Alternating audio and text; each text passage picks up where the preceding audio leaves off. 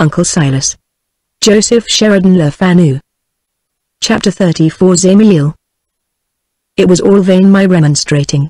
She vowed that by crossing the stepping stones close by she could, by a short cut, reach the house, and return with my pencils and block book in a quarter of an hour. Away then, with many a jump and fling, scampered Millie's queer white stockings and navy boots across the irregular and precarious stepping stones, over which I dared not follow her, so I was fain to return to the stone so pure and flat, on which I sat, enjoying the grand sylvan solitude, the dark background and the grey bridge midway, so tall and slim, across whose ruins a sunbeam glimmered, and the gigantic forest trees that slumbered round, opening here and there in dusky vistas, and breaking in front into detached and solemn groups. It was the setting of a dream of romance. It would have been the very spot in which to read a volume of German folklore, and the darkening colonnades and silent nooks of the forest seemed already haunted with the voices and shadows of those charming elves and goblins. As I sat here enjoying the solitude and my fancies among the low branches of the wood, at my right I heard a crashing, and saw a squat broad figure in a stained and tattered military coat, and loose short trousers, one limb of which flapped about a wooden leg. He was forcing himself through. His face was rugged and wrinkled, and tanned to the tint of old oak, his eyes black, bead-like, and fierce, and a shock of sooty hair escaped from under his battered wide-awake nearly to his shoulders. This forbidding-looking person came stumping and jerking along toward me, whisking his stick now and then viciously in the air, and giving his fell of hair a short shake, like a wild bull preparing to attack. I stood up involuntarily with a sense of fear and surprise, almost fancying I saw in that wooden-legged old soldier the forest demon who haunted Der Frey Isuts. So he approached shouting, "Hollow! How came you here? Dost her?" And he drew near panting, and sometimes tugging angrily in his haste at his wooden leg, which sunk now and then deeper than was convenient in the sod. This exertion helped to anger him, and when he halted before me, his dark face smirched with smoke and dust, and the nostrils of his flat drooping nose expanded and quivered as he panted, like the gills of a fish, an angrier or uglier face it would not be easy to fancy. "Ye'll all come when ye like, will ye? And do nought but what pleases yourselves, won't you? And how art thou? Dost hear who are ye, I say, and what the de'il seek ye in the woods here? Come, bestir thee." If his wide mouth and great tobacco-stained teeth, his scowl, and loud discordant tones were intimidating, they were also extremely irritating. The moment my spirit was roused, my courage came. "I am Miss Ruthin of Knoll, and Mr. Silas Ruthin, your master, is my uncle." "Who?"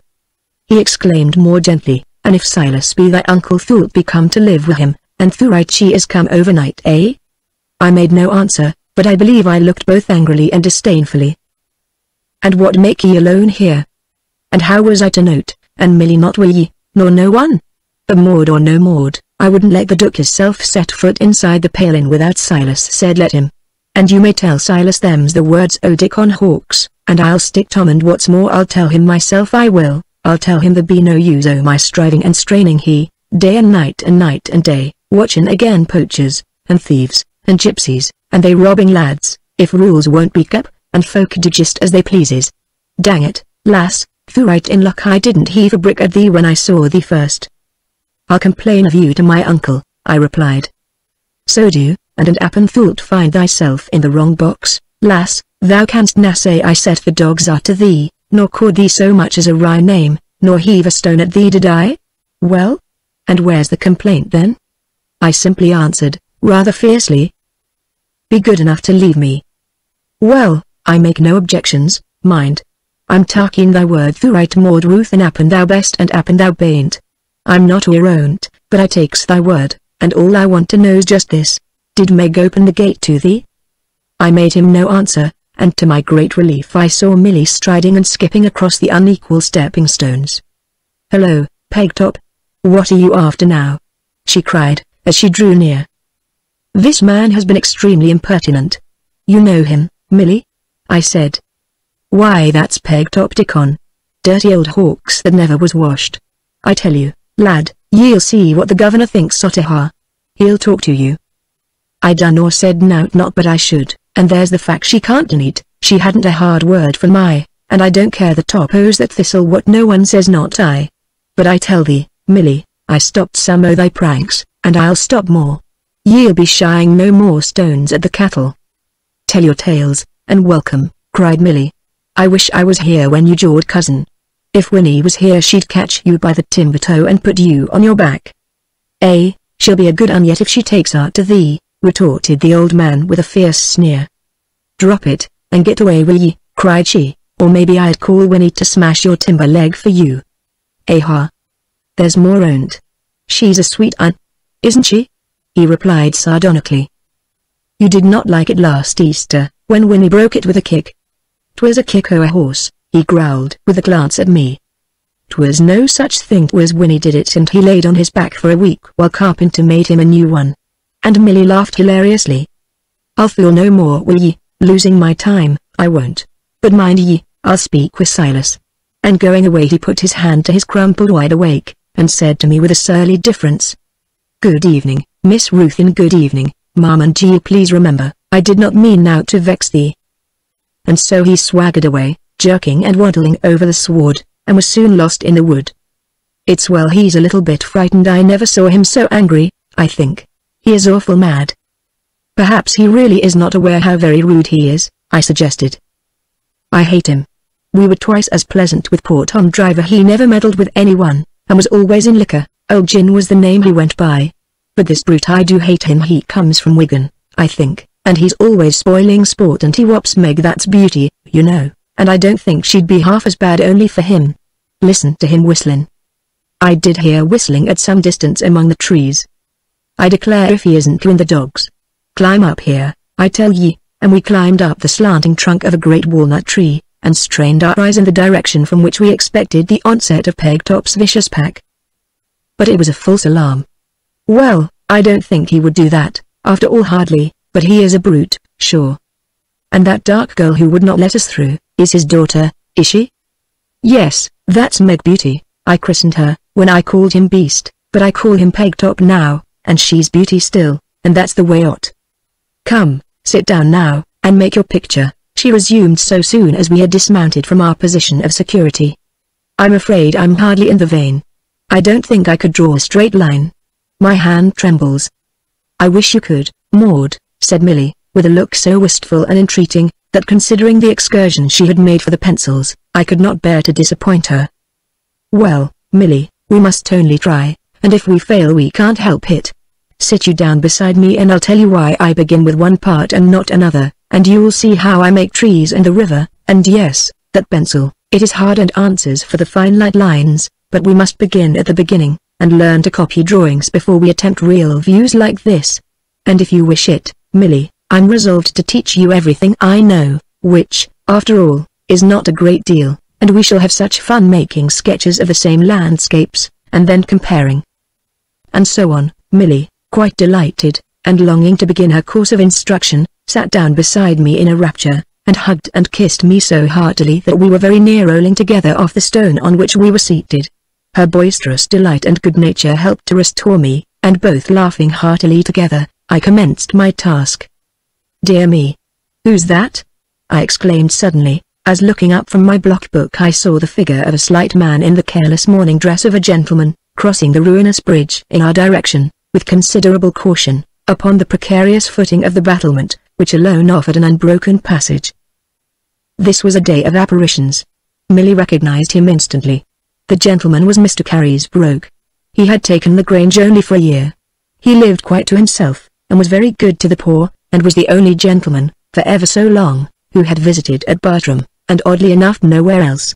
But he wanted leave to cross through the grounds, and having obtained it, had repeated his visit, partly induced, no doubt, by the fact that Bartram boasted no hospitalities, and that there was no risk of meeting the county folk there. With a stout walking stick in his hand, and a short shooting coat, and a wide-awake hat in much better trim than Zamie Eel's, he emerged from the copse that covered the bridge, walking at a quick but easy pace. "He'll be going to see old Snoddles, I guess," said Millie, looking a little frightened and curious, for Millie, I need not say, was a bumpkin, and stood in awe of this gentleman's good breeding, though she was as brave as a lion, and would have fought the Philistines at any odds, with the jawbone of an ass. "'Appen he won't see us," whispered Millie, hopefully. But he did, and raising his hat, with a cheerful smile, that showed very white teeth, he paused. "Charming day, Miss Ruthin." I raised my head suddenly as he spoke, from habit appropriating the address. It was so marked that he raised his hat respectfully to me, and then continued to Millie. "Mr. Ruthin, I hope, quite well? But I need hardly ask, you seem so happy.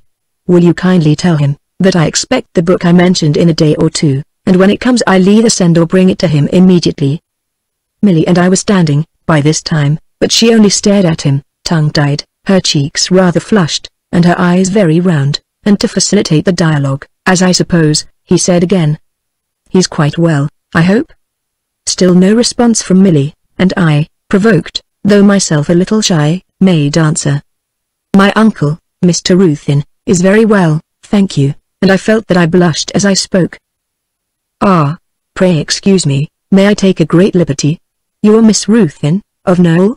Will you think me very impertinent? I'm afraid you will if I venture to introduce myself. My name is Carisbroke, and I had the honor of knowing poor Mr. Ruthin when I was quite a little boy, and he has shown a kindness for me since, and I hope you will pardon the liberty I fear I've taken. I think my friend, Lady Nellis, too, is a relation of yours. What a charming person she is." "Oh, is not she? Such a darling," I said, and then blushed at my outspoken affection.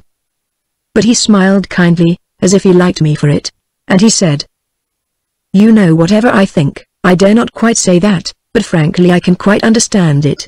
She preserves her youth so wonderfully, and her fun and her good nature are so entirely girlish. What a sweet view you have selected," he continued, changing all at once. "I've stood just at this point so often to look back at that exquisite old bridge. Do you observe you're an artist? I see something very peculiar in that tint of the grey, with those odd cross stains of faded red and yellow."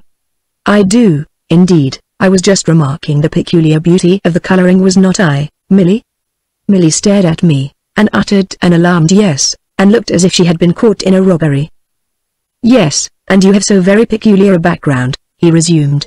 "It was better before the storm though, but it is very good still." Then a little pause. "And do you know this country at all?" rather suddenly. "No, not in the least. That is, I've only had the drive to this place, but what I did see interested me very much." "You will be charmed with it when you know it better. The very place for an artist. I'm a wretched scribbler myself, and I carry this little book in my pocket," and he laughed deprecatingly while he drew forth a thin fishing book, as it looked. "They are mere memoranda, you see. I walk so much and come unexpectedly on such pretty nooks and studies, I just try to make a note of them, but it is really more writing than sketching. My sister says it is a cipher which nobody but myself understands. However, I'll try and explain just too, because you really ought to go and see the places." "Oh, no, not that," he laughed, as accidentally the page blew over. "That's the Cat and Fiddle, a curious little pothouse, where they gave me some very good ale one day." Millie at this exhibited some uneasy tokens of being about to speak, but not knowing what might be coming, I hastened to observe on the spirited little sketches to which he meant to draw my attention. "I want to show you only the places within easy reach, a short ride or drive." So he proceeded to turn over 2 or 3, in addition to the 2 he had at first proposed, and then another, then a little sketch just tinted, and really quite a charming little gem, of Cousin Monica's pretty gabled old house, and every subject had its little criticism, or its narrative, or adventure. As he was about returning this little sketchbook to his pocket, still chatting to me, he suddenly recollected poor Millie, who was looking rather lowering, but she brightened a good deal as he presented it to her, with a little speech which she palpably misunderstood, for she made one of her odd courtesies, and was about, I thought, to put it into her large pocket, and accept it as a present. "Look at the drawings, Millie, and then return it," I whispered.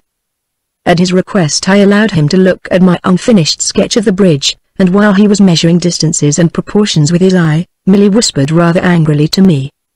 "And why should I?" "Because he wants it back, and only meant to lend it to you," whispered I.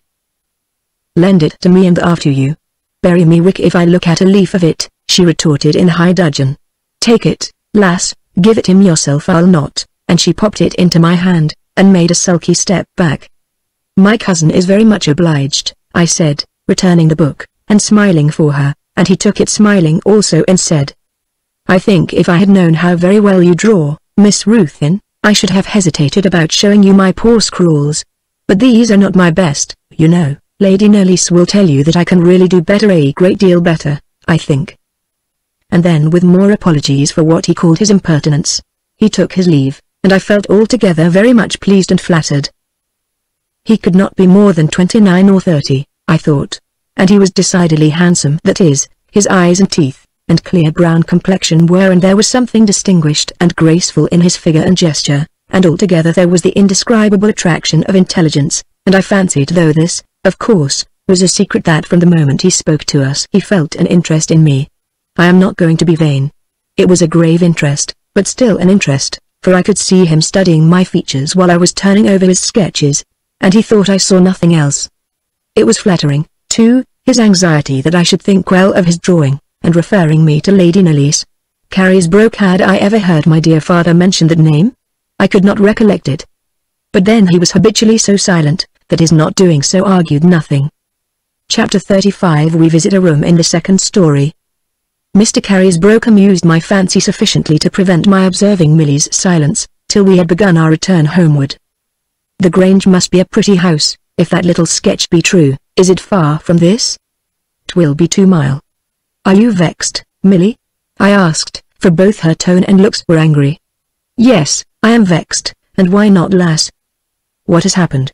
Well, now, that is rich. Why, look at that fellow, Carysbroke. He took no more notice to me than a dog, and kept talking to you all the time of his pictures, and his walks, and his people. Why, a pig's better manners than that.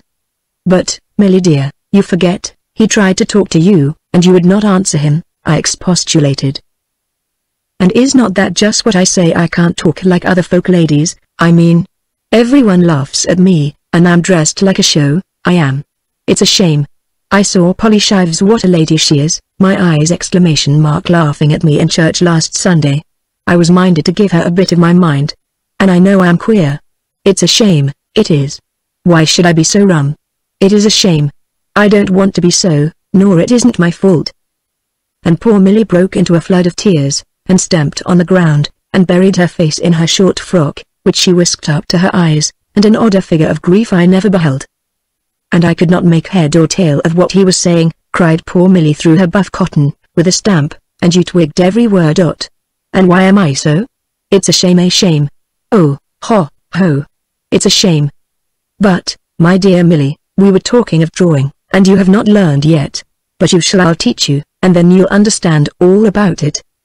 And everyone laughs at me, even you, though you try, Maud, you can scarce keep from laughing sometimes. I don't blame you, for I know I'm queer, but I can't help it, and it's a shame. Well, my dear Millie, listen to me, if you allow me. I assure you, I'll teach you all the music and drawing I know. You have lived very much alone, and, as you say, ladies have a way of speaking of their own that is different from the talk of other people.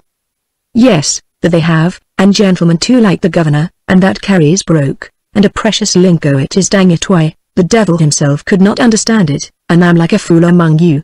I could most drown myself. It's a shame. It is, you know it is. It's a shame. But I'll teach you that lingo too, if you wish it, Millie, and you shall know everything that I know, and I'll manage to have your dresses better made. By this time she was looking very ruefully, but attentively, in my face, her round eyes and nose swelled, and her cheeks all wet. I think if they were a little longer, yours is longer, you know, and the sentence was interrupted by a sob.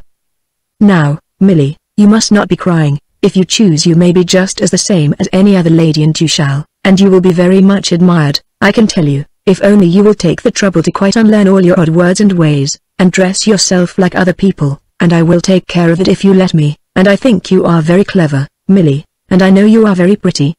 Poor Millie's blubbered face expanded into a smile in spite of herself, but she shook her head, looking down. Noa, Maud, I fear 'twon't be. And indeed it seemed I had proposed to myself a labor of Hercules. But Millie was really a clever creature, could see quickly, and when her ungainly dialect was mastered, describe very pleasantly, and if only she would endure restraint and possess the industry requisite, I did not despair, and was resolved at least to do my part. Poor Millie! She was really very grateful, and entered into the project of her education with great zeal, and with a strange mixture of humility and insubordination. Millie was in favor of again attacking Beauty's position on her return, and forcing a passage from this side, but I insisted on following the route by which we had arrived, and so we got round the paling by the river, and were treated to a provoking grin of defiance by Beauty, who was talking across the gate to a slim young man, arrayed in fustian, and with an odd-looking cap of rabbit skin on his head, which, on seeing us, he pulled sheepishly to the side of his face next to us, as he lounged, with his arm under his chin, on the top bar of the gate. After our encounter of today, indeed, it was Miss Beauty's wont to exhibit a kind of jeering disdain in her countenance whenever we passed.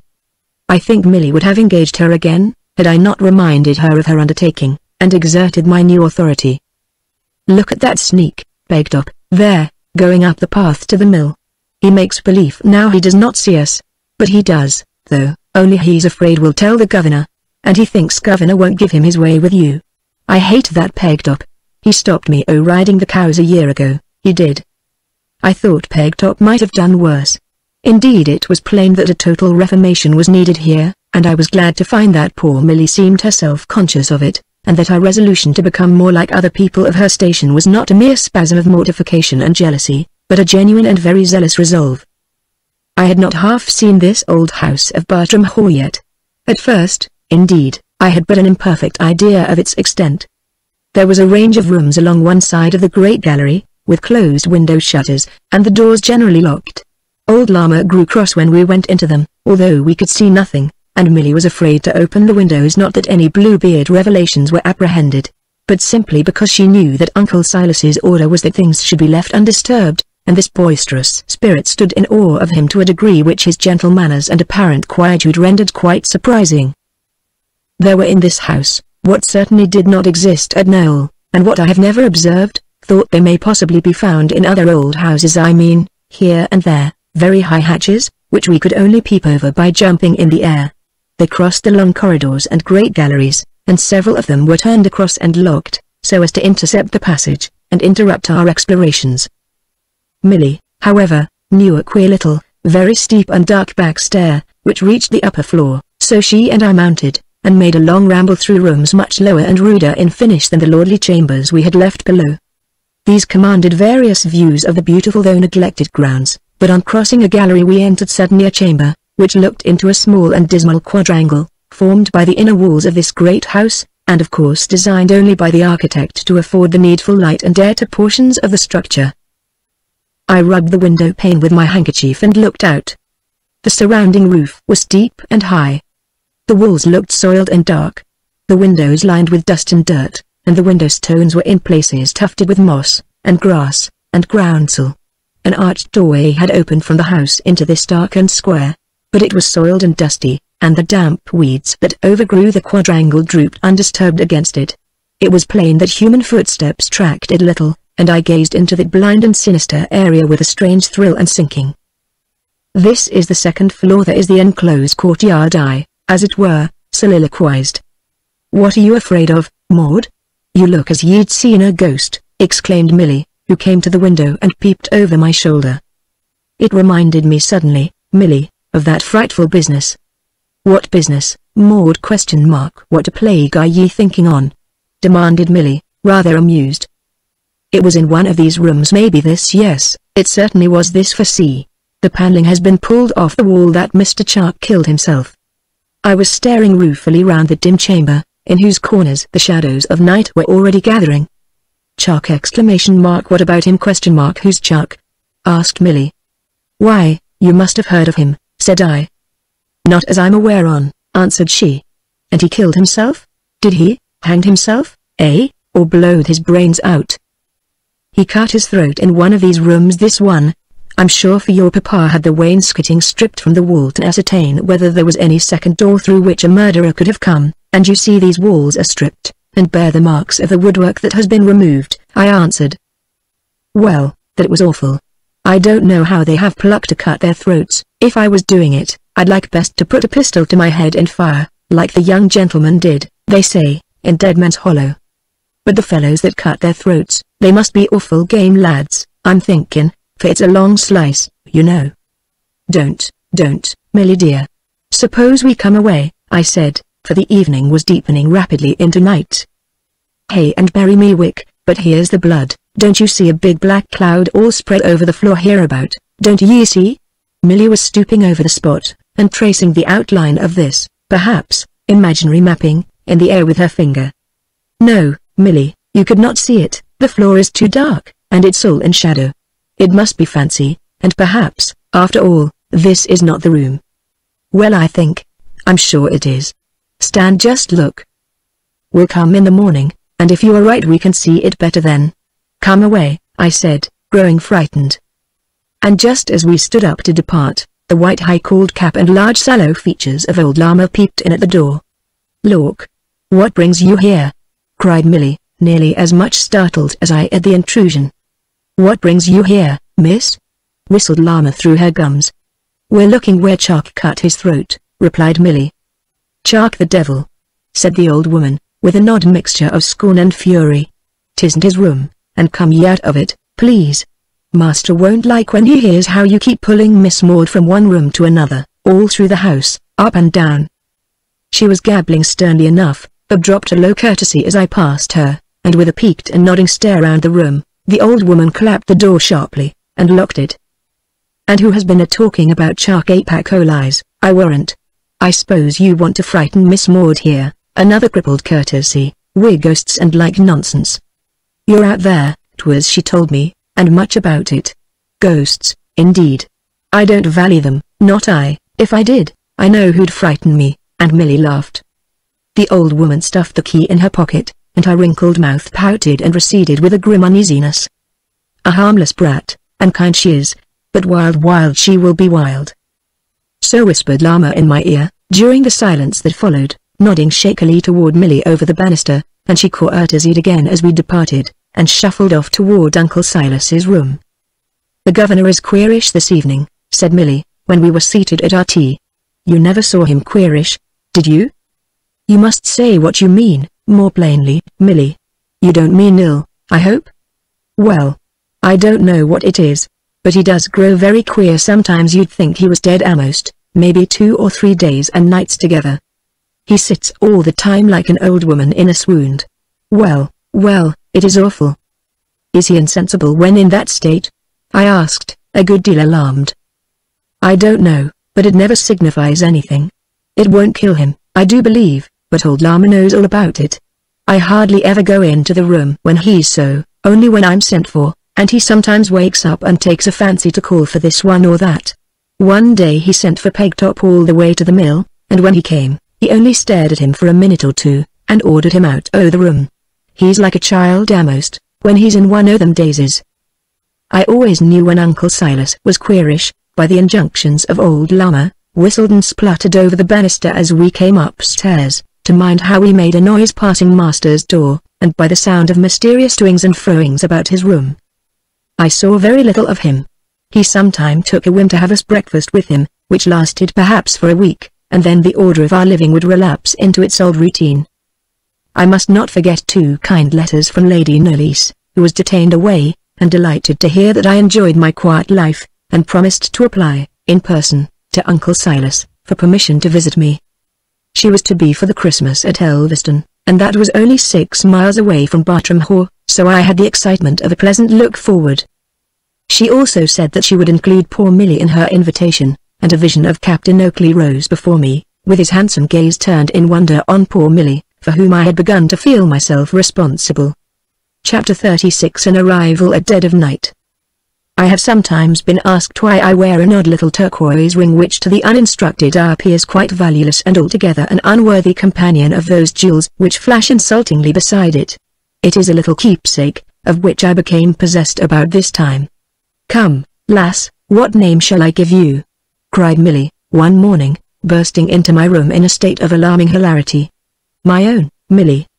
No, but you must have a nickname, like everyone else. Don't mind it, Millie. Yes, but I will. Shall I call you Mrs. Bustle? You shall do no such thing. But you must have a name. I refuse a name. But I'll give you one, lass. And I won't have it. But you can't help me christening you. I can decline answering. But I'll make you, said Millie, growing very red. Perhaps there was something provoking in my tone, for I certainly was very much disgusted at Millie's relapse into barbarism. You can't, I retorted quietly. See if I don't, and I'll give you one twice as ugly. I smiled, I fear, disdainfully, and I think you're a minx, and a slut, and a fool," she broke out, flushing scarlet. I smiled in the same unchristian way. "And I'd give ye a smack o' the cheek as soon as look at you." And she gave her dress a great slap, and drew near me, in her wrath.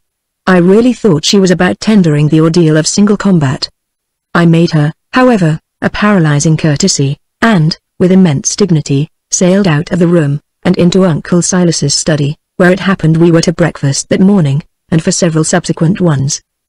During the meal we maintained the most dignified reserve, and I don't think either so much as looked at the other. We had no walk together that day. I was sitting in the evening, quite alone, when Millie entered the room. Her eyes were red, and she looked very sullen. "I want your hand, cousin," she said, at the same time taking it by the wrist, and administering with it a sudden slap on her plump cheek, which made the room ring, and my fingers tingle, and before I had recovered from my surprise, she had vanished. I called after her, but no answer. I pursued, but she was running too, and I quite lost her at the cross galleries. I did not see her at tea, nor before going to bed, but after I had fallen asleep I was awakened by Millie, in floods of tears.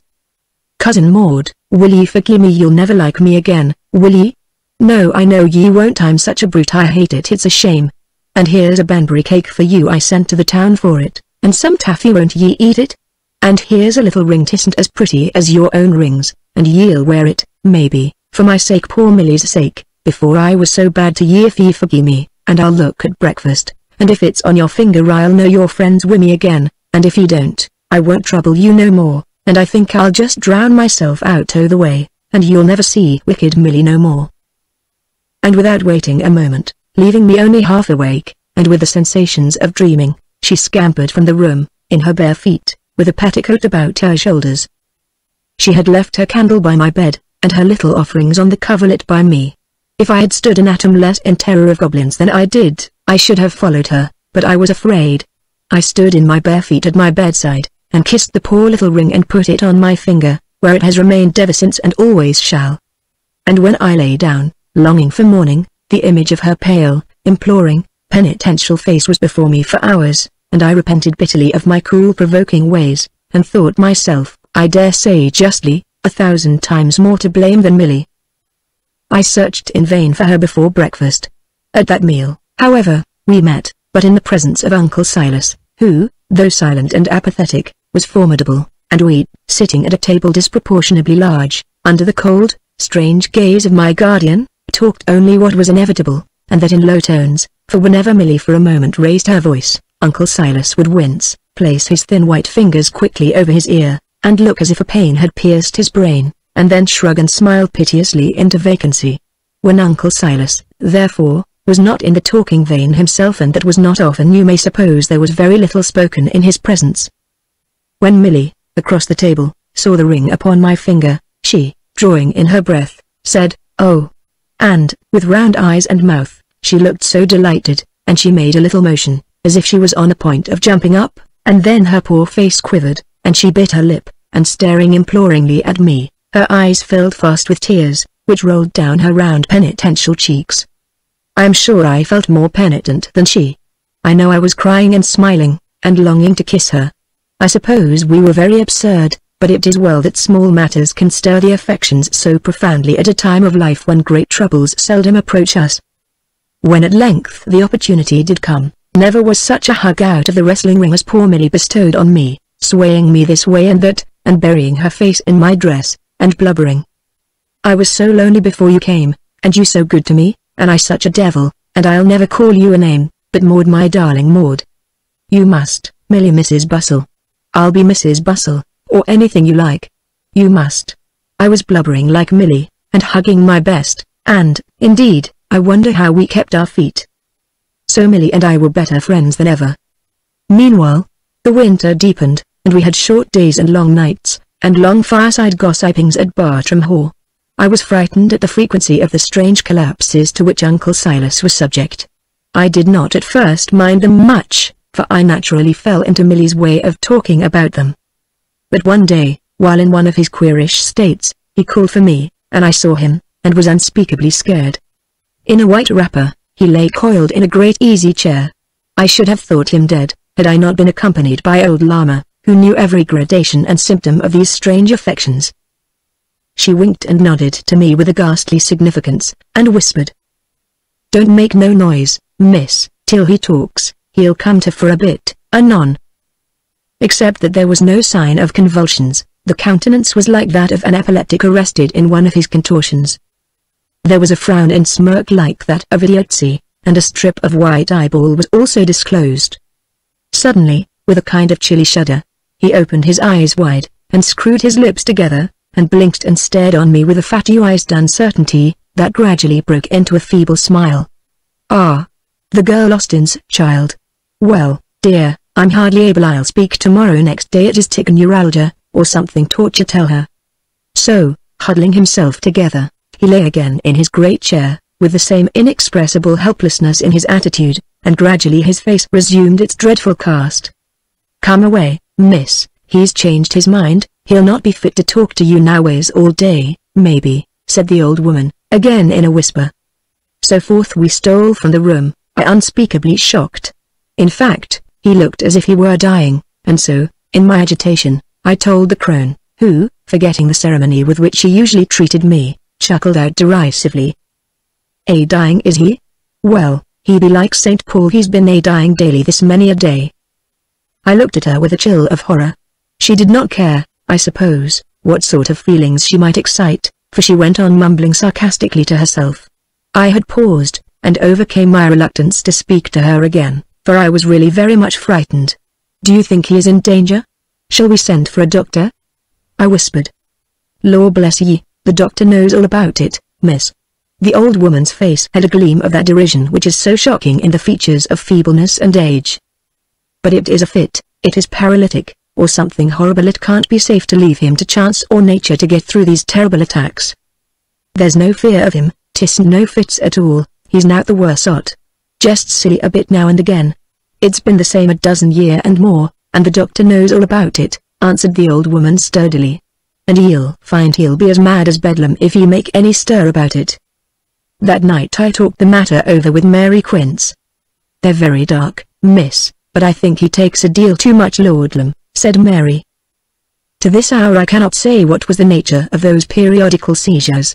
I have often spoken to medical men about them, since, but never could learn that excessive use of opium could altogether account for them.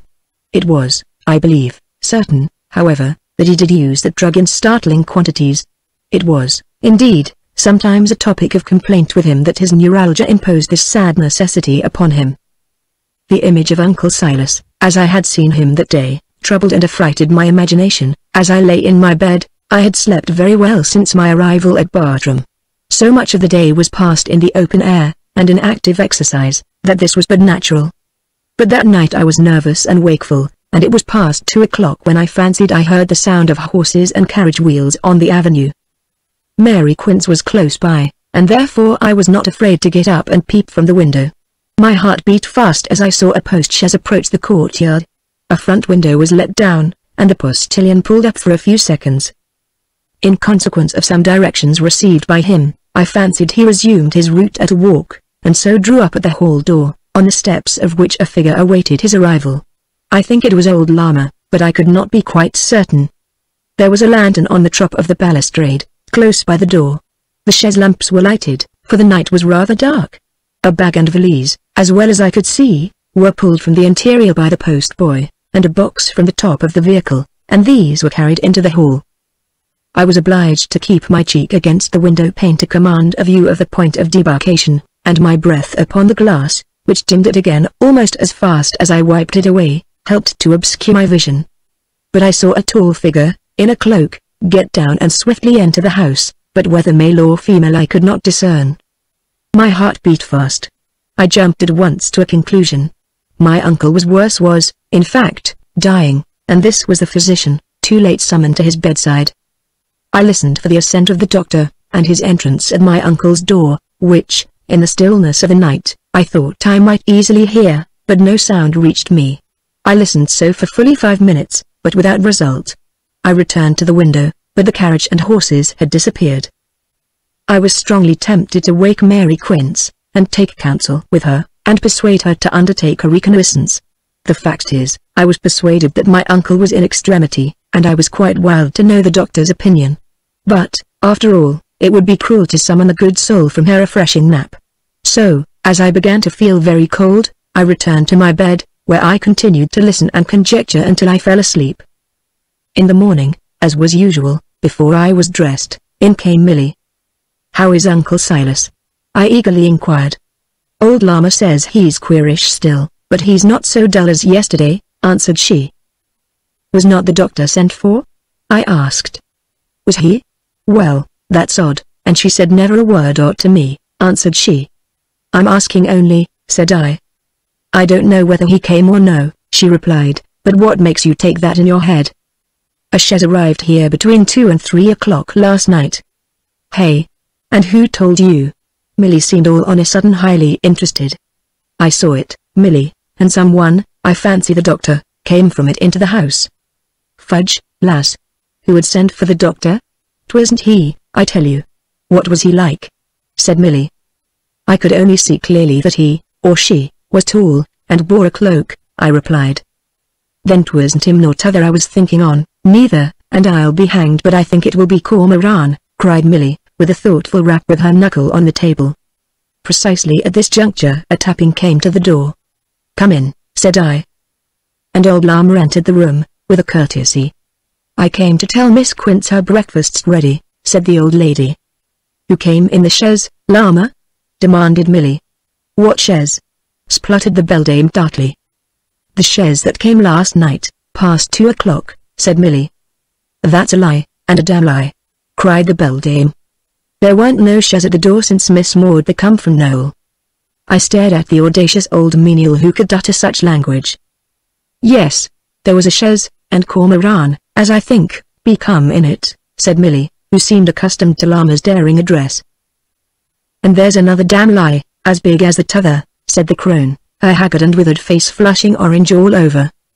"I beg you will not use such language in my room," I replied, very angrily. "I saw the chaise at the door. Your untruth signifies very little, but your impertinence here I will not permit. Should it be repeated, I will assuredly complain to my uncle." The old woman flushed more fiercely as I spoke, and fixed her bleared glare on me, with a compression of her mouth that amounted to a wicked grimace. She resisted her angry impulse, however, and only chuckled a little spitefully, saying, "No offence, miss, it be a way we has in Derbyshire o' speaking our minds. No offence, miss, were meant, and none took, as I hopes," and she made me another courtesy. "And I forgot to tell you, Miss Millie, the master wants you this minute." So Millie, in mute haste, withdrew, followed closely by Llama. Chapter 37 Dr. Briley emerges. When Millie joined me at breakfast, her eyes were red and swollen. She was still sniffing with that little sobbing hiccup, which betrays, even with no other signs, recent violent weeping. She sat down quite silent. "Is he worse, Millie?" I inquired, anxiously. "No, nothing's wrong with him, he's right well," said Millie, fiercely. "What's the matter then, Millie dear?" "The poisonous old witch. 'Twas just to tell the governor how I'd said 'twas Cormoran that came by the posh last night." "And who is Cormoran?" I inquired.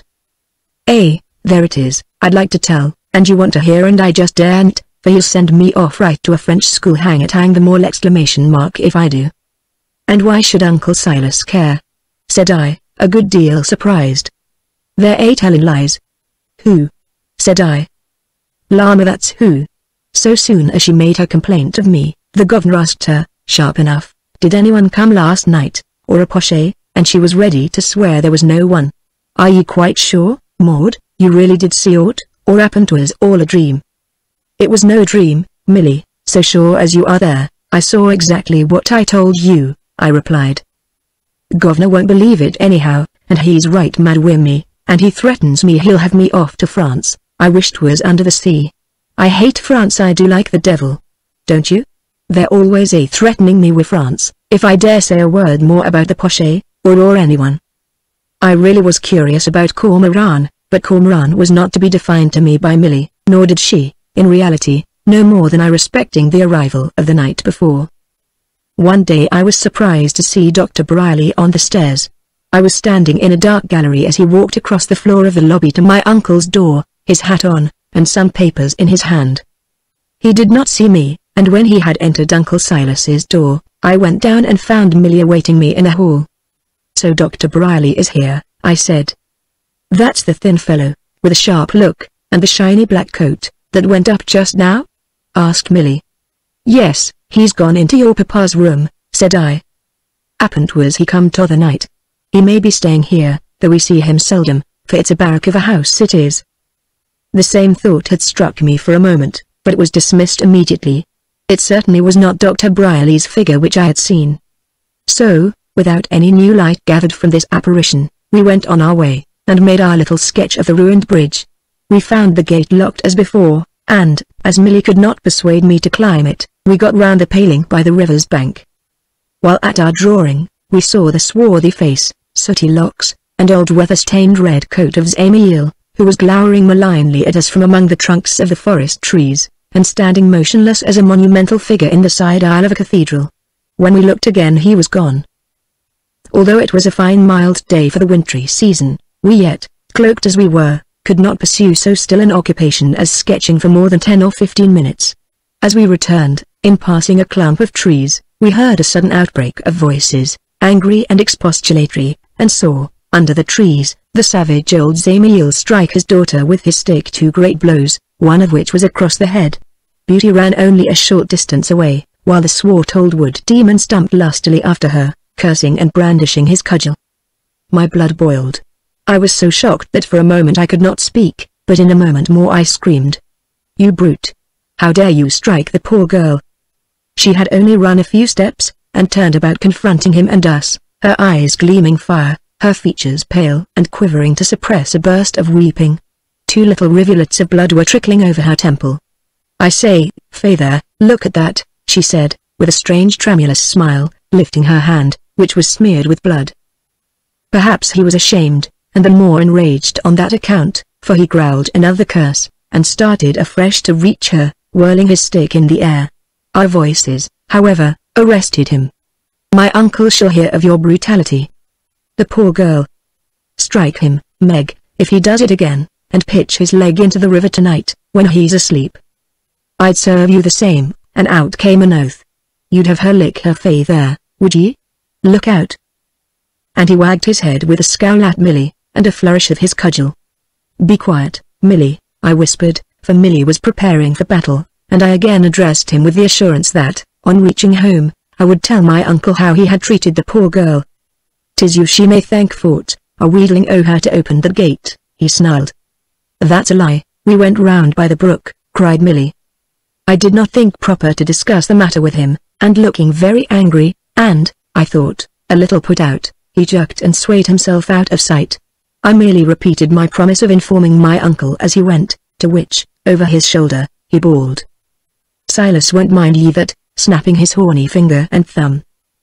The girl remained where she had stood, wiping the blood off roughly with the palm of her hand, and looking at it before she rubbed it on her apron. "My poor girl," I said, "you must not cry. I'll speak to my uncle about you." But she was not crying. She raised her head, and looked at us a little askance, with a sullen contempt, I thought. "And you must have these apples, won't you?" We had brought in our basket 2 or 3 of those splendid apples for which Bertram was famous. I hesitated to go near her, these Hawkeses, Beauty and Pegtop, were such savages. So I rolled the apples gently along the ground to her feet.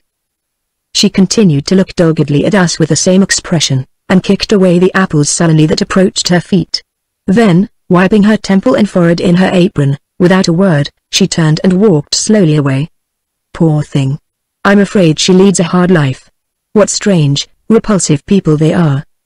When we reached home, at the head of the great staircase old Lama was awaiting me, and with a courtesy, and very respectfully, she informed me that the master would be happy to see me. Could it be about my evidence as to the arrival of the mysterious chaise that he summoned me to this interview? Gentle as were his ways, there was something undefinable about Uncle Silas which inspired fear, and I should have liked few things less than meeting his gaze in the character of a culprit. There was an uncertainty, too, as to the state in which I might find him, and a positive horror of beholding him again in the condition in which I had last seen him. I entered the room, then, in some trepidation, but was instantly relieved. Uncle Silas was in the same health apparently, and, as nearly as I could recollect it, in precisely the same rather handsome though negligent garb in which I had first seen him. Dr. Brierly, what a marked and vulgar contrast, and yet, somehow, how reassuring! Exclamation mark sat at the table near him, and was tying up papers. His eyes watched me, I thought, with an anxious scrutiny as I approached, and I think it was not until I had saluted him that he recollected suddenly that he had not seen me before at Bartram, and stood up and greeted me in his usual abrupt and somewhat familiar way. It was vulgar and not cordial, and yet it was honest and indefinably kind. Up rose my uncle, that strangely venerable, pale portrait, in his loose Rembrandt black velvet. How gentle, how benignant, how unearthly, and inscrutable. I need not say how she is. Those lilies and roses, Dr. Brierly, speak their own beautiful praises of the air of Bartram. I almost regret that her carriage will be home so soon. I only hope it may not abridge her rambles.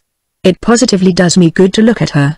It is the glow of flowers in winter, and the fragrance of a field which the Lord hath blessed. Country air, Miss Ruthin, is a right good kitchen to country fare. I like to see young women eat heartily. You have had some pounds of beef and mutton since I saw you last, said Dr. Brierly. And this sly speech made, he scrutinized my countenance in silence rather embarrassingly. My system, Dr. Brierly, as a disciple of Aesculapius you will approve health first, accomplishment afterwards. The continent is the best field for elegant instruction, and we must see the world a little, by and by, Maud, and to me, if my health be spared, there would be an unspeakable though a melancholy charm in the scenes where so many happy, though so many wayward and foolish, young days were passed, and I think I should return to these picturesque solitudes with, perhaps, an increased relish. You remember old Chorley's sweet lines. Desert, amiable solitude, si je du carmet de la paix, assi l'unentrerant jamais le tumult et l'inquietude.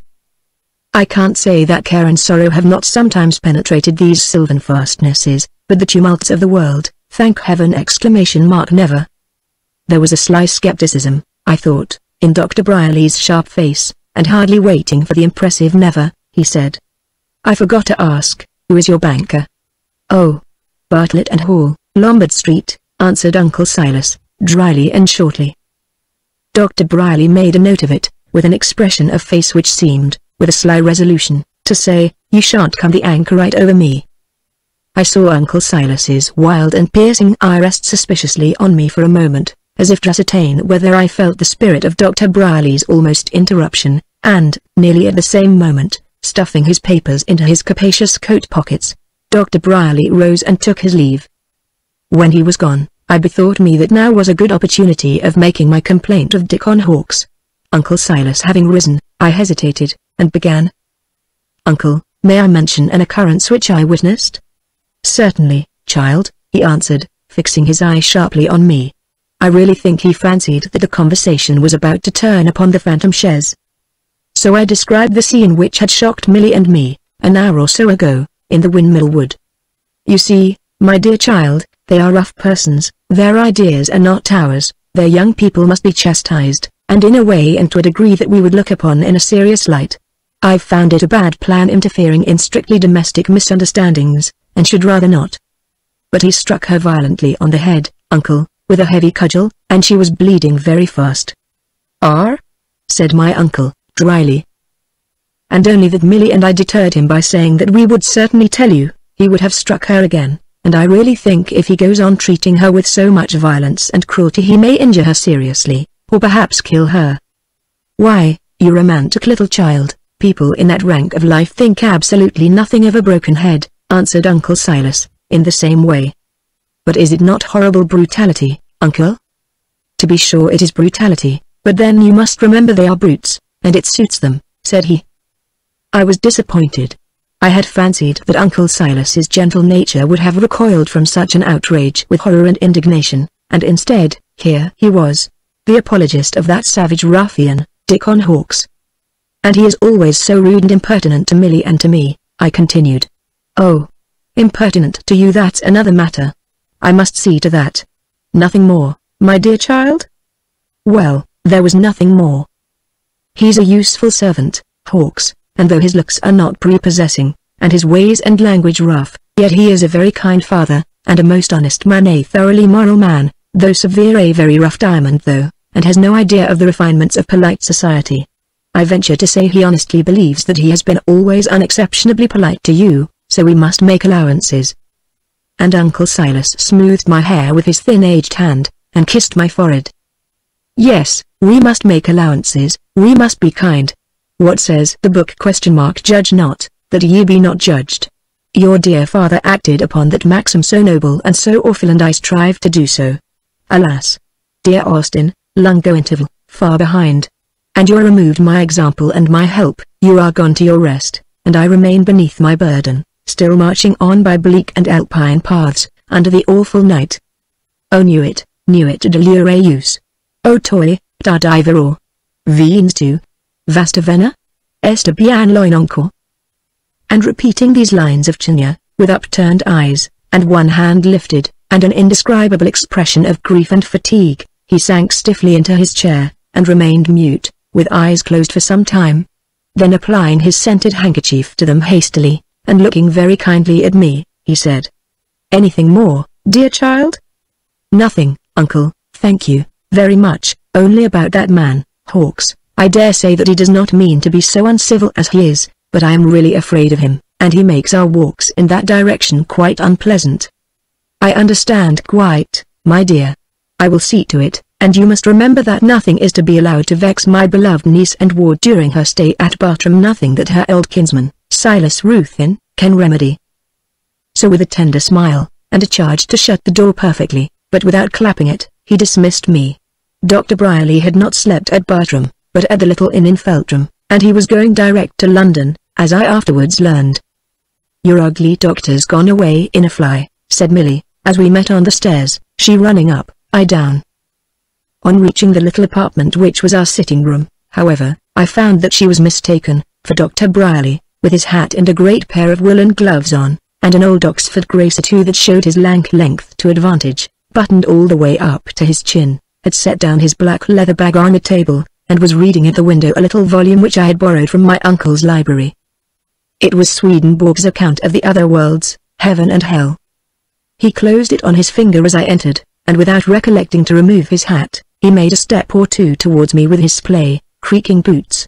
With a quick glance at the door, he said, "Glad to see you alone for a minute, very glad." But his countenance, on the contrary, looked very anxious. Chapter 38 A Midnight Departure. "I'm going this minute. I want to know." Another glance at the door. "Are you really quite comfortable here?" "Quite," I answered promptly. "You have only your cousin's company?" he continued, glancing at the table, which was laid for two. "Yes, but Milly and I are very happy together." "That's very nice, but I think there are no teachers, you see, painters, and singers, and that sort of thing that is usual with young ladies. No teachers of that kind, of any kind, are there?" "No, my uncle thinks it better I should lay in a store of health, he says." "I know, and the carriage and horses have not come. How soon are they expected?" "I really can't say, and I assure you I don't much care. I think running about great fun." "You walk to church?" "Yes, Uncle Silas's carriage wants a new wheel, he told me." But a young woman of your rank, you know, it is not usual she should be without the use of a carriage. Have you horses to ride?" I shook my head. "Your uncle, you know, has a very liberal allowance for your maintenance and education." I remembered something in the will about it, and Mary Quince was constantly grumbling that he did not spend £1 a week on our board. I answered nothing, but looked down. Another glance at the door from Dr. Brierly's sharp black eyes. "Is he kind to you?" "Very kind, most gentle and affectionate." "Why doesn't he keep company with you? Does he ever dine with you, or drink tea, or talk to you? Do you see much of him?" "He is a miserable invalid. His hours and regimen are peculiar. Indeed, I wish very much you would consider his case. He is, I believe, often insensible for a long time, and his mind in a strange feeble state sometimes. I dare say worn out in his young days, and I saw that preparation of opium in his bottle he takes too much." "Why do you think so, Dr. Brierly?" "It's made on water, the spirit interferes with the use of it beyond a certain limit. You have no idea what those fellows can swallow. Read the opium eater. I knew 2 cases in which the quantity exceeded De Quincey's." "Aha! It's new to you?" And he laughed quietly at my simplicity. "And what do you think his complaint is?" I asked. "Pooh! I haven't a notion, but, probably, one way or another, He has been all his days working on his nerves and his brain. These men of pleasure, who have no other pursuit, use themselves up mostly, and pay a smart price for their sins. And so he's kind and affectionate, but hands you over to your cousin and the servants. Are his people civil and obliging? Well, I can't say much for them. There is a man named Hawks, and his daughter, who are very rude, and even abusive sometimes, and say they have orders from my uncle to shut us out from a portion of the grounds, but I don't believe that, for Uncle Silas never alluded to it when I was making my complaint of them today. From what part of the grounds is that? Asked Dr. Brierly, sharply. I described the situation as well as I could. Can we see it from this? He asked, peeping from the window. Oh, no. Dr. Brierly made a note in his pocketbook here, and I said. But I am really quite sure it was a story of Dickon's. He is such a surly, disobliging man. And what sort is that old servant that came in and out of his room? Oh, that is old Llama, I answered, rather indirectly, and forgetting that I was using Millie's nickname. And is she civil? He asked.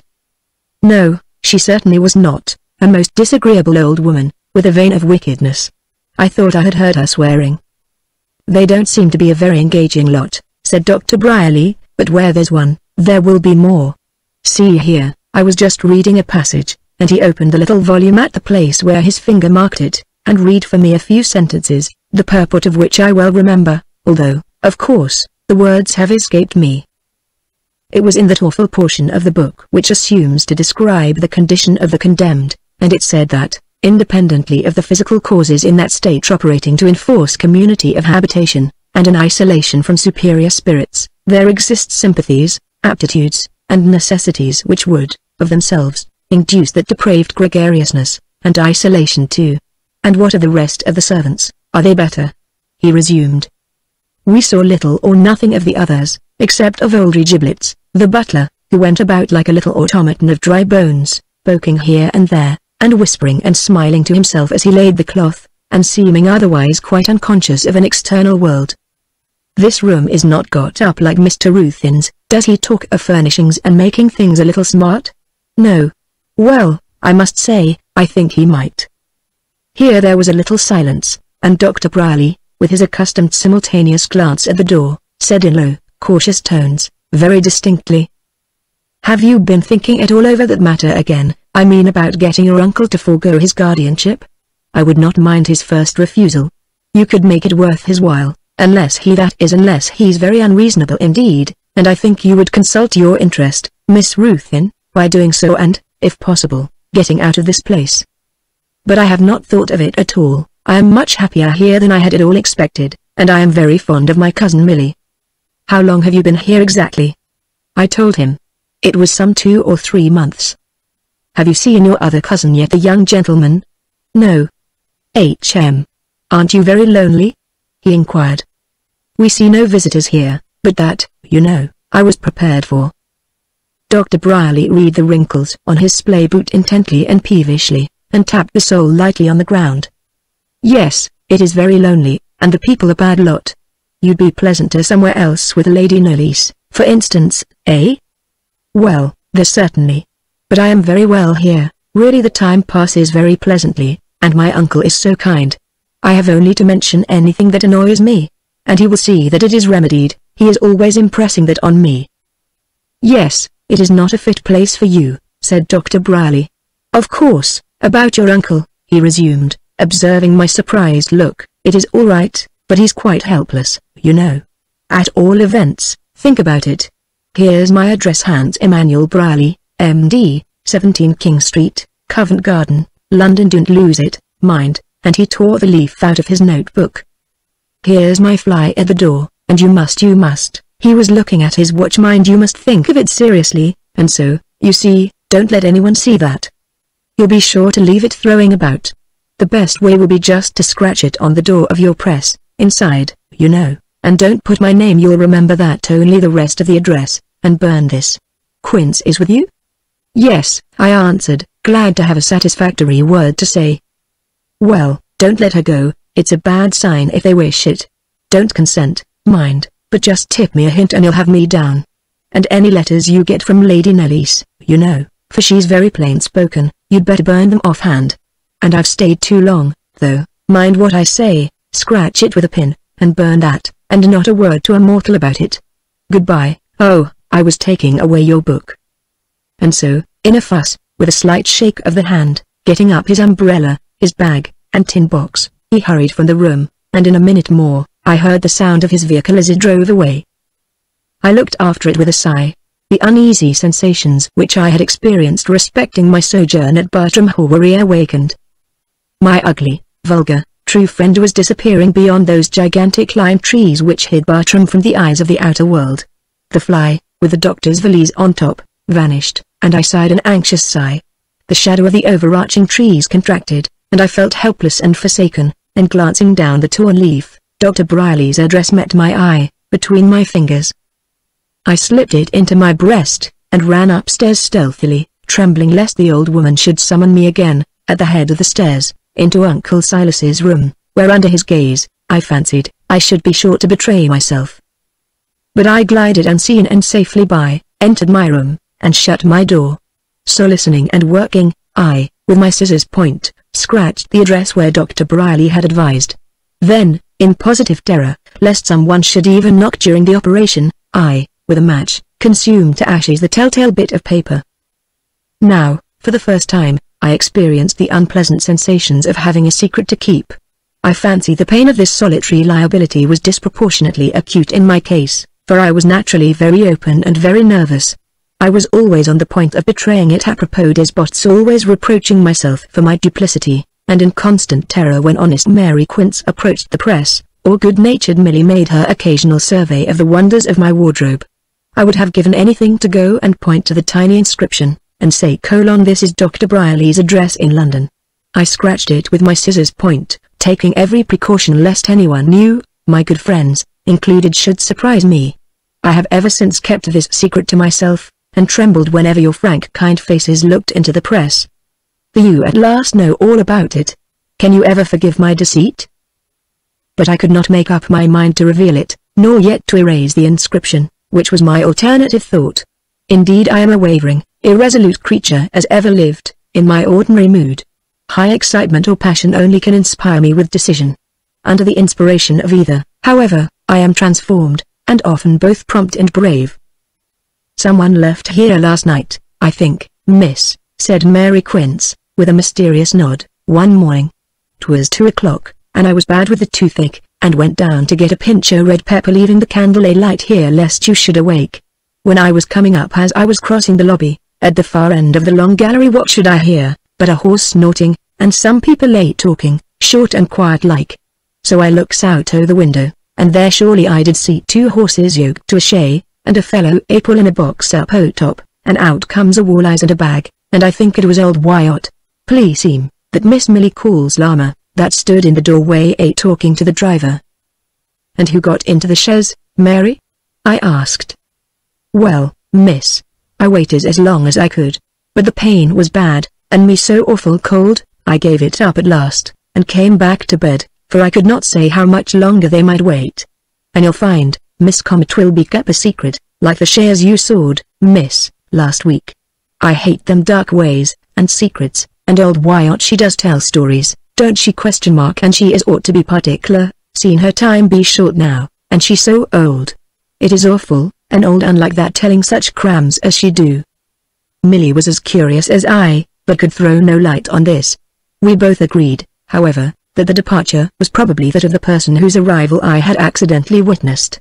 This time the chaise had drawn up at the side door, round the corner of the left side of the house, and, no doubt, driven away by the back road. Another accident had revealed this nocturnal move. It was very provoking, however, that Mary Quince had not had resolution to wait for the appearance of the traveller. We all agreed, however, that we were to observe a strict silence, and that even to Wyatt Llama I had better continue to call her Mary Quince was not to hint what she had seen. I suspect, however, that injured curiosity asserted itself, and that Mary hardly adhered to this self-denying resolve. But cheerful wintry suns and frosty skies, long nights, and brilliant starlight, with good homely fires in our snuggery, gossipings, stories, short readings now and then, and brisk walks through the always beautiful scenery of Bartram Hall, and, above all, the unbroken tenor of our life, which had fallen into a serene routine, foreign to the idea of danger or misadventure, gradually quieted the qualms and the misgivings which my interview with Dr. Brierly had so powerfully resuscitated. My cousin Monica, to my inexpressible joy, had returned to her country house, and in active diplomacy, through the post office, was negotiating the reopening of friendly relations between the courts of Elveston and of Bartram. At length, one fine day, cousin Monica, smiling pleasantly, with her cloak and bonnet on, and her colour fresh from the shrewd air of the Derbyshire hills, stood suddenly before me in our sitting room. Our meeting was that of two school companions long separated. Cousin Monica was always a girl in my eyes. What a hug it was, what a shower of kisses and ejaculations, inquiries and caresses. At last I pressed her down into a chair, and, laughing, she said, "You have no idea what self-denial I have exercised to bring this visit about. I, who detest writing, have actually written 5 letters to Silas, and I don't think I said a single impertinent thing in one of them. What a wonderful little old thing your butler is. I did not know what to make of him on the steps. Is he a Struldbrug, or a fairy, or only a ghost? Where on earth did your uncle pick him up? I'm sure he came in on All Hallows Eve, to answer an incantation, not your future husband, I hope, and he'll vanish some night into grey smoke, and whisk sadly up the chimney. He's the most venerable little thing I ever beheld in my life." I leaned back in the carriage and thought I should absolutely die of laughing. "He's gone up to prepare your uncle for my visit, and I really am very glad, for I'm sure I shall look as young as he be after him. But who is this? Who are you, my dear?" This was addressed to poor Milly, who stood at the corner of the chimney-piece, staring with her round eyes and plump cheeks in fear and wonder upon the strange lady. "How stupid of me," I exclaimed. "Milly, dear, this is your cousin, Lady Knollys. And so you are Millicent. Well, dear, I am very glad to see you." And cousin Monica was on her feet again in an instant, with Milly's hand very cordially in hers, and she gave her a kiss upon each cheek, and patted her head. Milly, I must mention, was a much more presentable figure than when I first encountered her. Her dresses were at least a quarter of a yard longer. Though very rustic, therefore, she was not so barbarously grotesque, by any means. Chapter 39 Cousin Monica and Uncle Silas meet. Cousin Monica, with her hands upon Milly's shoulders, looked amusedly and kindly in her face. "And," said she, "we must be very good friends, you funny creature, you and I. I'm allowed to be the most saucy old woman in Derbyshire, quite incorrigibly privileged, and nobody is ever affronted with me, so I say the most shocking things constantly. I'm a bit that way, myself, and I think," said poor Milly, making an effort, and growing very red, she quite lost her head at that point, and was incompetent to finish the sentiment she had prefaced. "You think? Now, take my advice, and never wait to think, my dear. Talk first, and think afterwards. That is my way, though, indeed, I can't say I ever think at all. It is a very cowardly habit. Our cold-blooded cousin Maud, there, thinks sometimes, but it is always such a failure that I forgive her. I wonder when your little pre-Adamite butler will return. He speaks the language of the Picts and ancient Britons, I dare say, and your father requires a little time to translate him. And, Milly dear, I am very hungry, so I won't wait for your butler, who would give me, I suppose, one of the cakes baked by King Alfred, and some Danish beer in a scull, but I'll ask you for a little of that nice bread and butter." With which accordingly Lady Knollys was quickly supplied, but it did not at all impede her utterance. "Do you think, girls, you could be ready to come away with me, if Silas gives leave, in an hour or two? I should so like to take you both home with me to Elveston." "How delightful! You darling," cried I, embracing and kissing her. "For my part, I should be ready in 5 minutes. What do you say, Milly?" Poor Milly's wardrobe, I am afraid, was more portable than handsome, and she looked horribly affrighted, and whispered in my ear, "My best petticoat is away at the laundress, say in a week, Maud." "What does she say?" asked Lady Knollys. "She fears she can't be ready," I answered, dejectedly. "There's a deal of my slops in the wash," blurted out poor Milly, staring straight at Lady Knollys. "In the name of wonder, what does my cousin mean?" asked Lady Knollys. "Her things have not come home yet from the laundress," I replied, and at this moment our wondrous old butler entered to announce to Lady Knollys that his master was ready to receive her, whenever she was disposed to favour him, and also to make polite apologies for his being compelled, by his state of health, to give her the trouble of ascending to his room.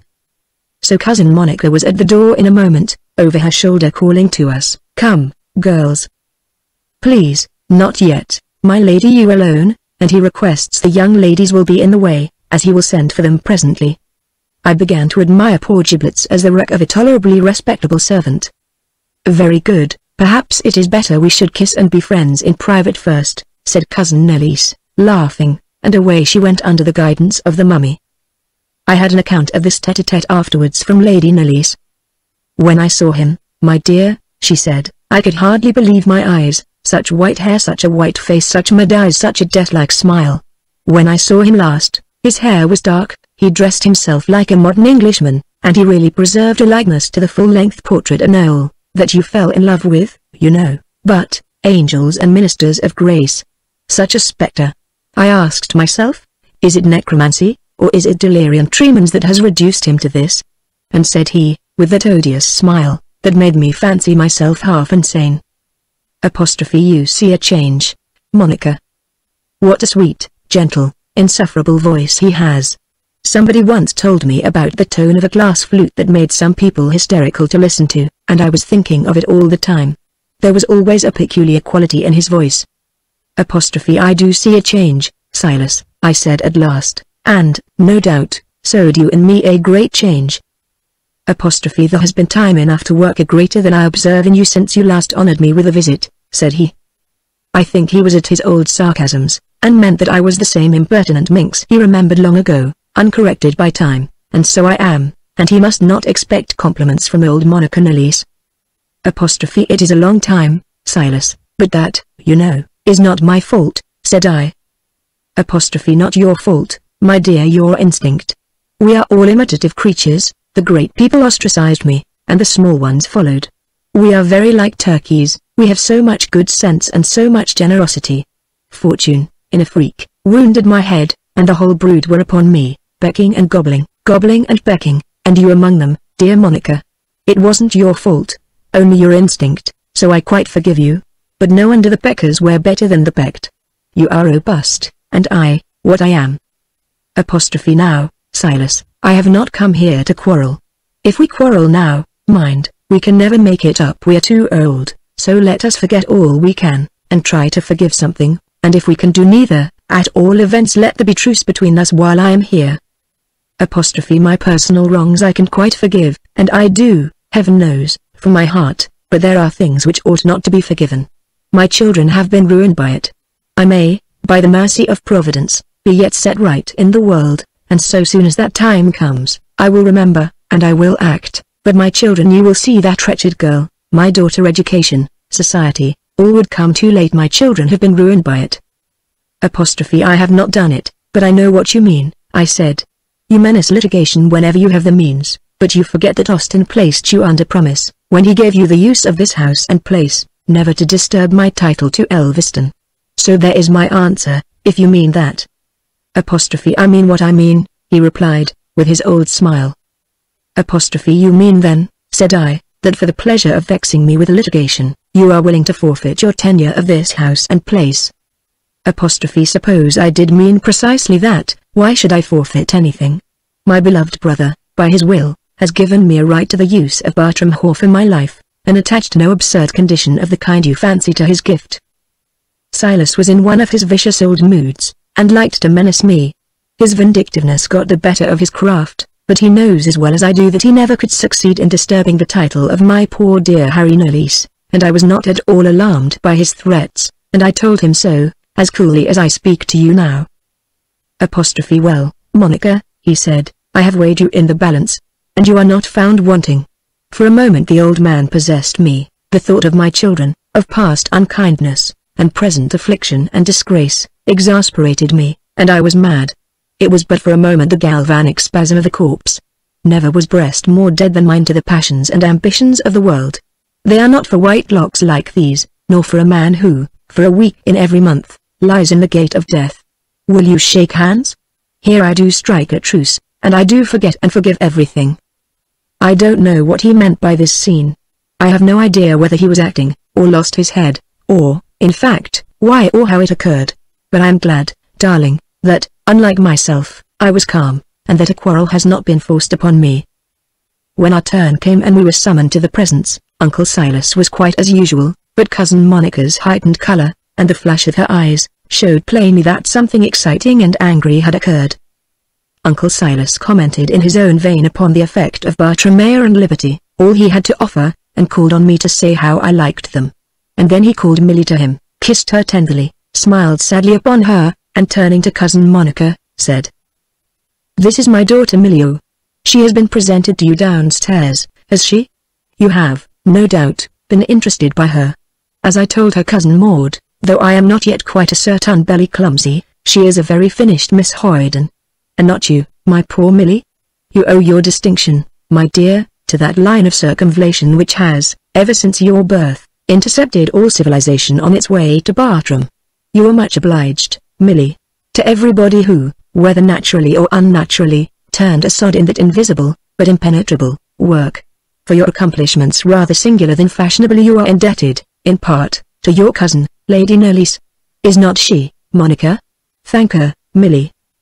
"This is your truce, Silas," said Lady Knollys, with a quiet sharpness.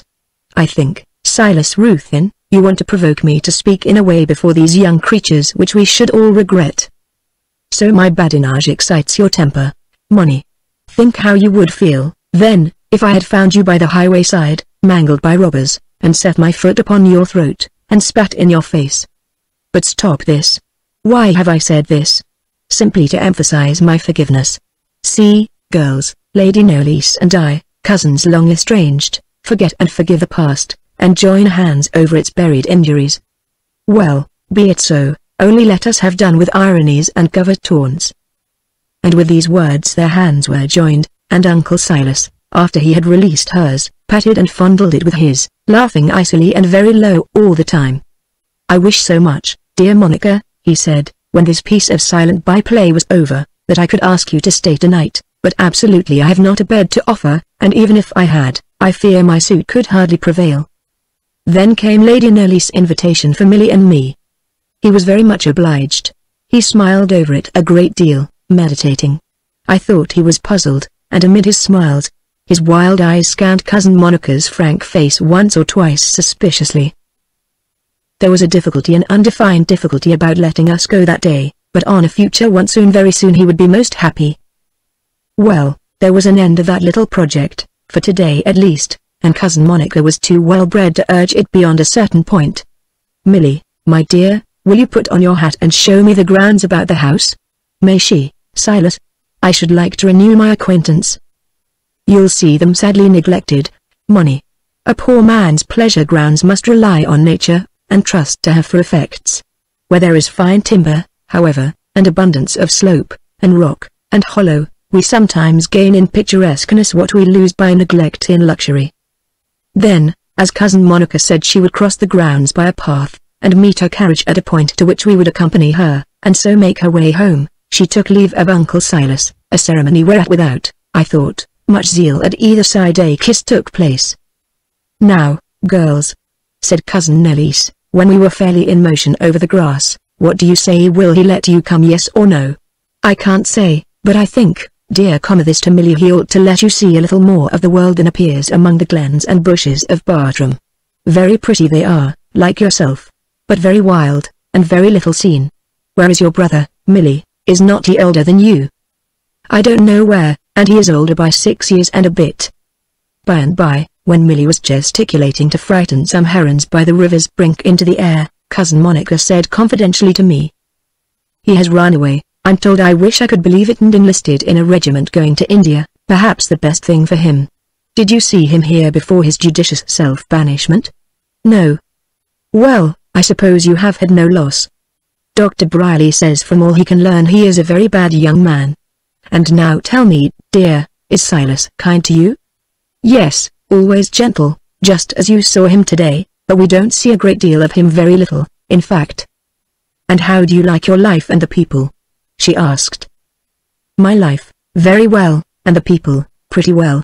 There's an old woman we don't like, old Wyatt. She is cross and mysterious and tells untruths, but I don't think she is dishonest, so Mary Quince says, and that, you know, is a point. And there is a family, father and daughter, called Hawks, who live in the Windmill Wood, who are perfect savages, though my uncle says they don't mean it.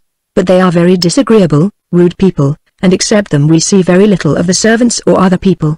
But there has been a mysterious visit. Someone came late at night, and remained for some days, though Millie and I never saw them, and Mary Quince saw a chaise at the side door at 2 o'clock at night.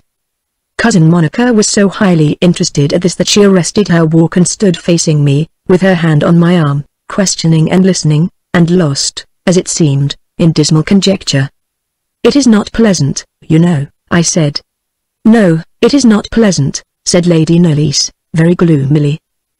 And just then Millie joined us, shouting to us to look at the herons flying, so Cousin Monica did, and smiled and nodded in thanks to Millie, and was again silent and thoughtful as we walked on. "You are to come to me, mind, both of you girls," she said, abruptly. "You shall. I'll manage it." When silence returned, and Millie ran away once more to try whether the old grey trout was visible in the still water under the bridge, Cousin Monica said to me in a low tone, looking hard at me, "You've not seen anything to frighten you, Maud? Don't look so alarmed, dear," she added with a little laugh, which was not very merry, however. "I don't mean frighten in any awful sense. In fact, I did not mean frighten at all.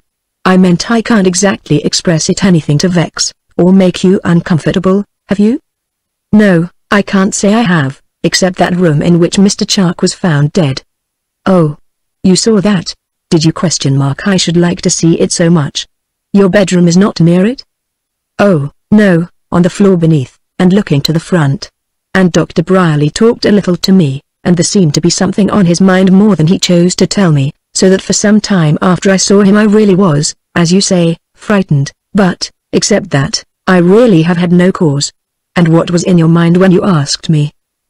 "Well, you know, Maud, you are afraid of ghosts, banditti, and everything, and I wished to know whether you were uncomfortable, and what your particular bogle was just now. That, I assure you, was all, and I know," she continued, suddenly changing her light tone and manner for one of pointed entreaty, "what Dr. Brierly said, and I implore of you, Maud, to think of it seriously, and when you come to me, you shall do so with the intention of remaining at Elveston. Now, Cousin Monica, is this fair? You and Dr. Brierly both talk in the same awful way to me, and I assure you, you don't know how nervous I am sometimes, and yet you won't, either of you, say what you mean.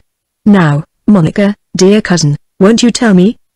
You see, dear, it is so lonely, it's a strange place, and he's so odd. I don't like the place, and I don't like him. I've tried, but I can't, and I think I never shall. He may be a very what was it that good little silly curate at Knoll used to call him ? A very advanced Christian, that is it, and I hope he is, but if he is only what he used to be, his utter seclusion from society removes the only check, except personal fear, and he never had much of that upon a very bad man. And you must know, my dear Maud, what a prize you are, and what an immense trust it is." Suddenly Cousin Monica stopped short, and looked at me as if she had gone too far. "But, you know, Silas may be very good now, although he was wild and selfish in his young days. Indeed I don't know what to make of him, but I am sure when you have thought it over, you will agree with me and Dr. Brierly, that you must not stay here." It was vain trying to induce my cousin to be more explicit. "I hope to see you at Elveston in a very few days. I will shame Silas into letting you come. I don't like his reluctance. But don't you think he must know that Millie would require some little outfit before her visit?" "Well, I can't say. I hope that is all. But be it what it may, I'll make him let you come, and immediately, too."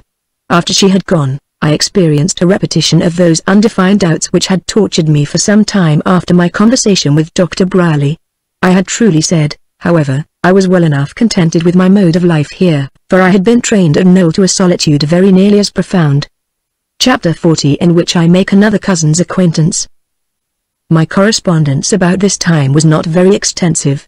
About once a fortnight a letter from honest Mrs. Rusk conveyed to me how the dogs and ponies were, in queer English, oddly spelt, some village gossip, a critique upon Dr. Clay's or the curate's last sermon, and some severities generally upon the dissenters' doings, with loves to Mary Quince, and all good wishes to me.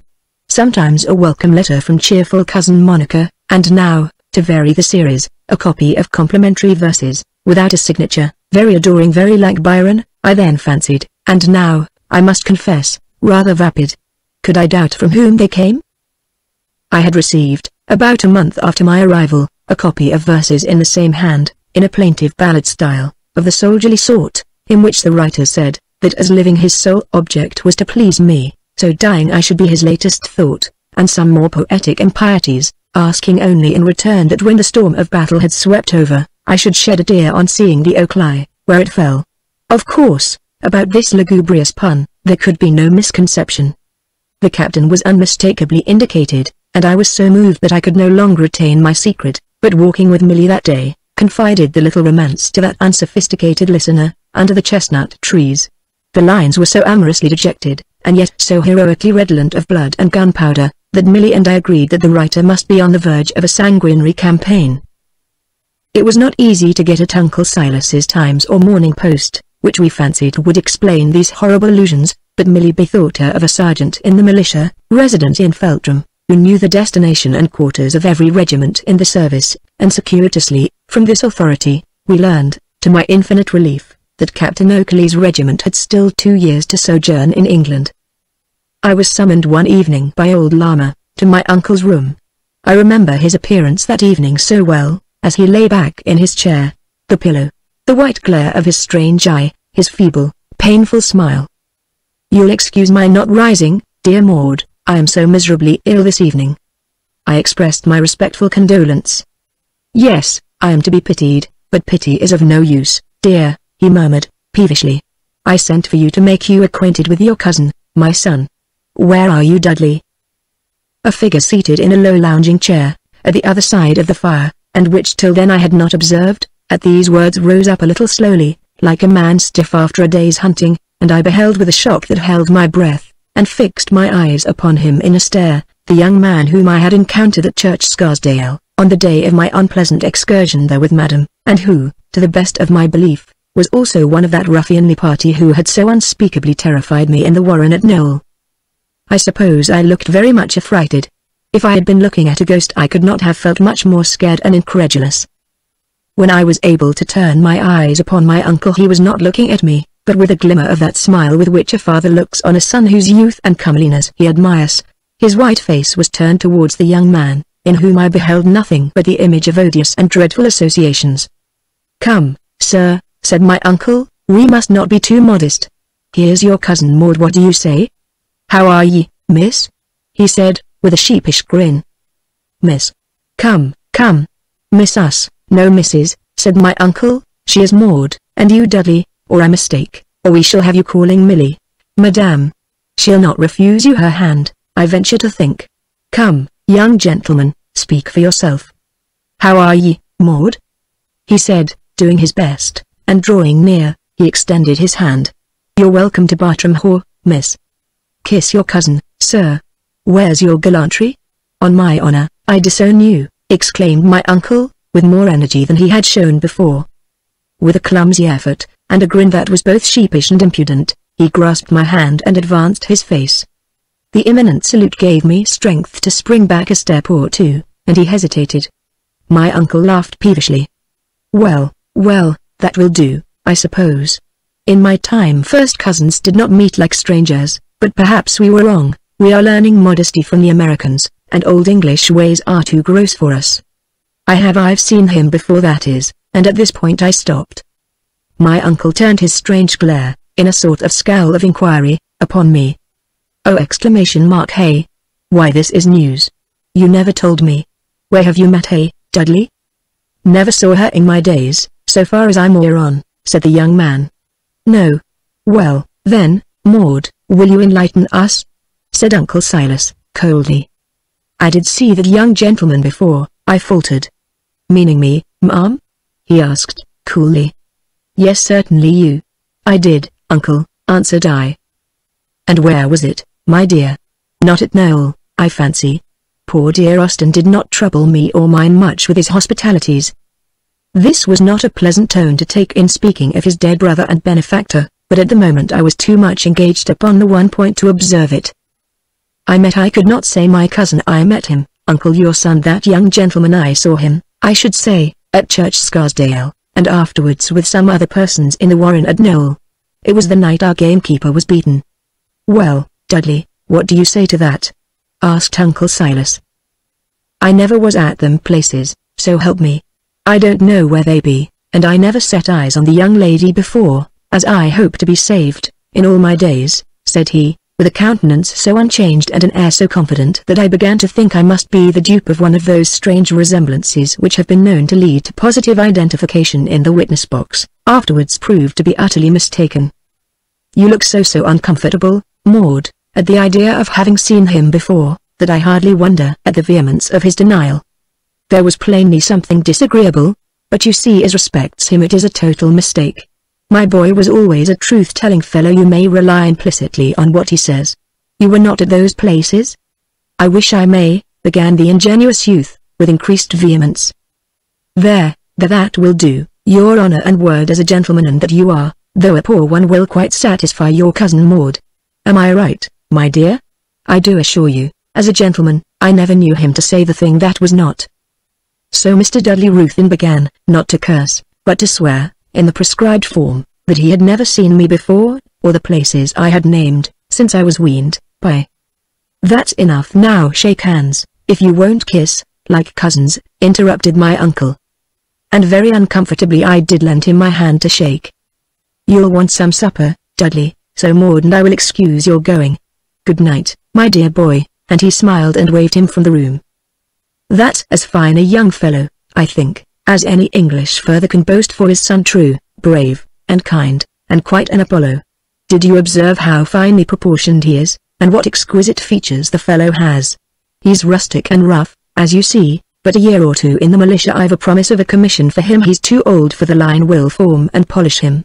He wants nothing but manner, and I protest when he has had a little drilling of that kind, I do believe he'll be as pretty a fellow as you'd find in England." I listened with amazement. I could discover nothing but what was disagreeable in the horrid bumpkin, and thought such an instance of the blindness of parental partiality was hardly credible. I looked down, dreading another direct appeal to my judgment, and Uncle Silas, I suppose, referred those downcast looks to maiden modesty, for he forbore to task mine by any new interrogatory. Dudley Ruthven's cool and resolute denial of ever having seen me or the places I had named, and the inflexible serenity of his countenance while doing so, did very much shake my confidence in my own identification of him. I could not be quite certain that the person I had seen at Church Scarsdale was the very same whom I afterwards saw at Knowle. And now, in this particular instance, after the lapse of a still longer period, could I be perfectly certain that my memory, deceived by some accidental points of resemblance, had not duped me, and wronged my cousin, Dudley Ruthven? I suppose my uncle had expected from me some signs of acquiescence in his splendid estimate of his cub, and was nettled at my silence. After a short interval he said, "I've seen something of the world in my day, and I can say without a misgiving of partiality, that Dudley is the material of a perfect English gentleman. I am not blind, of course the training must be supplied, a year or two of good models, active self-criticism, and good society. I simply say that the material is there." Here was another interval of silence. "And now tell me, child, what these recollections of Church what?" "Church Scarsdale," I replied. "Yes, thank you, Church Scarsdale and Knowle." So I related my stories as well as I could. "Well, dear Maud, the adventure of Church Scarsdale is hardly so terrific as I expected," said Uncle Silas with a cold little laugh, "and I don't see, if he had really been the hero of it, why he should shrink from avowing it. I know I should not. And I really can't say that your picnic party in the grounds of Knowle has frightened me much more. A lady waiting in the carriage, and 2 or 3 tipsy young men. Her presence seems to me a guarantee that no mischief was meant, but champagne is the soul of frolic, and a row with the gamekeepers a natural consequence. It happened to me once 40 years ago, when I was a wild young buck, one of the worst rows I ever was in." And Uncle Silas poured some eau de cologne over the corner of his handkerchief, and touched his temples with it. "If my boy had been there, I do assure you, and I know him, he would say so at once. I fancy he would rather boast of it. I never knew him utter an untruth. When you know him a little you'll say so." With these words Uncle Silas leaned back exhausted, and languidly poured some of his favorite eau de cologne over the palms of his hands, nodded a farewell, and, in a whisper, wished me good night. "Dudley's come," whispered Millie, taking me under the arm as I entered the lobby. "But I don't care, he never gives me nout, and he gets money from governor, as much as he likes, and I never a sixpence. It's a shame." so there was no great love between the only son and only daughter of the young line of the Ruthens. I was curious to learn all that Millie could tell me of this new inmate of Bartram Hall, and Millie was communicative without having a great deal to relate, and what I heard from her tended to confirm my own disagreeable impressions about him. She was afraid of him. He was a woundy ugly customer in the wax, she could tell me. He was the only one she ever knowed as had pluck to jaw the governor. But he was afeard on the governor, too. His visits to Bartram Hall, I heard, were desultory, and this, to my relief, would probably not outlast a week or a fortnight. He was such a fashionable cove, he was always a-gadding about, mostly to Liverpool and Birmingham, and sometimes to London itself. He was keeping company one time with Beauty, Governor thought, and he was awfully afraid he'd married her. But that was all bosh and nonsense, and Beauty would have none of his chaff and wheedling, for she liked Tom Bryce, and Millie thought that Dudley never cared a crack of a whip for her. He used to go to the windmill to have a smoke with Pegtop, and he was a member of the Feltram Club, that met at the Plume o' Feathers. He was a rare good shot, she heard, and he was before the justices for poaching, but they could make nothing of it.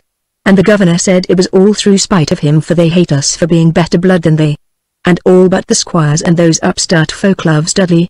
He is so handsome and gay, though he be a bit cross at home. And, governor says, he'll be a parliament man yet, spite o' them all. Next morning, when our breakfast was nearly ended, Dudley tapped at the window with the end of his clay pipe. A churchwarden Millie called it just such a long curved pipe as Joe Willett is made to hold between his lips in those charming illustrations of Barnaby Rudge which we all know so well, and lifting his wide awake with a burlesque salutation, which, I suppose, would have charmed the Plume of Feathers, he dropped, kicked and caught his wide awake, with an agility and gravity, as he replaced it, so inexpressibly humorous, that Millie went off in a loud fit of laughter, with the ejaculation, "Did you ever?" It was odd how repulsively my confidence in my original identification always revived on unexpectedly seeing Dudley after an interval. I could perceive that this piece of comic by-play was meant to make a suitable impression on me. I received it, however, with a killing gravity, and after a word or two to Millie, he lounged away, having first broken his pipe, bit by bit, into pieces, which he balanced in turn on his nose and on his chin, from which features he jerked them into his mouth, with a precision which, along with his excellent pantomime of eating them, highly excited Millie's mirth and admiration.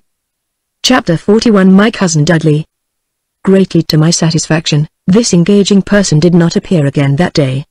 But next day Millie told me that my uncle had taken him to task for the neglect with which he was treating us. He did pitch into him, sharp and short, and not a word from him, only sulky-like, and I so frightened, I durst not look up almost, and they said a lot I could not make head or tail of, and Governor ordered me out o' the room, and glad I was to go, and so they had it out between them. Millie could throw no light whatsoever upon the adventures at Church Scarsdale and Knowle, and I was left still in doubt, which sometimes oscillated one way and sometimes another. But, on the whole, I could not shake off the misgivings which constantly recurred and pointed very obstinately to Dudley as the hero of those odious scenes. Oddly enough, though, I now felt far less confident upon the point than I did at first sight.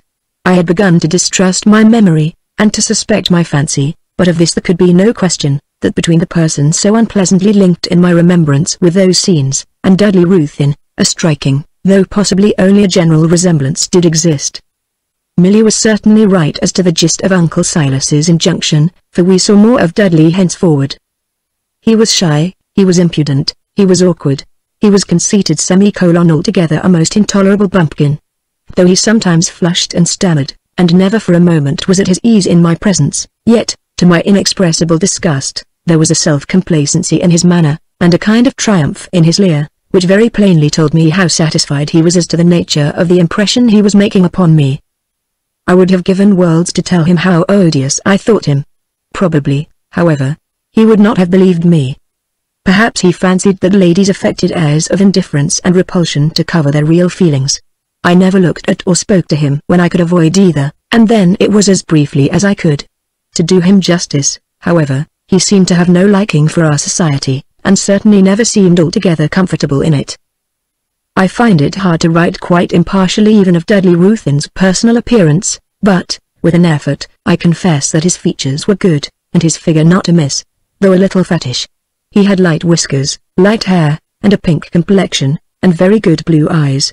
So far my uncle was right, and if he had been perfectly gentlemanlike, he really might have passed for a handsome man in the judgment of some critics. But there was that odious mixture of mauvaise honte and impudence, a clumsiness, a slyness, and a consciousness in his bearing and countenance, not distinctly boorish, but low, which turned his good looks into an ugliness more intolerable than that of feature, and a corresponding vulgarity pervading his dress, his demeanor, and his very walk, marred whatever good points his figure possessed. If you take all this into account, with the ominous and startling misgivings constantly recurring, you will understand the mixed feelings of anger and disgust with which I received the admiration he favored me with. Gradually he grew less constrained in my presence, and certainly his manners were not improved by his growing ease and confidence. He came in while Millie and I were at luncheon, jumped up, with a right-about face performed in the air, sitting on the sideboard, whence grinning slyly and kicking his heels, he leered at us. "Will you have something, Dudley?" asked Millie. "No, lass, but I'll look at ye, and maybe drink a drop for company." And with these words, he took a sportsman's flask from his pocket, and helping himself to a large glass and a decanter, he compounded a glass of strong brandy and water, as he talked, and refreshed himself with it from time to time. "Curate's up with the governor," he said, with a grin. "I wanted a word with him, but I suppose I'll hardly get in this hour or more. They're a-praying and disputing, and a Bible chopping, as usual. Ha, ha. But 'twon't hold much longer. Old Wyatt says, now that Uncle Austin's dead, there's nowt to be made o' praying and that work no longer, and it don't pay of itself." "Oh fie.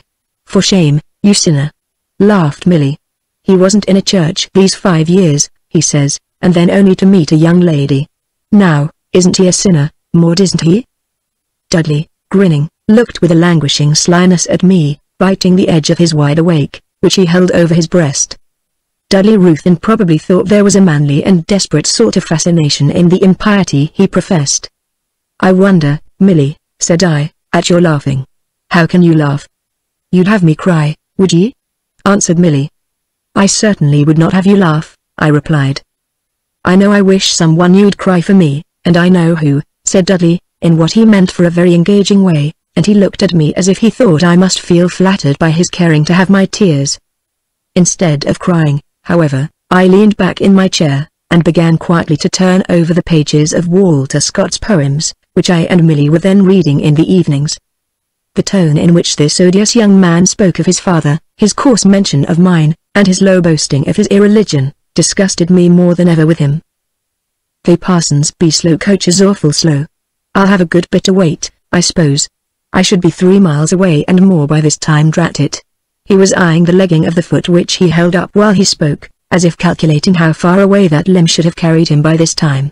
"Why can't folk do their Bible and prayers o' Sundays, and get it off their stomachs?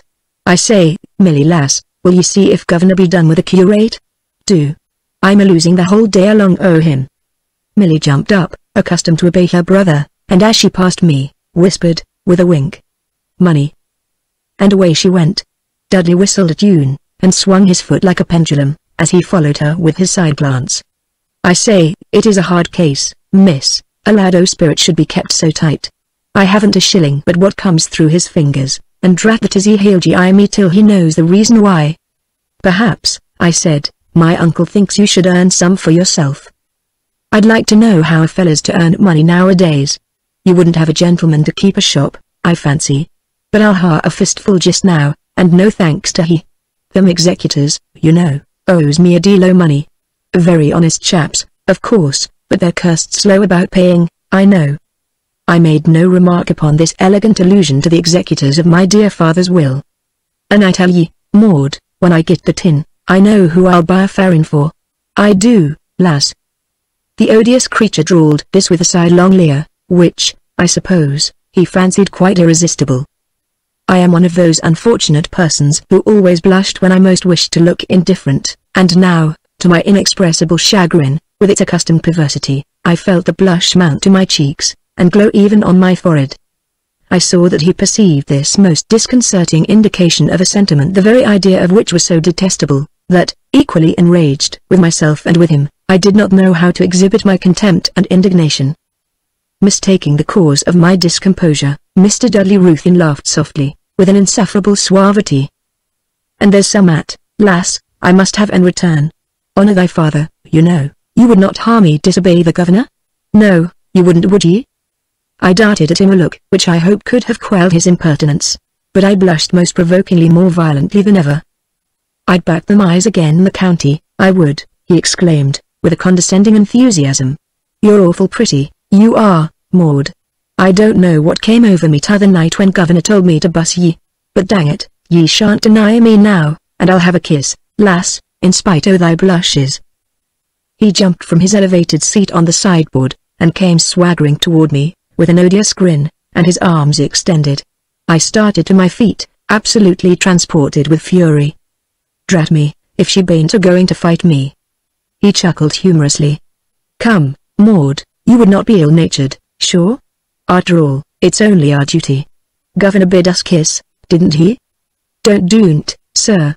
Stand back, or I'll call the servants. And as it was I began to scream for Millie. There's how it is with they cattle. You never knows your own mind, ye don't, he said, surlily. You make such a row about a bit o' play. Drop it, will you?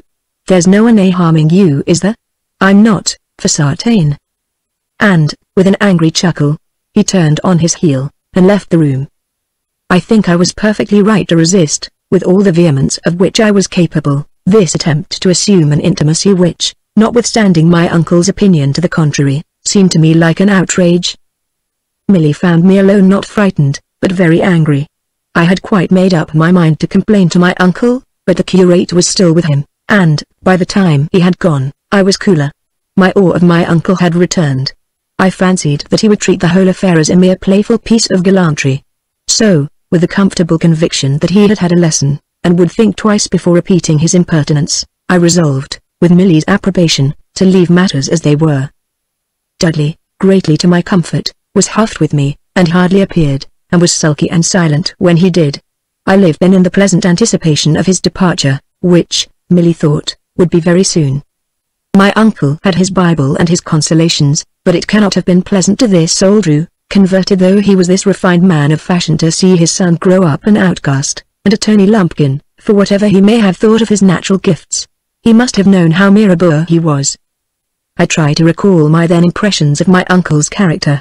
Grisly and chaotic the image rises, silver head, feet of clay. I as yet knew little of him.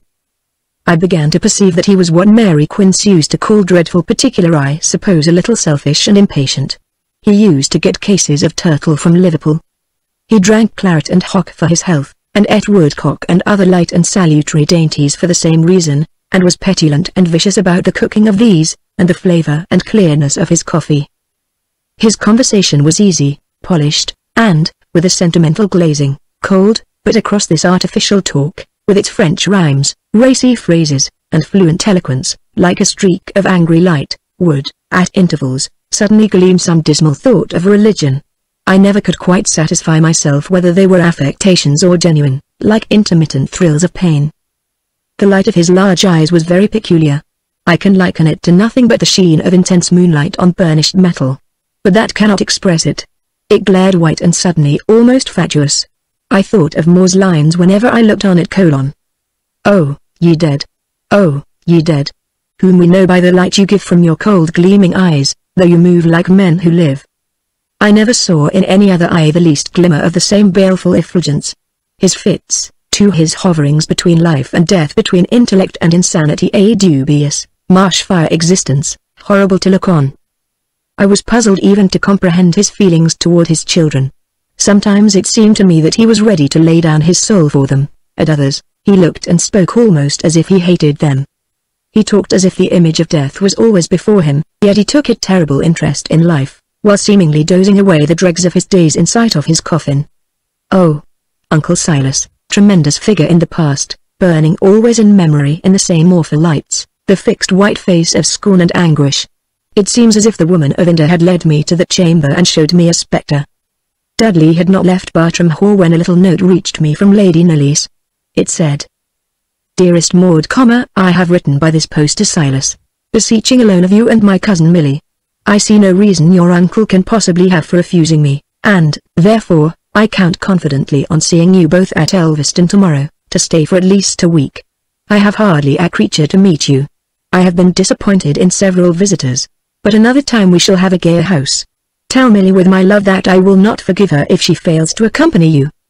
Believe me ever your affectionate cousin, Monica Nillies. Millie and I were both afraid that Uncle Silas would refuse his consent, although we could not divine any sound reason for his doing so, and there were many in favor of his improving the opportunity of allowing poor Millie to see some persons of her own sex above the rank of menials. At about 12 o'clock my uncle sent for us, and, to our great delight, announced his consent, and wished us a very happy excursion. Chapter 42 Elveston and its people. So Millie and I drove through the gabled high street of Feltram next day. We saw my gracious cousin smoking with a man like a groom, at the door of the Plume of Feathers. I drew myself back as we passed, and Millie popped her head out of the window.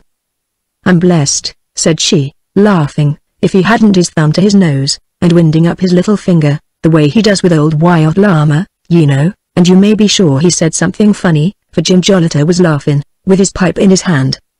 I wish I had not seen him, Millie. I feel as if it were an ill omen. He always looks so cross, and I dare say he wished us some ill, I said. No, no, you don't know Dudley, if he were angry, he'd say nothing that's funny. No, he's not vexed, only shamming vexed. The scenery through which we passed was very pretty. The road brought us through a narrow and wooded glen. Such studies of ivied rocks and twisted roots. A little stream tinkled lonely through the hollow. Poor Millie. In her odd way she made herself companionable. I have sometimes fancied an enjoyment of natural scenery not so much a faculty as an acquirement. It is so exquisite in the instructed, so strangely absent in uneducated humanity. But certainly with Millie it was inborn and hearty, and so she could enter into my raptures, and requite them. Then over one of those beautiful Derbyshire moors we drove, and so into a wide wooded hollow, where was our first view of Cousin Monica's pretty gabled house, beautified with that indescribable air of shelter and comfort which belongs to an old English residence, with old timber grouped round it, and something in its aspect of the quaint old times and bygone merry-makings, saying sadly, but genially, "Come in, I bid you welcome. For 200 years, or more, have I been the home of this beloved old family, whose generations I have seen in the cradle and in the coffin, and whose mirth and sorrows and hospitalities I remember. All their friends, like you, were welcome, and you, like them, will here enjoy the warm illusions that cheat the sad conditions of mortality, and like them you will go your way, and others succeed you, till at last I, too, shall yield to the general law of decay, and disappear." By this time poor Millie had grown very nervous, a state which she described in such very odd phraseology as threw me, in spite of myself, for I affected an impressive gravity in lecturing her upon her language, into a hearty fit of laughter. I must mention, however, that in certain important points Millie was very essentially reformed. Her dress, though not very fashionable, was no longer absurd, and I had drilled her into speaking and laughing quietly, and for the rest I trusted to the indulgence which is always, I think, more honestly and easily obtained from well-bred than from underbred people. Cousin Monica was out when we arrived, but we found that she had arranged a double-bedded room for me and Millie, greatly to our content, and good Mary Quince was placed in the dressing-room beside us. We had only just commenced our toilet when our hostess entered, as usual in high spirits, welcomed and kissed us both again and again. She was, indeed, in extraordinary delight, for she had anticipated some stratagem or evasion to prevent our visit, and in her usual way she spoke her mind as frankly about Uncle Silas to poor Millie as she used to do of my dear father to me. "I did not think he would let you come without a battle, and you know if he chose to be obstinate it would not have been easy to get you out of the enchanted ground, for so it seems to be with that awful old wizard in the midst of it. I mean, Silas, your papa, my dear. Honestly, is not he very like Michael Scott?" "I never saw him," answered poor Millie. "At least, that I'm aware of," she added, perceiving us smile. "But I do think he's a thought like old Michael Dobbs, that sells the ferrets. Maybe you mean him?" "Why, you told me, Maud, that you and Millie were reading Walter Scott's poems. Well, no matter. Michael Scott, my dear, was a dead wizard, with ever so much silvery hair, lying in his grave for ever so many years, with just life enough to scowl when they took his book, and you'll find him in the Lay of the Last Minstrel, exactly like your papa, my dear. And my people tell me that your brother Dudley has been seen drinking and smoking about Feltram this week. How long does he remain at home? Not very long, eh?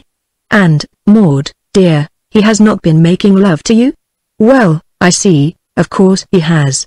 And apropos of love-making, I hope that impudent creature, Charles Oakley, has not been teasing you with notes or verses." "Indeed, but he has though," interposed Miss Millie, a good deal to my chagrin, for I saw no particular reason for placing his verses in Cousin Monica's hands. So I confessed the 2 little copies of verses, with the qualification, however, that I did not know from whom they came. "Well now, dear Maud, have not I told you 50 times over to have nothing to say to him? I've found out, my dear. He plays, and he is very much in debt. I've made a vow to pay no more for him. I've been such a fool, you have no notion, and I'm speaking, you know, against myself. It would be such a relief if he were to find a wife to support him, and he has been, I'm told, very sweet upon a rich old maid, a button-maker's sister, in Manchester." This arrow was well shot. "But don't be frightened, you are richer as well as younger, and, no doubt, will have your chance first, my dear, and in the meantime, I dare say, those verses, like Falstaff's spinet do, you know, are doing double duty." I laughed, but the button-maker was a secret trouble to me, and I would have given I know not what that Captain Oakley were one of the company, that I might treat him with a refined contempt which his deserts and my dignity demanded. Cousin Monica busied herself about Millie's toilet, and was a very useful lady's maid, chatting in her own way all the time, and, at last, tapping Millie under the chin with her finger, she said, very complacently, "I think I have succeeded, Miss Millie, look in the glass. She really is a very pretty creature." And Millie blushed, and looked with a shy gratification, which made her still prettier, on the mirror. Millie indeed was very pretty. She looked much taller now that her dresses were made of the usual length. A little plump she was, beautifully fair, with such azure eyes, and rich hair. "The more you laugh the better, Millie, for you've got very pretty teeth, very pretty, and if you were my daughter, or if your father would become president of a college of magicians, and give you up to me, I venture to say I would place you very well, and even as it is we must try, my dear." So down to the drawing-room we went, and Cousin Monica entered, leading us both by the hands. By this time the curtains were closed, and the drawing-room dependent on the pleasant glow of the fire, and the slight provisional illumination usual before dinner. "Here are my 2 cousins," began Lady Nellis. "This is Miss Ruthin, of the Knoll, whom I take the liberty of calling Maud, and this is Miss Millicent Truthin, Silas's daughter, you know, whom I venture to call Millie, and they are very pretty, as you will see, when we get a little more light, and they know it very well themselves." And as she spoke, a frank-eyed, gentle, prettyish lady, not so tall as I, but with a very kind face, rose up from a book of prints, and, smiling, took our hands. She was by no means young, as I then counted youth past 30, I suppose, and with an air that was very quiet, and friendly, and engaging. She had never been a mere fashionable woman plainly, but she had the ease and polish of the best society, and seemed to take a kindly interest both in Millie and me, and Cousin Monica called her Mary, and sometimes Polly. That was all I knew of her for the present. So very pleasantly the time passed by till the dressing bell rang, and we ran away to our room. "Did I say anything very bad?" asked poor Millie, standing exactly before me, so soon as our door was shut. "Nothing, Millie, you are doing admirably." "And I do look a great fool, don't I?" she demanded. "You look extremely pretty, Millie, and not a bit like a fool." "I watch everything. I think I'll learn it at last, but it comes a little troublesome at first, and they do talk different from what I used." "You were quite right there." When we returned to the drawing-room, we found the party already assembled, and chatting, evidently with spirit. The village doctor, whose name I forget, a small man, grey, with shrewd grey eyes, sharp and mulberry nose, whose conflagration extended to his rugged cheeks, and touched his chin and forehead, was conversing, no doubt agreeably, with Mary, as Cousin Monica called her guest. Over my shoulder, Millie whispered, "Mr. Carey's broke." And Millie was quite right. That gentleman chatting with Lady Nellis, his elbow resting on the chimney-piece, was, indeed, our acquaintance of the Windmill Wood. He instantly recognized us, and met us with his pleased and intelligent smile. I was just trying to describe to Lady Nellis the charming scenery of the Windmill Wood, among which I was so fortunate as to make your acquaintance, Miss Ruthin. Even in this beautiful county I know of nothing prettier. Then he sketched it, as it were, with a few light but glowing words. "What a sweet scene," said Cousin Monica, "only think of her never bringing me through it. She reserves it, I fancy, for her romantic adventures, and you, I know, are very benevolent, Elbury, and all that kind of thing, but I am not quite certain that you would have walked along that narrow parapet, over a river, to visit a sick old woman, if you had not happened to see two very pretty demoiselles on the other side. What an ill-natured speech. I must either forfeit my character for disinterested benevolence, so justly admired, or disavow a motive that does such infinite credit to my taste, exclaimed Mr. Carysbroke.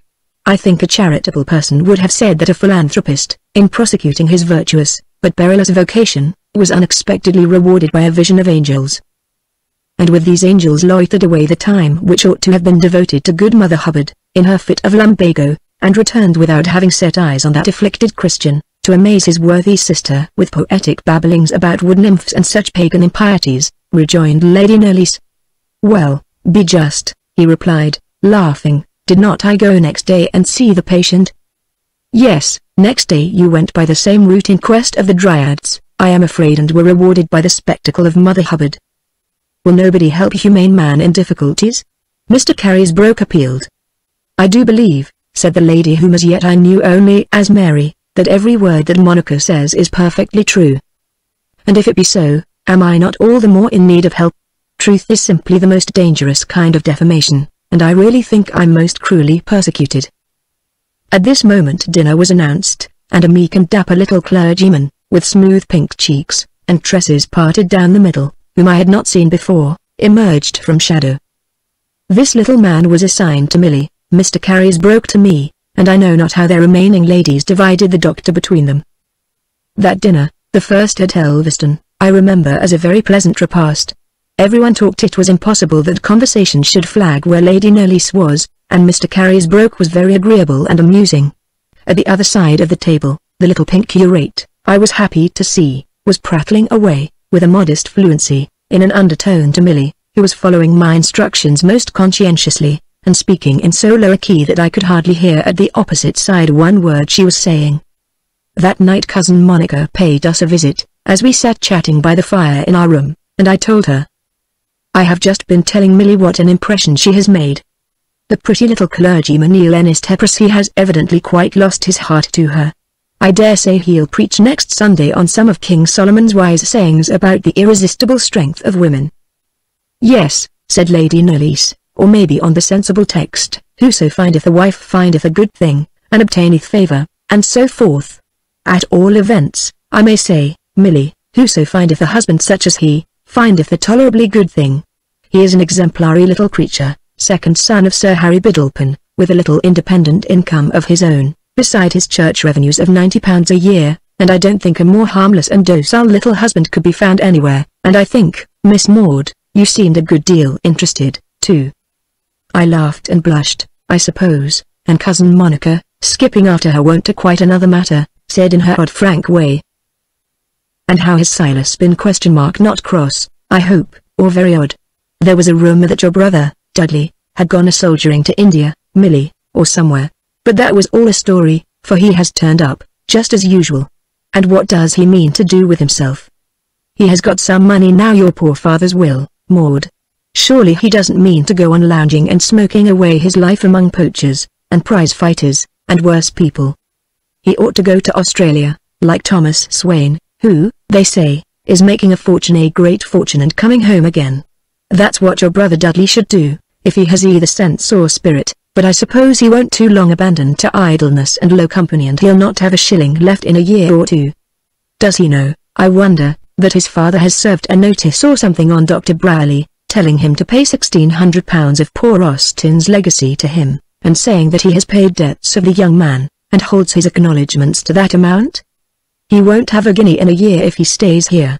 I'd give £50. He was in Van Diemen's Land. Not that I care for the cub, Milly, any more than you do, but I really don't see any honest business he has in England. Milly gaped in a total puzzle as Lady Knollys rattled on. You know, Milly, you must not be talking about this when you go home to Bartram, because Silas would prevent your coming to me any more if he thought I spoke so freely, but I can't help it, so you must promise to be more discreet than I. And I am told that all kinds of claims are about to be pressed against him, now that he is thought to have got some money, and he has been cutting down oak and selling the bark, Dr. Brierly has been told, in that windmill wood, and he has kilns for burning charcoal, and got a man from Lancashire who understands it, Hawke, or something like that. Hawks stick on hawks, that's pegged up, you know, Maud, said Millie. Well, I dare say, but a man of very bad character, Dr. Briley says, and he has written to Mr. Danvers about it, for that is what they call waste, cutting down and selling the timber, and the oak bark, and burning the willows, and other trees that are turned into charcoal. It is all waste, and Dr. Briley is about to put a stop to it. Has he got your carriage for you, Maud, and your horses? Asked Cousin Monica, suddenly. They have not come yet, but in a few weeks, Dudley says, positively. Cousin Monica laughed a little and shook her head. Yes, Maud, the carriage and horses will always be coming in a few weeks, till the time is over, and meanwhile the old travelling chariot and post horses will do very well, and she laughed a little again. That's why the Styles pulled away at the paling, I suppose, and Beauty Meg Hawks, that is put there to stop us going through, for I often spied the smoke beyond the windmill, observed Millie. Cousin Monica listened with interest, and nodded silently. I was very much shocked. It seemed to me quite incredible. I think Lady Knollys read my amazement and my exalted estimate of the heinousness of the procedure in my face, for she said, "You know we can't quite condemn Silas till we have heard what he has to say. He may have done it in ignorance, or, it is just possible, he may have the right." Quite true. He may have the right to cut down trees at Bartram Hall. At all events, I am sure he thinks he has, I echoed. The fact was, that I could not avow to myself a suspicion of Uncle Silas. Any falsehood that opened an abyss beneath my feet into which I dared not look. And now, dear girls, good night. You must be tired. We breakfast at 9:15, not too early for you, I know. And so saying, she kissed us, smiling, and was gone. I was so unpleasantly occupied, for some time after her departure, with the knaveries said to be practiced among the dense cover of the windmill wood, that I did not immediately recollect that we had omitted to ask her any particulars about her guests. "Who can Mary be?" asked Millie. "Cousin Monica says she's engaged to be married, and I think I heard the doctor call her Lady Mary, and I intended asking her ever so much about her, but what she told us about cutting down the trees, and all that, quite put it out of my head. We shall have time enough tomorrow, however, to ask questions. I like her very much, I know." "And I think," said Millie, "it is to Mr. Carrisbroke she's to be married." "Do you?" said I, remembering that he had sat beside her for more than a quarter of an hour after tea in very close and low-tone conversation. "And have you any particular reason?" I asked. "Well, I heard her once or twice call him dear, and she called him his Christian name, just like Lady Knollys Stiddlebury, I think, and I saw him give her a sly kiss as she was going upstairs." I laughed. "Well, Millie," I said, "I remarked something myself, I thought, like confidential relations, but if you really saw them kiss on the staircase, the question is pretty well settled." "Eh, lass? You're not to say lass." "Well, Maud, then. I did see them with the corner of my eye, and my back turned, when they did not think I could spy anything, as plain as I see you now." I laughed again, but I felt an odd pang, something of mortification, something of regret, but I smiled very gaily, as I stood before the glass, unmaking my toilet preparatory to bed. Maud fickle Maud exclamation mark what, Captain Oakley already superseded. And Mr. Carrisbroke. Humiliation engaged. So I smiled on, very much vexed, and being afraid lest I had listened with too apparent an interest to this impostor, I sang a verse of a gay little chanson, and tried to think of Captain Oakley, who somehow had become rather silly. Chapter 43 News at Bartram Gate. Millie and I, thanks to our early Bartram hours, were first down next morning, and so soon as Cousin Monica appeared we attacked her. "So Lady Mary is the fiancée of Mr. Carrisbroke," said I, very cleverly, "and I think it was very wicked of you to try and involve me in a flirtation with him yesterday." "And who told you that, pray?" asked Lady Knollys, with a pleasant little laugh. "Millie and I discovered it, simple as we stand here," I answered. "But you did not flirt with Mr. Carrisbroke, Maud, did you?" she asked. "No, certainly not, but that was not your doing, wicked woman, but my discretion. And now that we know your secret, you must tell us all about her, and all about him, and in the first place, what is her name?" "Lady Mary what?" I demanded. "Who would have thought you so cunning? 2 country misses, 2 little nuns from the cloisters of Bartram. Well, I suppose I must answer. It is vain trying to hide anything from you. But how on earth did you find it out?" "We'll tell you that presently. But you shall first tell us who she is," I persisted. "Well, that I will, of course, without compulsion. She is Lady Mary Carysbroke," said Lady Nellis. "A relation of Mr. Carysbroke's," I asserted. "Yes, a relation, but who told you he was Mr. Carysbroke?" asked Cousin Monica. "Millie told me, when we saw him in the Windmill Wood." "And who told you, Millie?" "It was Llama," answered Millie, with her blue eyes very wide open. "What does the child mean? Llama? You don't mean love?" exclaimed Lady Nellis, puzzled in her turn. "I mean old Wyatt, she told me, and the governor." "You're not to say that," I interposed. "You mean your father?" suggested Lady Nellis. "Well, yes, father told her, and so I knew him." "What could he mean?" exclaimed Lady Nellis, laughing, as it were, in soliloquy, "and I did not mention his name, I recollect now. He recognized you, and you him, when you came into the room yesterday, and now you must tell me how you discovered that he and Lady Mary were to be married." So Millie restated her evidence, and Lady Nellis laughed unaccountably heartily, and she said, "They will be so confounded. But they deserve it, and, remember, I did not say so. Oh, we acquit you. All I say is, such a deceitful, dangerous pair of girls, all things considered, I never heard of before," exclaimed Lady Nellis. "There's no such thing as conspiring in your presence. Good morning. I hope you slept well."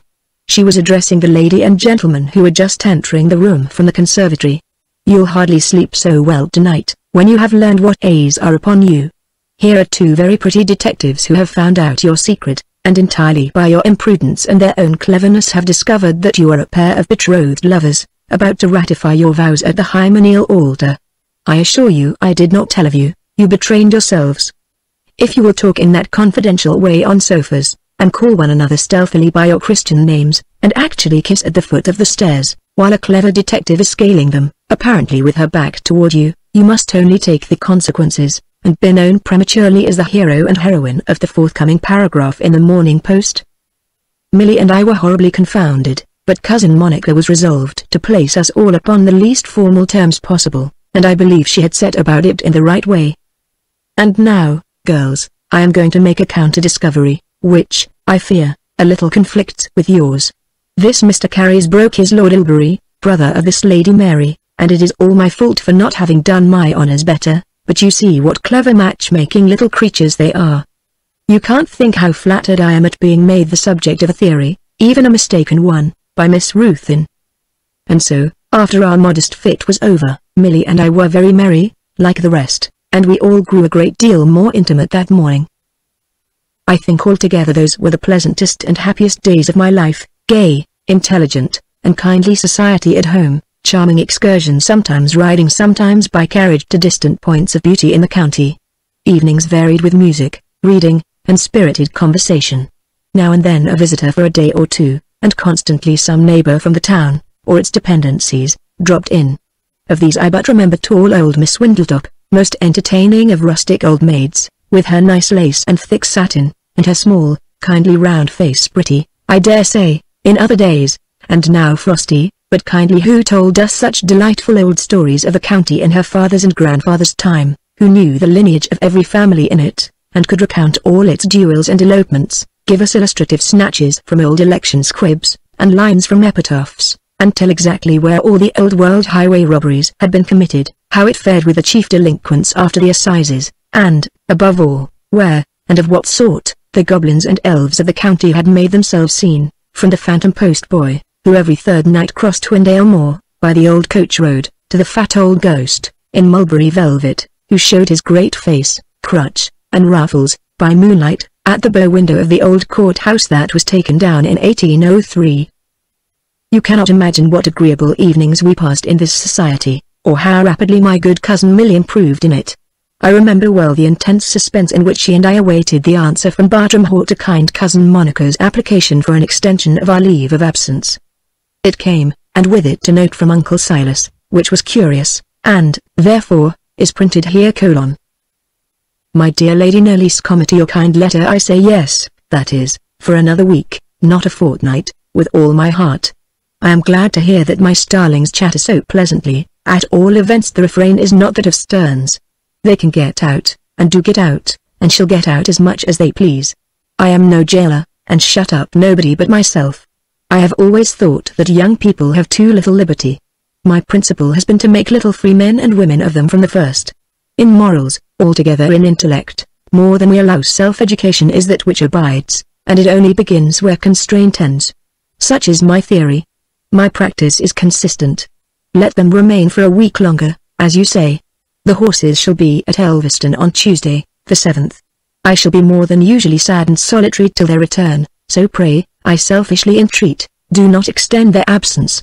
You will smile, remembering how little my health will allow me to see of them, even when at home, but as Chorley so prettily says, I stupidly forget the words, but the sentiment is this: although concealed by a sylvan wall of leaves, impenetrable he is pursuing his favourite nymphs through the alleys and intricacies of a rustic labyrinth, yet, your songs, your prattle, and your laughter, faint and far away, inspire my fancy, and, through my ears, I see your unseen smiles, your blushes, your floating tresses, and your ivory feet, and so, though sad, am happy, though alone, in company, and such is my case.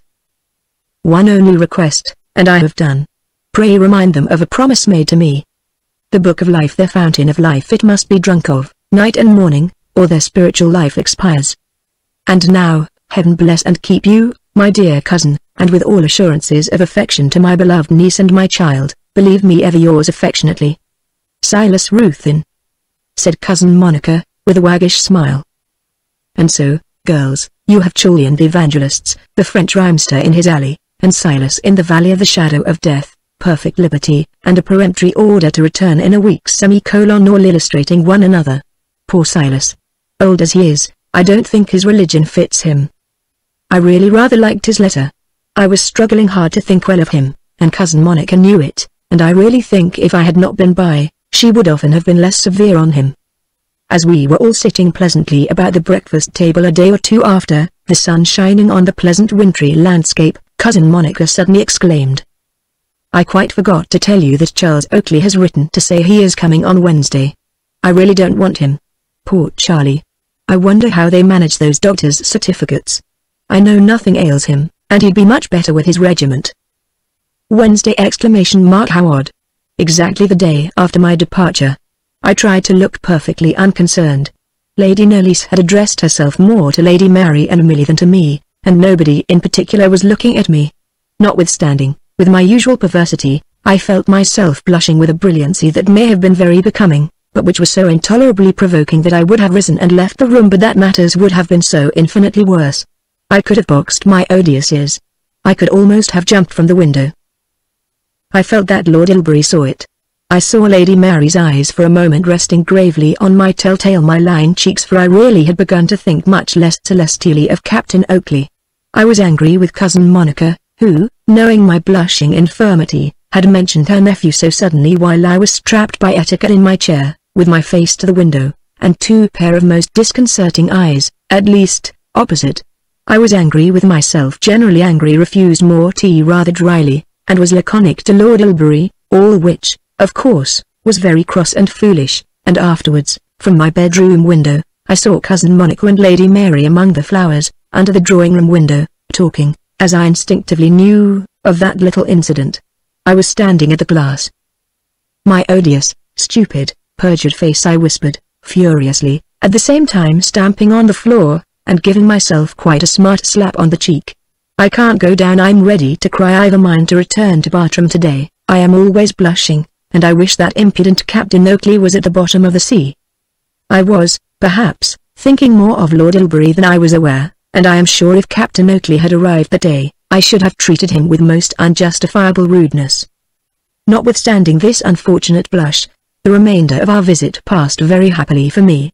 No one who has not experienced it can have an idea how intimate a small party, such as ours, will grow in a short time in a country house.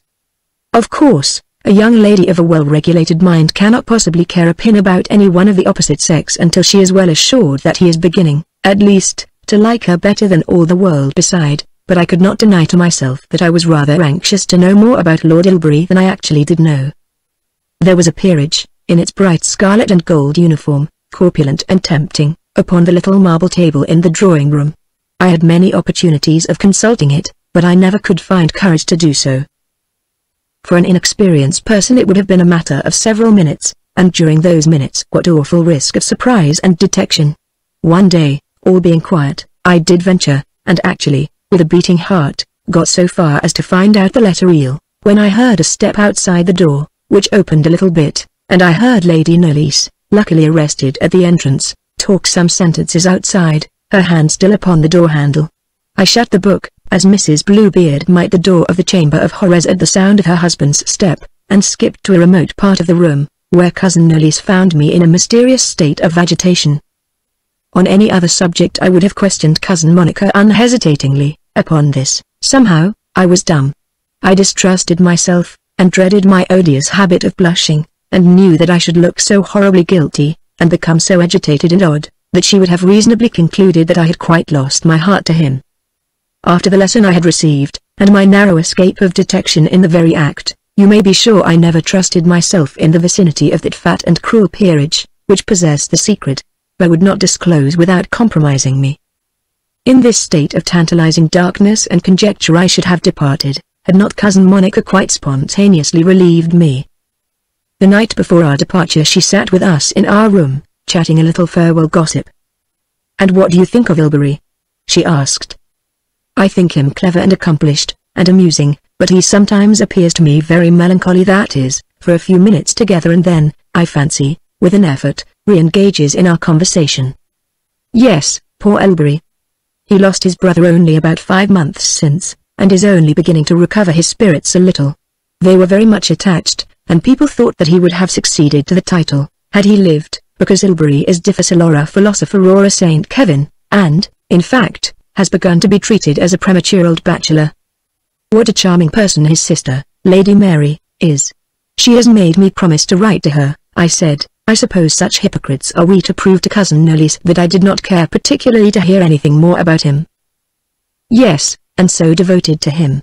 He came down here, and took the Grange, for change of scene and solitude, of all things the worst for a man in grief, a morbid whim, as he is beginning to find out, for he is very glad to stay here, and confesses that he is much better since he came. His letters are still addressed to him as Mr. Carysbroke, for he fancied if his rank were known, that the county people would have been calling upon him, and so he would have found himself soon involved in a tiresome round of dinners, and must have gone somewhere else. You saw him, Milly, at Bartram, before Maud came?" "Yes, she had, when he called there to see her father. He thought, as he had accepted the trusteeship, that he could hardly, residing so near, omit to visit Silas. He was very much struck and interested by him, and he has a better opinion of him, you are not angry, Milly, than some ill-natured people I could name, and he says that the cutting down of the trees will turn out to have been a mere slip. But these slips don't occur with clever men in other things, and some persons have a way of always making them in their own favor. And, to talk of other things, I suspect that you and Milly will probably see Ilbury at Bartram, for I think he likes you very much." "You, did she mean both, or only me?" So our pleasant visit was over. Milly's good little curate had been much thrown in her way by our deep and dangerous Cousin Monica.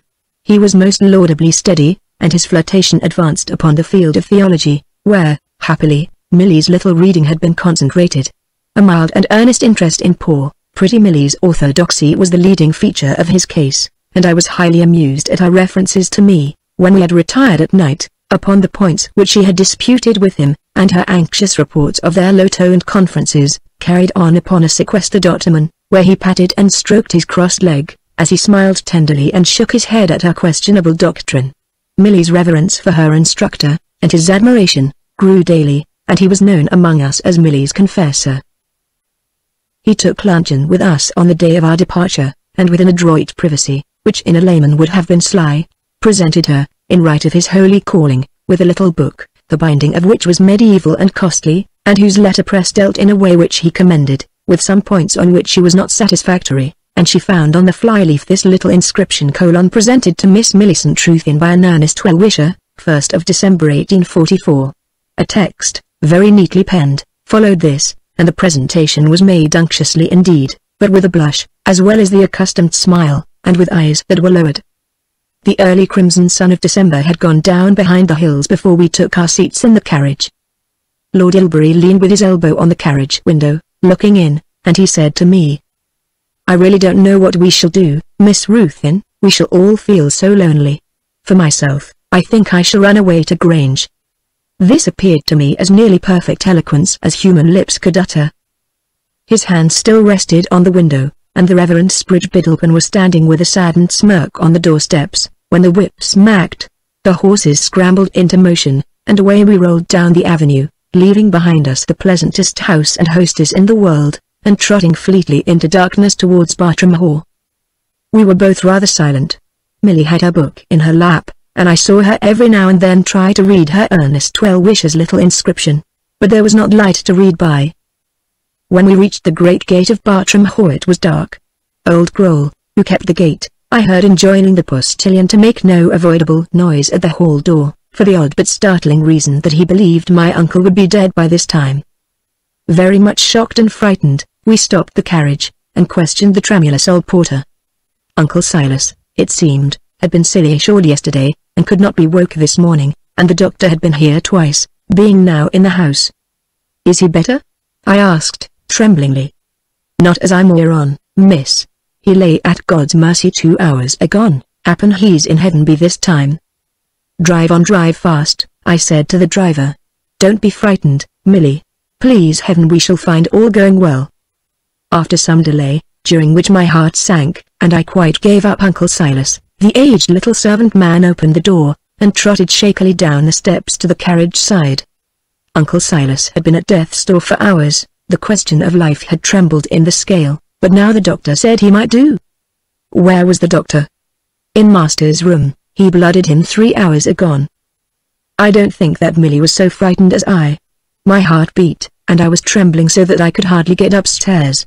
Chapter 44. A Friend Arises. At the top of the great staircase I was glad to see the friendly face of Mary Quince, who stood, candle in hand, greeting us with many little courtesies, and a very haggard and pallid smile. "Very welcome, miss, hoping you are very well." "All well, and you are well, Mary? And oh, tell us quickly, how is Uncle Silas?" "We thought he was gone, miss, this morning, but doing fairly now, doctor says, in a trance like. I was helping old Wyatt most of the day, and was there when doctor blooded him, and he spoke at last, but he must be awful weak. He took a deal o' blood from his arm, miss. I held the basin." "And he's better, decidedly better?" I asked. "Well, he's better, doctor says. He talked some, and doctor says if he goes off asleep again, and begins snoring like he did before, we're to loose the bandage, and let him bleed till he comes to hisself again, which, it seems to me and Wyatt, is the same thing almost as saying he's to be killed offhand, for I don't believe he has a drop to spare, as you'll say likewise, miss, if you'll please look in the basin." This was not an invitation with which I cared to comply. I thought I was going to faint. I sat on the stairs and sipped a little water, and Quince sprinkled a little in my face, and my strength returned. Milly must have felt her father's danger more than I, for she was affectionate, and loved him from habit and relation, although he was not kind to her. But I was more nervous and more impetuous, and my feelings both stimulated and overpowered me more easily. The moment I was able to stand I said, thinking of nothing but the one idea. "We must see him come, Milly." I entered his sitting room, a common dip candle hanging like the Tower of Pisa all to one side, with a dim, long wick, in a greasy candlestick, profaned the table of the fastidious invalid. The light was little better than darkness, and I crossed the room swiftly, still transfixed by the one idea of seeing my uncle. His bedroom door beside the fireplace stood partly open, and I looked in. Old Wyatt, a white, high-cauled ghost, was pottering in her slippers in the shadow at the far side of the bed. The doctor, a stout little bald man, with a paunch and a big bunch of seals, stood with his back to the fireplace, which corresponded with it in the next room, eyeing his patient through the curtains of the bed with a listless sort of importance. The head of the large four-poster rested against the opposite wall. Its foot was presented toward the fireplace, but the curtains at the side, which alone I could see from my position, were closed. The little doctor knew me, and thinking me, I suppose, a person of consequence, removed his hands from behind him, suffering the skirts of his coat to fall forward, and with great celerity and gravity made me a low but important bow. Then choosing more particularly to make my acquaintance he further advanced, and with another reverence he introduced himself as Dr. Jolks, in a murmured diapason. He bowed me back again into my uncle's study, and the light of old Wyatt's dreadful candle. Dr. Jolks was suave and pompous. I longed for a fussy practitioner who would have got over the ground in half the time. Coma. Madame, coma. Miss Ruthin, your uncle, I may tell you, has been in a very critical state, highly so. Coma of the most obstinate type. He would have sunk, he must have gone, in fact, had I not resorted to a very extreme remedy, and bled him freely, which happily told precisely as we could have wished. A wonderful constitution, a marvelous constitution, prodigious nervous fibre, the greatest pity in the world. He won't give himself fair play. His habits, you know, are quite, I may say, destructive. We do our best, we do all we can, but if the patient won't cooperate it can't possibly end satisfactorily. And Jolks accompanied this with an awful shrug. Is there anything? Do you think change of air? What an awful complaint it is, I exclaimed. He smiled, mysteriously looking down, and shook his head undertaker-like. Why, we can hardly call it a complaint, Miss Ruthin. I look upon it he has been poisoned, he has had, you understand me, he pursued, observing my startled look, an overdose of opium. You know he takes opium habitually, he takes it in laudanum. He takes it in water, and, most dangerous of all, he takes it solid, in lozenges. I've known people take it moderately. I've known people take it to excess, but they all were particular as to measure, and that is exactly the point I've tried to impress upon him. The habit, of course, you understand, is formed, there's no uprooting that. But he won't measure, he goes by the eye and by sensation, which I need not tell you, Miss Ruthin, is going by chance, and opium, as no doubt you are aware, is strictly a poison, no doubt, which habit will enable you to partake of, I may say, in considerable quantities, without fatal consequences, but still a poison, and to exhibit a poison so, is, I need scarcely tell you, to trifle with death. He has been so threatened, and for a time he changes his haphazard mode of dealing with it, and then returns. He may escape, of course, that is possible, but he may any day overdo the thing. I don't think the present crisis will result seriously. I am very glad, independently of the honor of making your acquaintance, Miss Ruthin, that you and your cousin have returned, for, however zealous, I fear the servants are deficient in intelligence, and as in the event of a recurrence of the symptoms which, however, is not probable, I would beg to inform you of their nature, and how exactly best to deal with them. So upon these points he delivered us a pompous little lecture, and begged that either Millie or I would remain in the room with the patient until his return at 2 or 3 o'clock in the morning. A reappearance of the coma might be very bad indeed. Of course Millie and I did as we were directed. We sat by the fire, scarcely daring to whisper. Uncle Silas, about whom a new and dreadful suspicion began to haunt me, lay still and motionless as if he were actually dead. Had he attempted to poison himself? If he believed his position to be as desperate as Lady Knollys had described it, was this, after all, improbable? There were strange wild theories, I had been told, mixed up in his religion. Sometimes, at an hour's interval, a sign of life would come, a moan from that tall sheeted figure in the bed, a moan and a pattering of the lips. Was it prayer? What was it? Who could guess what thoughts were passing behind that white filleted forehead? I had peeped at him. A white cloth steeped in vinegar and water was folded round his head. His great eyes were closed, so were his marble lips. His figure, straight, thin, and long, dressed in a white dressing gown, looked like a corpse laid out in the bed. His gaunt bandaged arm lay outside the sheet that covered his body.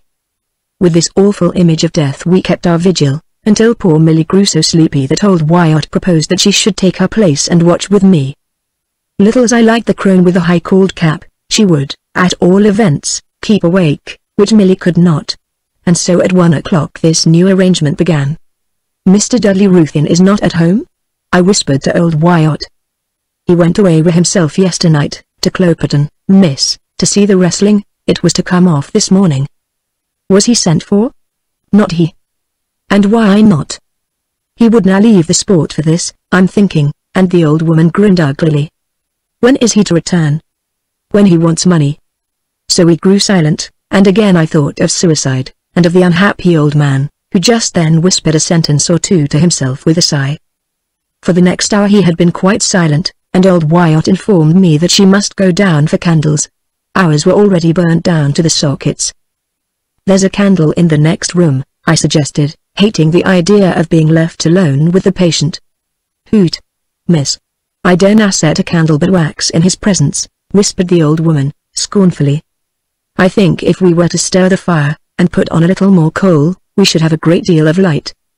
"He'll ha the candles," said Dame Wyatt, doggedly, and she tottered from the chamber, muttering to herself, and I heard her take her candle from the next room and depart, shutting the outer door after her. Here was I then alone, but for this unearthly companion, whom I feared inexpressibly, at 2 o'clock, in the vast old house of Bartram. I stirred the fire. It was low, and would not blaze. I stood up, and, with my hand on the mantelpiece, endeavored to think of cheerful things. But it was a struggle against wind and tide vain, and so I drifted away into haunted regions. Uncle Silas was perfectly still. I would not suffer myself to think of the number of dark rooms and passages which now separated me from the other living tenants of the house. I awaited with a false composure the return of old Wyatt. Over the mantelpiece was a looking-glass. At another time this might have helped to entertain my solitary moments, but now I did not like to venture a peep. A small thick Bible lay on the chimney-piece, and leaning its back against the mirror, I began to read in it with a mind as attentively directed as I could. While so engaged in turning over the leaves, I lighted upon 2 or 3 odd-looking papers, which had been folded into it. One was a broad printed thing, with names and dates written into blank spaces, and was about the size of a quarter of a yard of very broad ribbon. The others were mere scraps, with Dudley Ruthven penned in my cousin's vulgar round hand at the foot. While I folded and replaced these, I really don't know what caused me to fancy that something was moving behind me, as I stood with my back toward the bed. I do not recollect any sound whatever, but instinctively I glanced into the mirror, and my eyes were instantly fixed by what I saw. The figure of Uncle Silas rose up, and dressed in a long white morning gown, slid over the end of the bed, and with 2 or 3 swift noiseless steps, stood behind me, with a death-like scowl and a simper. Preternaturally tall and thin, he stood for a moment almost touching me, with the white bandage pinned across his forehead, his bandaged arm stiffly by his side, and diving over my shoulder, with his long thin hand he snatched the Bible, and whispered over my head, "The serpent beguiled her and she did eat," and after a momentary pause, he glided to the farthest window, and appeared to look out upon the midnight prospect. It was cold, but he did not seem to feel it. With the same inflexible scowl and smile, he continued to look out for several minutes, and then with a great sigh, he sat down on the side of his bed, his face immovably turned towards me, with the same painful look. It seemed to me an hour before old Wyatt came back, and never was lover made happier at sight of his mistress than I to behold that withered crone. You may be sure I did not prolong my watch. There was now plainly no risk of my uncle's relapsing into lethargy. I had a long hysterical fit of weeping when I got into my room, with honest Mary Quince by my side. Whenever I closed my eyes, the face of Uncle Silas was before me, as I had seen it reflected in the glass. The sorceries of Bartram were enveloping me once more. Next morning the doctor said he was quite out of danger, but very weak. Millie and I saw him, and again in our afternoon walk we saw the doctor marching under the trees in the direction of the windmill wood. "Going down to see that poor girl there?" he said, when he had made his salutation, prodding with his levelled stick in the direction. "Hawk, or Hawks, I think." "Beauty's sick, Maud," exclaimed Millie. "Hawks. She's upon my dispensary list." "Yes," said the doctor, looking into his little notebook. "Hawks. And what is her complaint?" "Rheumatic fever." "Not infectious?" "Not the least, no more, as we say, Miss Ruthven, than a broken leg," and he laughed obligingly. So soon as the doctor had departed, Millie and I agreed to follow to Hawk's cottage and inquire more particularly how she was. To say truth, I am afraid it was rather for the sake of giving our walk a purpose and a point of termination, than for any very charitable interest we might have felt in the patient. Over the inequalities of the upland slope, clumped with trees, we reached the gabled cottage, with its neglected little farmyard. A rheumatic old woman was the only attendant, and, having turned her ear in an attitude of attention, which induced us in gradually exalted keys to inquire how Meg was, she informed us in very loud tones that she had long lost her hearing and was perfectly deaf, and added considerately, "When the man comes in, happen he'll tell you what ye want." Through the door of a small room at the further end of that in which we were, we could see a portion of the narrow apartment of the patient, and hear her moans and the doctor's voice. "We'll see him, Millie, when he comes out. Let us wait here." So we stood upon the doorstone awaiting him. The sounds of suffering had moved my compassion and interested us for the sick girl. "Blessed if here isn't pegged up," said Millie. and the weather-stained red coat, the swarthy forbidding face and sooty locks of old Hawks loomed in sight, as he stumped, steadying himself with his stick, over the uneven pavement of the yard. He touched his hat gruffly to me, but did not seem half to like our being where we were, for he looked surly, and scratched his head under his wide-awake. "Your daughter is very ill, I'm afraid," said I. "She'll be costing me a handful, like her mother did," said Pegtop. "I hope her room is comfortable, poor thing." That's it, she be comfortable enough, I warrant more nor I. It be all Meg, and now to Dickon." "When did her illness commence?" I asked. "Day the mare were shod Saturday. I talked a bit with the workers folk, but they won't jine out dang and how be I to dot? It be allays hard bread with Silas, and a deal harder now she ta'en them pains. I won't stand it much longer. Gammon. If she keeps on that way I'll just cut. See how the workers fellows ill like that." "The doctor gives his services for nothing," I said. "And does nothing, bless him. Ha, ha. No more nor that old deaf gammon ever costs me 3 tizzies a week, and hain't worth a porth no more nor Megtha, that's making all she can know them pains. They be all a foolin' o' me, and thinks I don't know't. Hey? We'll see." All this time he was cutting a bit of tobacco into shreds on the window stone. "A workin' man be same as a hoss, if he bain't cared. He can't work 'tisn't in him," and with these words, having by this time stuffed his pipe with tobacco, he poked the deaf lady, who was pattering about with her back toward him, rather viciously with the point of his stick, and signed for a light. "It bain't in him, you can't get it out o' him, no more nor ye'll draw smoke out o' this," and he raised his pipe an inch or two, with his thumb on the bowl, without baccy and fire. "'Tisn't in it." "Maybe I can be of some use?" I said, thinking. "Maybe," he rejoined. By this time he received from the old deaf Abigail a flaming roll of brown paper, and, touching his hat to me, he withdrew, lighting his pipe and sending up little white puffs, like the salute of a departing ship. So he did not care to hear how his daughter was, and had only come here to light his pipe. Just then the doctor emerged. "We have been waiting to hear how your poor patient is today?" I said.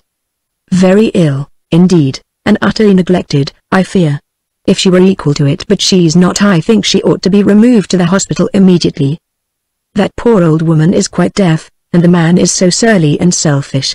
Could you recommend a nurse who would stay here till she's better? I will pay her with pleasure, and anything you think might be good for the poor girl." So this was settled on the spot. Dr. Jolks was kind, like most men of his calling, and undertook to send the nurse from Feltram with a few comforts for the patient, and he called Dickon to the yard gate, and I suppose told him of the arrangement, and Millie and I went to the poor girl's door and asked, "May we come in?" There was no answer. So, with the conventional construction of silence, we entered. Her looks showed how ill she was. We adjusted her bedclothes, and darkened the room, and did what we could for her, noting, beside, what her comfort chiefly required. She did not answer any questions. She did not thank us. I should almost have fancied that she had not perceived our presence, had I not observed her dark, sunken eyes once or twice turned up towards my face, with a dismal look of wonder and inquiry. The girl was very ill, and we went every day to see her. Sometimes she would answer our questions, sometimes not. Thoughtful, observant, surly, she seemed, and as people like to be thanked, I sometimes wonder that we continued to throw our bread upon these ungrateful waters. Millie was specially impatient under this treatment, and protested against it, and finally refused to accompany me into poor Beauty's bedroom. "I think, my good Meg," said I one day, as I stood by her bed, she was now recovering with the sure scent of youth, "that you ought to thank Miss Millie." "I'll not thank her," said Beauty, doggedly. "Very well, Meg, I only thought I'd ask you, for I think you ought." As I spoke, she very gently took just the tip of my finger, which hung close to her coverlet, in her fingers, and drew it beneath, and before I was aware, burying her head in the clothes, she suddenly clasped my hand in both hers to her lips, and kissed it passionately, again and again, sobbing. I felt her tears. I tried to withdraw my hand, but she held it with an angry pull, continuing to weep and kiss it. "Do you wish to say anything, my poor Meg?" I asked. "Nowt, miss," she sobbed gently, and she continued to kiss my hand and weep. But suddenly she said, "I won't thank Millie, for it's a you, it bain't her, she hadn't the thought, no, no, it's a you, miss. I cried hearty in the dark last night, thinking o' the apples, and the way I knocked them a per o' my foot. The day further rapped me o'er the head with his stick. It was kind o' you and very bad o' me. I wish you'd beat me, miss. Ye're better to me than father or mother, better to me than and I wish I could die for you, miss, for I'm not fit to look at you. I was surprised. I began to cry. I could have hugged poor Meg. I did not know her history. I have never learned it since. She used to talk with the most utter self-abasement before me. It was no religious feeling, it was a kind of expression of her love and worship of me, all the more strange that she was naturally very proud. There was nothing she would not have borne from me except the slightest suspicion of her entire devotion, or that she could in the most trifling way wrong or deceive me. I am not young now. I have had my sorrows, and with them all that wealth, virtually unlimited, can command, and through the retrospect a few bright and pure lights quiver along my life's dark stream, dark, but for them, and these are shed, not by the splendor of a splendid fortune, but by 2 or 3 of the simplest and kindest remembrances, such as the poorest and homeliest life may count up, and beside which, in the quiet hours of memory, all artificial triumphs pale, and disappear, for they are never quenched by time or distance, being founded on the affections, and so far heavenly. Chapter 45, a chapter full of lovers. We had about this time a pleasant and quite unexpected visit from Lord Ilbury. He had come to pay his respects, understanding that my uncle Silas was sufficiently recovered to see visitors. And I think I'll run upstairs first, and see him, if he admits me, and then I have ever so long a message from my sister, Mary, for you and Miss Millicent, but I had better dispose of my business first, don't you think so? And I shall return in a few minutes. And as he spoke our tremulous old butler returned to say that Uncle Silas would be happy to see him. So he departed, and you can't think how pleasant our homely sitting room looked with his coat and stick in it, guarantees of his return. Do you think, Milly, he is going to speak about the timber, you know, that Cousin Nellie spoke of? I do hope not. So do I, said Milly. I wish he'd stayed a bit longer with us first, for if he does, Father will sure to turn him out of doors, and we'll see no more of him.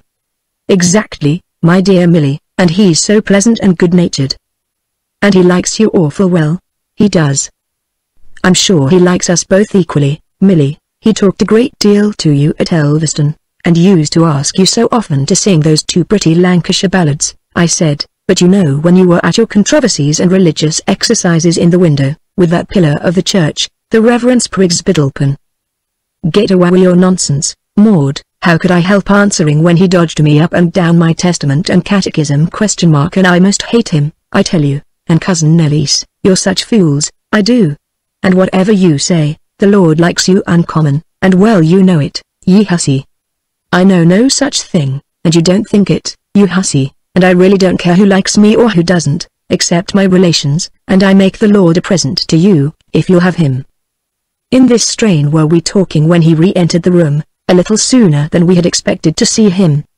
Milly, who, you are to recollect, was only in process of reformation, and still retained something of the Derbyshire dairymaid, gave me a little clandestine pinch on the arm just as he made his appearance. I just refused a present from her, said odious Milly, in answer to his inquiring look, because I knew she could not spare it. The effect of all this was that I blushed one of my overpowering blushes. People told me they became me very much. I hope so, for the misfortune was frequent, and I think nature owed me that compensation. It places you both in a most becoming light, said Lord Ilbury, quite innocently. I really don't know which most to admire, the generosity of the offer or of the refusal. Well, it was kind, if you but knew. I'm most tempted to tell him, said Milly. I checked her with a really angry look, and said, perhaps you have not observed it, but I really think, for a sensible person, my cousin Milly here talks more nonsense than any 20 other girls. A 20-girl power. That's an immense compliment. I've the greatest respect for nonsense, I owe it so much, and I really think if nonsense were banished, the earth would grow insupportable. Thank you, Lord Ilbury, said Milly, who had grown quite easy in his company during our long visit at Elveston, and I tell you, Miss Maud, if you grow saucy, I'll accept your present, and what will you say then? I really don't know, but just now I want to ask Lord Ilbury how he thinks my uncle looks. Neither I nor Milly have seen him since his illness. Very much weaker, I think, but he may be gaining strength. Still, as my business was not quite pleasant, I thought it better to postpone it, and if you think it would be right, I'll write to Dr. Briley to ask him to postpone the discussion for a little time." I at once assented, and thanked him. Indeed, if I had had my way, the subject should never have been mentioned. I felt so hard-hearted and rapacious, but Lord Ilbury explained that the trustees were constrained by the provisions of the will, and that I really had no power to release them, and I hoped that Uncle Silas also understood all this.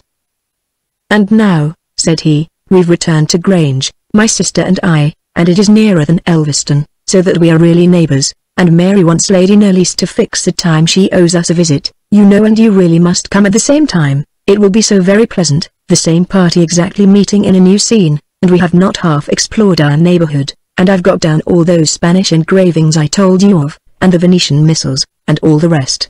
I think I remember very accurately the things you were most interested by, and they're all there, and really you must promise, you and Miss Millicent truth in.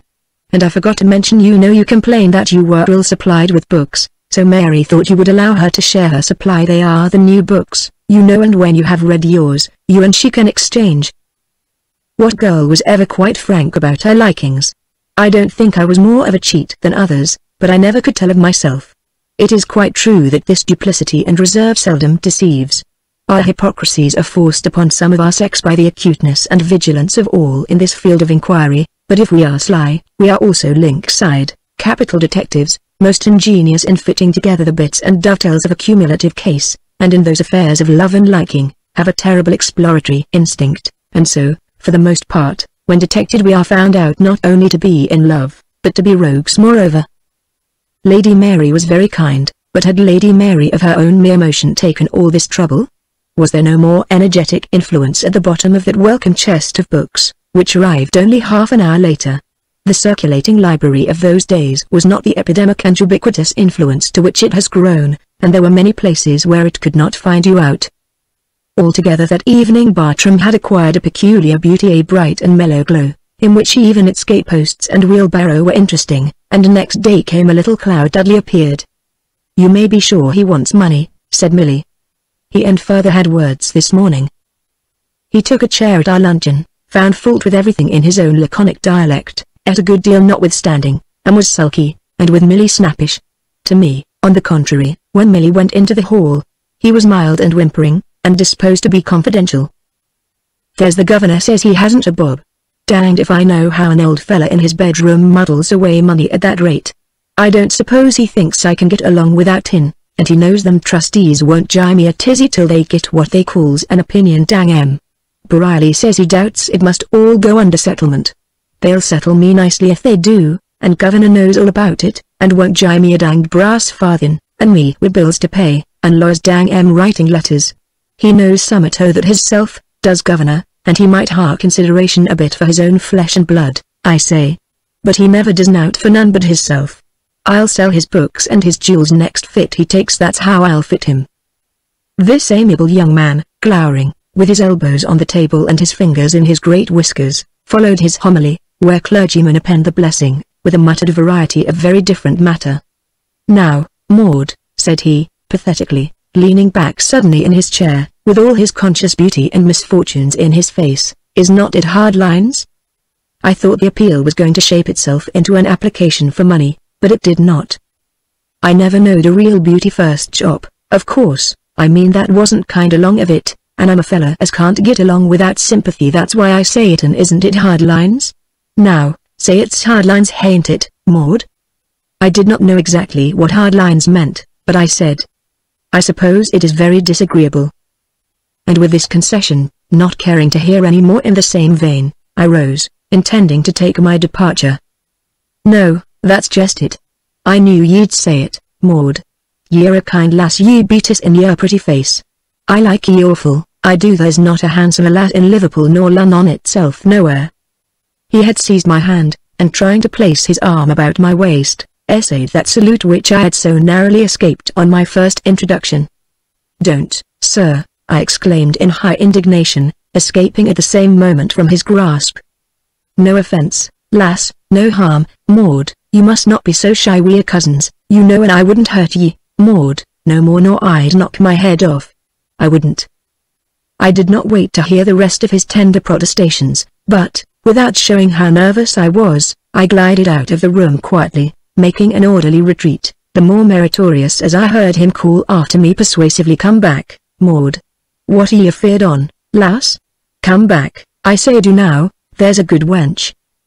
As Millie and I were taking our walk that day, in the direction of the Windmill Wood, to which, in consequence perhaps of some secret order, we had now free access, we saw Beauty, for the first time since her illness, in the little yard, throwing grain to the poultry. "How do you find yourself today, Meg? I am very glad to see you able to be about again, but I hope it is not too soon." We were standing at the barred gate of the little enclosure, and quite close to Meg, who, however, did not choose to raise her head, but, continuing to shower her grain and potato skins among her hens and chickens, said in a low tone, "Father bain't in sight? Look just round a bit and say if ye see him." But Dickon's dusky red costume was nowhere visible. So Meg looked up, pale and thin, and with her old grave, observant ease, and she said quietly, "'Tisn't that I'm not glad to see ye, but if father was to spy me talking friendly wi' ye, now that I'm hearty, and you having no more call to me, he'd be allays a-watching and thinking I was tellin' no tales, and happen he'd want me to worrit ye for money, Miss Maud, and 'tisn't here he'd spend it, but in the Feltram potasses. He would, and we want for nothing that's good for us. But that's how 'twould be, and he'd allays be a-joying and a-licking of I, so don't mind me, Miss Maud, and happen I might do ye a good turn some day." A few days after this little interview with Meg, as Millie and I were walking briskly, for it was a clear frosty day, along the pleasant slopes of the sheep walk, we were overtaken by Dudley Ruthven. It was not a pleasant surprise. There was this mitigation, however: we were on foot, and he driving in a dog-cart along the track leading to the moor, with his dogs and gun. He brought his horse for a moment to a walk, and with a careless nod to me, removing his short pipe from his mouth, he said, "Governor's coming for ye, Millie, and he told me to send you slick home to him if I saw you, and I think he'll jar ye some money, but ye better take him while he's in the humour, lass, or mayhap ye'll go long without." And with those words, apparently intent on his game, he nodded again, and, pipe in mouth, drove at a quick trot over the slope of the hill, and disappeared. So I agreed to await Millie's return while she ran home, and rejoined me where I was. Away she ran, in high spirits, and I wandered listlessly about in search of some convenient spot to sit down upon, for I was a little tired. She had not been gone 5 minutes, when I heard a step approaching, and looking round, saw the dog-cart close by, the horse browsing on the short grass, and Dudley Ruthven within a few paces of me. "Ye see, Maud, I've been thinking why you're so vexed wi' me, and I thought I'd just come back and ask ye what I may ha' done to anger ye so. There's no sin in that, I think, is there?" "I'm not angry. I did not say so." "I hope that's enough," I said, startled, and, notwithstanding my speech, very angry, for I felt instinctively that Millie's dispatch homeward was a mere trick, and I the dupe of this coarse stratagem. "Well then, if ye bain't angry, so much the better, Maud. I only want to know why you're afeard o' me. I never struck a man foul, much less hurt a girl, in my days. Besides, Maud, I likes ye too well to hurt ye. Dang it, lass, you're my cousin, ye know, and cousins is allays together and lovin' like, and none says again it." "I've nothing to explain." "There is nothing to explain. I've been quite friendly," I said, hurriedly. "Friendly? Well, if the bain't a cram, how can ye think it friendly, Maud, when ye won't a'most shake hands wi' me? It's enough to make a fella swear, or cry a'most. Why do ye like aggravatin' a poor devil? Now bain't ye an ill-natured little puss, Maud, and I liken ye so well? You're the prettiest lass in Derbyshire, there's nothing I wouldn't do for ye." And he backed his declaration with an oath. "Be so good, then, as to re-enter your dog-cart and drive away," I replied, very much incensed. "Now, there it is again. Ye can't speak me civil. Another fella'd fly out, and maybe kiss ye for spite, but I bain't that sort. I'm all for coaxin' and kindness, and ye won't let me. What be you drivin' at, Maud?" "I think I've said very plainly, sir, that I wish to be alone. You've nothing to say, except utter nonsense, and I've heard quite enough. Once for all, I beg, sir, that you will be so good as to leave me." "Well, now, look here, Maud, I'll do anything you like, burn me if I don't, if you'll only just be kind to me, like cousins should. What did I ever do to vex you? If you think I like any lass better than you, some fella at Elveston's been talking, maybe it's nowt but lies and nonsense. Not but there's lots o' wenches likes me well enough, though I be a plain lad, and speaks my mind straight out.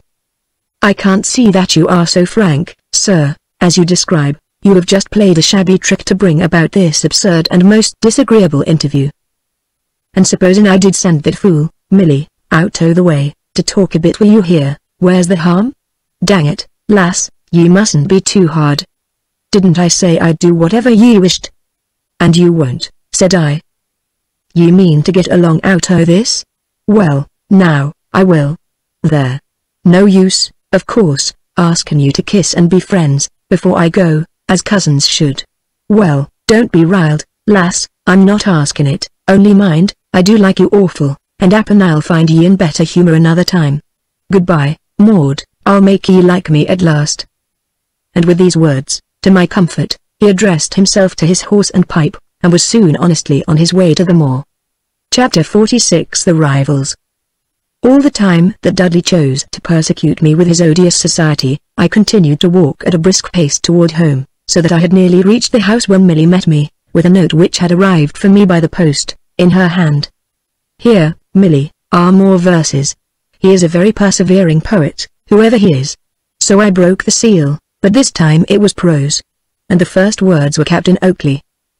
I confessed to an odd sensation as these remarkable words met my eye. It might possibly be a proposal.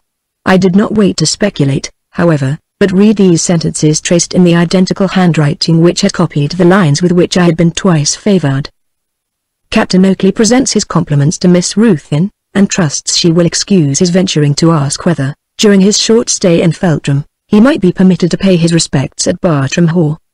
He has been making a short visit to his aunt, and could not find himself so near without at least attempting to renew an acquaintance which he has never ceased to cherish in memory.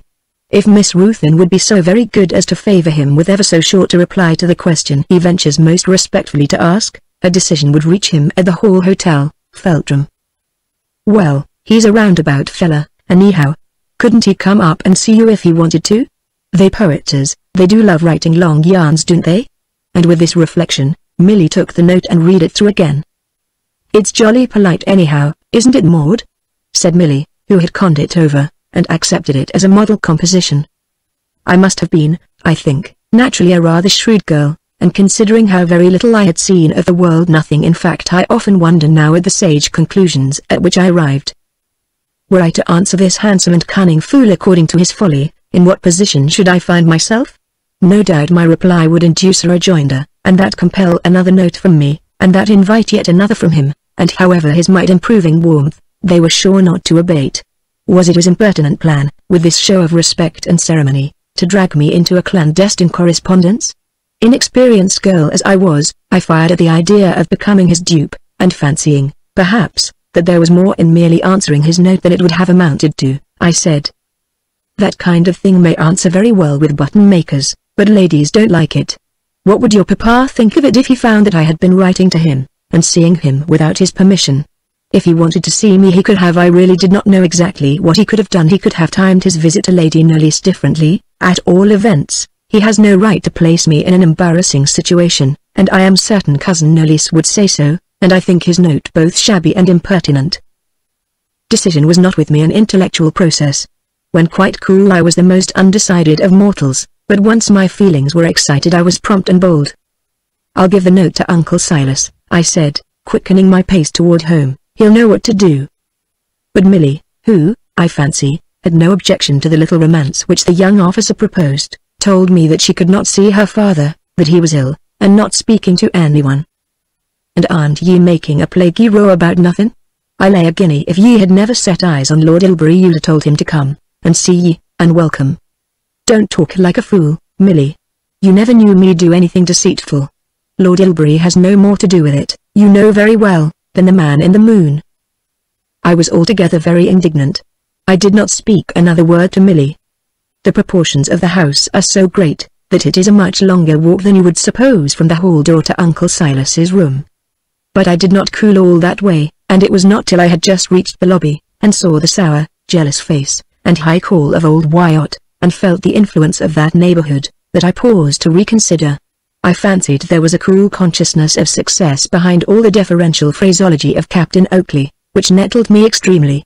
No, there could be no doubt. I tapped softly at the door.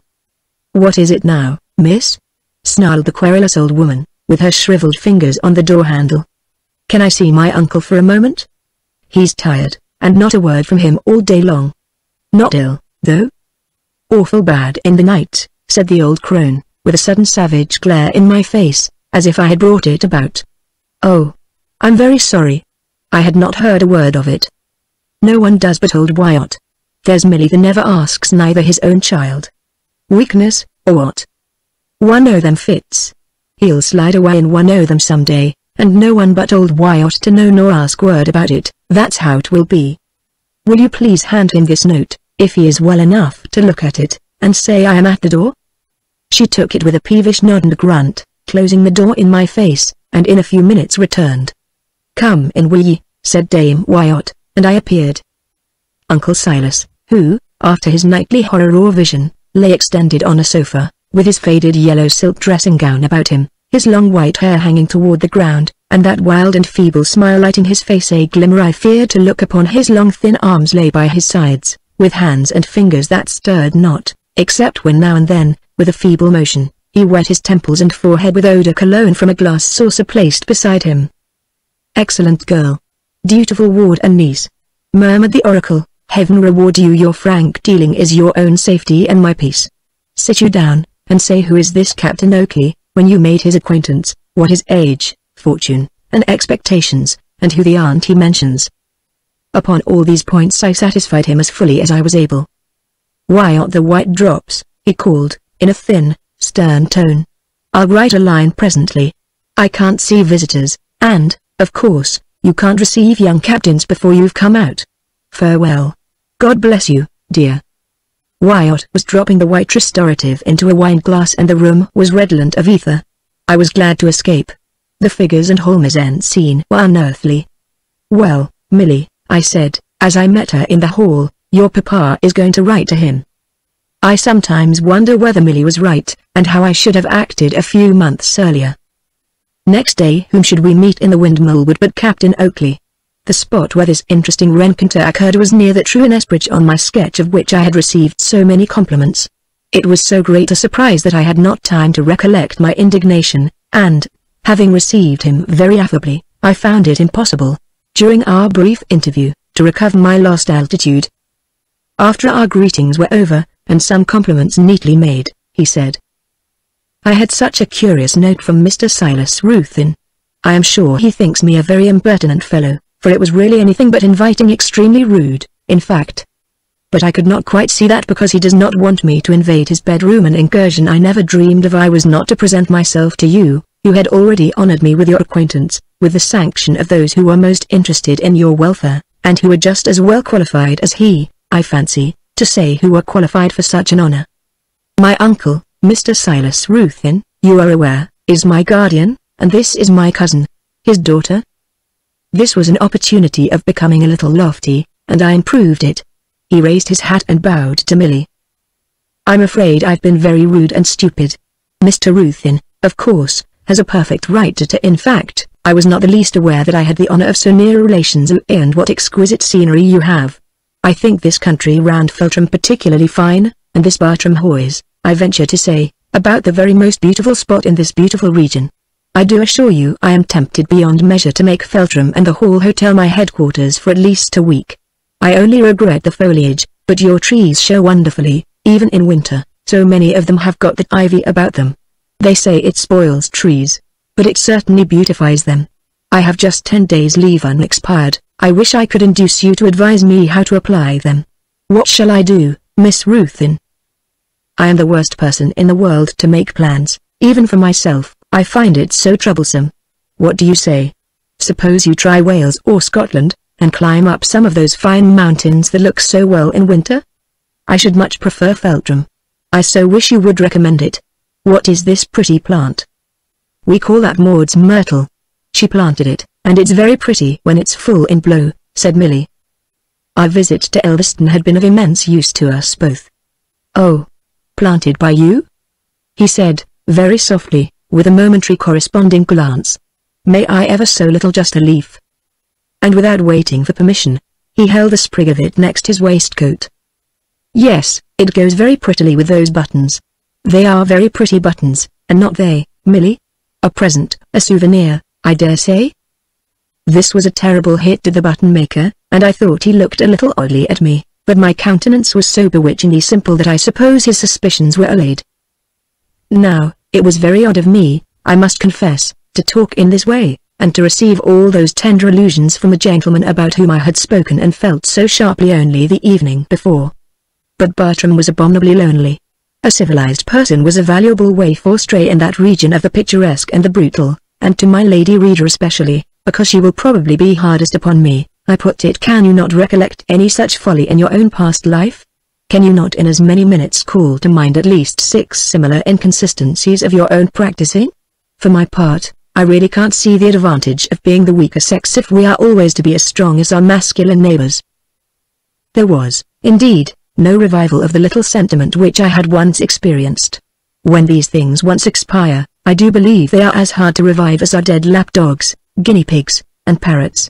It was my perfect coolness which enabled me to chat, I flatter myself, so agreeably with the refined captain, who plainly thought me his captive, and was probably now and then thinking what was to be done to utilize that little bit of Bertram, or to beautify some other, when he should see fit to become its master, as we rambled over these wild but beautiful grounds. It was just about then that Millie nudged me rather vehemently, and whispered, "Look there." I followed with mine in the direction of her eyes, and saw my odious cousin, Dudley, in a flagrant pair of cross-barred peg-tops, and what Millie before her reformation used to call other slops of corresponding atrocity, approaching our refined little party with great strides. I really think that Millie was very nearly ashamed of him. I certainly was. I had no apprehension, however, of the scene which was imminent. The charming captain mistook him probably for some rustic servant of the place, for he continued his agreeable remarks up to the very moment when Dudley, whose face was pale with anger, and whose rapid advance had not served to cool him, without recollecting to salute either Millie or me, accosted our elegant companion as follows: "By your leave, master, bain't you somewhat in the wrong box here, don't you think?" He had planted himself directly in his front, and looked unmistakably menacing. "May I speak to him? Will you excuse me?" said the captain blandly. They'll excuse ye ready enough, I dessay, you're to deal with me though. Bain't ye in the wrong box now?" "I'm not conscious, sir, of being in a box at all," replied the captain, with severe disdain. "It strikes me you are disposed to get up a row. Let us, if you please, get a little apart from the ladies if that is your purpose. I mean to turn you out this the way ye came. If you make a row, so much the worse for you, for I'll lick ye to fits." "Tell him not to fight," whispered Millie, "he'll a no chance with Dudley." I saw Dickon Hawkes grinning over the paling on which he leaned. "Mr. Hawkes," I said, drawing Millie with me toward that unpromising mediator, "pray prevent unpleasantness and go between them." "And get licked o' both sides?" "Rather not, miss, thank ye," grinned Dickon, tranquilly. "Who are you, sir?" demanded our romantic acquaintance, with military sternness. "I'll tell you who you are, you Oakley, as stops at the hall. The governor wrote, overnight, not to dare show your nose inside the grounds. You're a half-starved cap'n, come down here to look for a wife, and—" Before Dudley could finish his sentence, Captain Oakley, than whose face no regimentals could possibly have been more scarlet, at that moment, struck with his switch at Dudley's handsome features. I don't know how it was done, by some devilish cantrip sleight. A smack was heard, and the captain lay on his back on the ground, with his mouth full of blood. "How do you like the taste o' that?" roared Dickon, from his post of observation. In an instant Captain Oakley was on his feet again, hatless, looking quite frantic, and striking out at Dudley, who was ducking and dipping quite coolly, and again the same horrid sound, only this time it was double, like a quick postman's knock, and Captain Oakley was on the grass again. "Tapped his smiller, by!" thundered Dickon, with a roar of laughter. "Come away, Millie, I'm growing ill," said I. "Drop it, Dudley, I tell ye, you'll kill him," screamed Millie. But the devoted captain, whose nose, and mouth, and shirt front formed now but one great patch of blood, and who was bleeding beside over one eye, dashed at him again. I turned away. I felt quite faint, and on the point of crying, with mere horror. "Hammer away at his knocker," bellowed Dickon, in a frenzy of delight. "He'll break it now, if it ain't already," cried Millie, alluding, as I afterwards understood, to the captain's Grecian nose. "Bravo, little un. The captain was considerably the taller. Another smack, and, I suppose, Captain Oakley fell once more. Hooray! The dinner service again, by, roared Dickon. Stick to that. Over the same ground subsoil, I say. He ha'n't enough yet. In a perfect tremor of disgust, I was making as quick a retreat as I could, and as I did, I heard Captain Oakley shriek hoarsely. You're a deep prize fighter, I can't box you. I told ye I'd lick ye to fits, hooted Dudley. But you're the son of a gentleman, and you shall fight me as a gentleman. A yell of hooting laughter from Dudley and Dickon followed this sally. Jie my love to the Colonel, and think o' me when ye look in the glass, won't ye? And so you're going after all, well, follow what's left o' your nose. Ye forgot some o' your ivories, didn't ye, on th grass? These and many similar jibes followed the mangled captain in his retreat. Chapter 47 Dr. Brierly reappears. No one who has not experienced it can imagine the nervous disgust and horror which such a spectacle as we had been forced in part to witness leaves upon the mind of a young person of my peculiar temperament. It affected ever after my involuntary estimate of the principal actors in it. An exhibition of such thorough inferiority, accompanied by such a shock to the feminine sense of elegance, is not forgotten by any woman. Captain Oakley had been severely beaten by a smaller man. It was pitiable, but also undignified, and Millie's anxieties about his teeth and nose, though in a certain sense horrible, had also a painful suspicion of the absurd. People say, on the other hand, that superior prowess, even in such barbarous contests, inspires in our sex an interest akin to admiration. I can positively say in my case it was quite the reverse. Dudley Ruthven stood lower than ever in my estimation, for though I feared him more, it was by reason of these brutal and cold-blooded associations. After this I lived in constant apprehension of being summoned to my uncle's room, and being called on for an explanation of my meeting with Captain Oakley, which, notwithstanding my perfect innocence, looked suspicious, but no such inquisition resulted. Perhaps he did not suspect me, or, perhaps, he thought, not in his haste, all women are liars, and did not care to hear what I might say. I rather lean to the latter interpretation. The exchequer just now, I suppose, by some means, was replenished, for next morning Dudley set off upon one of his fashionable excursions, as poor Millie thought them, to Wolverhampton. And the same day Dr. Brierly arrived. Millie and I, from my room window, saw him step from his vehicle to the courtyard. A lean man, with sandy hair and whiskers, was in the chaise with him. Dr. Brierly descended in the unchangeable black suit that always looked new and never fitted him. The doctor looked careworn, and older, I thought, by several years, than when I last saw him. He was not shown up to my uncle's room. On the contrary, Millie, who was more actively curious than I, ascertained that our tremulous butler informed him that my uncle was not sufficiently well for an interview. Whereupon Dr. Brierly had penciled a note, the reply to which was a message from Uncle Silas, saying that he would be happy to see him in 5 minutes. As Millie and I were conjecturing what it might mean, and before the 5 minutes had expired, Mary Quince entered. "Why, bid me tell you, miss, your uncle wants you this minute." When I entered his room, Uncle Silas was seated at the table, with his desk before him. He looked up. Could anything be more dignified, suffering, and venerable?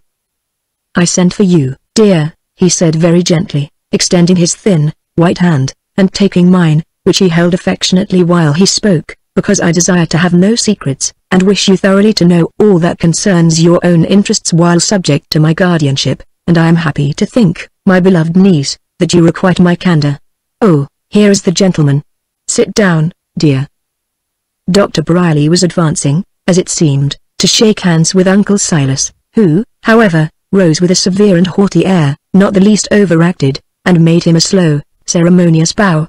I wondered how the homely doctor could confront so tranquilly that astounding statue of a A faint and weary smile, rather sad than contemptuous, was the only sign he showed of feeling his repulse.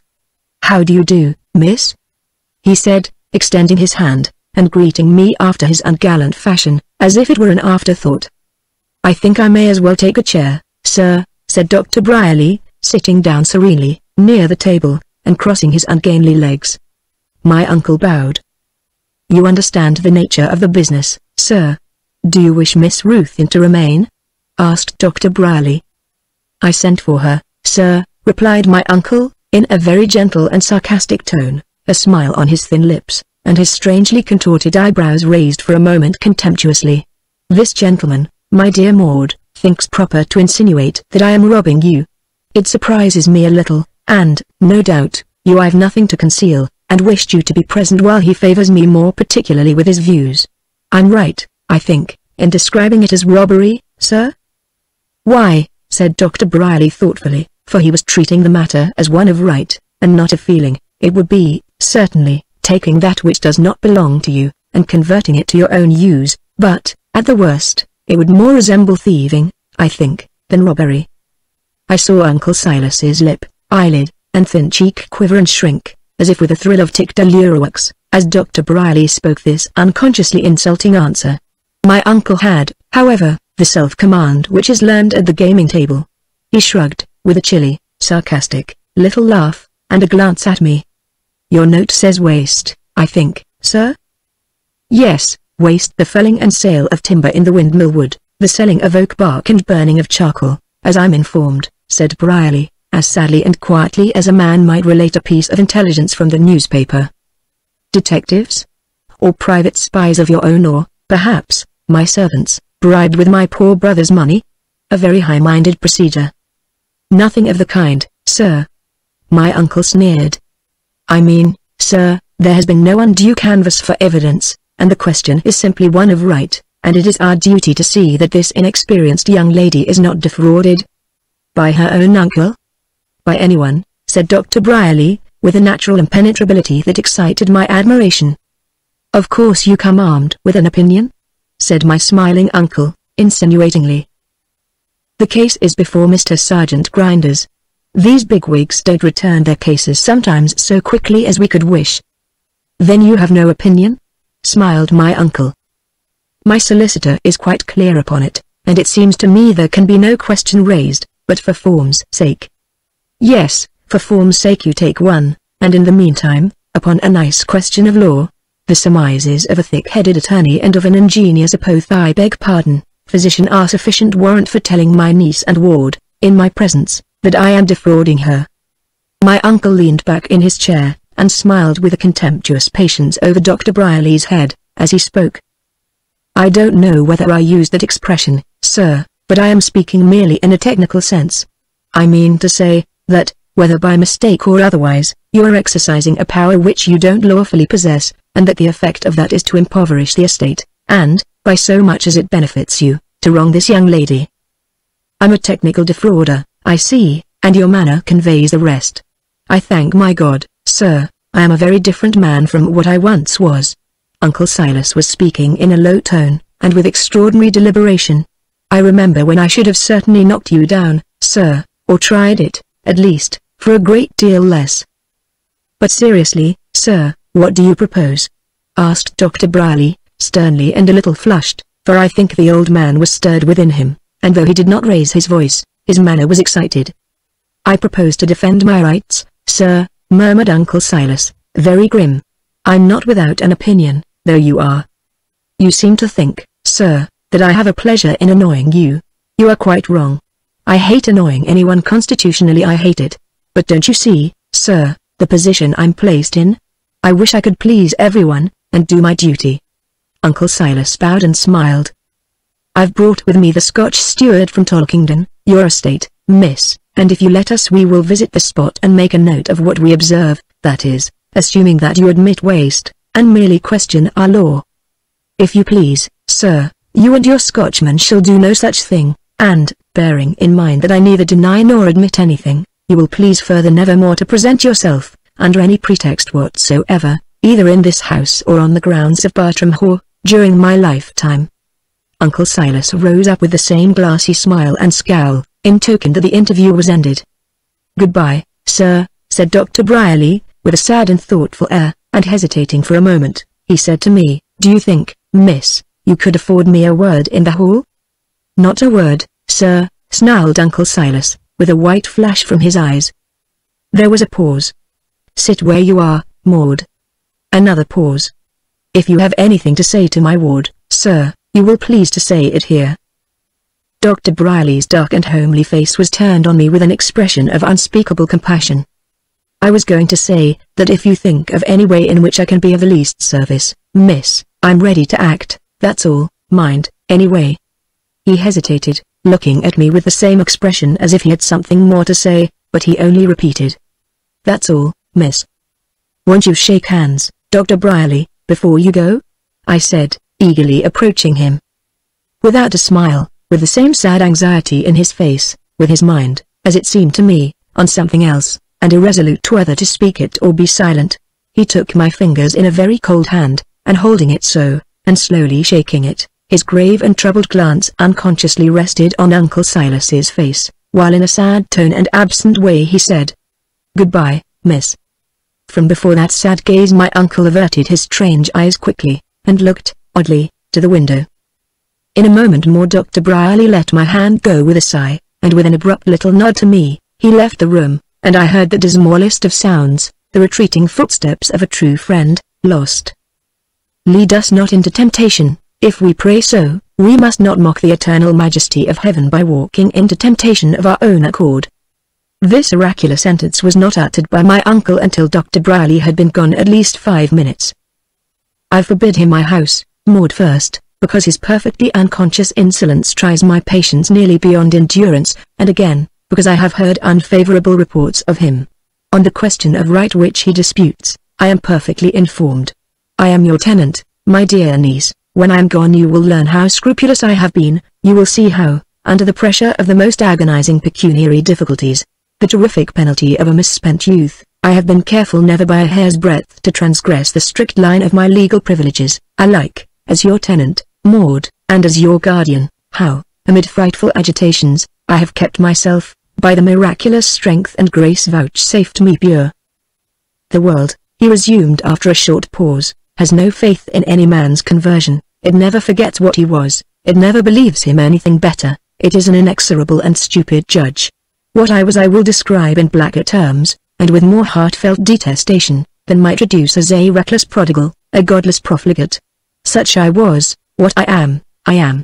If I had no hope beyond this world, of all men most miserable, but with that hope, a sinner saved.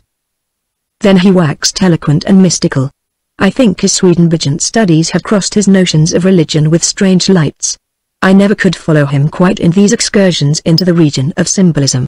I only recollect that he talked of the deluge and the waters of Mara, and said, "I am washed, I am sprinkled," and then, pausing, bathed his thin temples and forehead with eau de cologne, a process which was, perhaps, suggested by his imagery of sprinkling and so forth.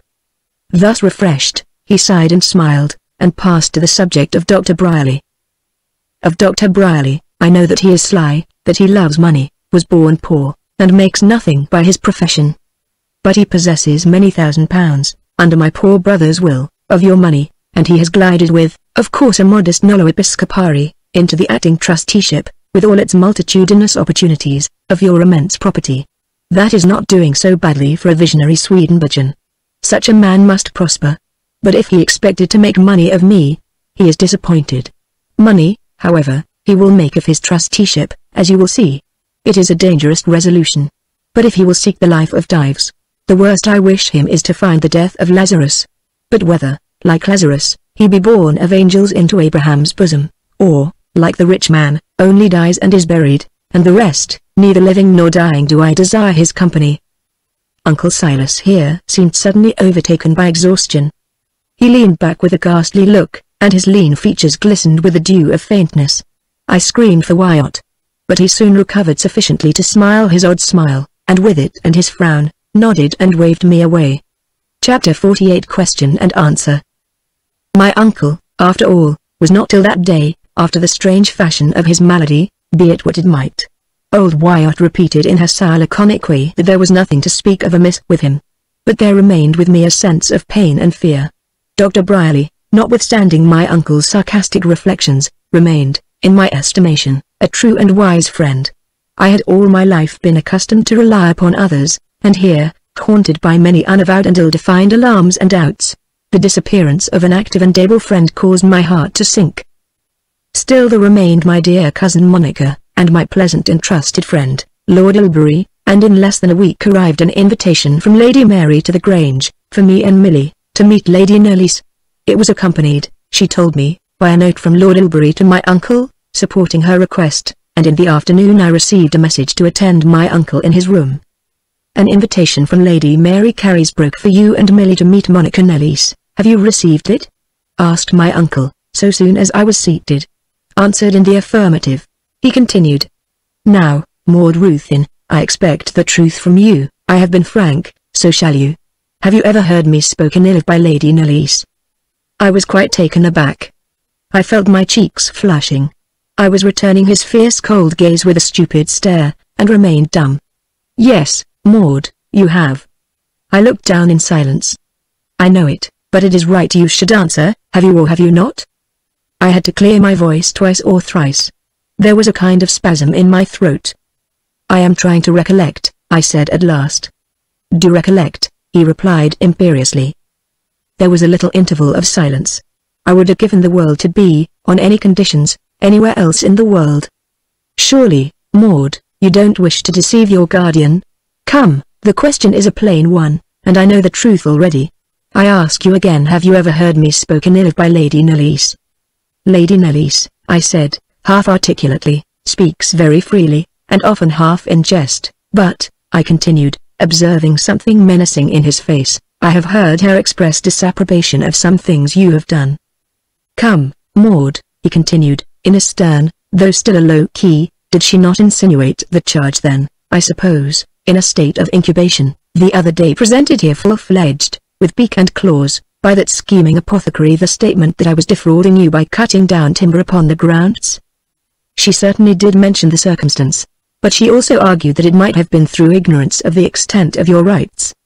Come, Maud, you must not prevaricate, girl. I will have it.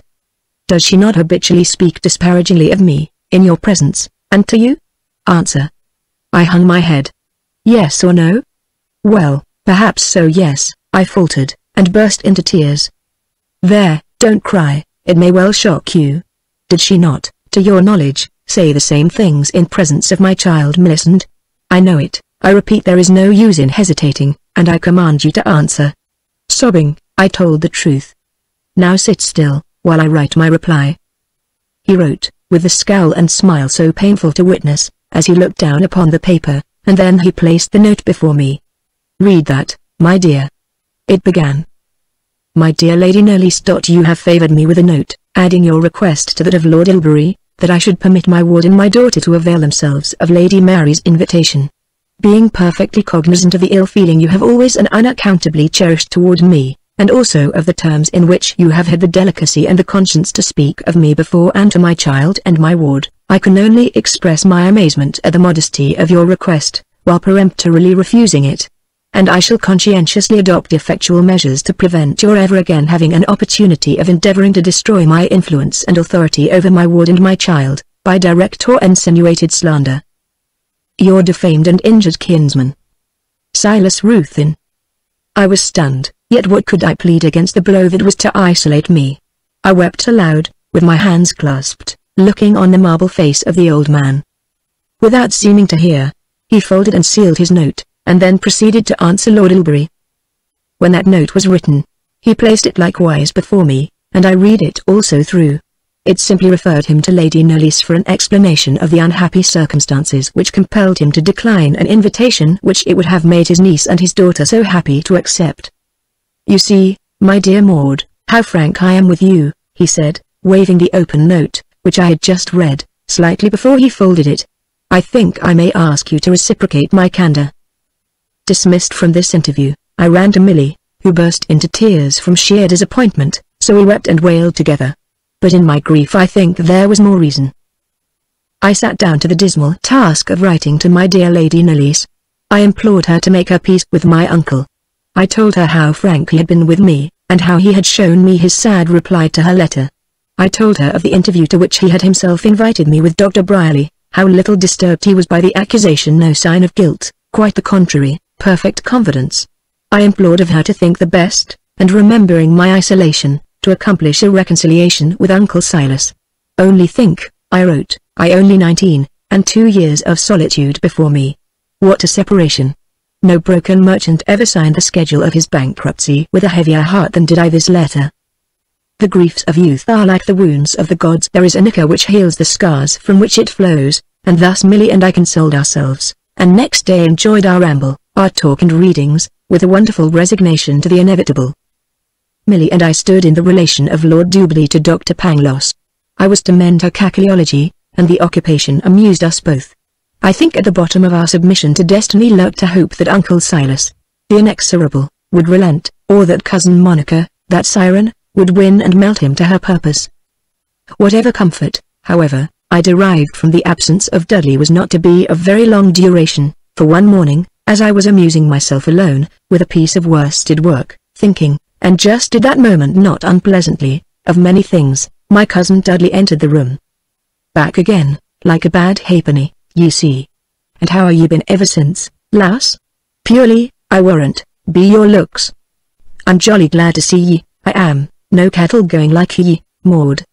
I think I must ask you to let go my hand, as I can't continue my work, I said, very stiffly, hoping to chill his enthusiasm a little. Anything to pleasure ye, Maud, timed in my heart to refuse ye nout. I ha' been to Wolverhampton, last jolly Rother and run over to Leamington, a'most broke my neck, faith, we a borrowed horse to the dogs, ye would na care, Maud, if I broke my neck, would ye? Well, 'appen, just a little, he good-naturedly supplied, as I was silent. Little over a week since I left here, by George, and to me it's half the almanac like. Can ye guess the reason, Maud? Have you seen your sister, Millie, or your father, since your return? I asked coldly. They'll keep, Maud, never mind them, it be you I want to see, it be you I were thinking on the time. I tell ye, lass, I'm allays a thinking on ye. I think you ought to go and see your father, you have been away, you say, some time. I don't think it is respectful, I said, a little sharply. If ye bid me go I'd a'most go, but I could na quite, there's nowt on earth I would na do for you, Maud, except leaving you. And that, I said, with a petulant flush, is the only thing on earth I would ask you to do. Blessed if you bain't to blushin', Maud, he drawled, with an odious grin. His stupidity was proof against everything. It is too bad, I muttered, with an indignant little pat of my foot and a mimic stamp. Well, you lasses be queer cattle, ye are angry wi' me now, 'cause ye think I got into mischief, ye do, Maud, ye note, ye buxom little fool, down there at Wolverhampton, and just for that ye are ready to turn me off again the minute I come back. 'Tisn't fair. I don't understand you, sir, and I beg that you'll leave me. Now, didn't I tell ye about leaving ye, Maud? 'Tis the only thing I can't compass for your sake. I'm just a child in your hands, I am, ye know. I can lick a big fella to pot as limp as a rag, by George! His oaths were not really so mild, ye see summerto that t'other day. Well, don't be vexed, Maud, 'twas all along o' you, ye know, I were a bit jealous, 'appen, but anyhow I can do it, and look at me here, just a child, I say, in your hands. I wish you'd go away. Have you nothing to do, and no one to see? Why can't you leave me alone, sir? 'Cause I can't, Maud, that's just why, and I wonder, Maud, how can you be so ill-natured, when you see me like this, how can ye? I wish Millie would come, said I peevishly, looking toward the door. Well, I'll tell you how it is, Maud. I may as well have it out. I like you better than any lass that ever I saw, a deal, you're nicer by chalks, there's none like ye there isn't, and I wish you'd have me. I ha'n't he much tin father's ran through a deal, he's pretty well up a tree, ye know, but though I bain't so rich as some folk, I'm a better man, 'appen, and if he'd take a tidy lad, that likes ye awful, and 'd die for your sake, why here he is. What can you mean, sir? I exclaimed, rising in indignant bewilderment. I mean, Maud, if ye'll marry me, you'll never ha' cause to complain, I'll never let ye want for nowt, nor jar ye a wry word. Actually a proposal, I ejaculated, like a person speaking in a dream. I stood with my hand on the back of a chair, staring at Dudley, and looking, I dare say, as stupefied as I felt. There's a good lass, ye would na deny me, said the odious creature, with one knee on the seat of the chair behind which I was standing, and attempting to place his arm lovingly round my neck. This effectually roused me, and starting back, I stamped upon the ground with actual fury. What has there ever been, sir, in my conduct, words, or looks, to warrant this unparalleled audacity? but that you are as stupid as you are impertinent, brutal, and ugly. You must, long ago, sir, have seen how I dislike you. How dare you, sir? Don't presume to obstruct me. I'm going to my uncle." I had never spoken so violently to mortal before. He in turn looked a little confounded, and I passed his extended but motionless arm with a quick and angry step. He followed me a pace or two, however, before I reached the door, looking horridly angry, but stopped, and only swore after me some of those wry words which I was never to have heard. I was myself, however, too much incensed, and moving at too rapid a pace, to catch their import, and I had knocked at my uncle's door before I began to collect my thoughts. "Come in," replied my uncle's voice, clear, thin, and peevish. I entered and confronted him. "Your son, sir, has insulted me." He looked at me with a cold curiosity steadily for a few seconds, as I stood panting before him with flaming cheeks. "Insulted you?" repeated he. "Egad, you surprise me." The ejaculation savored of the old man, to borrow his scriptural phrase, more than anything I had heard from him before. "How?" he continued. "How has Dudley insulted you, my dear child? Come, you're excited, sit down, take time, and tell me all about it. I did not know that Dudley was here." "I hear it is an insult."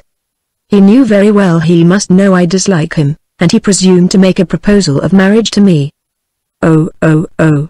exclaimed my uncle, with a prolonged intonation which plainly said, "Is that the mighty matter?" He looked at me as he leaned back with the same steady curiosity, this time smiling, which somehow frightened me, and his countenance looked to me wicked, like the face of a witch, with a guilt I could not understand. "And that is the amount of your complaint? He made you a formal proposal of marriage?" "Yes, he proposed for me." As I cooled, I began to feel just a very little disconcerted, and a suspicion was troubling me that possibly an indifferent person might think that, having no more to complain of, my language was perhaps a little exaggerated, and my demeanor a little too tempestuous. My uncle, I dare say, saw some symptoms of this misgiving, for, smiling still, he said, "My dear Maud, however just, you appear to me a little cruel. You don't seem to remember how much you are yourself to blame. You have one faithful friend at least, whom I advise your consulting. I mean your looking-glass. The foolish fellow is young, quite ignorant in the world's ways. He is in love, desperately enamored. Amor est crandera, et crandera est suffra. And suffering prompts to desperate remedies. We must not be too hard on a rough but romantic young fool, who talks according to his folly and his pain." Chapter 49 An Apparition. "But, after all," he suddenly resumed, as if a new thought had struck him, "is it quite such folly, after all? It really strikes me, dear Maud, that the subject may be worth a second thought." "No, no, you won't refuse to hear me," he said, observing me on the point of protesting. "I am, of course, assuming that you are fancy-free. I am assuming, too, that you don't care twopence about Dudley, and even that you fancy you dislike him. You know in that pleasant play, poor Sheridan, delightful fellow, ! All our fine spirits are dead. He makes Mrs. Malaprop say there is nothing like beginning with a little aversion. Now, though in matrimony, of course, that is only a joke, yet in love, believe me, it is no such thing. His own marriage with Miss Ogle, I know, was a case in point. She expressed a positive horror of him at their first acquaintance, and yet, I believe, she would, a few months later, have died rather than not have married him." I was again about to speak, but with a smile he beckoned me into silence. "There are 2 or 3 points you must bear in mind. One of the happiest privileges of your fortune is that you may, without imprudence, marry simply for love. There are few men in England who could offer you an estate comparable with that you already possess, or, in fact, appreciably increase the splendor of your fortune. If, therefore, he were in all other respects eligible, I can't see that his poverty would be an objection to weigh for one moment. He is quite a rough diamond. He has been, like many younger men of the highest rank, too much given up to athletic sports, to that society which constitutes the aristocracy of the ring and the turf, and all that kind of thing. You see, I'm putting all the worst points first. But I have known so many younger men in my day, after a madcap career of a few years among prize fighters, wrestlers, and jockeys, learning their slang and affecting their manners, take up and cultivate the graces and the decencies. There was poor dear Newgate, many degrees lower in that kind of frolic, who, when he grew tired of it, became one of the most elegant and accomplished men in the House of Peers. poor Newgate, he's gone, too. I could reckon up 50 of my early friends who all began like Dudley, and all turned out, more or less, like Newgate. At this moment came a knock at the door, and Dudley put in his head most inopportunely for the vision of his future graces and accomplishments. "My good fellow," said his father, with a sharp sort of playfulness, "I happen to be talking about my son, and should rather not be overheard. You will, therefore, choose another time for your visit." Dudley hesitated gruffly at the door, but another look from his father dismissed him. "And now, my dear, you are to remember that Dudley has fine qualities, the most affectionate son in his rough way that ever father was blessed with, most admirable qualities, indomitable courage, and a high sense of honor, and lastly, that he has the Ruthin blood, the purest blood, I maintain it, in England." My uncle, as he said this, drew himself up a little, unconsciously, his thin hand laid lightly over his heart with a little patting motion, and his countenance looked so strangely dignified and melancholy, that in admiring contemplation of it I lost some sentences which followed next. "Therefore, dear, naturally anxious that my boy should not be dismissed from home as he must be, should you persevere in rejecting his suit, I beg that you will reserve your decision to this day fortnight, when I will with much pleasure hear what you may have to say on the subject. But till then, observe me, not a word." That evening he and Dudley were closeted for a long time. I suspect that he lectured him on the psychology of ladies, for a bouquet was laid beside my plate every morning at breakfast, which it must have been troublesome to get, for the conservatory at Bartram was a desert. In a few days more an anonymous green parrot arrived, in a gilt cage, with a little note in a clerk's hand, addressed to Miss Ruthin, of the Knoll, Bartram Haugh, and C. It contained only directions for caring green parrot, at the close of which, underlined, the words appeared, "The bird's name is Maud." The bouquets I invariably left on the tablecloth, where I found them. The bird I insisted on Millie's keeping as her property. During the intervening fortnight Dudley never appeared, as he used sometime to do before, at luncheon, nor looked in at the window as we were at breakfast. He contented himself with one day placing himself in my way in the hall in his shooting accoutrements, and, with a clumsy, shuffling kind of respect, and hat in hand, he said, "I think, miss, I must a spoke uncivil t'other day. I was so awful put about, and didn't know no more nor a child what I was saying, and I wanted to tell ye I'm sorry for it, and I beg your pardon very humble, I do." I did not know what to say.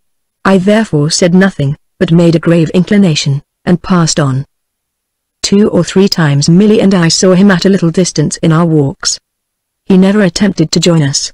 Once only he passed so near that some recognition was inevitable, and he stopped and in silence lifted his hat with an awkward respect. But although he did not approach us, he was ostentatious with a kind of telegraphic civility in the distance. He opened gates, he whistled his dogs to heel. He drove away cattle, and then himself withdrew. I really think he watched us occasionally to render these services, for in this distant way we encountered him decidedly oftener than we used to do before his flattering proposal of marriage. You may be sure that we discussed, Millie and I, that occurrence pretty constantly in all sorts of moods. Limited as had been her experience of human society, she very clearly saw now how far below its presentable level was her hopeful brother. The fortnight sped swiftly, as time always does when something we dislike and shrink from awaits us at its close. I never saw Uncle Silas during that period. It may seem odd to those who merely read the report of our last interview, in which his manner had been more playful and his talk more trifling than in any other, that from it I had carried away a profounder sense of fear and insecurity than from any other.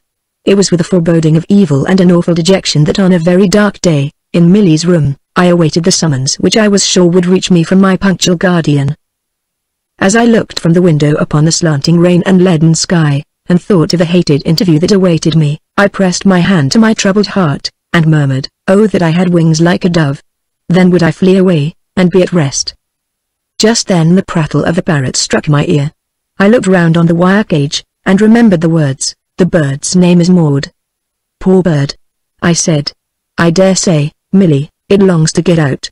If it were a native of this country, would not you like to open the window, and then the door of that cruel cage, and let the poor thing fly away?" "Must once Miss Maud," said Wyatt's disagreeable tones, at the half-open door. I followed in silence, with the pressure of a near alarm at my heart, like a person going to an operation. When I entered the room, my heart beat so fast that I could hardly speak. The tall form of Uncle Silas rose before me, and I made him a faltering reverence. He darted from under his brows a wild, fierce glance at old Wyatt, and pointed to the door imperiously with his skeleton finger. The door shut, and we were alone. "A chair?" he said, pointing to a seat. "Thank you, uncle, I prefer standing," I faltered. He also stood, his white head bowed forward, the phosphoric glare of his strange eyes shone upon me from under his brows. His fingernails just rested on the table. "You saw the luggage corded and addressed, as it stands ready for removal in the hall?" he asked. I had. Millie and I had read the cards which dangled from the trunk handles and gun case. The address was Mr. Dudley R. Ruthyn, Paris, via Dover. "I am old, agitated on the eve of a decision on which much depends. Pray relieve my suspense. Is my son to leave Bartram today in sorrow, or to remain in joy? Pray answer quickly." I stammered I know not what. I was incoherent, wild, perhaps, but somehow I expressed my meaning, my unalterable decision. I thought his lips grew whiter and his eyes shone brighter as I spoke. When I had quite made an end, he heaved a great sigh, and turning his eyes slowly to the right and the left, like a man in a helpless distraction, he whispered, "God's will be done." I thought he was upon the point of fainting. A clay tint darkened the white of his face, and, seeming to forget my presence, he sat down, looking with a despairing scowl on his ashy old hand, as it lay upon the table. I stood gazing at him, feeling almost as if I had murdered the old man. He still gazing askance, with an imbecile scowl, upon his hand. "Shall I go, sir?" I at length found courage to whisper. "Go?" he said, looking up suddenly, and it seemed to me as if a stream of cold sheet lightning had crossed and enveloped me for a moment. "Go?" ? Yes, yes, more go.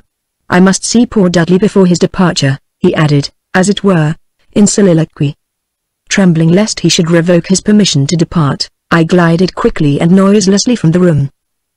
Old Wyatt was prowling outside, with a cloth in her hand, pretending to dust the carved door case. She frowned a stare of inquiry over her shrunken arm on me, as I passed. Millie, who had been on the watch, ran and met me. We heard my uncle's voice, as I shut the door, calling Dudley. He had been waiting, probably, in the adjoining room. I hurried into my chamber, with Millie at my side, and then my agitation found relief in tears, as that of girlhood naturally does. A little while after we saw from the window Dudley, looking, I thought, very pale, get into a vehicle, on the top of which his luggage lay, and drive away from Bartram. I began to take comfort. His departure was an inexpressible relief. His final departure. A distant journey. We had tea in Millie's room that night. Firelight and candles are inspiring. In that red glow I always felt and feel more safe, as well as more comfortable, than in the daylight, quite irrationally, for we know the night is the appointed day of such as love the darkness better than light, and evil walks thereby. But so it is. Perhaps the very consciousness of external danger enhances the enjoyment of the well-lighted interior, just as the storm does that roars and hurtles over the roof. While Millie and I were talking, very cosily, a knock came to the room door, and, without waiting for an invitation to enter, old Wyatt came in, and glowering at us, with her brown claw upon the door handle, she said to Millie, "You must leave your fun in, Miss Millie, and take your turn in your father's room." "Is he ill?" I asked. She answered, addressing not me, but Millie. "Or 2 hours in a fit after Master Dudley went. Will be the death o' him, I'm thinking, poor old fella. I were sorry myself when I saw Master Dudley a-going off in the moister day, poor fella. There's trouble enough in the family without a that, but 'twon't be a family long, I'm thinking. Nowt but trouble, since late changes came." Judging by the sour glance she threw on me as she said this, I concluded that I represented those late changes to which all the sorrows of the house were referred. I felt unhappy under the ill will even of this odious old woman, being one of those unhappily constructed mortals who cannot be indifferent when they reasonably ought, and always yearn after kindness, even that of the worthless. "I must go. I wish you'd come with me, Maud, I'm so afraid all alone," said Millie, imploringly. "Certainly, Millie," I answered, not liking it, "you may be sure, you shan't sit there alone." So together we went, old Wyatt cautioning us for our lives to make no noise. We passed through the old man's sitting room, where that day had occurred his brief but momentous interview with me, and his parting with his only son, and entered the bedroom at the farther end. A low fire burned in the grate. The room was in a sort of twilight. A dim lamp near the foot of the bed at the farther side was the only light burning there. Old Wyatt whispered an injunction not to speak above our breaths, nor to leave the fireside unless the sick man called or showed signs of weariness. These were the directions of the doctor, who had been there. So Millie and I sat ourselves down near the hearth, and old Wyatt left us to our resources. We could hear the patient breathe, but he was quite still. In whispers we talked, but our conversation flagged. I was, after my wont, upbraiding myself for the suffering I had inflicted. After about half an hour's desultory whispering, and intervals, growing longer and longer, of silence, it was plain that Millie was falling asleep. She strove against it, and I tried hard to keep her talking, but it would not do. Sleep overcame her, and I was the only person in that ghastly room in a state of perfect consciousness. There were associations connected with my last vigil that to make my situation very nervous and disagreeable. Had I not had so much to occupy my mind of a distinctly practical kind, Dudley's audacious suit, my uncle's questionable toleration of it, and my own conduct throughout the most disagreeable period of my existence, I should have felt my present situation a great deal more. As it was, I thought of my real troubles, and something of Cousin Nellie's, and, I confess, a good deal of Lord Ilbury. When looking towards the door, I thought I saw a human face, about the most terrible my fancy could have called up, looking fixedly into the room. It was only a 3/4, and not the whole figure. The door hid that in a great measure, and I fancied I saw, too, a portion of the fingers. The face gazed toward the bed, and in the imperfect light looked like a livid mask, with chalky eyes. I had so often been startled by similar apparitions formed by accidental lights and shadows disguising homely objects, that I stooped forward, expecting, though tremulously, to see this tremendous one in like manner dissolve itself into its harmless elements, and now, to my unspeakable terror, I became perfectly certain that I saw the countenance of Madame de la Rougière. With a cry, I started back, and shook Millie furiously from her trance. "Look! Look!" I cried.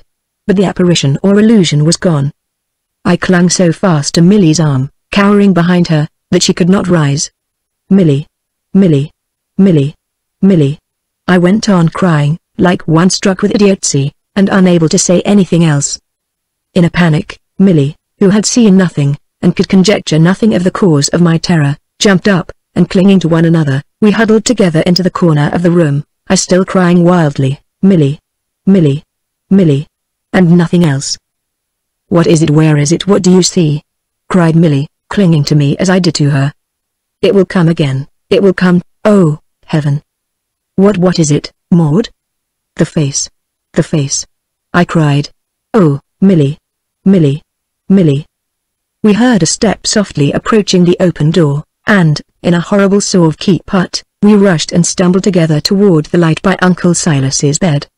But old Wyatt's voice and figure reassured us. "Millie," I said, so soon as, pale and very faint, I reached my apartment, "no power on earth shall ever tempt me to enter that room again after dark." "Why, Maud dear, what, in heaven's name, did you see?" said Millie, scarcely less terrified. "Oh, I can't, Millie. Never ask me. It is haunted. The room is haunted horribly." "Was it Shark?" whispered Millie, looking over her shoulder, all aghast. "No, don't ask me, a fiend in a worse shape." I was relieved at last by a long fit of weeping, and all night good Mary Quince sat by me, and Millie slept by my side. Starting and screaming, and drugged with sal volatile, I got through that night of supernatural terror, and saw the blessed light of heaven again. Dr. Jolks, when he came to see my uncle in the morning, visited me also. He pronounced me very hysterical, made minute inquiries respecting my hours and diet, asked what I had had for dinner yesterday. There was something a little comforting in his cool and confident pooh-poohing of the ghost theory. The result was, a regimen which excluded tea, and imposed chocolate and porter, earlier hours, and I forget all beside, and he undertook to promise that, if I would but observe his directions, I should never see a ghost again. Chapter 50 Millie's Farewell. A few days' time saw me much better. Dr. Jolks was so contemptuously sturdy and positive on the point, that I began to have comfortable doubts about the reality of my ghost, and having still a horror indescribable of the illusion, if such it were, the room in which it appeared, and everything concerning it, I would neither speak, nor, so far as I could, think of it. So, though Bartram Hall was gloomy as well as beautiful, and some of its associations awful, and the solitude that reigned there sometimes almost terrible, yet early hours, bracing exercise, and the fine air that predominates that region, soon restored my nerves to a healthier tone. But it seemed to me that Bartram Hall was to be to me a vale of tears, or rather, in my sad pilgrimage, that valley of the shadow of death through which poor Christian fared alone and in the dark. One day Milly ran into the parlour, pale, with wet cheeks, and, without saying a word, threw her arms about my neck, and burst into a paroxysm of weeping. "What is it, Milly? What's the matter, dear? What is it?"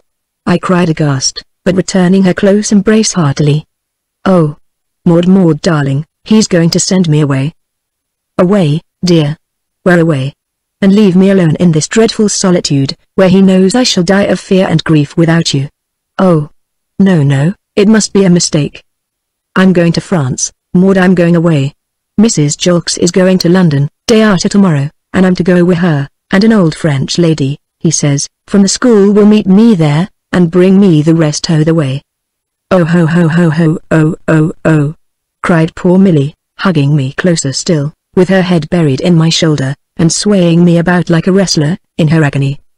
"I never were away from home afore, except that little bit with you over there at Elveston, and you were with me then, Maud, and I love you better than Bartram, better than and I think I'll die, Maud, if they take me away."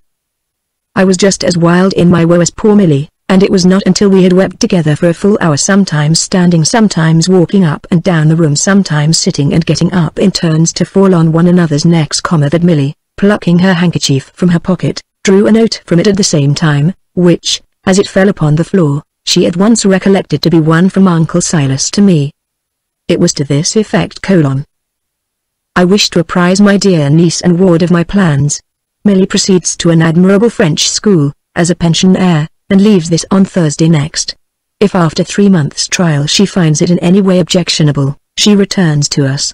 If, on the contrary, she finds it in all respects the charming residence it has been presented to me, you, on the expiration of that period, join her there, until the temporary complication of my affairs shall have been so far adjusted as to enable me to receive you once more at Bartram. Hoping for happier days, and wishing to assure you that 3 months is the extreme limit of your separation from my poor Milly, I have written this, feeling, alas, unequal to seeing you at present. Bartram, Tuesday. P.S. I can have no objection to your apprising Monica Knollys of these arrangements. You will understand, of course, not a copy of this letter, but its substance." Over this document, scanning it as lawyers do a new Act of Parliament, we took comfort. After all, it was limited, a separation not to exceed 3 months, possibly much shorter. On the whole, too, I pleased myself with thinking Uncle Silas's note, though peremptory, was kind. Our paroxysms subsided into sadness, a close correspondence was arranged. Something of the bustle and excitement of change supervened. If it turned out to be, in truth, a charming residence, how very delightful our meeting in France, with the interest of foreign scenery, ways, and faces, would be. So Thursday arrived, a new gush of sorrow, a new brightening up, and, amid regrets and anticipations, we parted at the gate at the farther end of the Windmill Wood. Then, of course, were more goodbyes, more embraces, and tearful smiles. Good Mrs. Jolks, who met us there, was in a huge fuss. I believe it was her first visit to the metropolis, and she was in proportion heated and important, and terrified about the train, so we had not many last words. I watched poor Milly, whose head was stretched from the window, her hand waving many a ducks, until the curve of the road, and the clump of old ash trees, thick with ivy, hid Milly, carriage and all, from view. My eyes filled again with tears. I turned towards Bartram. At my side stood honest Mary Quince. "Don't take on so, miss, 'twould be no time passing, 3 months is nothing at all," she said, smiling kindly. I smiled through my tears and kissed the good creature, and so side by side we re-entered the gate. The lithe young man in fustian, whom I had seen talking with Beauty on the morning of our first encounter with that youthful Amazon, was awaiting our re-entrance with the key in his hand. He stood half behind the open wicket. One lean brown cheek, one shy eye, and his sharp upturned nose, I saw as we passed. He was treating me to a stealthy scrutiny, and seemed to shun my glance, for he shut the door quickly, and busied himself locking it, and then began stubbing up some thistles which grew close by, with the toe of his thick shoe. his back to us all the time. It struck me that I recognized his features, and I asked Mary Quince. "Have you seen that young man before, Quince? He brings up game for your uncle, sometimes, miss, and lends a hand in the garden, I believe. Do you know his name, Mary?" "They call him Tom, I don't know what more, miss." "Tom," I called, "please, Tom, come here for a moment." Tom turned about, and approached slowly. He was more civil than the Bartram people usually were, for he plucked off his shapeless cap of rabbit skin with a clownish respect. "Tom, what is your other name, Tom what, my good man?" I asked. "Tom Bryce, ma'am." "Haven't I seen you before, Tom Bryce?" I pursued, for my curiosity was excited, and with it much graver feelings, for there certainly was a resemblance in Tom's features to those of the postilion who had looked so hard at me as I passed the carriage in the Warren at Knowle, on the evening of the outrage which had scared that quiet place. "'Appen you may have, ma'am," he answered, quite coolly, looking down the buttons of his gaiters. "Are you a good whip? Do you drive well?" "I'll drive a plough where most lads hereabout," answered Tom. "Have you ever been to Knowle, Tom?" Tom gaped very innocently. "Anan," he said.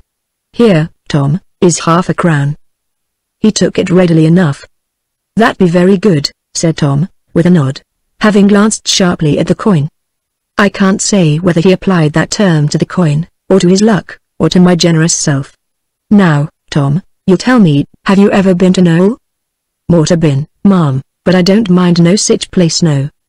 As Tom spoke this with great deliberation, like a man who loves truth, putting a strain upon his memory for its sake, he spun the silver coin 2 or 3 times into the air and caught it, staring at it the while, with all his might. "Now, Tom, recollect yourself, and tell me the truth, and I'll be a friend to you. Did you ride postilion to a carriage having a lady in it, and, I think, several gentlemen, which came to the grounds of Knowle, when the party had their luncheon on the grass, and there was a quarrel with the gamekeepers? Try, Tom, to recollect. You shall, upon my honor, have no trouble about it, and I'll try to serve you." Tom was silent, while with a vacant gape he watched the spin of his half-crown twice, and then catching it with a smack in his hand, which he thrust into his pocket, he said, still looking in the same direction. "I never rid postilion in my days, ma'am.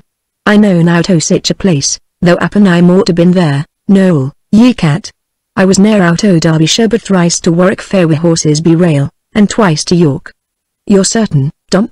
"Sartin sure, ma'am." And Tom made another loutish salute, and cut the conference short by turning off the path and beginning to hollow after some trespassing cattle.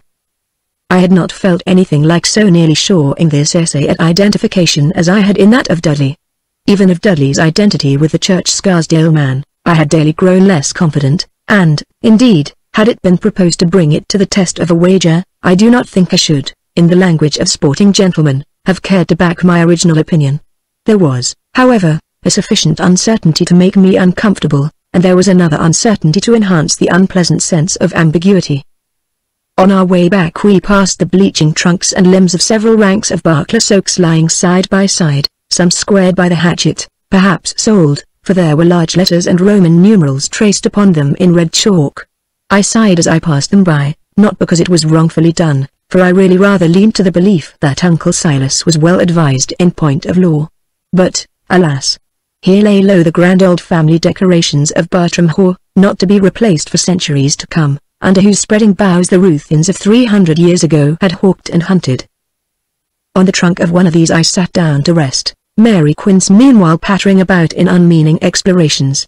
While thus listlessly seated, the girl Meg Hawkes walked by, carrying a basket. "Hush," she said quickly, as she passed, without altering a pace or raising her eyes, "don't ye speak nor look feyther spies us, I'll tell ye next turn." Next turn, when was that? Well, she might be returning, and as she could not then say more than she had said, in merely passing without a pause, I concluded to wait for a short time and see what would come of it. After a short time I looked about me a little, and I saw Dickon Hawkes pegged up, as poor Milly used to call him, with an axe in his hand, prowling luridly among the timber. Observing that I saw him, he touched his hat sulkily, and by passed me, muttering to himself. He plainly could not understand what business I could have in that particular part of the Windmill Wood, and let me see it in his countenance. His daughter did pass me again, But this time he was near, and she was silent. Her next transit occurred as he was questioning Mary Quince at some little distance, and as she passed precisely in the same way, she said, "Don't you be alone wi' Master Dudley nowhere for the world's worth." The injunction was so startling that I was on the point of questioning the girl. But I recollected myself, and waited in the hope that in her future transits she might be more explicit. But one word more she did not utter, and the jealous eye of old Pegtop was so constantly upon us that I refrained. There was vagueness and suggestion enough in the oracle to supply work for many an hour of anxious conjecture, and many a horrible vigil by night. Was I never to know peace at Bartram Haugh? 10 days of poor Millie's absence, and of my solitude, had already passed, when my uncle sent for me to his room. When old Wyatt stood at the door, mumbling and snarling her message, my heart died within me. It was late, just that hour when dejected people feel their anxieties most, when the cold grey of twilight has deepened to its darkest shade, and before the cheerful candles are lighted, and the safe quiet of the night sets in. When I entered my uncle's sitting room, though his window shutters were open and the wan streaks of sunset visible through them, like narrow lakes in the chasms of the dark western clouds, a pair of candles were burning. One stood upon the table by his desk, the other on the chimney-piece, before which his tall, thin figure stooped. His hand leaned on the mantelpiece, and the light from the candle just above his bowed head touched his silvery hair. He was looking, as it seemed, into the subsiding embers of the fire, and was a very statue of forsaken dejection and decay. "Uncle," I ventured to say, having stood for some time unperceived near his table. Yes, Maud, my dear child, my dear child." He turned, and with the candle in his hand, smiling his silvery smile of suffering on me. He walked more feebly and stiffly, I thought, than I had ever seen him move before. "Sit down, Maud, pray sit there."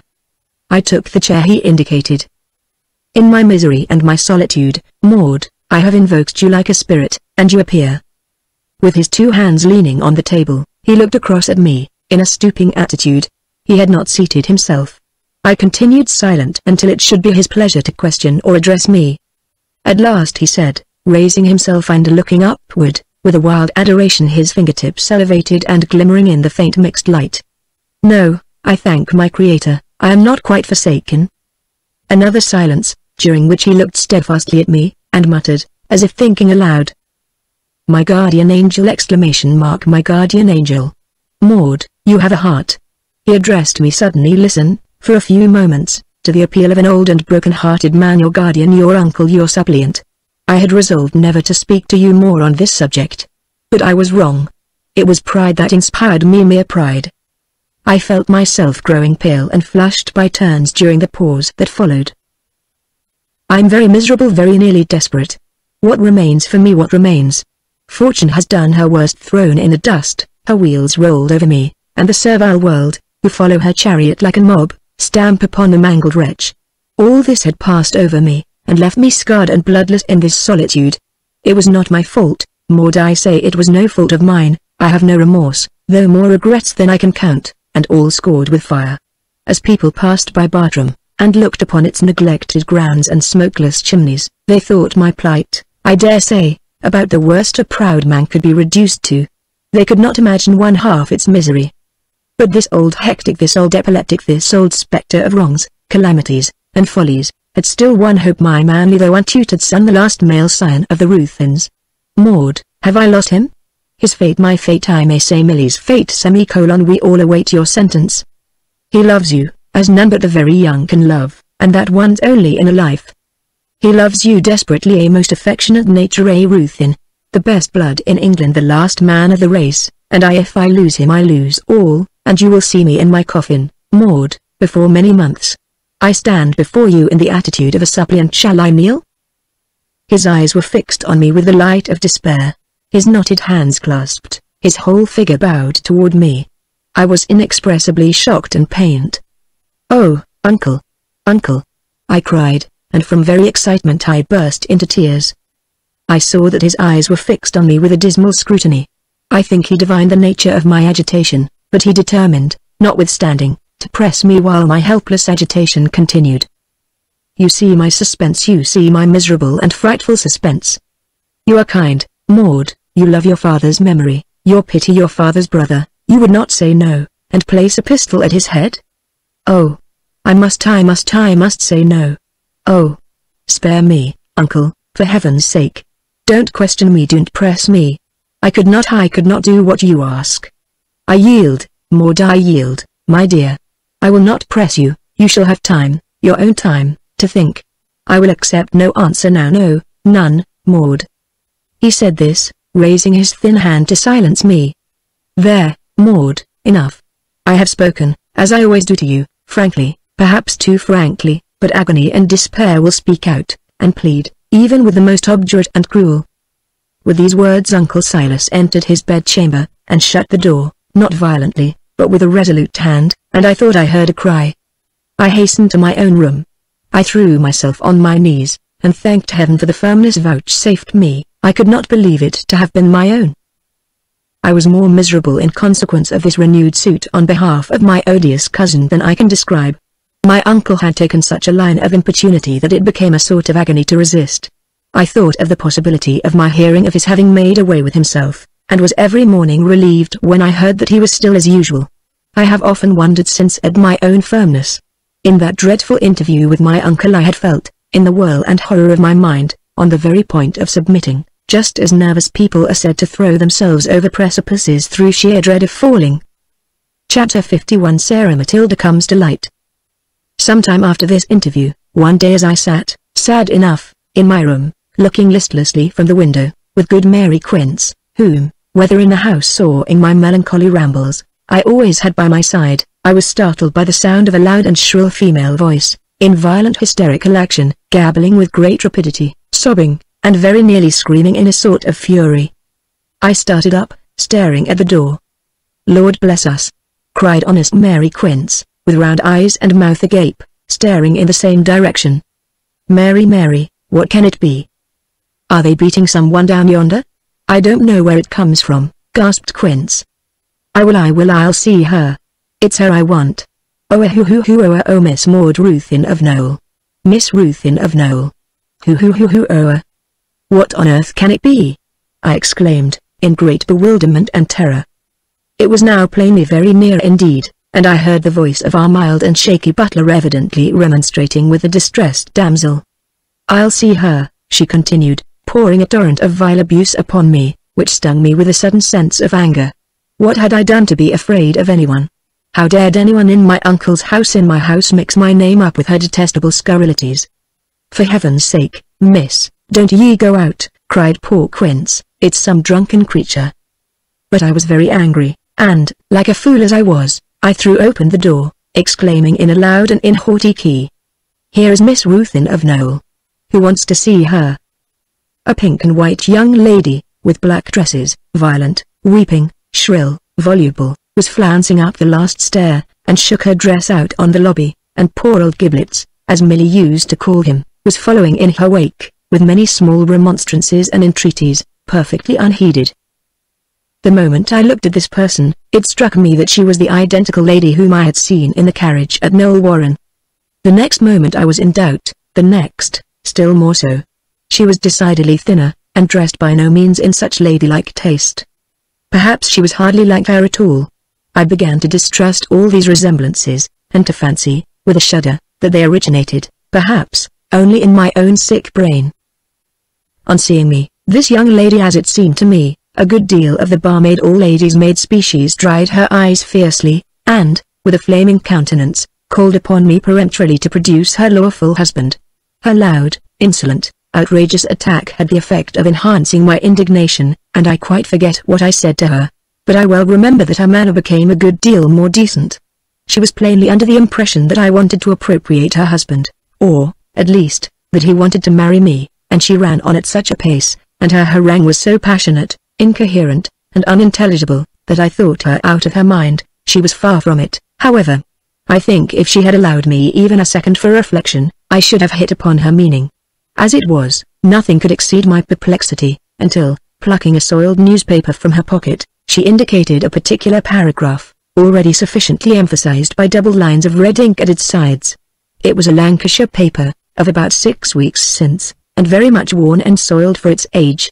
I remember in particular a circular stain from the bottom of a vessel, either of coffee or brown stout. The paragraph was as follows, recording an event a year or more anterior to the date of the paper : Marriage.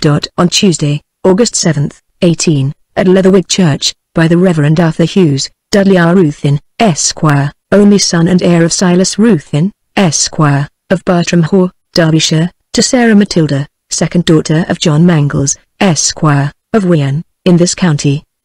At first I read nothing but amazement in this announcement, but in another moment I felt how completely I was relieved, and showing, I believe, my intense satisfaction in my countenance, for the young lady eyed me with considerable surprise and curiosity, I said, "This is extremely important. You must see Mr. Silas Ruthyn this moment. I am certain he knows nothing of it. I will conduct you to him." "No more he does, I know that myself," she replied, following me with a self-asserting swagger, and a great rustling of cheap silk.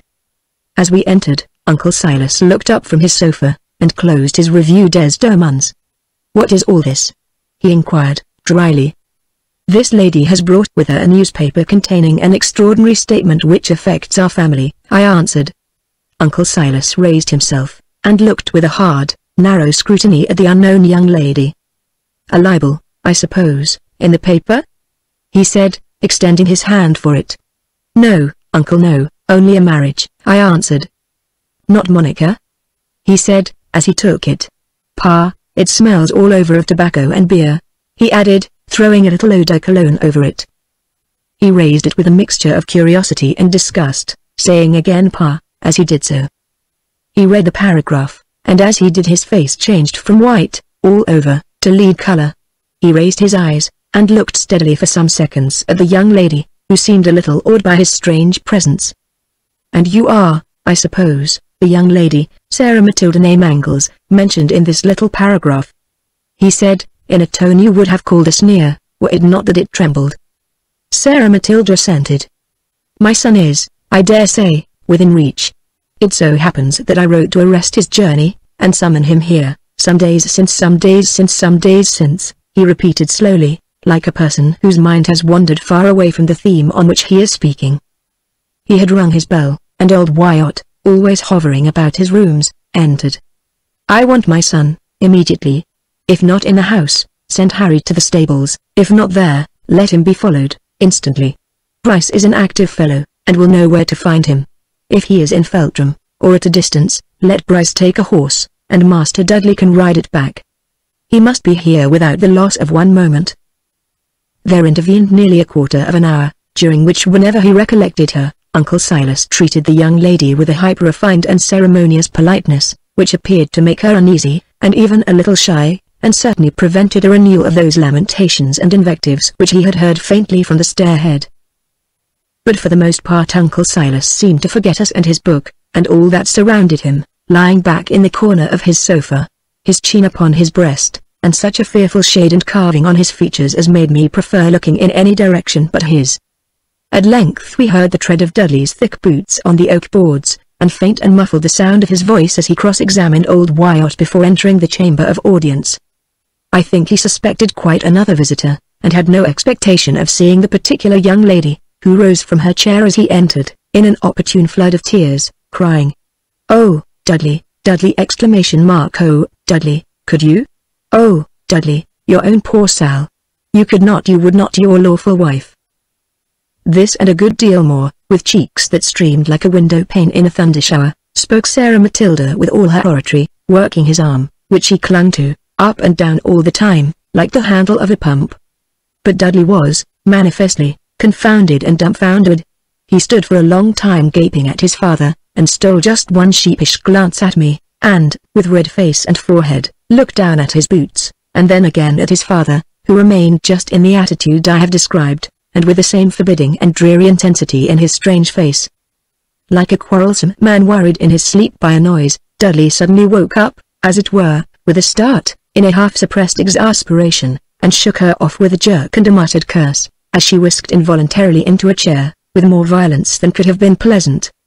"Judging by your looks and demeanor, sir, I can almost anticipate your answers," said my uncle, addressing him suddenly.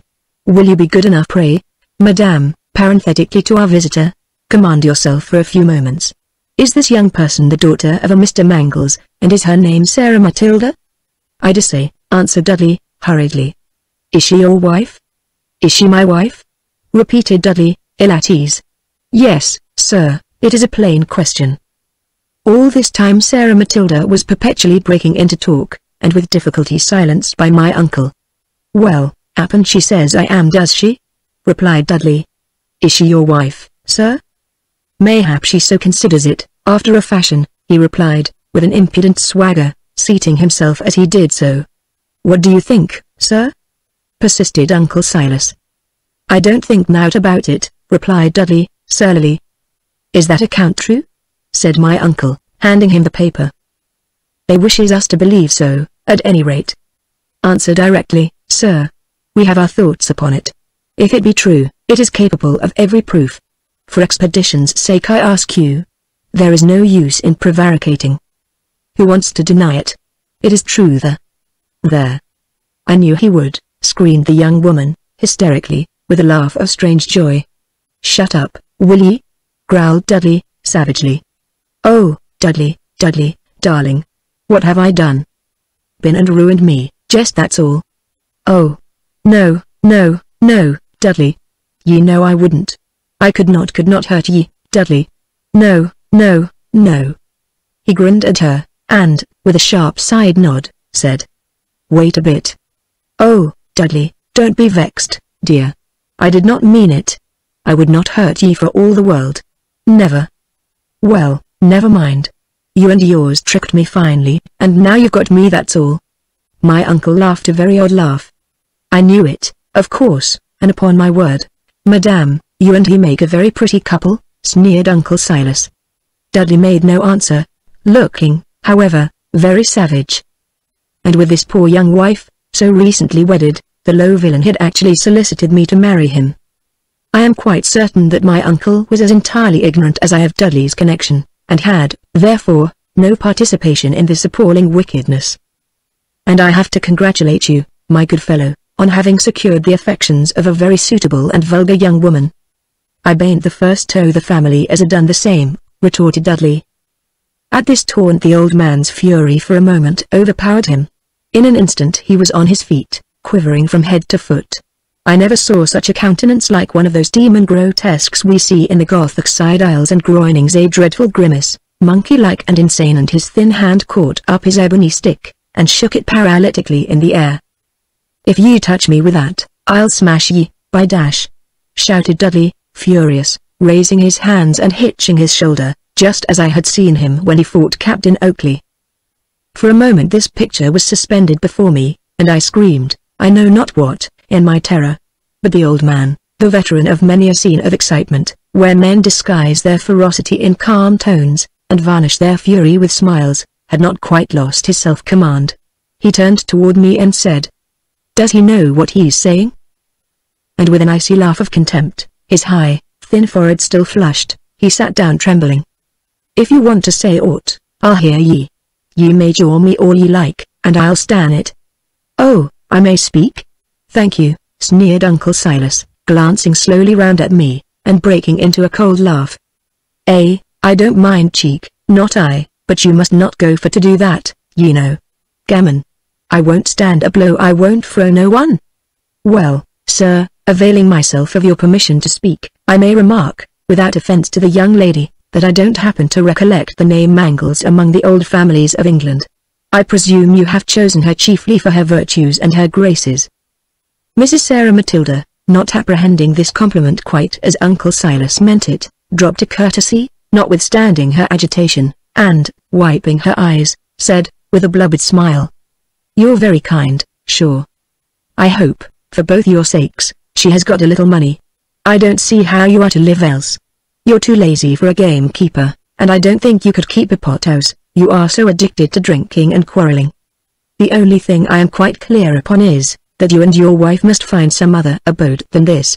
You shall depart this evening, and now, Mr. and Mrs. Dudley Ruthyn, you may quit this room, if you please." Uncle Silas had risen, and made them one of his old courtly bows, smiling a death-like sneer, and pointing to the door with his trembling fingers. "Come, will ye?" said Dudley, grinding his teeth. "You're pretty well done here." Not half understanding the situation, but looking woefully bewildered, she dropped a farewell courtesy at the door. "Will ye cut?" barked Dudley, in a tone that made her jump. and suddenly, without looking about, he strode after her from the room.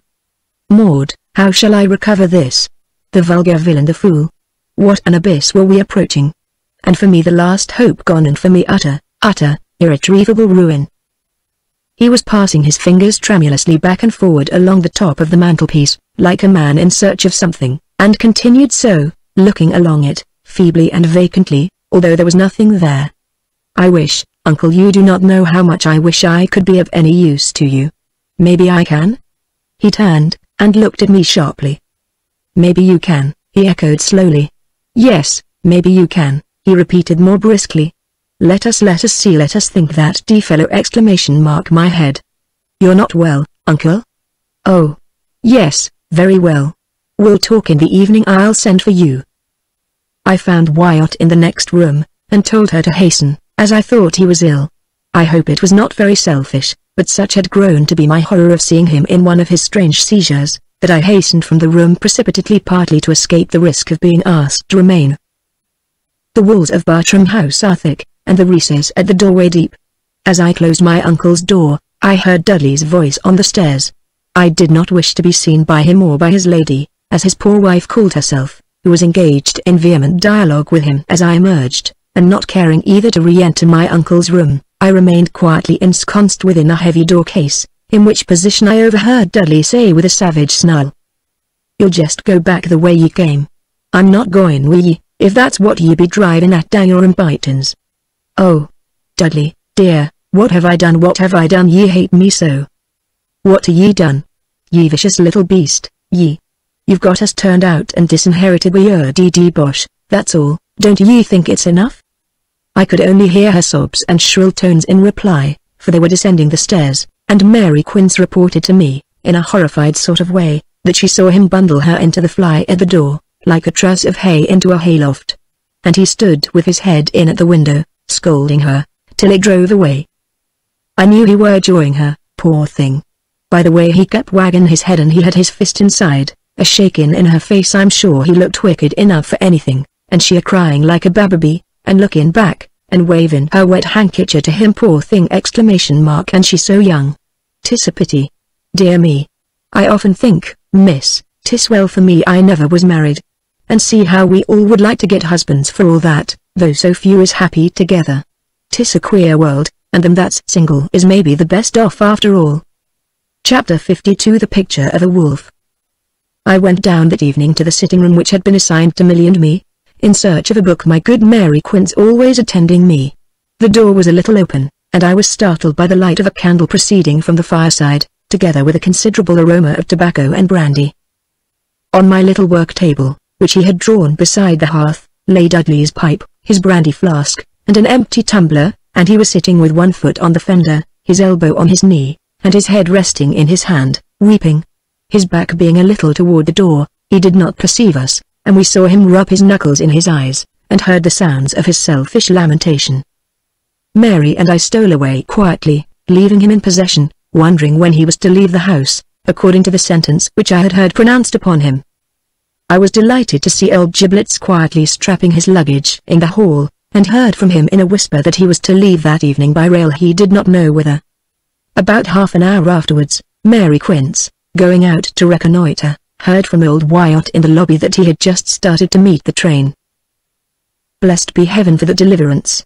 An evil spirit had been cast out, and the house looked lighter and happier.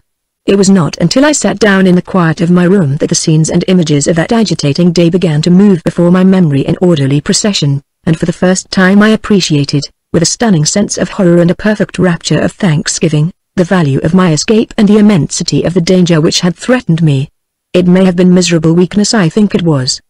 But I was young, nervous, and afflicted with a troublesome sort of conscience, which occasionally went mad, and insisted, in small things as well as great, upon sacrifices which my reason now assures me were absurd.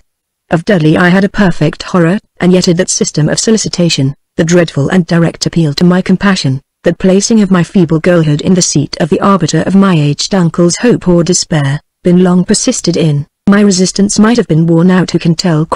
And I self-sacrificed. Just as criminals in Germany are teased, and watched, and cross-examined, year after year, incessantly, into a sort of madness, and worn out with the suspense, the iteration, the self-restraint, and insupportable fatigue, they at last cut all short, accuse themselves, and go infinitely relieved to the scaffold. You may guess, then, for me, nervous, self-diffident, and alone, how intense was the comfort of knowing that Dudley was actually married, and the harrowing importunity which had just commenced forever silenced. That night I saw my uncle. I pitied him, though I feared him. I was longing to tell him how anxious I was to help him, if only he could point out the way. It was in substance what I had already said, but now strongly urged. He brightened, he sat up perpendicularly in his chair with a countenance, not weak or fatuous now, but resolute and searching, and which contracted into dark thought or calculation as I talked. I dare say I spoke confusedly enough. I was always nervous in his presence. There was, I fancy, something mesmeric in the odd sort of influence which, without effort, he exercised over my imagination. Sometimes this grew into a dismal panic, and Uncle Silas' polished, mild seemed unaccountably horrible to me. Then it was no longer an accidental fascination of electrobiology. It was something more. His nature was incomprehensible by me. He was without the nobleness, without the freshness, without the softness, without the frivolities of such human nature as I had experienced, either within myself or in other persons. I instinctively felt that appeals to sympathies or feelings could no more affect him than a marble monument. He seemed to accommodate his conversation to the moral structure of others, just as spirits are said to assume the shape of mortals. There were the sensualities of the May for his body, and there ended his human nature, as it seemed to me. Through that semi-transparent structure I thought I could now and then discern the light or the glare of his inner life. But I understood it not. He never scoffed at what was good or noble. His hardest critic could not nail him to one such sentence, and yet, it seemed somehow to me that his unknown nature was a systematic blasphemy against it all. If fiend he was yet something higher than the garrulous, and withal feeble, demon of Goethe. He assumed the limbs and features of our mortal nature. He shrouded his own, and was a profoundly reticent Mephistopheles. Gentle he had been to me, kindly he had nearly always spoken, but it seemed like the mild talk of one of those goblins of the desert, whom Asiatic superstition tells of, who appear in friendly shapes to stragglers from the caravan, beckon to them from afar, call them by their names, and lead them where they are found no more. Was, then, all his kindness but a phosphoric radiance covering something colder and more awful than the grave? It is very noble of you, Maud, it is angelic, your sympathy with a ruined and despairing old man. But I fear you will recoil. I tell you frankly that less than £20,000 will not extricate me from the quag of ruin in which I am entangled. Lost. Recoil. Far from it. I'll do it. There must be some way. Enough, my fair young protectress, celestial enthusiast, enough. Though you do not, yet I recoil. I could not bring myself to accept this sacrifice. What signifies, even to me, my extrication? I lie a mangled wretch, with 50 mortal wounds on my crown. What avails the healing of one wound, when there are so many beyond all cure? Better to let me perish where I fall, and reserve your money for the worthier objects whom, perhaps, hereafter may avail to save. But I will do this. I must. I cannot see you suffer with the power in my hands unemployed to help you, I exclaimed. Enough, dear Maud. The will is here enough, there is balm in your compassion and goodwill. Leave me, ministering angel, for the present I cannot. If you will, we can talk of it again. Good night. And so we parted. The attorney from Feltram, I afterwards heard, was with him nearly all that night, trying in vain to devise by their joint ingenuity any means by which I might tie myself up. But there were none. I could not bind myself. I was myself full of the hope of helping him. What was this sum to me, great as it seemed? Truly nothing. I could have spared it, and never felt the loss. I took up a large quarto with coloured prints, one of the few books I had brought with me from dear old Noel. Too much excited to hope for sleep in bed, I opened it, and turned over the leaves, my mind still full of Uncle Silas and the sum I hoped to help him with. Unaccountably one of those coloured engravings arrested my attention. It represented the solemn solitude of a lofty forest. A girl, in Swiss costume, was flying in terror, and as she fled flinging a piece of meat behind her which she had taken from a little market basket hanging upon her arm. Through the glade a pack of wolves were pursuing her.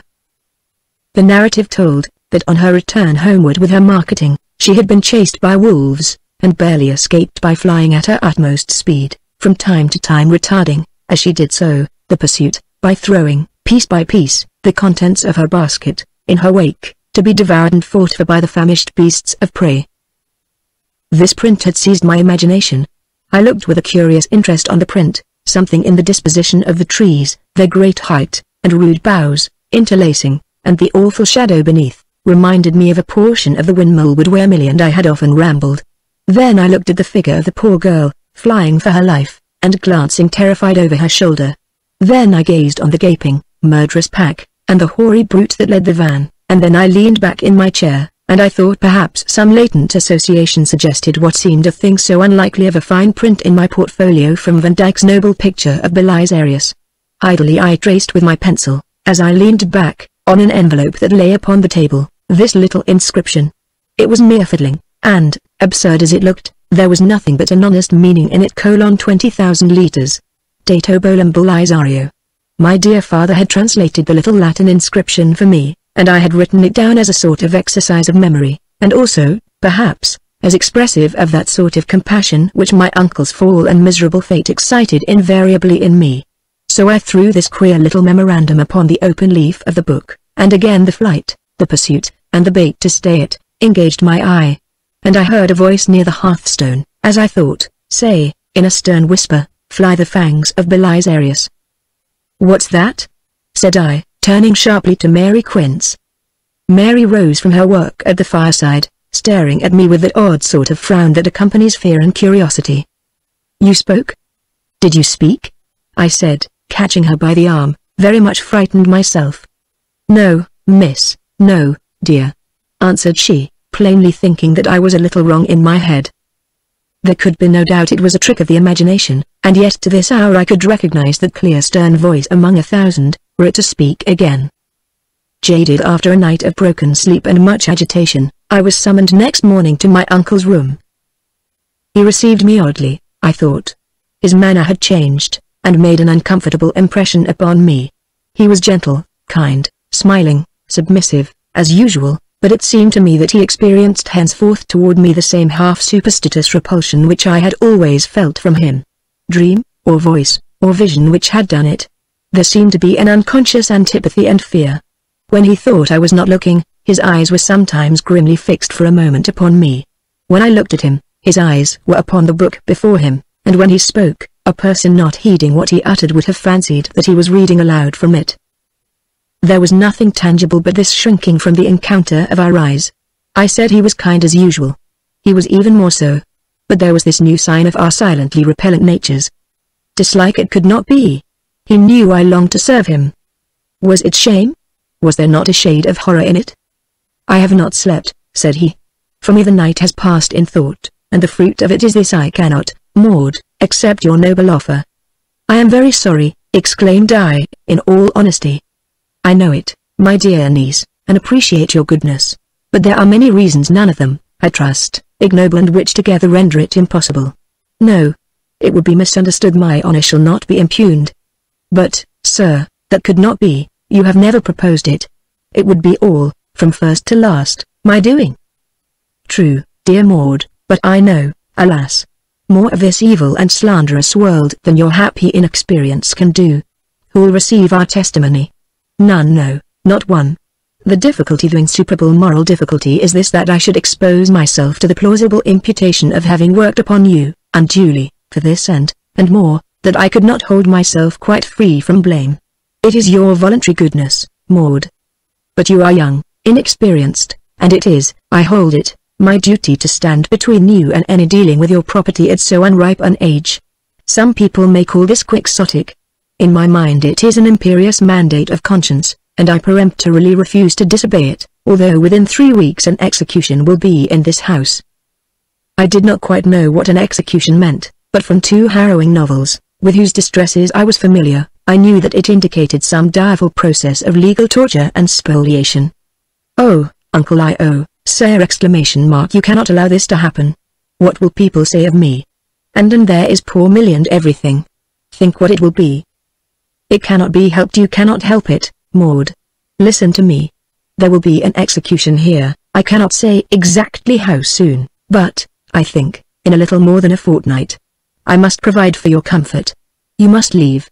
I have arranged that you shall join Millie, for the present, in France. till I have time to look about me. You had better, I think, write to your cousin, Lady Knollys. She, with all her oddities, has a heart. Can you say, Maud, that I have been kind? You have never been anything but kind, I exclaimed. That I've been self-denying when you made me a generous offer? He continued. That I now act to spare you pain? You may tell her, not as a message from me, but as a fact, that I am seriously thinking of vacating my guardianship, that I feel I have done her an injustice, and that, so soon as my mind is a little less tortured, I shall endeavor to effect a reconciliation with her, and would wish ultimately to transfer the care of your person and education to her. You may say I have no longer an interest even in vindicating my name. My son has wrecked himself by a marriage. I forgot to tell you he stopped at Feltram, and this morning wrote to pray a parting interview. If I grant it, it shall be the last. I shall never see him or correspond with him more. The old man seemed much overcome, and held his handkerchief to his eyes. He and his wife are, I understand, about to emigrate, the sooner the better, he resumed, bitterly. Deeply, Maud, I regret having tolerated his suit to you, even for a moment. Had I thought it over, as I did the whole case last night, nothing could have induced me to permit it. But I have lived for so long like a monk in his cell, my wants and observation limited to the narrow compass of this chamber, that my knowledge of the world has died out with my youth and my hopes, and I did not, as I ought to have done, consider many objections. Therefore, dear Maud, on this one subject, I entreat, be silent, its discussion can affect nothing now. I was wrong, and frankly ask you to forget my mistake. I had been on the point of writing to Lady Knollys on this odious subject, when, happily, it was set at rest by the disclosure of yesterday, and being so, I could have no difficulty in acceding to my uncle's request. He was conceding so much that I could not withhold so trifling a concession in return. I hope Monica will continue to be kind to poor Milly after I am gone. Here there were a few seconds of meditation. Maud, you will not, I think, refuse to convey the substance of what I have just said in a letter to Lady Knollys, and perhaps you would have no objection to let me see it when it is written. It will prevent the possibility of its containing any misconception of what I have just spoken, and, Maud, you won't forget to say whether I have been kind. It would be a satisfaction to me to know that Monica was assured that I never either teased or bullied my young ward. With these words he dismissed me, and forthwith I completed such a letter as would quite embody what he had said, and in my own glowing terms, being in high good humor with Uncle Silas, recorded my estimate of his gentleness and good nature, and when I submitted it to him, he expressed his admiration of what he was pleased to call my cleverness in so exactly conveying what he wished, and his gratitude for the handsome terms in which I had spoken of my old guardian. Chapter 53 An ODD Proposal. As I and Mary Quince returned from our walk that day, and had entered the hall, I was surprised most disagreeably by Dudley's emerging from the vestibule at the foot of the great staircase. He was, I suppose, in his travelling costume, a rather soiled white surtout, a great coloured muffler in folds about his throat, his chimney pot on, and his fur cap sticking out from his pocket. He had just descended, I suppose, from my uncle's room. On seeing me he stepped back, and stood with his shoulders to the wall, like a mummy in a museum. I pretended to have a few words to say to Mary before leaving the hall, in the hope that, as he seemed to wish to escape me, he would take the opportunity of getting quickly off the scene. But he had changed his mind, it would seem, in the interval, for when I glanced in that direction again he had moved toward us, and stood in the hall with his hat in his hand. I must do him the justice to say he looked horribly dismal, sulky, and frightened. "Yield me a word, miss, only a thing I ought to say for your good, mind, it's for your good, miss." Dudley stood a little way off, viewing me, with his hat in both hands and a glooming countenance. I detested the idea of either hearing or speaking to him, but I had no resolution to refuse, and only saying I can't imagine what you can wish to speak to me about, I approached him. "Wait there at the banister, Quince." There was a fragrance of alcohol about the flushed face and gaudy muffler of this odious cousin, which heightened the effect of his horribly dismal features. He was speaking, besides, a little thickly, but his manner was dejected, and he was treating me with an elaborate and discomfited respect which reassured me. "I'm a bit up a tree, miss," he said, shuffling his feet on the oak floor. "I behaved a d-fool, but I bain't one o' they sort. I'm a feller as'll fight his man, and stand up to 'em fair, don't ye see? And bain't one o' they sort, no, dang it, I bain't." Dudley delivered his puzzling harangue with a good deal of undertoned vehemence, and was strangely agitated. He, too, had got an unpleasant way of avoiding my eye, and glancing along the floor from corner to corner as he spoke, which gave him a very hang-dog air. He was twisting his fingers in his great sandy whisker, and pulling it roughly enough to drag his cheek about by the savage purchase, and with his other hand he was crushing and rubbing his hat against his knee. The old boy above the be half crazed. I think, he don't mean half as he says, thoff, not he. But I'm in a bad fix anyhow, irregular self spin, and I can't get a tizzy out of him. So, ye see, I'm up a tree, miss, and he's such a one, he'll make it wuss mull if I let him.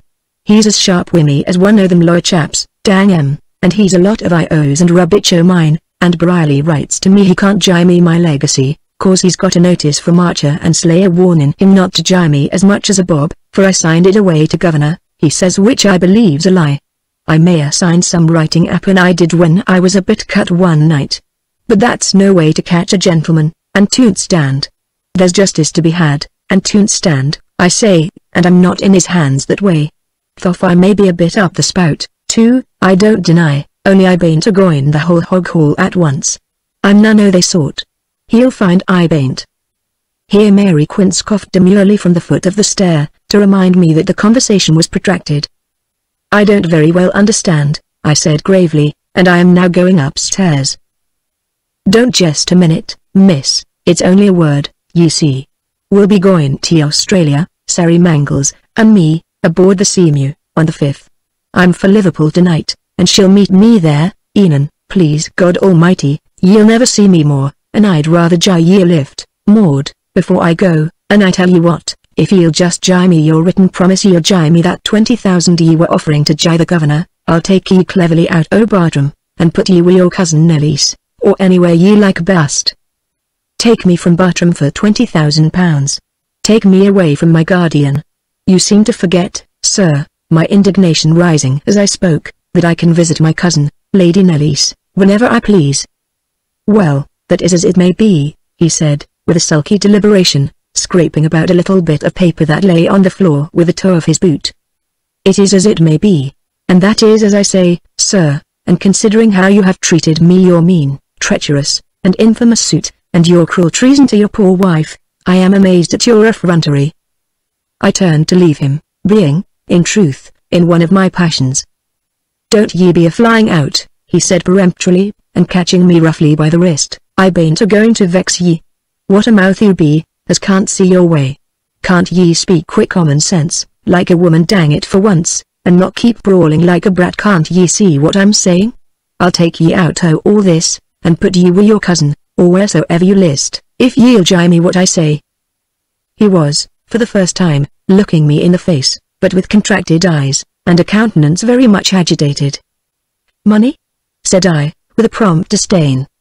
Money, £20,000 the on or off? He replied, with an unpleasant sort of effort. You ask my promise for £20,000, and you shan't have it. My cheeks were flaming, and I stamped on the ground as I spoke.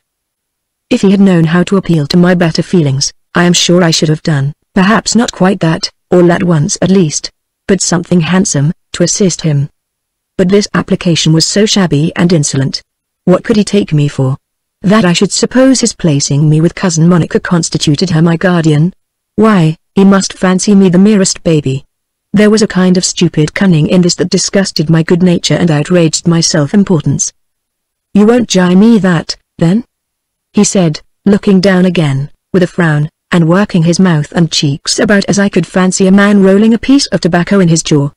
Certainly not, sir, I replied. Take it, then, he replied, still looking down, very black and discontented. I joined Mary Quince, extremely angry.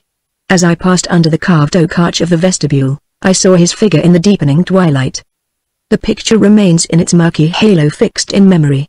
Standing where he last spoke in the center of the hall, not looking after me, but downward, and, as well as I could see, with the countenance of a man who has lost a game, and a ruinous wager too that is black and desperate. I did not utter a syllable on the way up. When I reached my room, I began to reconsider the interview more at my leisure. I was, such were my ruminations, to have agreed at once to his preposterous offer, and to have been driven, while he smirked and grimaced behind my back at his acquaintances, through Feltram in his dog-cart to Elveston, and then, to the just indignation of my uncle, to have been delivered up to Lady Nelly's guardianship, and to have handed my driver, as I lighted, the handsome fare of 20.000 litres. It required the impudence of Tony Lumpkin, without either his fun or his shrewdness, to have conceived such a prodigious practical joke. "Maybe you'd like a little tea, miss?" insinuated Mary Quince. "What impertinence!" I exclaimed, with one of my angry stamps on the floor. "Not you, dear old Quince," I added. No tea just now." And I resumed my ruminations, which soon led me to this train of thought. Stupid and insulting as Dudley's proposition was, it yet involved a great treason against my uncle. Should I be weak enough to be silent, may he not, wishing to forestall me, misrepresent all that has passed, so as to throw the blame altogether upon me? This idea seized upon me with a force which I could not withstand, and on the impulse of the moment I obtained admission to my uncle, and related exactly what had passed. When I had finished my narrative, which he listened to without once raising his eyes, my uncle cleared his throat once or twice, as if to speak. He was smiling, I thought, with an effort, and with elevated brows. When I concluded, he hummed one of those sliding notes, which a less refined man might have expressed by a whistle of surprise and contempt, and again he essayed to speak, but continued silent. The fact is, he seemed to me very much disconcerted. He rose from his seat, and shuffled about the room in his slippers, I believe affecting only to be in search of something, opening and shutting 2 or 3 drawers, and turning over some books and papers, and at length, taking up some loose sheets of manuscript, he appeared to have found what he was looking for, and began to read them carelessly, with his back towards me, and with another effort to clear his voice, he said at last: "And pray, what could the fool mean by all that?" "I think he must have taken me for an idiot, sir," I answered. "Not unlikely. He has lived in a stable, among horses and ostlers. He has always seemed to me something like a centaur. That is a centaur composed not of man and horse, but of an ape and an ass." And upon this jibe he laughed, not coldly and sarcastically, as was his wont, but, I thought, flurriedly. And, continuing to look into his papers, he said, his back still toward me as he read: "And he did not favor you with an exposition of his meaning, which, except in so far as it estimated his deserts at the modest sum you have named, appears to me too oracular to be interpreted without a kindred inspiration." And again he laughed. He was growing more like himself. "As to your visiting your cousin, Lady Nelly's, the stupid rogue had only 5 minutes before heard me express my wish that you should do so before leaving this. I am quite resolved you shall, that is, unless, dear Maud, you should yourself object, but, of course, we must wait for an invitation, which, I conjecture, will not be long in coming. In fact, your letter will naturally bring it about, and, I trust, open the way to a permanent residence with her. The more I think it over, the more am I convinced, dear niece, that as things are likely to turn out, my roof would be no desirable shelter for you, and that, under all circumstances, hers would. Such were my motives, Maud, in opening, through your letter, a door of reconciliation between us." I felt that I ought to have kissed his hand, that he had indicated precisely the future that I most desired, and yet there was within me a vague feeling, akin to suspicion, akin to dismay, which chilled and overcast my soul. "But, Maud," he said, "I am disquieted to think of that stupid jackanapes presuming to make you such an offer. A creditable situation truly arriving in the dark at Elveston, under the solitary escort of that wild young man, with whom you would have fled from my guardianship, and, Maud, I tremble as I ask myself the question, will he have conducted you to Elveston at all? When you have lived as long in the world as I, you will appreciate its wickedness more justly." Here there was a little pause. "I know, my dear, that were he convinced of his legal marriage with that young woman," he resumed, perceiving how startled I looked, "such an idea, of course, would not have entered his head, but he does not believe any such thing. Contrary to fact and logic, he does honestly think that his hand is still at his disposal, and I certainly do suspect that he would have employed that excursion in endeavoring to persuade you to think as he does. Be that how it may, however, it is satisfactory to me to know that you shall never more be troubled by one word from that ill-regulated young man. I made him my adducts, such as they were, this evening, and never more shall he enter the walls of Bartram Hall while we two live." Uncle Silas replaced the papers which had ostensibly interested him so much, and returned. There was a vein which was visible near the angle of his lofty temple, and in moments of agitation stood out against the surrounding pallor in a knotted blue cord. and as he came back smiling askance, I saw this sign of inward tumult. We can, however, afford to despise the follies and knaveries of the world, Maud, as long as we act, as we have hitherto done, with perfect confidence in each other. Heaven bless you, dear Maud. Your report troubled me, I believe, more than it need troubled me a good deal, but reflection assures me it is nothing. He is gone. In a few days' time he will be on the sea. I will issue my orders tomorrow morning, and he will never more, during his brief stay in England, gain admission to Bartram Hall. Good night, my good Denise, I thank you. And so I returned to Mary Quince, on the whole happier than I had left her, but still with the confused and jarring vision I could not interpret perpetually rising before me, and as, from time to time, shapeless anxieties agitated me, relieving them by appeals to him who alone is wise and strong. Next day brought me a good-natured gossiping letter from dear Milly, written in compulsory French, which was, in some places, very difficult to interpret. She gave me a very pleasant account of the place, and her opinion of the girls who were inmates, and mentioned some of the nuns with high commendation. The language plainly cramped poor Milly's genius. But although there was by no means so much fun as an honest English letter would have brought me, there could be no mistake about her liking the place, and she expressed her honest longing to see me in the most affectionate terms. This letter came enclosed in one to my uncle, from the proper authority in the convent, and as there was neither address within, nor postmark without, I was as much in the dark as ever as to poor Milly's whereabouts. Penciled across the envelope of this letter, in my uncle's hand, were the words, "Let me have your answer once sealed, and I will transmit it. S.R." When, accordingly, some days later, I did place my letter to Milly in my uncle's hands, he told me the reason of his reserves on the subject. I thought it best, dear Maud, not to plague you with a secret, and Milly's present address is one. It will in a few weeks become the rallying point of our diverse routes, when you shall meet her, and I join you both. Nobody, until the storm shall have blown over, must know where I am to be found, except my lawyer, and I think you would prefer ignorance to the trouble of keeping a secret on which so much may depend. This being reasonable, and even considerate, I acquiesced. In that interval there reached me such a charming, gay, and affectionate letter, a very long letter, too, though the writer was scarcely 7 miles away, from dear cousin Monica, full of pleasant gossip, and rose-coloured and golden castles in the air, and the kindest interest in poor Milly, and the warmest affection for me. One other incident varied that interval, if possible more pleasantly than those. It was the announcement, in a Liverpool paper, of the departure of the Seamew, bound for Melbourne, and among the passengers were reported Dudley Ruthyn, Esquire, of Bartram H., and Mrs. D. Ruthyn. And now I began to breathe freely. I plainly saw the end of my probation approaching, a short excursion to France, a happy meeting with Milly, and then a delightful residence with cousin Monica for the remainder of my nonage. You will say then that my spirits and my serenity were quite restored. Not quite. How marvellously lie our anxieties, in filmy layers, one over the other. Take away that which has lain on the upper surface for so long, the care of cares the only one, as it seemed to you, between your soul and the radiance of heaven, and straight you find a new stratum there. As physical science tells us no fluid is without its skin, so does it seem with this fine medium of the soul, and these successive films of care that form upon its surface on mere contact with the upper air and light. What was my new trouble? A very fantastic one, you will say, the illusion of a self-tormentor. It was the face of Uncle Silas which haunted me. Notwithstanding the old pale smile, there was a shrinking grimness, and the always averted look. Sometimes I fancied his mind was disordered. I could not account for the eerie lights and shadows that flickered on his face, except so. There was a look of shame and fear of me, amazing as that seems, in the sheen of his peaked smile.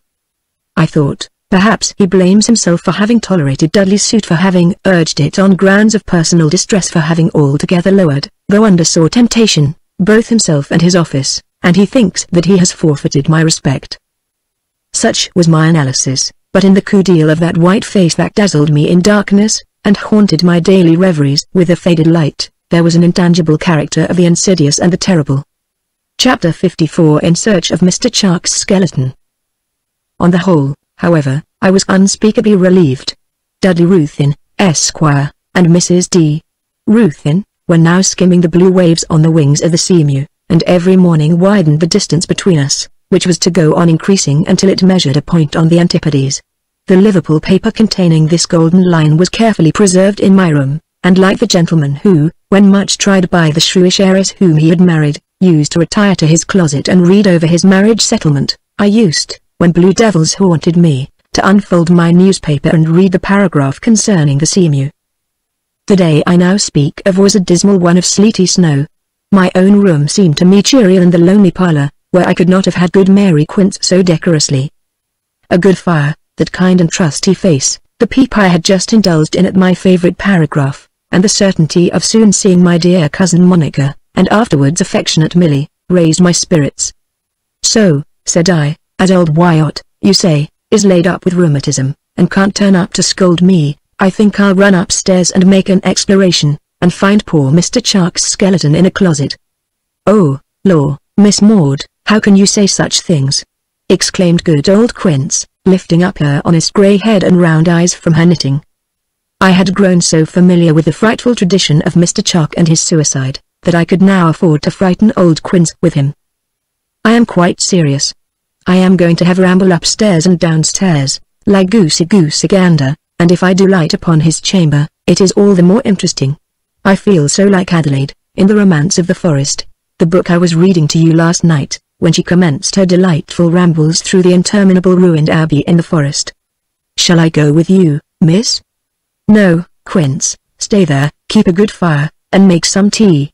I suspect I shall lose heart and return very soon," and with a shawl about me, cowl fashion, over my head, I stole upstairs. I shall not recount with the particularity of the conscientious heroine of Mrs. Anne Radcliffe, all the suites of apartments, corridors, and lobbies, which I threaded in my ramble. It will be enough to mention that I lighted upon a door at the end of a long gallery, which, I think, ran parallel with the front of the house. It interested me because it had the air of having been very long undisturbed. There were 2 rusty bolts, which did not evidently belong to its original securities, and had been, though very long ago, somewhat clumsily superadded. Dusty and rusty they were, but I had no difficulty in drawing them back. There was a rusty key, I remember it well, with a crooked handle in the lock. I tried to turn it, but could not. My curiosity was piqued. I was thinking of going back and getting Mary Quince's assistance. It struck me, however, that possibly it was not locked, so I pulled the door and it opened quite easily. I did not find myself in a strangely furnished suite of apartments, but at the entrance of a gallery, which diverged at right angles from that through which I had just passed. It was very imperfectly lighted, and ended in total darkness. I began to think how far I had already come, and to consider whether I could retrace my steps with accuracy in case of a panic, and I had serious thoughts of returning. The idea of Mr. Chuck was growing unpleasantly sharp and menacing, and as I looked down a long space before me, losing itself among ambiguous shadows, lulled in a sinister silence, and as it were inviting my entrance like a trap, I was very near yielding to the cowardly impulse. But I took heart of grace and determined to see a little more. I opened a side door, and entered a large room, where were, in a corner, some rusty and cobwebbed bird cages, but nothing more. It was a wainscoted room, but a white mildew stained the panels. I looked from the window. It commanded the dismal, reed-choked quadrangle into which I had once looked from another window. I opened a door at its further end, and entered another chamber, not quite so large, but equally dismal, with the same prison-like lookout, not very easily discerned through the grimy panes and the sleet that was falling thickly outside. The door through which I had entered made a little accidental creak, and, with my heart at my lips, I gazed at it, expecting to see Chuck, or the skeleton of which I had talked so lightly, stalk in at the half-open aperture. But I had an odd sort of courage which was always fighting against my cowardly nerves, and I walked to the door, and looking up and down the dismal passage, was reassured. Well, one room more just that whose deep-set door fronted me, with a melancholy frown, at the opposite end of the chamber. So to it I glided, shoved it open, advancing one step, and the great bony figure of Madame de la Rougierre was before me. I could see nothing else. The drowsy traveller who opens his sheets to slip into bed, and sees a scorpion coiled between them, may have experienced a shock the same in kind, but immeasurably less in degree. She sat in a clumsy old armchair, with an ancient shawl about her, and her bare feet in a delft tub. She looked a thought more withered. Her wig shoved back disclosed her bald wrinkled forehead, and enhanced the ugly effect of her exaggerated features and the gaunt hollows of her face. With a sense of incredulity and terror I gazed, freezing, at this evil phantom, who returned my stare for a few seconds with a shrinking scowl, dismal and grim, as of an evil spirit detected. The meeting, at least then and there, was as complete a surprise for her as for me. She could not tell how I might take it, but she quickly rallied, burst into a loud screeching laugh, and, with her old Walpurgis gaiety, danced some fantastic steps in her bare wet feet, tracking the floor with water, and holding out with finger and thumb, in dainty caricature, her slam-aching old skirt, while she sang some of her nasal patois with an abominable hilarity and emphasis. With a gasp, I too recovered from the fascination of the surprise. I could not speak though for some seconds, and Madame was first. "Ah, dear Maud, what surprise! Are we not overjoyed, dearest, and cannot speak? I am full of joy, quite charmed, ravy of seeing you. So are you of me, your face betray. Ah, yes, thou dear little baboon. Here is poor Madame once more. Who could have imagined?"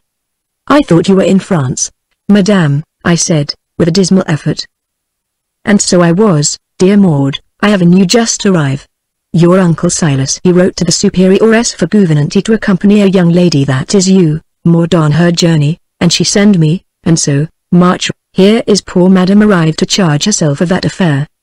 "How soon do we leave for France, Madame?" I asked. "I do not know, but the old woman, what is her name?" "Wyatt," I suggested.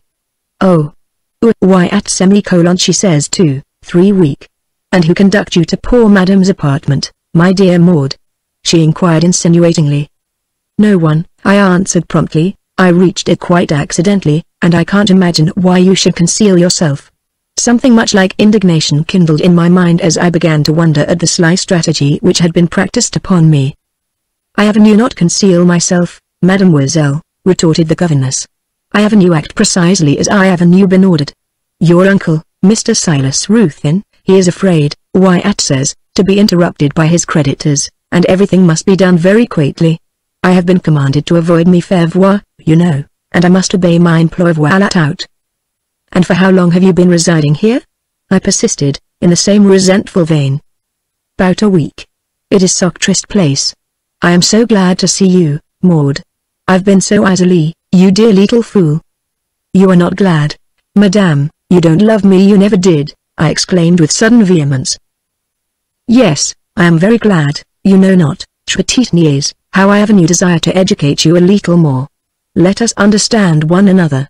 You think I do not love you, mademoiselle, because you have mentioned to your poor papa that little dérèglement in his library. I have repent very often that so great indiscretion of my life. I thought to find some letters of Dr. Brierly. I think that man was trying to get your property, my dear Maud, and if I had found something I would tell you all about. But it was very great sottise, and you are very right to denounce me to monsieur. Je n'ai point de rancune contre vous. No, no, none at all. On the contrary, I shall be your guardian tutelare, what you call guardian angel. Ah, yes, that is it. You think I speak par derision, not at all. No, my dear child, I do not speak par moquerie, unless perhaps the very least degree in the world." And with these words Madame laughed unpleasantly, showing the black caverns at the side of her mouth, and with a cold, steady malignity in her gaze. "Yes," I said, "I know what you mean, Madame, you hate me." "Oh, what great ugly word. I am shocked. Vous me faites honte.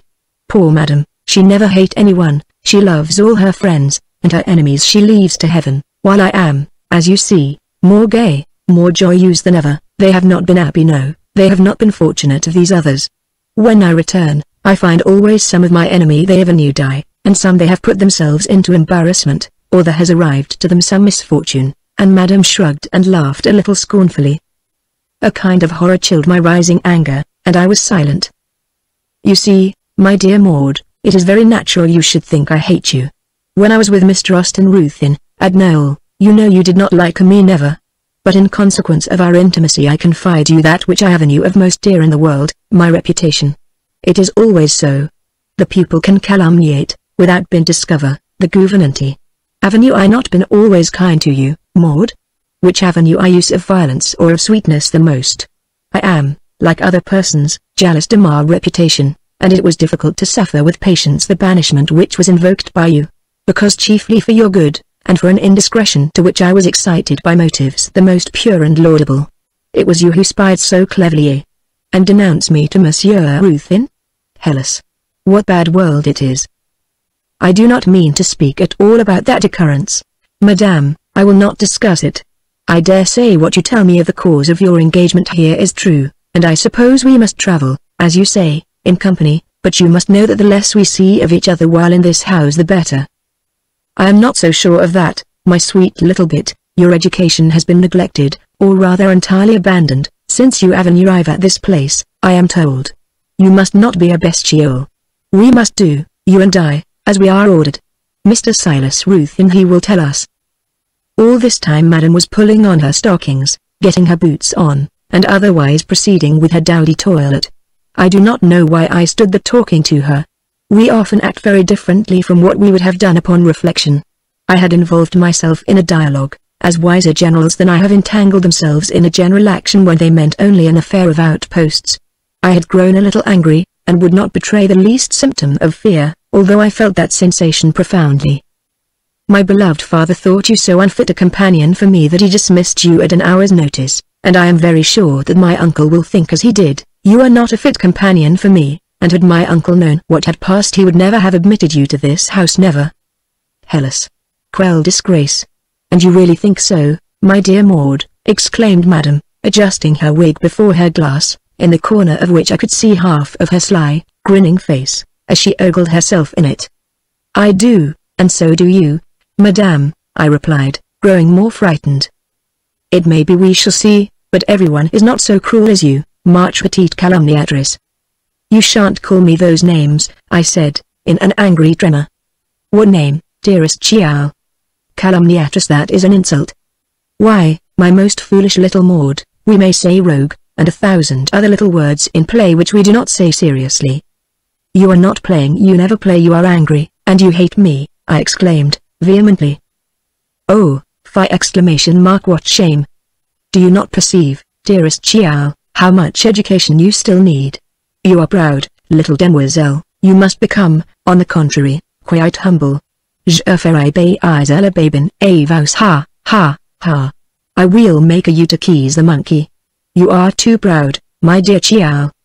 I am not such a fool as I was at Knoll, I said. You shall not terrify me here. I will tell my uncle the whole truth, I said. Well, it may be that is the best, she replied, with provoking coolness. You think I don't mean it? Of course you do, she replied. And we shall see what my uncle thinks of it. We shall see, my dear, she replied, with an air of mock contrition. Adieu, Madame. You are going to Monsieur Ruthven? ? Very good. I made her no answer, but more agitated than I cared to show her, I left the room. I hurried along the twilight passage, and turned into the long gallery that opened from it at right angles. I had not gone half a dozen steps on my return when I heard a heavy tread and a rustling behind me. I am ready, my dear, I will accompany you, said the smirking phantom, hurrying after me. Very well, was my reply, and threading our way, with a few hesitations and mistakes, we reached and descended the stairs, and in a minute more stood at my uncle's door. My uncle looked hard and strangely at us as we entered.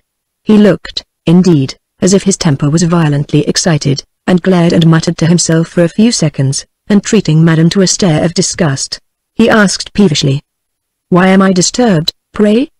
"Miss Maud Ruthven, she will explain," replied Madame, with a great courtesy, like a boat going down in a groundswell. "Will you explain, my dear?" he asked, in his coldest and most sarcastic tone. I was agitated, and I am sure my statement was confused. I succeeded, however, in saying what I wanted.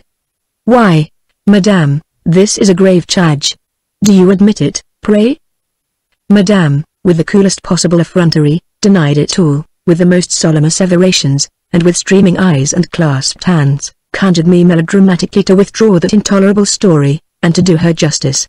I stared at her for a while astounded, and turning suddenly to my uncle, as vehemently asserted the truth of every syllable I had related. "You hear, my dear child, you hear her deny everything. What am I to think? You must excuse the bewilderment of my old head. Madame de la, that lady has arrived excellently recommended by the superioress of the place where dear Millie awaits you, and such persons are particular. "It strikes me, my dear niece, that you must have made a mistake." I protested here. But he went on without seeming to hear the parenthesis. "I know, my dear Maud, that you are quite incapable of willfully deceiving anyone, but you are liable to be deceived like other young people. You were, no doubt, very nervous, and but half awake when you fancied you saw the occurrence you describe, and Madame de la Rougière," I supplied. "Yes, thank you. Madame de la Rougière, who has arrived with excellent testimonials, strenuously denies the whole thing. Here is a conflict, my dear, in my mind, a presumption of mistake. I confess I should prefer that theory to a peremptory assumption of guilt." I felt incredulous and amazed. It seemed as if a dream were being enacted before me. A transaction of the most serious import, which I had witnessed with my own eyes, and described with unexceptionable minuteness and consistency, is discredited by that strange and suspicious old man with an imbecile coolness. It was quite in vain my reiterating my statement, backing it with the most earnest asseverations. I was beating the air. It did not seem to reach his mind. It was all received with a simper of feeble incredulity. He patted and smoothed my head. He laughed gently, and shook his while I insisted, and Madame protested her purity in now tranquil floods of innocent tears, and murmured mild and melancholy prayers for my enlightenment and reformation. I felt as if I should lose my reason. "There now, dear Maud, we have heard enough. It is, I do believe, a delusion. Madame de la Rougière will be your companion, at the utmost, for 3 or 4 weeks. Do exercise a little of your self-command and good sense. You know how I am tortured. Do not, I entreat, add to my perplexities. You may make yourself very happy with Madame if you will, I have no doubt." "I propose to Mademoiselle," said Madame, drying her eyes with a gentle alacrity, "to profit of my visit for her education. But she does not seem to wish what I think is so useful. She threatened me with some horrid French vulgarism de faire baiser le bébé moi, whatever that means, and I know she hates me," I replied, impetuously. Doucement," said my uncle, with a smile at once amused and compassionate. "Doucement. March." With great hands and cunning eyes uplifted, Madame tearfully, for her tears came on short notice, again protested her absolute innocence. She had never in all her life so much as heard one so villain phrase. "You see, my dear, you have misheard. Young people never attend. You will do well to take advantage of Madame's short residence to get up your French a little, and the more you are with her the better." "I understand then, Mr. Ruthin, you wish I should resume my instructions?" asked Madame. "Certainly, and converse all you can in French with Mademoiselle Maud. You will be glad, my dear, that I've insisted on it," he said, turning to me, "when you have reached France, where you will find they speak nothing else. And now, dear Maud, no, not a word more. You must leave me. Farewell, Madame." And he waved us out a little impatiently, and I, without one look toward Madame de la Rougière, stunned and incensed, walked into my room and shut the door. Chapter 55. The Foot of Hercules. I stood at the window, still the same leaden sky and feathery sleet before me, trying to estimate the magnitude of the discovery I had just made. Gradually a kind of despair seized me, and I threw myself passionately on my bed, weeping aloud. Good Mary Quince was, of course, beside me in a moment, with her pale, concerned face. "Oh, Mary, Mary, she's come, that dreadful woman, Madame de la Rougière, has come to be my governess again, and Uncle Silas won't hear or believe anything about her. It is vain talking. He is prepossessed. Was ever so unfortunate a creature as I?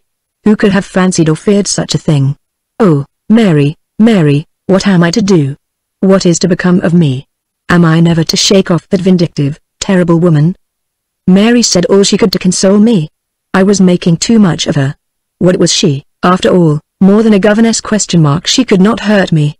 I was not a child no longer. She could not bully me now, and my uncle, though he might be deceived for a while, would not be long finding her out.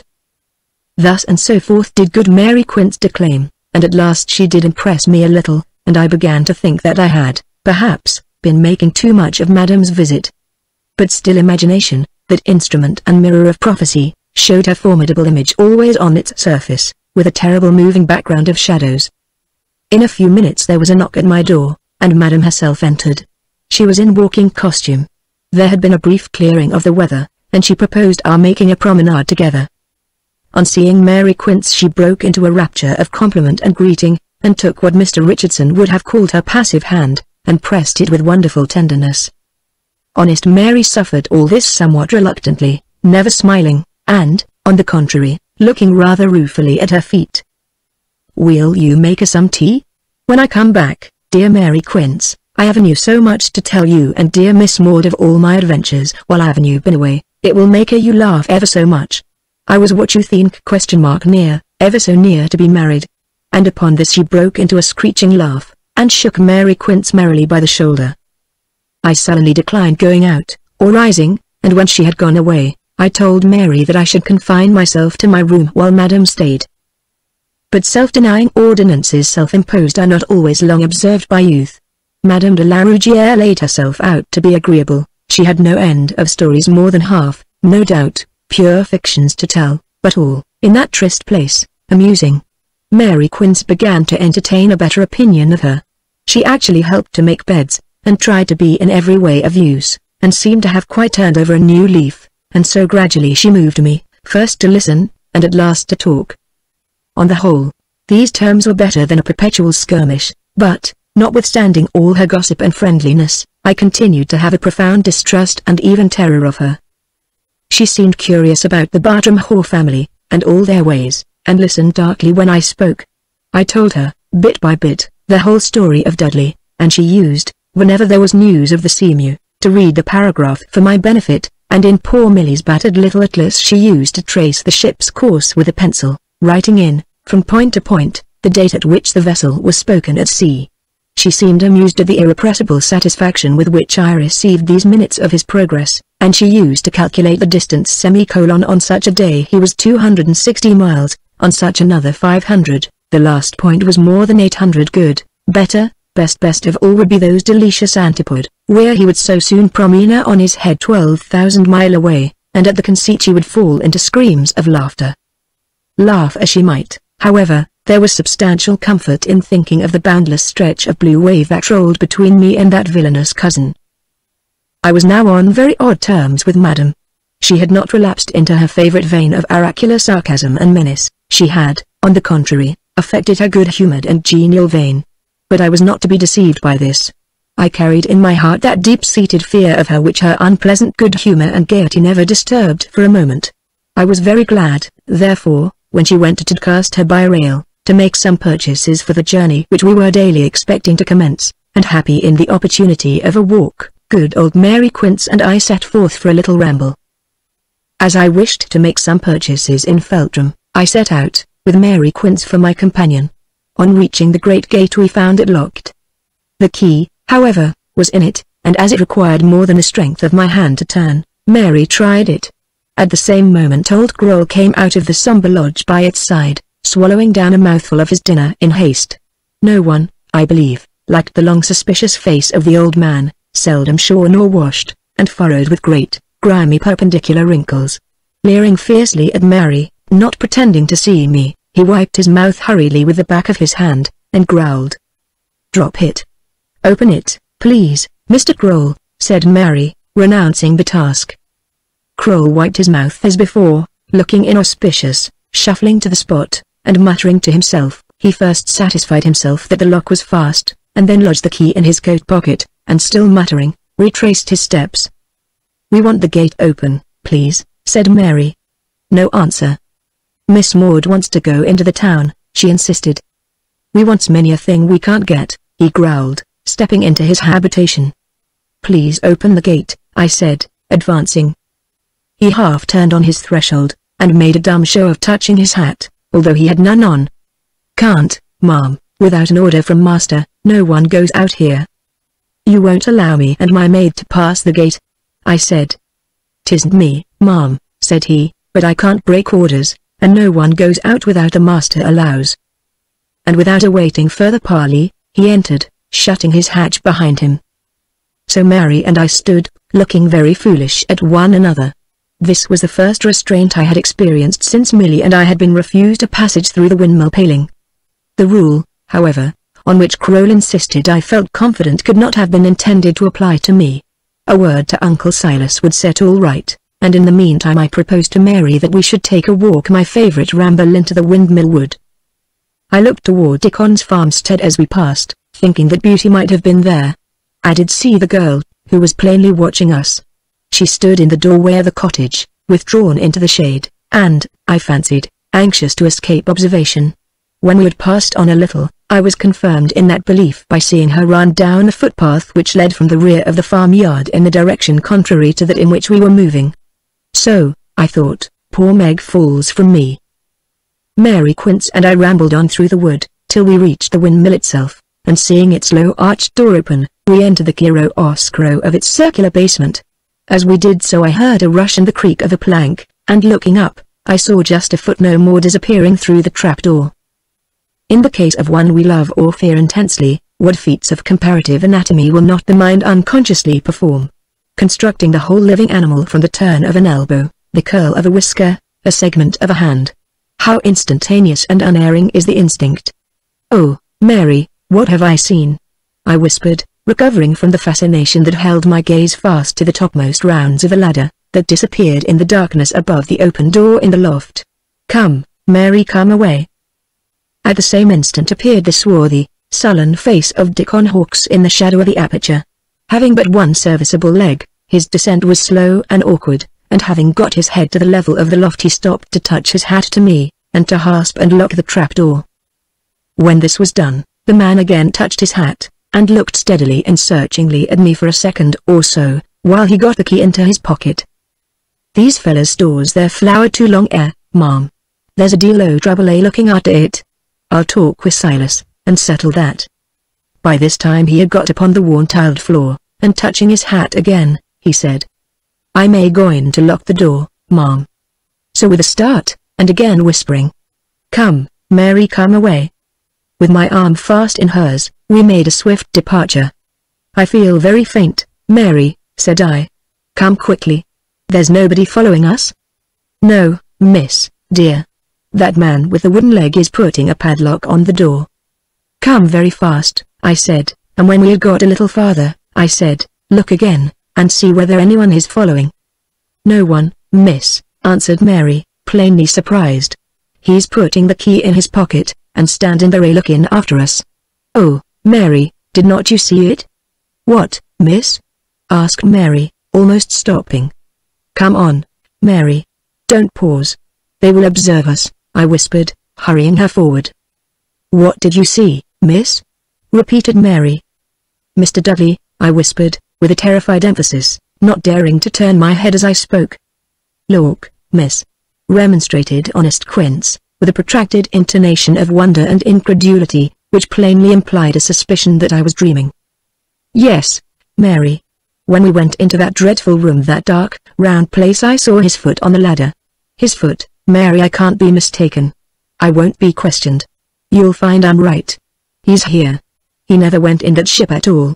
A fraud has been practiced on me. It is infamous, it is terrible. I'm frightened out of my life. For heaven's sake, look back again, and tell me what you see." "Nothing, miss," answered Mary, in contagious whispers, "but that wooden-legged chap, standing hard by the door." "And no one with him?" "No one, miss. We got without pursuit through the gate in the paling. I drew breath so soon as we had reached the cover of the thicket near the chestnut hollow, and I began to reflect that whoever the owner of the foot might be, and I was still instinctively certain that it was no other than Dudley, concealment was plainly his object. I need not, then, be at all uneasy lest he should pursue us. As we walked slowly and in silence along the grassy footpath, I heard a voice calling my name from behind. Mary Quince had not heard it at all, but I was quite certain. It was repeated twice or thrice, and, looking in considerable doubt and trepidation under the hanging boughs, I saw Beauty, not 10 yards away, standing among the underwood. I remember how white the eyes and teeth of the swarthy girl looked, as with hand uplifted toward her ear, she watched us while, as it seemed, listening for more distant sounds. Beauty beckoned eagerly to me, advancing, with looks of great fear and anxiety, 2 or 3 short steps toward me. "She bain't to come," said Beauty, under her breath, so soon as I had nearly reached her, pointing without raising her hand at Mary Quince. "Tell her to sit on the ash tree stump down yonder, and call ye as loud as she can if she sees any fellow coming this way, and rin ye back to me," and she impatiently beckoned me away on her errand. When I returned, having made this dispositions, I perceived how pale the girl was. "Are you ill, Meg?" I asked. Never ye mind. Well enough. Listen, miss, I must tell it all in a crack, and if she calls, rin away to her, and le me to myself, for if they there ought other unword to cotch me here, I think they'd kill me amost. Hish. She paused a second, looking askance, in the direction where she fancied Mary Quince was. Then she resumed in a whisper. Now, lass, mind ye, ye'll keep what I say to yourself. You're not to tell that nor any other for your life, mind, a word o' what I'm going to tell ye. I'll not say a word. Go on. Did ye see Dudley? I think I saw him getting up the ladder. In the mill? Ha. That's him. He never went beyond Tadcaster. He stayed in Feltram after. It was my turn to look pale now. My worst conjecture was established. Chapter 56 I Conspire. That's a bad un, he is Miss Maud. It's now that's good as keeps him and feyther mind, lass, ye promised you would not tell no one as keeps them 2 talkin' and they smokin' secret like together in the mill. And feyther don't know I found him out. They don't let me into the town, but Bryce tells me. And he knows it's Dudley, and it's now that's good, but summat very bad. And I reckon, miss, it's all about you. Be ye frightened, Miss Maud? I felt on the point of fainting, but I rallied. Not much, Meg. Go on, for heaven's sake. Does Uncle Silas know he is here? Well, miss, they were with him, Bryce told me, from 11 o'clock to nigh 1 o' Tuesday night, and went in and come out like thieves, feared ye'd see 'em. And how does Bryce know anything bad? I asked, with a strange freezing sensation creeping from my heels to my head and down again. I am sure deadly pale, but speaking very collectedly. Bryce said, miss, he saw Dudley cryin' and lookin' awful black, and says he to feyther, 'tisn't in my line nohow, and I can't, and says feyther to he, no one likes they sort o' things, but how can he help it? The old boys behind ye were his pitchfork, and he canna stop. And with it he bethought him o' Bryce, and says he, what be ye doin' there? Get ye down with the nags to blacksmith, do ye? And up gets Dudley, pullin' his hat o'er his brows, and says he, I wish I was in the seamew. I'm good for nowt with this thing hanged know o' me. And that's all as Bryce heard. And he's afeard o' feyther and Dudley awful. Dudley could lick him to pot if he crossed him, and he and feyther you'd think nowt o' havin' him afore the justices for poachin', and swearin' him into jail. But why does he think it's about me? Hish, said Meg, who fancied she heard a sound, but all was quiet. I can't say we're in danger, lass. I don't know why, but he does, and so do I, and, for that matter, so do ye. Meg, I'll leave Bartram. Ye can't. Can't? What do you mean, girl? They won't let ye o' it. The gates is all locked. They've dogs, they've bloodhounds, Bryce says. Ye can't get o' it, mind, put that o' it o' your head. I tell you what ye'll do. Write a bit o' a note to the lady yonder at Elveston, and though Bryce be a wild fella, and happen not o' a good sometimes, he likes me, and I'll make him take it. Feyther will be grindin' at mill tomorrow. Coom ye here about 1 o'clock, that's if ye see the mill sails turnin', and me and Bryce will meet ye here. Bring that old lass will ye? There's an old French un, though, that talks wi' Dudley. Mind ye, that un knows nowt o' the matter. Bryce be a kind lad to me, whatsoe'er he be with us, and I think he won't split. Now, lass, I must go. God help ye, God bless ye, Anne, for the world's wealth, don't ye let one know them see you've got aught in your head, not even that un. Before I could say another word, the girl had glided from me, with a wild gesture of silence, and a shake of her head. I can't at all account for the state in which I was. There are resources both of energy and endurance in human nature which we never suspect until the tremendous voice of necessity summons them into play. Petrified with a totally new horror, but with something of the coldness and impassiveness of the transformation, I stood, spoke, and acted a wonder, almost a terror, to myself. I met Madame on my return as if nothing had happened. I heard her ugly gabble, and looked at the fruits of her hour's shopping, as I might hear, and see, and talk, and smile, in a dream. But the night was dreadful. When Mary Quince and I were alone, I locked the door. I continued walking up and down the room, with my hands clasped, looking at the inexorable floor, the walls, the ceiling, with a sort of imploring despair. I was afraid to tell my dear old Mary. The least indiscretion would be failure, and failure destruction. I answered her perplexed solicitudes by telling her that I was not very well, that I was uneasy, but I did not fail to extract from her a promise that she would not hint to mortal, either my suspicions about Dudley, or our rencounter with Meg Hawkes. I remember how, when, after we had got, late at night, into bed, I sat up, shivering with horror, in mine, while honest Mary's tranquil breathing told how soundly she slept. I got up, and looked from the window, expecting to see some of those wolfish dogs which they had brought to the place prowling about the courtyard.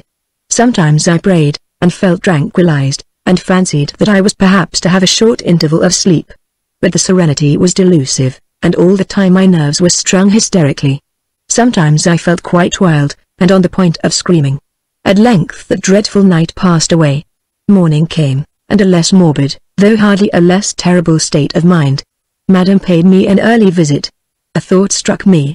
I knew that she loved shopping, and I said, quite carelessly, "Your yesterday's shopping tempts me, Madame, and I must get a few things before we leave for France. Suppose we go into Feltram today, and make my purchases, you and I?" She looked from the corner of her cunning eye in my face without answering. I did not blench, and she said, "Very good. I would be very happy," and again she looked oddly at me. "What hour, my dear Maud?" 1 o'clock. "I think that will do very well, eh?" I assented, and she grew silent. I wonder whether I did look as careless as I tried. I do not know. Through the whole of this awful period I was, I think, supernatural, and I even now look back with wonder upon my strange self-command. Madame, I hoped, had heard nothing of the order which prohibited my exit from the place. She would herself conduct me to Feltram, and secure, by accompanying me, my free egress. Once in Feltram, I would assert my freedom, and manage to reach my dear cousin Elise. Back to Bartram no power should convey me. My heart swelled and fluttered in the awful suspense of that hour. Oh, Bartram Hall! How came you by those lofty walls?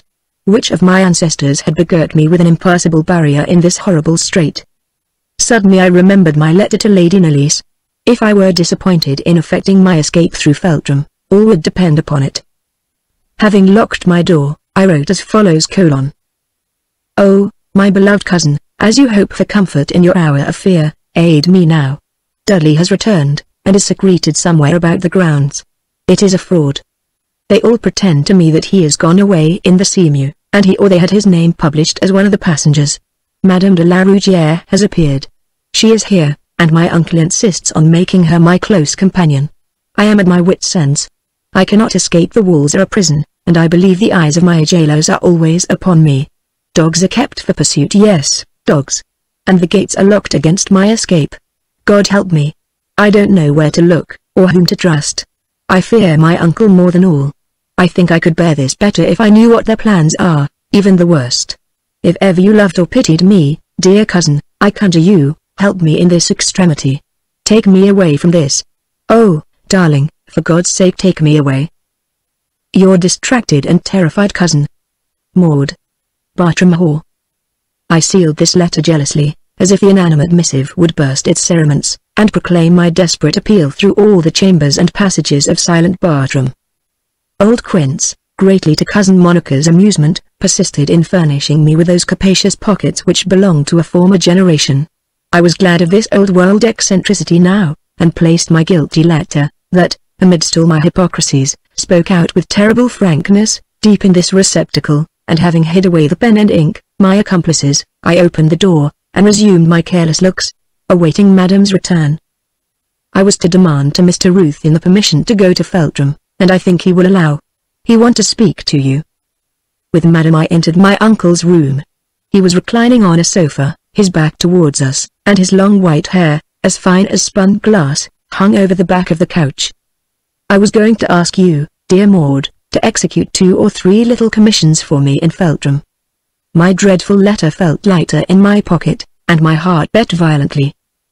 But I have just recollected that this is a market day, and Feltram will be full of doubtful characters and tipsy persons, so we must wait till tomorrow, and Madame says, very kindly, that she will, as she does not so much mind, make any little purchases today which cannot conveniently wait.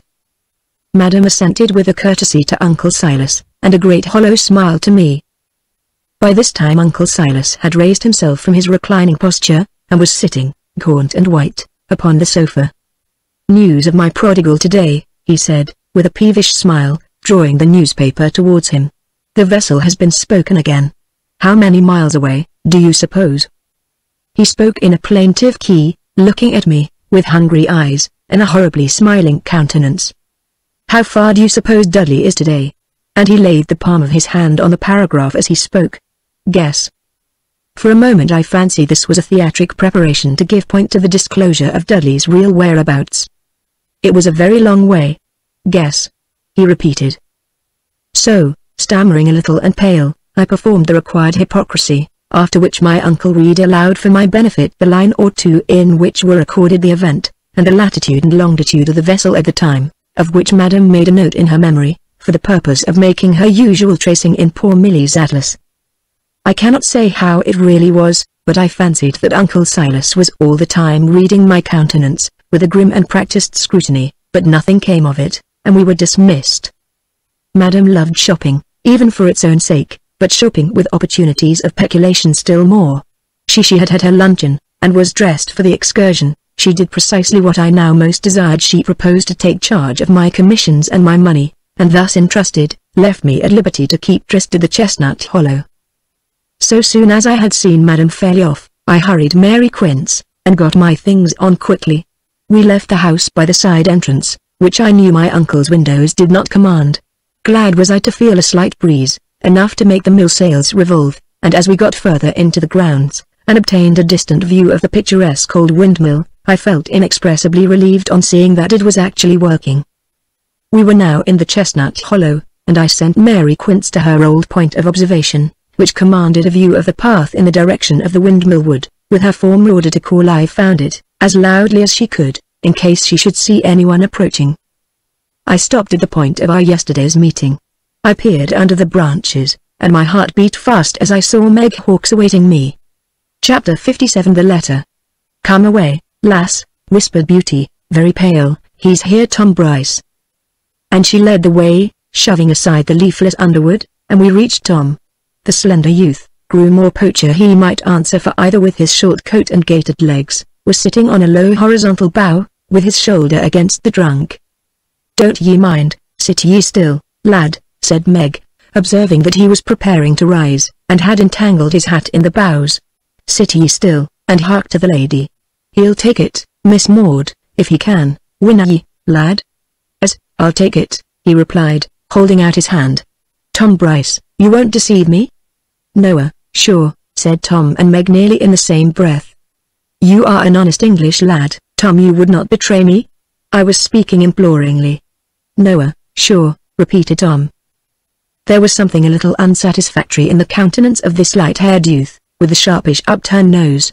Throughout our interview he said next to nothing, and smiled lazily to himself, like a man listening to a child's solemn nonsense, and leading it on, with an amused irony, from one wise sally to another. Thus it seemed to me that this young clown, without in the least intending to be offensive, was listening to me with a profound and lazy mockery. I could not choose, however, and, such as he was, I must employ him or none. "Now, Tom Bryce, a great deal depends on this." "That's true for her, Tom Bryce," said Meg, who now and then confirmed my asseverations. "I'll give you £1 now, Tom," and I placed the coin on the letter together in his hand. "And you are to give this letter to Lady Nellis, at Elveston. You know Elveston, don't you?" "He does, miss." "Don't ye, lad?" "As well, do so, Tom, and I'll be good to you so long as I live." "Do ye hear, lad?" "As," said Tom, "it's very good." "You'll take the letter, Tom?" I said, in much greater trepidation as to his answer than I showed. "As, I'll take the letter," said he, rising, and turning it about in his fingers under his eye, like a curiosity. "Tom Bryce," I said, "if you can't be true to me, say so, but don't take the letter except to give it to Lady Nellis, at Elveston. If you won't promise that, let me have the note back. Keep the £1, but tell me that you won't mention my having asked you to carry a letter to Elveston to anyone." For the first time Tom looked perfectly serious. He twiddled the corner of my letter between his finger and thumb, and wore very much the countenance of a poacher about to be committed.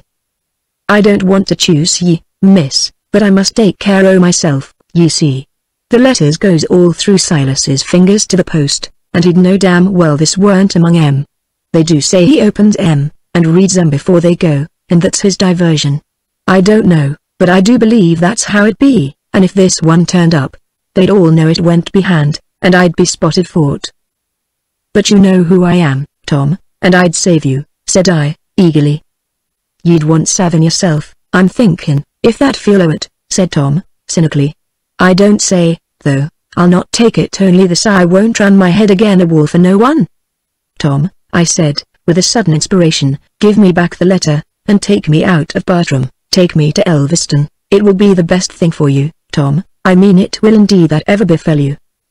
With this clown I was pleading, as for my life, my hand was on his sleeve. I was gazing imploringly in his face.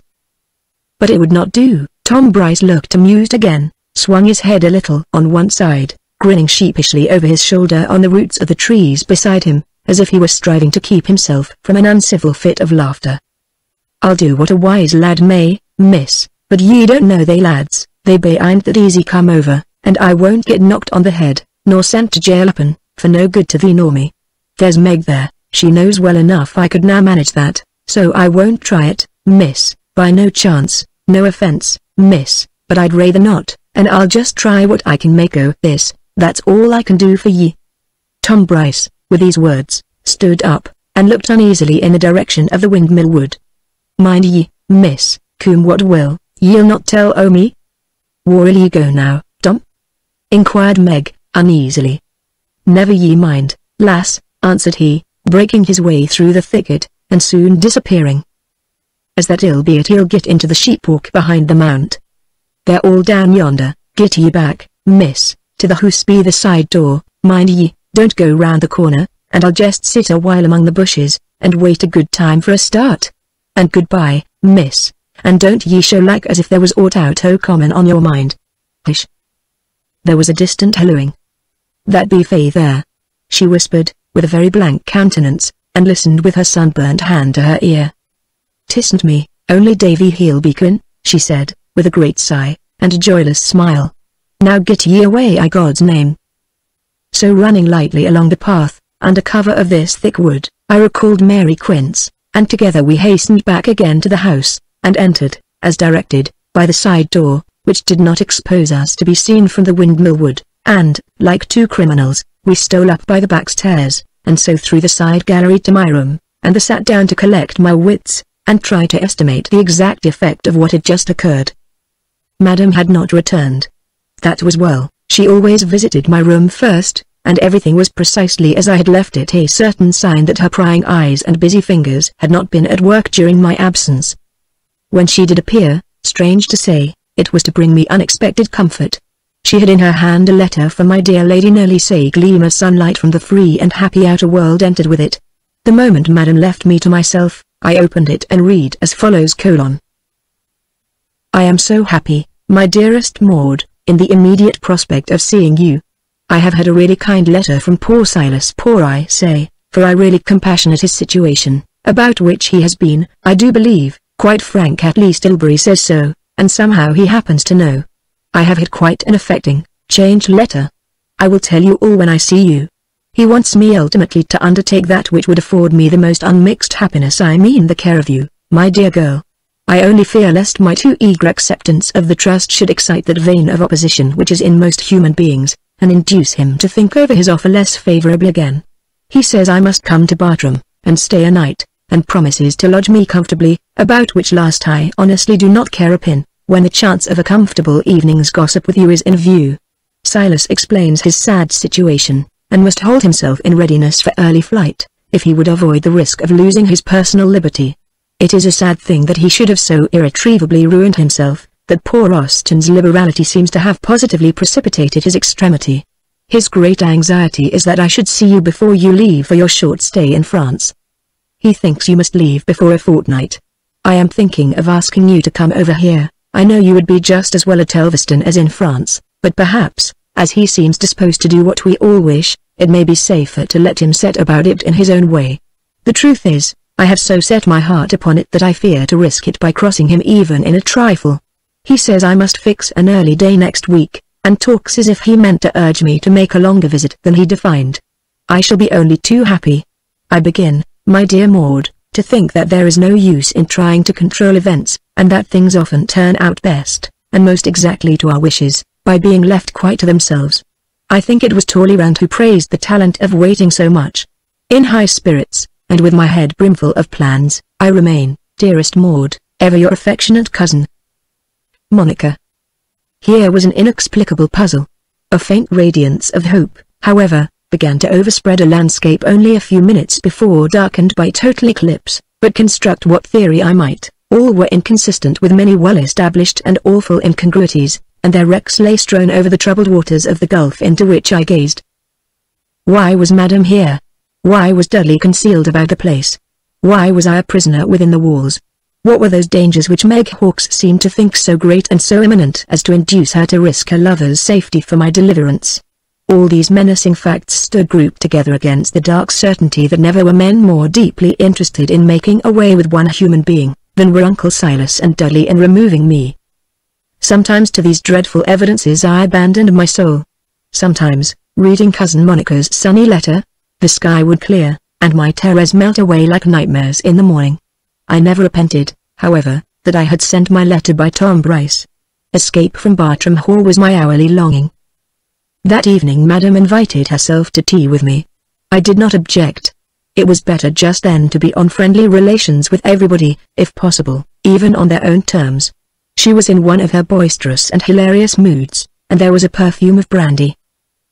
She narrated some compliments paid her that morning in Feltram by that good creature Mrs. Lythways, the silk mercer, and what handsome fellow was her new foreman. She intended plainly that I should quiz her and how he follow her with his eyes wherever she went. I thought, perhaps, he fancied she might pocket some of his lace or gloves. And all the time her great wicked eyes were rolling and glancing according to her ideas of fascination, and her bony face grinning and flaming with the strong drink in which she delighted. She sang twaddling chansons, and being, as was her wont under such exhilarating influences, in a vapouring mood, she vowed that I should have my carriage and horses immediately. I will try what I can do with your Uncle Silas. We are very good old friends, Mr. Ruthven and I, she said with a leer which I did not understand, and which yet frightened me. I never could quite understand why these Jezebels like to insinuate the dreadful truth against themselves. But they do. Is it the spirit of feminine triumph overcoming feminine shame, and making them vaunt their fall as an evidence of bygone fascination and existing power? Need we wonder? Have not women preferred hatred to indifference, and the reputation of witchcraft, with all its penalties, to absolute insignificance? Thus, as they enjoyed the fear inspired among simple neighbors by their imagined traffic with the further evil, did Madame, I think, relish with a cynical vainglory the suspicion of her satanic superiority. Next morning Uncle Silas sent for me. He was seated at his table, and spoke his little French greeting, smiling as usual, pointing to a chair opposite. "How far, I forget," he said, carelessly laying his newspaper on the table, "did you yesterday guess Dudley to be?" 1100 miles I thought it was. "Oh yes, so it was," and then there was an abstracted pause. "I have been writing to Lord Ilbury, your trustee," he resumed. "I ventured to say, my dear Maud, for having thoughts of a different arrangement for you, more suitable under my distressing circumstances, I do not wish to vacate without some expression of your estimate of my treatment of you while under my roof. I ventured to say that you thought me kind, considerate, indulgent, may I say so?" I assented. What could I say? I said you had enjoyed our poor way of living here, our rough ways and liberty. Was I right? Again I assented. And, in fact, that you had nothing to object against your poor old uncle, except indeed his poverty, which you forgave. I think I said truth. Did I, dear Maud? Again I acquiesced. All this time he was fumbling among the papers in his coat pocket. That is satisfactory. So I expected you to say, he murmured. I expected no less. On a sudden a frightful change spread across his face. He rose like a spectre with a white scowl. Then how do you account for that? He shrieked in a voice of thunder, and smiting my open letter to Lady Nellis, face upward, upon the table. I stared at my uncle, unable to speak, until I seemed to lose sight of him, but his voice, like a bell, still yelled in my ears. There, young hypocrite and liar!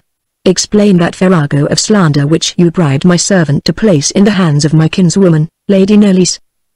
And so on and on it went, I gazing into darkness, until the voice itself became indistinct. grew into a buzz, and hummed away into silence. I think I must have had a fit. When I came to myself I was drenched with water, my hair, face, neck, and dress. I did not in the least know where I was. I thought my father was ill, and spoke to him. Uncle Silas was standing near the window, looking unspeakably grim. Madam was seated beside me, and an open bottle of ether, one of Uncle Silas's restoratives, on the table before me. "Who's that? Who's ill? Is anyone dead?" I cried. At last I was relieved by long paroxysms of weeping. When I was sufficiently recovered, I was conveyed into my own room. Chapter 58 Lady Nolly's Carriage. Next morning it was Sunday. I lay on my bed in my dressing gown, dull, apathetic, with all my limbs sore, and, as I thought, rheumatic, and feeling so ill that I did not care to speak or lift my head. My recollection of what had passed in Uncle Silas's room was utterly confused, and it seemed to me as if my poor father had been there and taken a share I could not remember how in the conference.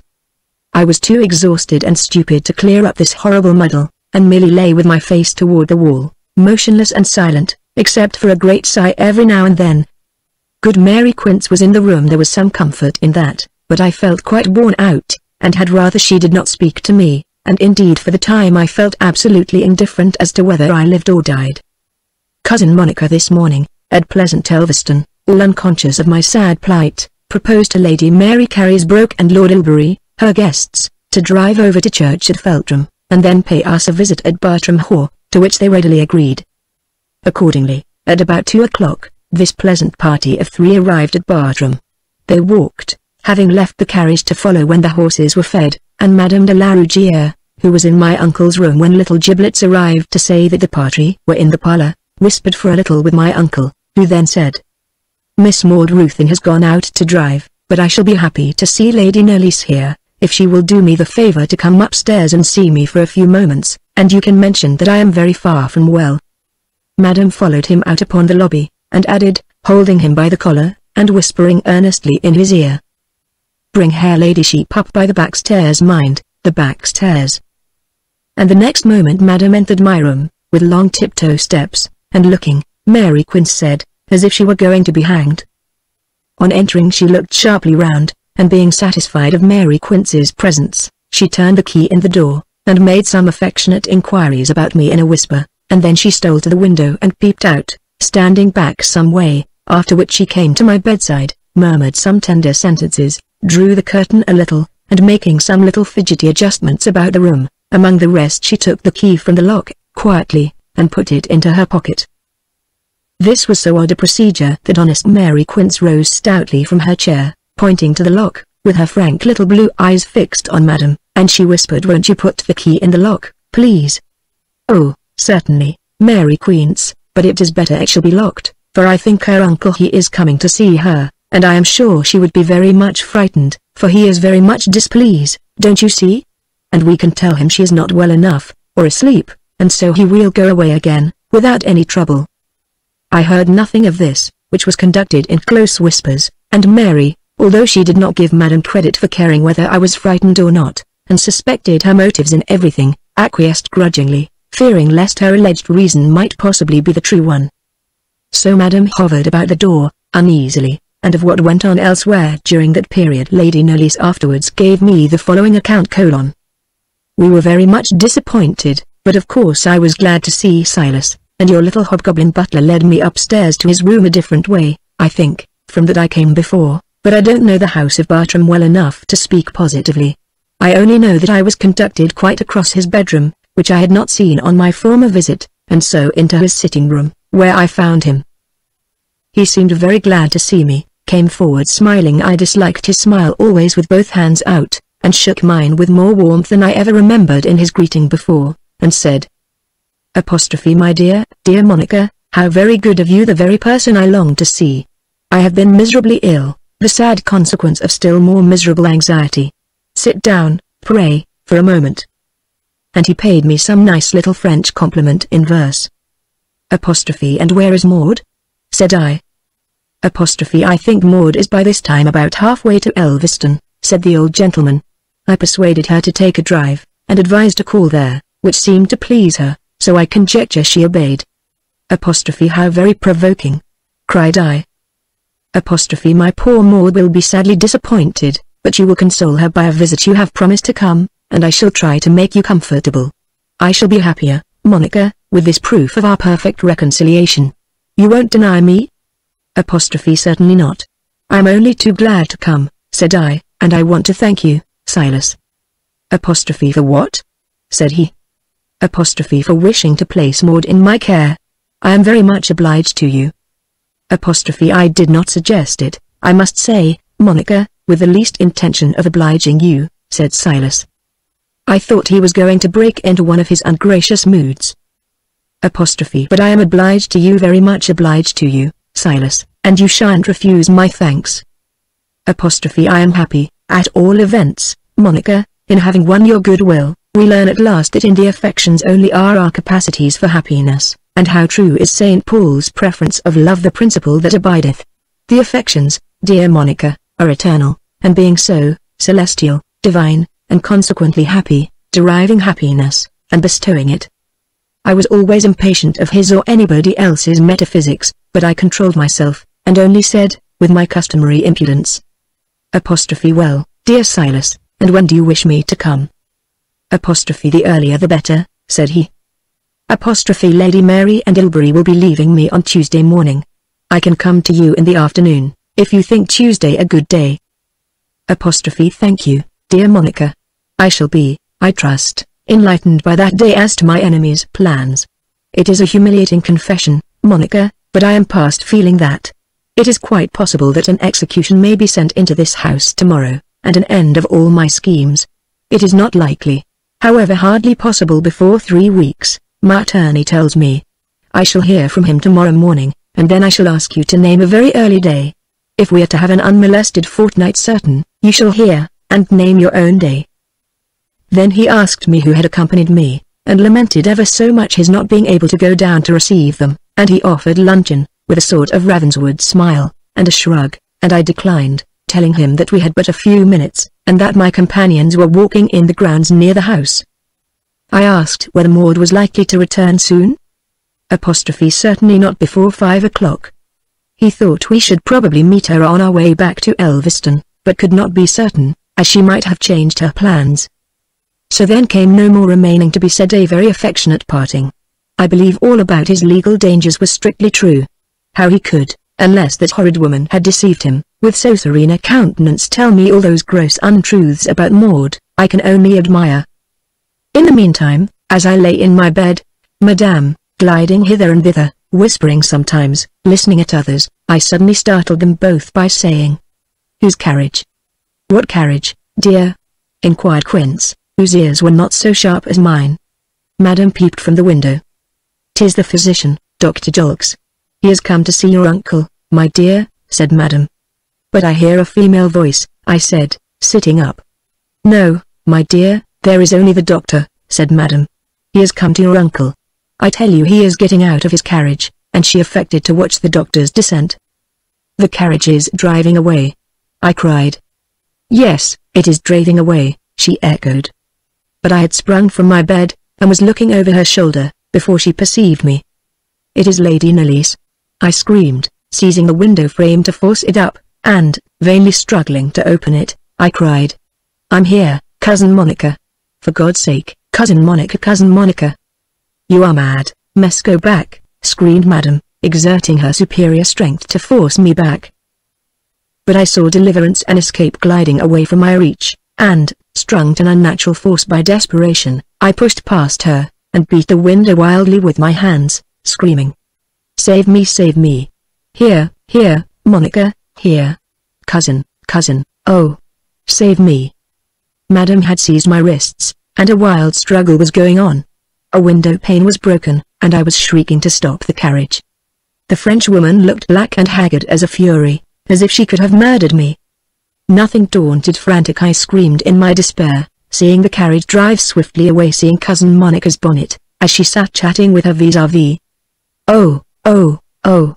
I shrieked, in vain and prolonged agony, as Madame, exerting her strength and matching her fury against my despair, forced me back in spite of my wild struggles, and pushed me sitting on the bed, where she held me fast, glaring in my face, and chuckling and panting over me. I think I felt something of the despair of a lost spirit. I remember the face of poor Mary Quince, its horror, its wonder as she stood gaping into my face, over Madame's shoulder, and crying, "What is it, Miss Maud? What is it, dear?" And turning fiercely on Madame, and striving to force her grasp from my wrists. "Are you hurting the child? Let her go, let her go. I will let her go. What old fool are you, Mary Quince? She is mad, I think. She has lost her head." "Oh, Mary," cry from the window. "Stop the carriage," I cried. Mary looked out, but there was by this time, of course, nothing in sight. "Why don't you stop the carriage?" sneered Madame. "Call the coachman and the postilion." "Where is the footman?" "Bah! Elle la serve maltamba." "Oh, Mary, Mary, is it gone, is it gone? Is there nothing there?" cried I, rushing to the window, and turning to Madame, after a vain straining of my eyes, my face against the glass. "Oh, cruel, cruel, wicked woman! Why have you done this? What was it to you? Why do you persecute me? What good can you gain by my ruin?" "Ruin? Parbleu! March, you talk too fast. Did not you see it, Mary Quince? It was the doctor's carriage, and Mrs. Jolks, and that impudent fellow, young Jolks, staring up to the window, and Mademoiselle she come in shocking dishabille to show herself knocking at the window. 'Twould be very nice thing, Mary Quince, don't you think?"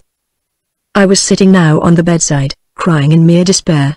I did not care to dispute or to resist. Oh! Why had rescue come so near, only to prove that it could not reach me? So I went on crying, with a clasping of my hands and turning up of my eyes, in incoherent prayer.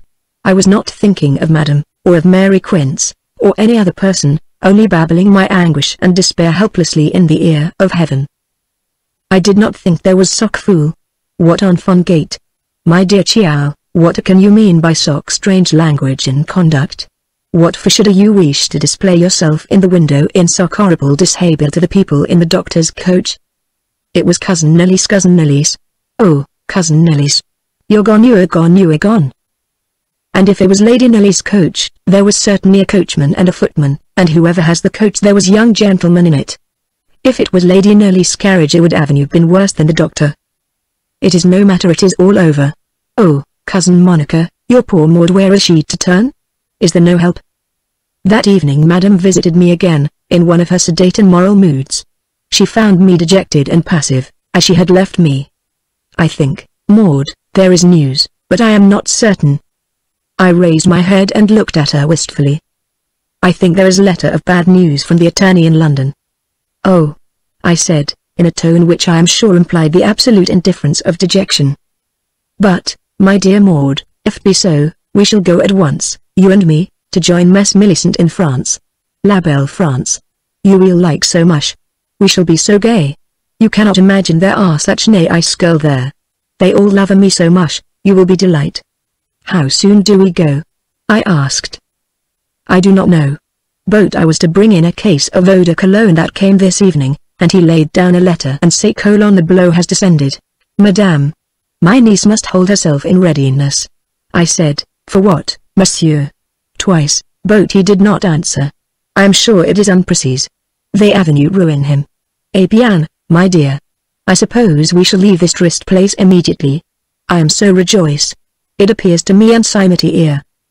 "Yes, I should like to leave it," I said, sitting up, with a great sigh and sunken eyes. It seemed to me that I had quite lost all sense of resentment towards Madame.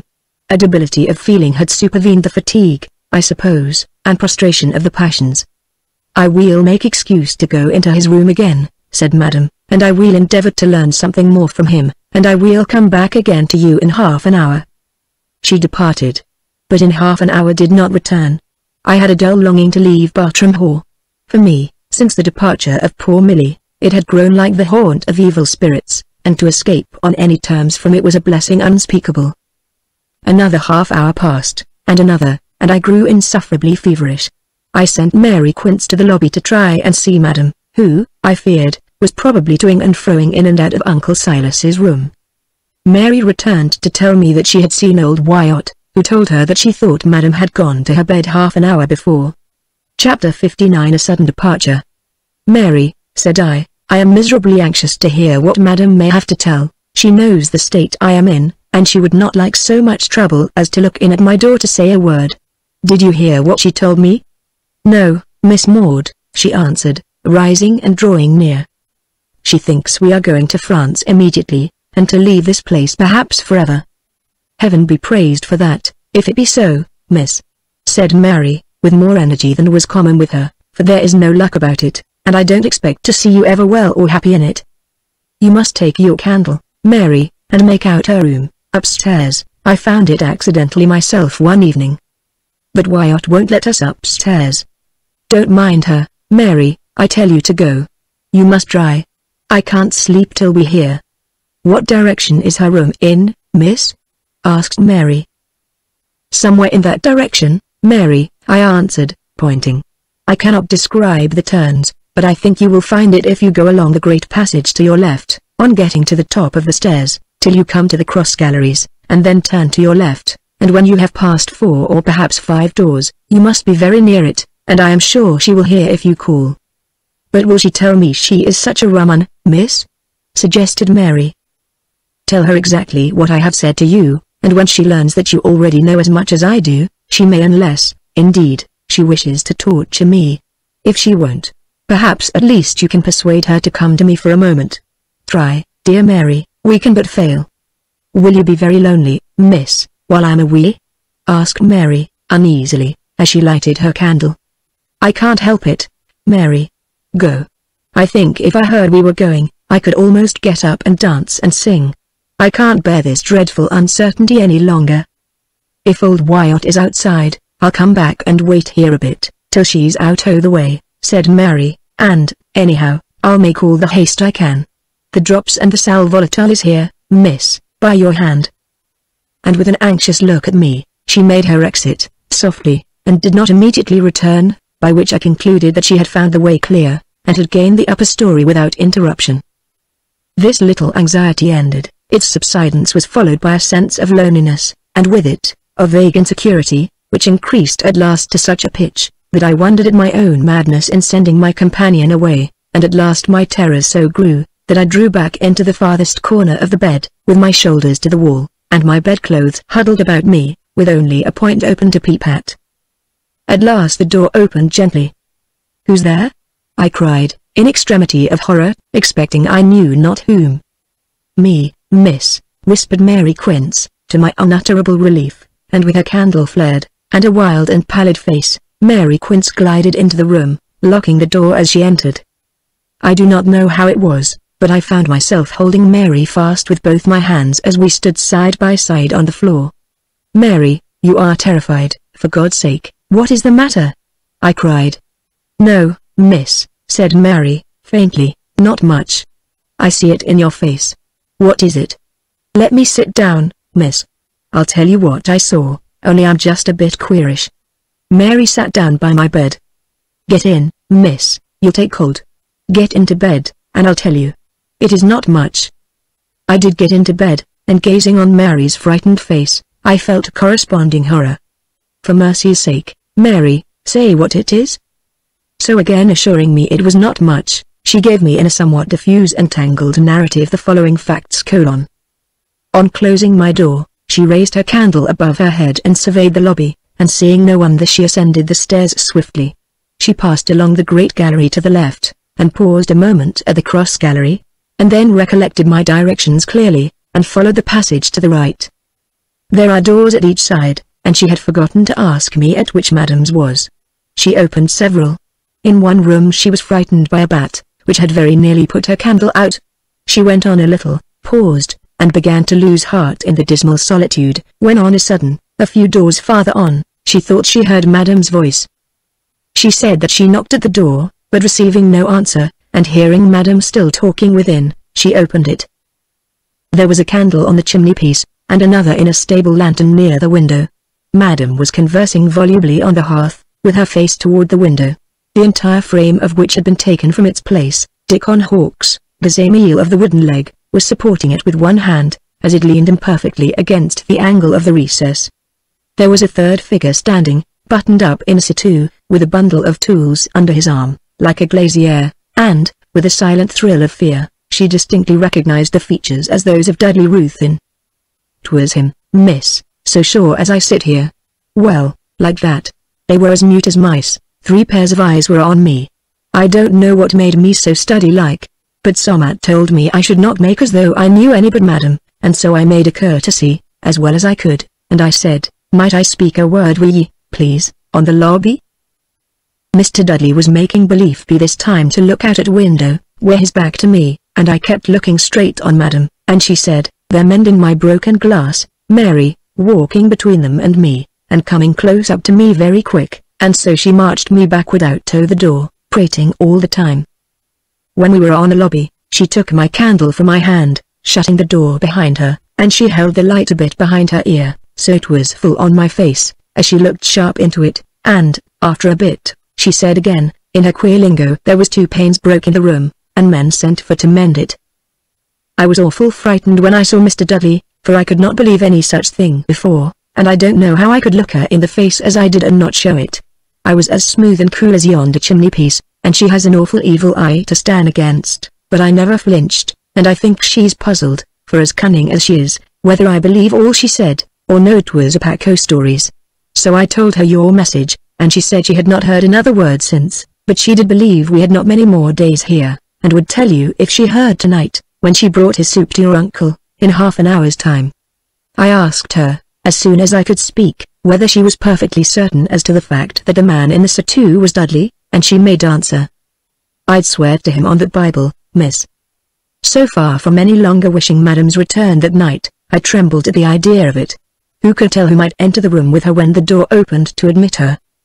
Dudley, so soon as he recovered the surprise, had turned about, evidently anxious to prevent recognition. Dick on Hawks stood glowering at her. Both might have hope of escaping recognition in the imperfect light, for the candle on the chimney-piece was flowering in the air, and the light from the lantern fell in spots, and was confusing. What could that ruffian, Hawks, be doing in the house? Why was Dudley there? Could a more ominous combination be imagined? I puzzled my distracted head over all Mary Quince's details, but could make nothing of their occupation. I know of nothing so terrifying as this kind of perpetual puzzling over ominous problems.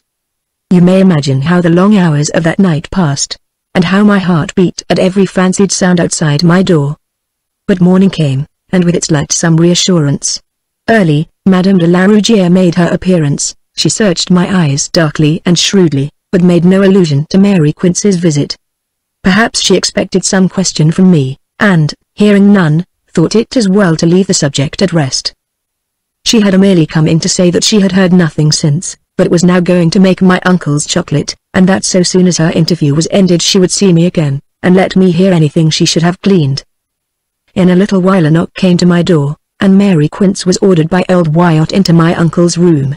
She returned flushed, in a huge fuss, to say that I was to be up and dressed for a journey in half an hour, and to go straight, when dressed, to my uncle's room. It was good news, at the same time it was a shock. I was glad. I was stunned. I jumped out of bed, and set about my toilet with an energy quite new to me. Good Mary Quince was busily packing my boxes, and consulting as to what I should take with me, and what not. Was Mary Quince to accompany me? He had not said a word on that point, and I feared from his silence she was to remain. There was comfort, however, in this that the separation would not be for long. I felt confident of that, and I was about to join Milly, whom I loved better than I could have believed before our separation. But whatsoever the conditions might be, it was an indescribable relief to have done with Bartram Haugh, and leave behind me its sinister lines of circumvallation, its haunted recesses, and the awful spectres that had lately appeared within its walls. I stood too much in awe of my uncle to fail in presenting myself punctually at the close of the half-hour. I entered his sitting room under the shadow of sour old Wyatt's high-cauled cap. She closed the door behind me, and the conference commenced. Madame de la Rougière sat there, dressed and draped for a journey, and with a thick black lace veil on. My uncle rose, gaunt and venerable, and with a harsh and severe countenance. He did not offer his hand, he made me a kind of bow, more of repulsion than of respect. He remained in a standing position, supporting his crooked frame by his hand, which he leaned on a dispatch box. He glared on me steadily with his wild phosphoric eyes, from under the dark brows I have described to you, now corrugated in lines indescribably stern. "You shall join my daughter at the pension, in France, Madame de la Rougière shall accompany you," said my uncle, delivering his directions with the stern monotony and the measured pauses of a person dictating an important dispatch to a secretary. "Old Mrs. Quince shall follow with me, or, if alone, in a week. You shall pass tonight in London, tomorrow night you proceed thence to Dover, and cross by the mail packet. You shall now sit down and write a letter to your cousin Monica Nellis, which I will first read and then dispatch. Tomorrow you shall write a note to Lady Nellis, from London, telling her how you have got over so much of your journey, and that you cannot write from Dover, as you must instantly start by the packet on reaching it, and that until my affairs are a little settled, you cannot write to her from France, as it is of high importance to my safety that no clue should exist as to our address. Intelligence, however, shall reach her through my attorneys, Archer and Slay, and I trust we shall soon return. You will, please, submit that latter note to Madame de la Rougière, who has my directions to see that it contains no libels upon my character. Now, sit down." So, with those unpleasant words tingling in my ears, I obeyed. "Right," said he, when I was duly placed. "You shall convey the substance of what I say in your own language. The imminent danger this morning announced of an execution, remember the word, and he spelled it for me, being put into this house either this afternoon or tomorrow, compels me to anticipate my plans, and dispatch you for France this day. That you are starting with an attendant." Here an uneasy movement from Madame, whose dignity was perhaps excited. "An attendant," he repeated, with a discordant emphasis, "and you can, if you please, but I don't solicit the justice, say that you have been as kindly treated here as my unfortunate circumstances would permit. That is all. You have just 15 minutes to write. Begin." I wrote accordingly. My hysterical state had made me far less combative than I might have proved some months since, for there was much that was insulting as well as formidable in his manner. I completed my letter, however, to his satisfaction in the prescribed time, and he said, as he laid it and its envelope on the table, "Please to remember that this lady is not your attendant only, but that she has authority to direct every detail respecting your journey, and will make all the necessary payments on the way. You will please, then, implicitly to comply with her directions. The carriage awaits you at the hall door."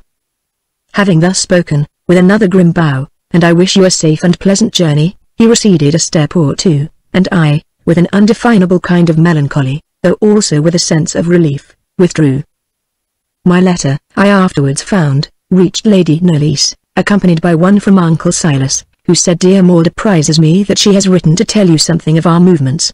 A sudden crisis in my miserable affairs compels a break-up as sudden here. Maud joins my daughter at the pension, in France. I purposely omit the address, because I mean to reside in its vicinity until this storm shall have blown over, and as the consequences of some of my unhappy entanglements might pursue me even there, I must only for the present spare you the pain and trouble of keeping a secret. I am sure that for some little time you will excuse the girl's silence. In the meantime you shall hear of them, and perhaps circuitously, from me. Our dear Maud started this morning en route for her destination, very sorry, as am I, that she could not enjoy first a flying visit to Elveston, but in high spirits, notwithstanding, at the new life and sights before her. At the door my beloved old friend, Mary Quince, awaited me. "Am I going with you, Miss Maud?" I burst into tears and clasped her in my arms. "I'm not," said Mary, very sorrowfully, "and I never was from you yet, miss, since you wasn't the length of my arm." And kind old Mary began to cry with me. "But you are coming in a few days, Mary Quince," expostulated Madame. "I wonder you are sock fool. What is 2-3 days? Bah! Nonsense, girl." Another farewell to poor Mary Quince, quite bewildered at the suddenness of her bereavement. A serious and tremulous bow from our little old butler on the steps. Madame bawling through the open window to the driver to make good speed, and remember that we had but 19 minutes to reach the station. Away we went. Old Groll's iron grill rolled back before us. I looked on the receding landscape, the giant trees, the palatial, time-stained mansion. A strange conflict of feelings, sweet and bitter, rose and mingled in the reverie. Had I been too hard and suspicious with the inhabitants of that old house of my family? Was my uncle justly indignant? Was I ever again to know such pleasant rambles as some of those I had enjoyed with dear Millicent through the wild and beautiful woodlands I was leaving behind me? And there, with my latest glimpse of the front of Bartram Hall, I beheld dear old Mary Quince gazing after us. Again my tears flowed. I waved my handkerchief from the window, and now the park wall hid all from view, and at a great pace, Through the steep wooded glen, with the rocky and precipitous character of a ravine, we glided, and when the road next emerged, Bartram Hall was a misty mass of forest and chimneys, slope and hollow, and we within a few minutes of the station. Chapter 60. The Journey. Waiting for the train, as we stood upon the platform, I looked back again toward the wooded uplands of Bartram, and far behind, the fine range of mountains, azure and soft in the distance, beyond which lay beloved old Knoll, and my lost father and mother, and the scenes of my childhood, never embittered except by the Sibyl who sat beside me. Under happier circumstances I should have been, at my then early age, quite wild with pleasurable excitement on entering London for the first time. But Black Care sat by me, with her pale hand in mine, a voice of fear and warning, whose words I could not catch, was always in my ear. We drove through London, amid the glare of lamps, toward the West End, and for a little while the sense of novelty and curiosity overcame my despondency, and I peeped eagerly from the window, while Madam, who was in high good humour, spite of the fatigues of our long railway flight, screeched scraps of topographic information in my ear, for London was a picture book in which she was well read. That is Euston Square, my dear Russell Square. Here is Oxford Street Haymarket. See, there is the Opera House Her Majesty's Theatre. See all the carriages waiting, and so on, till we reached at length the little narrow street, which she told me was off Piccadilly, where we drew up before a private house, as it seemed to me a family hotel, and I was glad to be at rest for the night. Fatigued with the peculiar fatigue of railway travelling, dusty, a little chilly, with eyes aching and wearied, I ascended the stairs silently, our garrulous and bustling landlady leading the way, and telling her oft-told story of the house, its noble owner in old time, and how those fine drawing-rooms were taken every year during the session by the Bishop of Roche-on-Copley, and at last into our double-bedded room. I would fain have been alone, but I was too tired and dejected to care very much for anything. At tea, Madam expanded in spirit, like a giant refreshed, and chattered and sang, and at last, seeing that I was nodding, advised my going to bed, while she ran across the street to see her dear old friend, Mademoiselle Streetoy, who was sure to be up, and would be offended if she failed to make her ever so short a call. I cared little what she said, and was glad to be rid of her even for a short time, and was soon fast asleep. I saw her, I know not how much later, poking about the room, like a figure in a dream, and taking off her things. She had her breakfast in bed next morning, and I was, to my comfort, left to take mine in solitary possession of our sitting-room, where I began to wonder how little annoyance I had as yet suffered from her company, and began to speculate upon the chances of my making the journey with tolerable comfort. Our hostess gave me 5 minutes of her valuable time. Her talk ran chiefly upon nuns and convents, and her old acquaintance with Madam, and it seemed to me that she had at one time driven a kind of trade, no doubt profitable enough, in escorting young ladies to establishments on the continent, and although I did not then quite understand the tone in which she spoke to me, I often thought afterwards that Madam had represented me as a young person destined for the holy vocation of the veil. When she was gone, I sat listlessly looking out of the window, and saw some chance equipages drive by, and now and then a fashionable pedestrian, and wondered if this quiet thoroughfare could really be one of the arteries so near the heart of the tumultuous capital. I think my nervous vitality must have burnt very low just then, for I felt perfectly indifferent about all the novelty and world of wonders beyond, and should have hated to leave the dull tranquillity of my window for an excursion through the splendors of the unseen streets and palaces that surrounded me. It was 1 o'clock before Madam joined me, and finding me in this dull mood, she did not press me to accompany her in her drive, no doubt well pleased to be rid of me.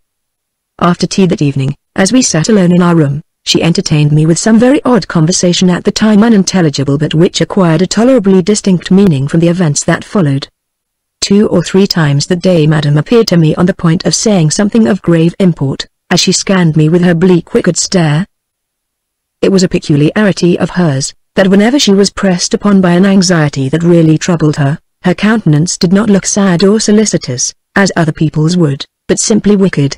Her great gaunt mouth was compressed and drawn down firmly at the corners, and her eyes glared with a dismal scowl.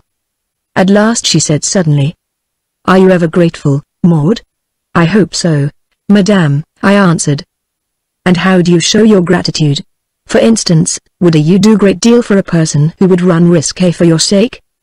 It struck me all at once that she was sounding me about poor Meg Hawkes, whose fidelity, notwithstanding the treason or cowardice of her lover, Tom Bryce, I never doubted, and I grew at once wary and reserved, I know of no opportunity, thank heaven, for any such service.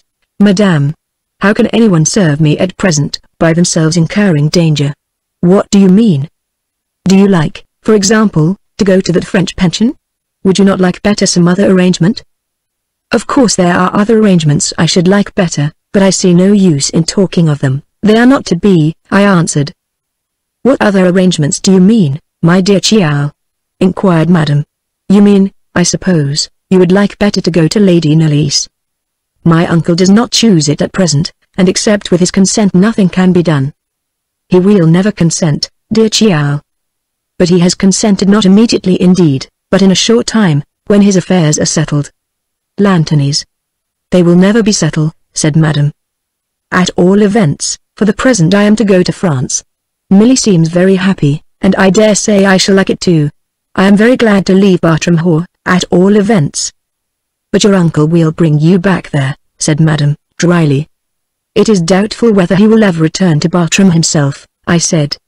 Ah, said Madame, with a long-drawn nasal intonation, you think I hate you. You are quite wrong, my dear Maud. I am, on the contrary, very much interested for you. I am, I assure you, dear Chiao. And she laid her great hand, with joints misshapen by old chilblains, upon the back of mine. I looked up in her face. She was not smiling.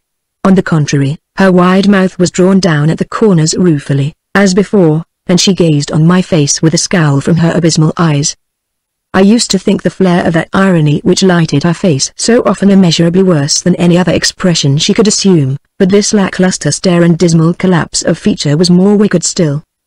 Suppose I should bring you to Lady Nelly's, and place you in her charge, what would you do then for poor Madame? Said this dark spectre. I was inwardly startled at these words. I looked into her unsearchable face, but could draw thence nothing but fear. Had she made the same overture only 2 days since, I think I would have offered her half my fortune.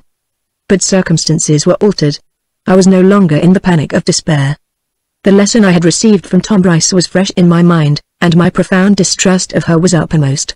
I saw before me only a tempter and betrayer, and said, Do you mean to imply, Madame, that my guardian is not to be trusted, and that I ought to make my escape from him, and that you are really willing to aid me in doing so? This, you see, was turning the tables upon her. I looked her steadily in the face as I spoke. She returned my gaze with a strange stare and a gape, which haunted me long after, and it seemed as we sat in utter silence that each was rather horribly fascinated by the other's gaze.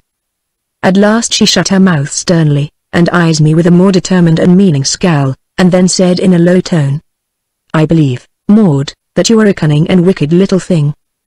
Wisdom is not cunning, Madame, nor is it wicked to ask your meaning in explicit language, I replied. And so, you clever Chiao, we two sit here, playing at a game of chess, over this little table, to decide which shall destroy the other, is it not so? I will not allow you to destroy me, I retorted, with a sudden flash. Madame stood up, and rubbed her mouth with her open hand. She looked to me like some evil being seen in a dream. I was frightened. You are going to hurt me, I ejaculated, scarce knowing what I said. If I were, you deserve it. You are very malicious, March, or, it may be, only very stupid. A knock came to the door. Come in, I cried, with a glad sense of relief. A maid entered. A letter, please, M, she said, handing it to me. For me, snarled Madame, snatching it. I had seen my uncle's hand, and the Feltram postmark. Madame broke the seal, and read. It seemed but a word, for she turned it about after the first momentary glance, and examined the interior of the envelope, and then returned to the line she had already read. She folded the letter again, drawing her nails in a sharp pinch along the creases, as she stared in a blank, hesitating way at me. You are stupid little ingrate. I am employed by Monsieur Ruthin, and of course I am faithful to my employer. I do not want to talk to you. There, you may read that. She jerked the letter before me on the table. It contained but these words: Bartram Haugh. 30th of January, 1845. My dear Madam. Be so good as to take the 8:30 train to Dover tonight. Beds are prepared. Yours very truly, Silas Ruthin. I cannot say what it was in this short advice that struck me with fear. Was it the thick line beneath the word Dover, that was so uncalled for, and gave me a faint but terrible sense of something preconcerted. I said to Madame, "Why is Dover underlined?" "I do not know, little fool, no more than you. How can I tell what is passing in your uncle's head when he make that a mark? Has it not a meaning, Madame?" "How can you talk like that?" she answered, more in her old way. "You are either mocking of me, or you are becoming truly a fool." She rang the bell, called for our bill, saw our hostess, while I made a few hasty precautions in my room. "You need not look after the trunks, they will follow us all right. Let us go, Chiailwe Avenue, half an hour only to reach the train." No one ever fussed like Madame when occasion offered. There was a cab at the door, into which she hurried me. I assumed that she would give all needful directions, and leaned back, very weary and sleepy already, though it was so early, listening to her farewell scream from the cab step, and seeing her black cloak flitting and flapping this way and that, like the wings of a raven disturbed over its prey. In she got, and away we drove through a glare of lamps, and shop windows, still open, gas everywhere, and cabs, buses, and carriages, still thundering through the streets.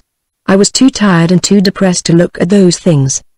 Madame, on the contrary, had her head out of the window till we reached the station. "Where are the rest of the boxes?"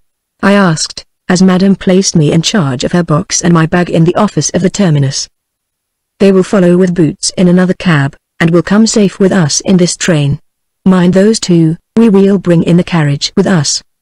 So into a carriage we got. In came Madame's box and my bag. Madame stood at the door, and, I think, frightened away intending passengers, by her size and shrillness.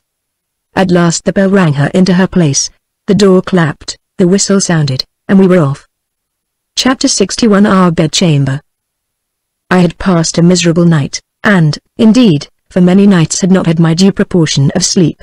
Still I sometimes fancy that I may have swallowed something in my tea that helped to make me so irresistibly drowsy. It was a very dark night, no moon, and the stars soon hid by the gathering clouds. Madame sat silent, and ruminating in her place, with her rugs about her. I, in my corner similarly enveloped, tried to keep awake. Madame plainly thought I was asleep already, for she stole a leather flask from her pocket, and applied it to her lips, causing an aroma of brandy.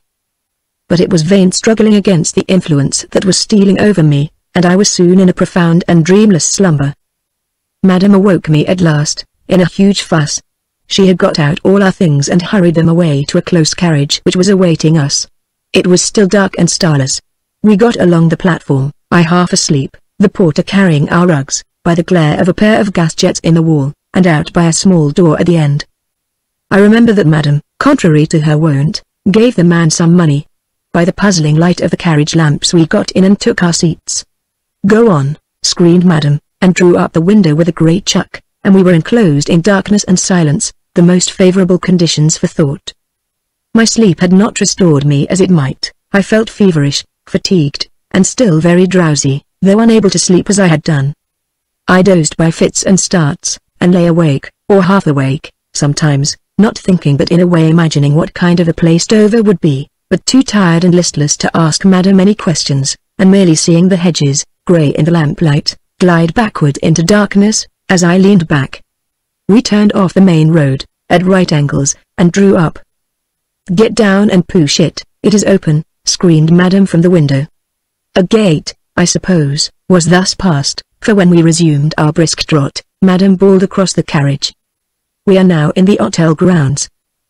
And so all again was darkness and silence, and I fell into another doze, from which, on waking, I found that we had come to a standstill, and Madame was standing on the low step of an open door, paying the driver.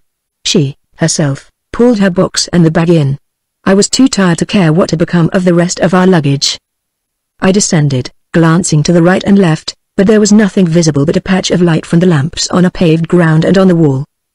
We stepped into the hall or vestibule, and Madame shut the door, and I thought I heard the key turn in it. We were in total darkness. "Where are the lights, Madame? Where are the people?" I asked, more awake than I had been. "'Tis past 3 o'clock, Chiao, boat there is always light here." She was groping at the side, and in a moment more lighted a lucifer match, and so a bedroom candle. We were in the flagged lobby, under an archway at the right, and at the left of which opened long flagged passages, lost in darkness, a winding stair, barely wide enough to admit Madame, dragging her box, led upward under a doorway, in a corner at the right. "Come, dear Chiao, take your bag, don't mind the rugs, they are safe enough." "But where are we to go?" "There is no one," I said, looking round in wonder. It certainly was a strange reception at an hotel. "Never mind, my dear Chiao. They know me here, and I have always the same room ready when I write for it. Follow me quickly." So she mounted, carrying the candle. The stair was steep, and the march long. We halted at the second landing, and entered a gaunt, grimy passage. All the way up we had not heard a single sound of life, nor seen a human being, nor so much as passed a gaslight. "Viola. Here it is, my dear old room. Enter, dearest Maud." And so I did. The room was large and lofty, but shabby and dismal. There was a tall four-post bed, with its foot beside the window, hung with dark green curtains, of some plush or velvet texture, that looked like a dusty pall. The remaining furniture was scant and old, and a ravelled square of threadbare carpet covered a patch of floor at the bedside. The room was grim and large, and had a cold, vault-like atmosphere, as if long uninhabited, but there were cinders in the grate and under it. The imperfect light of our mutton fat candle made all this look still more comfortless. Madame placed the candle on the chimney-piece, locked the door, and put the key in her pocket. "I always do so in hotels," said she, with a wink at me. And, then with a long ha, expressive of fatigue and relief, she threw herself into a chair. "So here we are at last," said she. "I'm glad. There's your bed, Maud. Mine is in the dressing room." She took the candle, and I went in with her.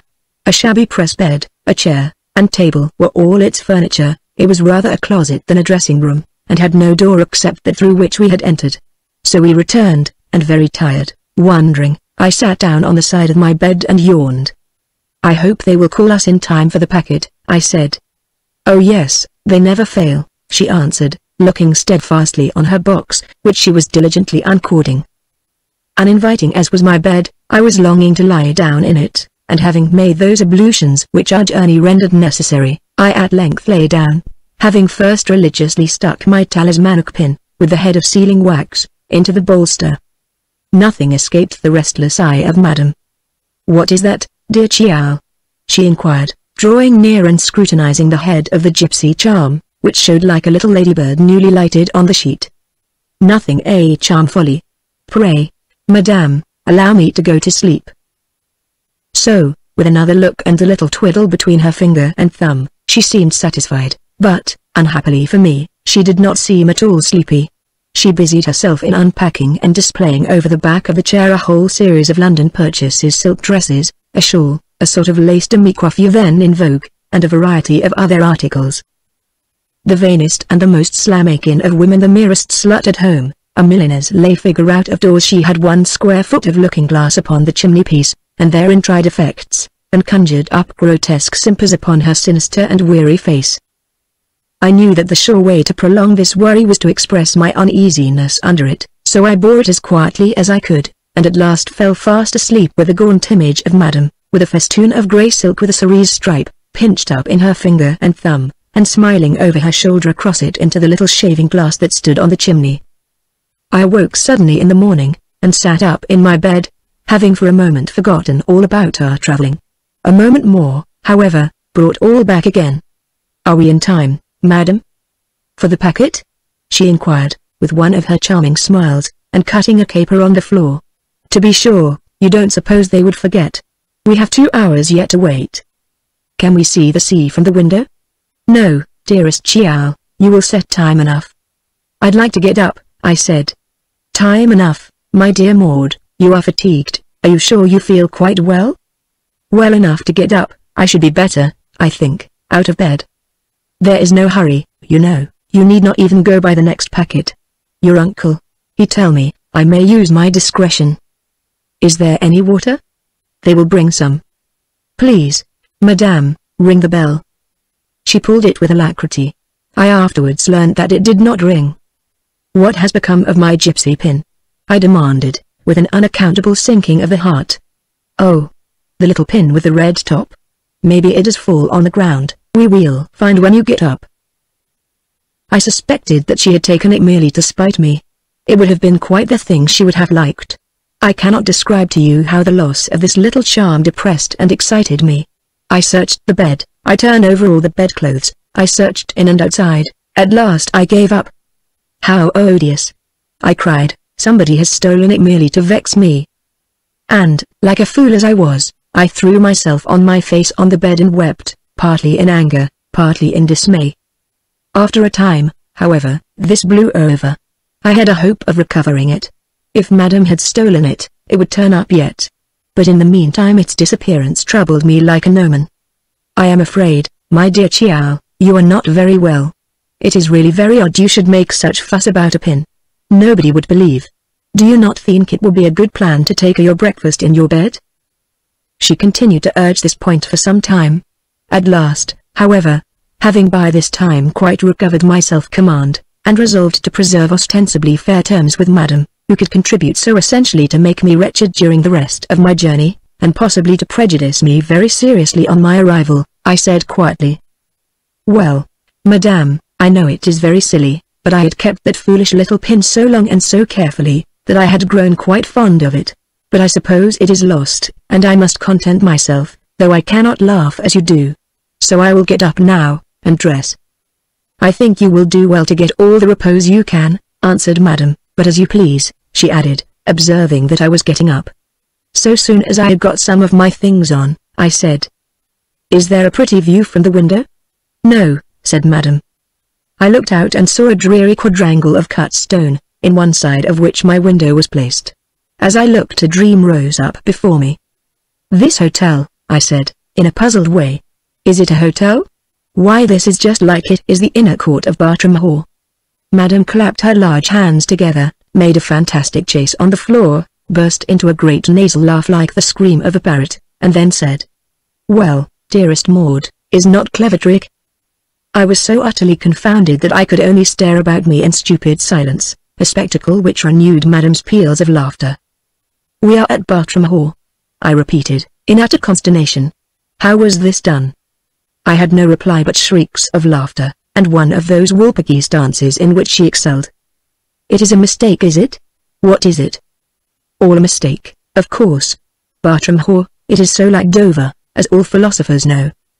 I sat down in total silence, looking out into the deep and dark enclosure, and trying to comprehend the reality and the meaning of all this. "Well, Madame, I suppose you will be able to satisfy my uncle of your fidelity and intelligence. But to me it seems that his money has been ill spent, and his directions anything but well observed." "Ah, ha. Never mind, I think he will forgive me," laughed Madame. Her tone frightened me. I began to think, with a vague but overpowering sense of danger, that she had acted under the Machiavellian directions of her superior. "You have brought me back, then, by my uncle's orders?" "Did I say so?" "No, but what you have said can have no other meaning, though I can't believe it. And why have I been brought here? What is the object of all this duplicity and trick? I will know. It is not possible that my uncle, a gentleman and a kinsman, can be privy to so disreputable a man. First you will eat your breakfast, dear Maud, next you can tell your story to your uncle, Monsieur Ruthin, and then you shall hear what he thinks of my so terrible misconduct. What nonsense, Chiao. Can you not think how many things may happen to change your uncle's plans? Is he not in danger to be arrested? Bah! You are Chiao still, you cannot have intelligence more than a Chiao. Dress yourself, and I will order breakfast. I could not comprehend the strategy which had been practiced on me. Why had I been so shamelessly deceived? If it were decided that I should remain here, for what imaginable reason had I been sent so far on my journey to France? Why had I been conveyed back with such mystery? Why was I removed to this uncomfortable and desolate room, on the same floor with the apartment in which Chark had met his death, and with no window commanding the front of the house, and no view but the deep and weed-choked court, that looked like a deserted churchyard in a city? "I suppose I may go to my own room?" I said. "Not today, my dear Chiao, for it was all disarranged when we go away. 'Twill be ready again in 2-3 days." "Where is Mary Quince?" I asked. "Mary Quince!" ! She was follow us to France, said Madame, making what in Ireland they call a bull. "They are not sure where they will go or what will do for a day or two more. I will go and get breakfast. Adieu for a moment." Madame was out of the door as she said this, and I thought I heard the key turn in the lock. Chapter 62. A well-known face looks in. You who have never experienced it can have no idea how angry and frightened you become under the sinister insult of being locked into a room, as on trying the door I found I was. The key was in the lock, I could see it through the hole. I called after Madam, I shook at the solid oak door, beat upon it with my hands, kicked it but all to no purpose. I rushed into the next room, forgetting if indeed I had observed it, that there was no door from it upon the gallery. I turned round in an angry and dismayed perplexity, and, like prisoners in romances, examined the windows. I was shocked and affrighted on discovering in reality what they occasionally find, a series of iron bars crossing the window. They were firmly secured in the oak woodwork of the window frame, and each window was, besides, so compactly screwed down that it could not open. This bedroom was converted into a prison. A momentary hope flashed on me, perhaps all the windows were secured alike. But it was no such thing. These jail-like precautions were confined to the windows to which I had access. For a few minutes I felt quite distracted, but I bethought me that I must now, if ever, control my terrors and exert whatever faculties I possessed. I stood upon a chair and examined the oak work. I thought I detected marks of new chiseling here and there.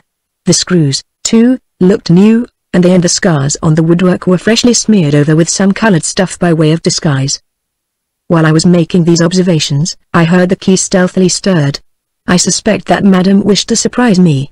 Her approaching step, indeed, was seldom audible. She had the soft tread of the feline tribe.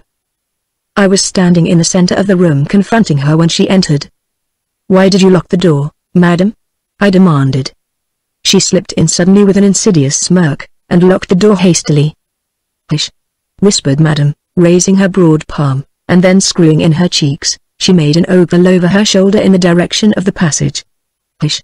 Be quiet, Chiao, will you, and I will tell you everything presently." She paused, with her ear laid to the door. "Now I can speak, March. I will tell you there is bailiff in the house, 2, 3, 4 sock impertinent fellows. They have another as bad as thieves to make a list of the furniture. We must keep them out of these rooms, dear Maud." "You left the key in the door on the outside," I retorted. "That was not to keep them out, but me in." "Madame." "Did I leave the key in the door?" ejaculated Madam, with both hands raised, and such a genuine look of consternation as for a moment shook me. It was the nature of this woman's deceptions that they often puzzled through, they seldom convinced me. I think, Maud, all those so frequent changes and excitements they will overturn my poor head." "And the windows are secured with iron bars. What are they for?" I whispered sternly, pointing with my finger at these grim securities. "That is for more than 40 years, when Sir Philip Aylmer was to reside here, and had this room for his children's nursery, and was afraid they should fall out. But if you look you will find these bars have been put here very recently. The screws and marks are quite new." "Indeed?" ejaculated Madam, with prolonged emphasis, in precisely the same consternation. "Why, my dear, they told me downstairs what I have tell you, when I asked the reason. Later me see." And Madam mounted on a chair, and made her scrutiny with much curiosity, but could not agree with me as to the very recent date of the carpentry. There is nothing, I think, so exasperating as that sort of falsehood which affects not to see what is quite palpable. "Do you mean to say, Madame, that you really think those chiselings and screws are 40 years old?" "How can I tell, Chiao? What does signify whether it is 40 or only 14 years? Bah! We have a new other thing to think about. Those villain men. I am glad to see bar and bolt, and lock and key, at least, to our room, to keep sock fellows out." At that moment a knock came to the door, and Madam's nasal in moment answered promptly, and she opened the door, stealthily popping out her head. "Oh, that is all right, go you long, noting more, go away." "Who's there?" I cried. "Hold your tongue," said Madam imperiously to the visitor, whose voice I fancied I recognized. "Go away." Out slipped Madam again, locking the door, but this time she returned immediately, bearing a tray with breakfast. I think she fancied that I would perhaps attempt to break away and escape, but I had no such thought at that moment. She hastily set down the tray on the floor at the threshold, locking the door as before. My share of breakfast was a little tea, but Madam's digestion was seldom disturbed by her sympathies, and she ate voraciously. During this process there was a silence unusual in her company, but when her meal was ended she proposed a reconnaissance. professing much uncertainty as to whether my uncle had been arrested or not. "And in case the poor old gentleman be put in what you call stone jug, where are we to go, my dear Mordano Law, to Elveston? You must direct." And so she disappeared, turning the key in the door as before. It was an old custom of hers, locking herself in the room, and leaving the key in the lock, and the habit prevailed, for she left it there again. With a heavy heart I completed my simple toilet, wondering all the while how much of Madame's story might be false and how much, if any, true. Then I looked out upon the dingy courtyard below, in its deep damp shadow, and thought, how could an assassin have scaled that height in safety, and entered so noiselessly as not to awaken the slumbering gamester? Then there were the iron bars across my window. What a fool had I been to object to that security! I was laboring hard to reassure myself, and keep all ghastly suspicions at arm's length. But I wished that my room had been to the front of the house, with some view less dismal.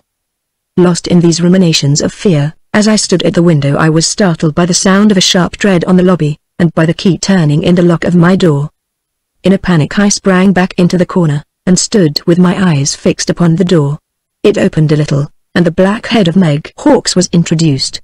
"Oh, Meg," I cried, "thank God. I guessed it was you, Miss Maud. I am feared, miss."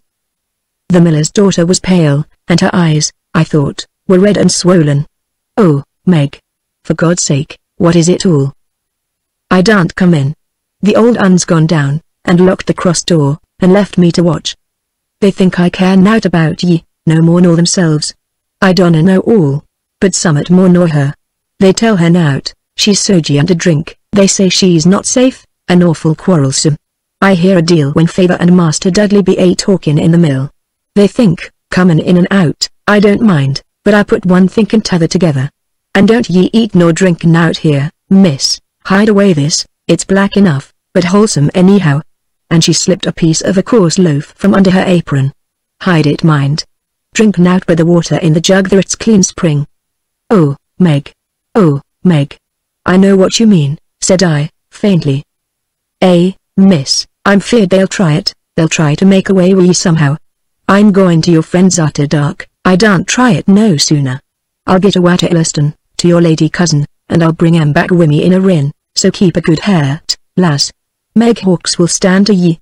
Ye were better to me than father and mother, and she clasped me round the waist, and buried her head in my dress, and I'll gie my life for ye, darling, and if they hurt ye I'll kill myself." She recovered her sterner mood quickly. "Not a word, lass," she said, in her old tone. "Don't ye try to get away, they'll kill ye can't. Leave it to me. It won't be, whatever it is, till 2 or 3 o'clock in the morning.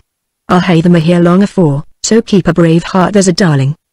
I suppose she heard, or fancied she heard, a step approaching, for she said, "Hush." Her pale wild face vanished, the door shut quickly and softly, and the key turned again in the lock. Meg, in her rude way, had spoken softly almost under her breath, but no prophecy shrieked by the Pythoness ever thundered so madly in the ears of the hearer. I dare say that Meg fancied I was marvellously little moved by her words. I felt my gaze grow intense, and my flesh and bones literally freeze. She did not know that every word she spoke seemed to burst like a blaze in my brain. She had delivered her frightful warning, and told her story coarsely and bluntly, which, in effect, means distinctly and concisely, and, I dare say, the announcement so made, like a quick bold incision in surgery, was more tolerable than the slow imperfect mangling, which falters and recedes and equivocates with torture. Madame was long away. I sat down at the window, and tried to appreciate my dreadful situation. I was stupid, the imagery was all frightful, but I beheld it as we sometimes see horrors' heads cut off and houses burnt in a dream, and without the corresponding emotions. It did not seem as if all this were really happening to me.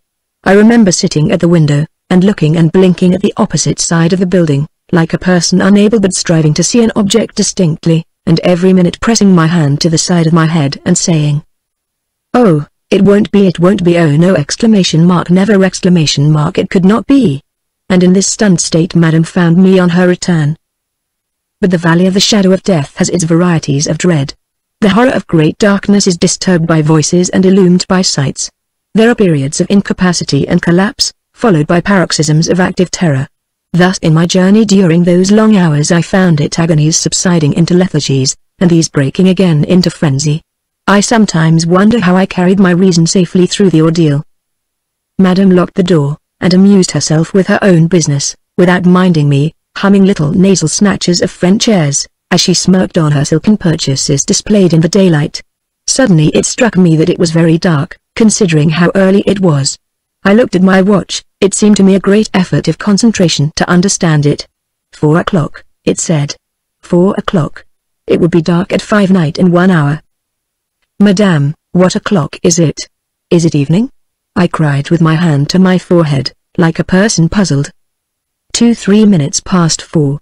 It had 5 minutes to 4 when I came upstairs, answered she, without interrupting her examination of a piece of darned lace which she was holding close to her eyes at the window. Oh, Madame. Madame. I'm frightened, cried I, with a wild and piteous voice, grasping her arm, and looking up, as shipwrecked people may their last to heaven, into her inexorable eyes. Madame looked frightened too, I thought, as she stared into my face.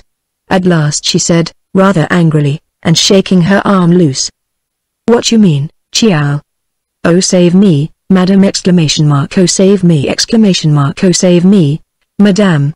I pleaded, with a wild monotony of perfect terror, grasping and clinging to her dress, and looking up, with an agonized face, into the eyes of that shadowy Atropos. Save you, indeed. Save. What niaiserie? Oh, Madame. Oh, dear Madame. For God's sake, only get me away, get me from this, and I'll do everything you ask me all my life. I will indeed, Madame, I will. Oh save me. Save me. Save me. I was clinging to Madame as to my guardian angel in my agony. And who told you, Chiao, you are in any danger? Demanded Madame, looking down on me with a black and witch-like stare. I am, Madame, I am in great danger. Oh, Madame, think of me, take pity on me. I have none to help me, there is no one but God and you. Madame all this time viewed me with the same dismal stare, like a sorceress reading futurity in my face. Well, maybe you are, how can I tell? Maybe your uncle is mad, maybe you are mad. You have been my enemy always, why should I care? Again I burst into wild entreaty, and, clasping her fast, poured forth my supplications with the bitterness of death. I have no confidence in you, little Maud, you are little rogue petite traitress. Reflect, if you can, how you avenue always treat Madame. You avenue attempt to ruin me, you conspire with the bad domestics at Knoll to destroy me, and you expect me here to take your part. You would never listen to me, you had no mercy for me, you joined to hunt me away from your house like a wolf. Well, what you expect to find me now? Bah. This terrific bah, with a long nasal yell of scorn, rang in my ears like a clap of thunder. I say you are mad, petite insolente, to suppose I should care for you more than the poor hare will care for the hound, more than the bird who has escaped will love the oi isler. I do not care, I ought not care. It is your turn to suffer. Lie down on your bed there, and suffer greatly. Chapter 63 Spiced Claret. I did not lie down, but I despaired. I walked round and round the room, wringing my hands in utter distraction. I threw myself at the bedside on my knees. I could not pray, I could only shiver and moan, with hands clasped, and eyes of horror turned up to heaven. I think Madame was, in her malignant way, perplexed. That some evil was intended me I am sure she was persuaded. But I dare say Meg Hawkes had said rightly in telling me that she was not fully in their secrets. The first paroxysm of despair subsided into another state. All at once my mind was filled with the idea of Meg Hawkes, her enterprise, and my chances of escape. There is one point at which the road to Elveston makes a short ascent, there is a sudden curve, the 2 great ash trees, with a roadside stile between, at the right side, covered with ivy. Driving back and forward, I did not recollect having particularly remarked this point in the highway. But now it was before me, in the thin light of the thinnest segment of moon, and the figure of Meg Hawkes, her back toward me, always ascending towards Elveston. It was constantly the same picture, the same motion without progress, the same dreadful suspense and impatience. I was now sitting on the side of the bed, looking wistfully across the room. When I did not see Meg Hawkes, I beheld Madame darkly eyeing first one then another point of the chamber, evidently puzzling over some problem, and in one of her most savage moods, sometimes muttering to herself, sometimes protruding, and sometimes screwing up her great mouth. She went into her own room, where she remained, I think, nearly 10 minutes, and on her return there was that in the flash of her eyes, the glow of her face, and the peculiar fragrance that surrounded her, that showed she had been partaking of her favorite restorative. I had not moved since she left my room. She paused about the middle of the floor, and looked at me with what I can only describe as her wild beast stare. "You are a very secret family, you Ruthens, you are so conning. I hate the conning people. By my faith, I will see Mr. Silas Ruthin, and ask what he mean. I heard him tell old Wyatt that Mr. Dudley is gone away tonight. He shall tell me everything, or else I will make a check at Matossi Varicage Ervis." Madam's words had hardly ceased, when I was again watching MagneonBooks on the steep road, mounting, but never reaching, the top of the acclivity, on the way to Elveston, and mentally praying that she might be brought safely there. Vain prayer of an agonized heart. Meg's journey was already frustrated, she was not to reach Elveston in time. Madam revisited her apartment, and returned, not, I think, improved in temper. She walked about the room, hustling the scanty furniture hither and thither as she encountered it. She kicked her empty box out of her way, with a horrid crash, and a curse in French. She strode and swaggered round the room, muttering all the way, and turning the corners of her course with a furious whisk. At last, out of the door she went. I think she fancied she had not been sufficiently taken into confidence as to what was intended for me. It was now growing late, and yet no succor. I was seized, I remember, with a dreadful icy shivering.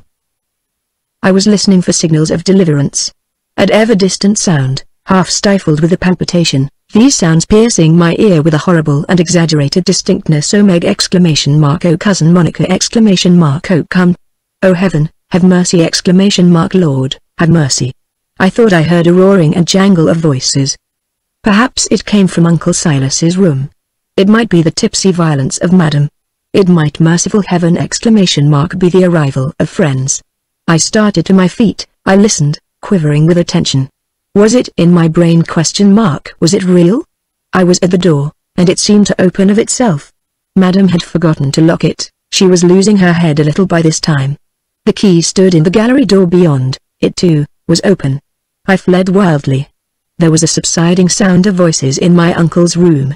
I was, I know not how, on the lobby at the great stairhead outside my uncle's apartment.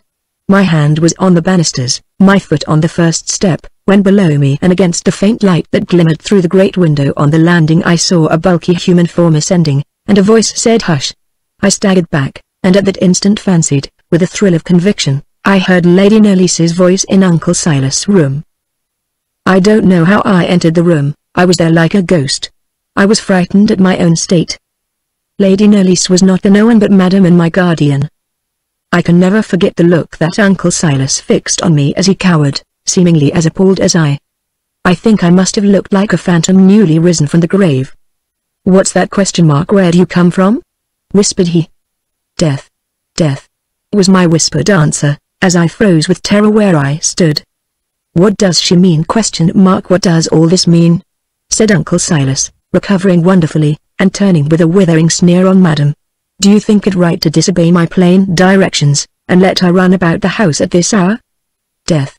Death. Oh, pray to God for you and me," I whispered in the same dreadful tones.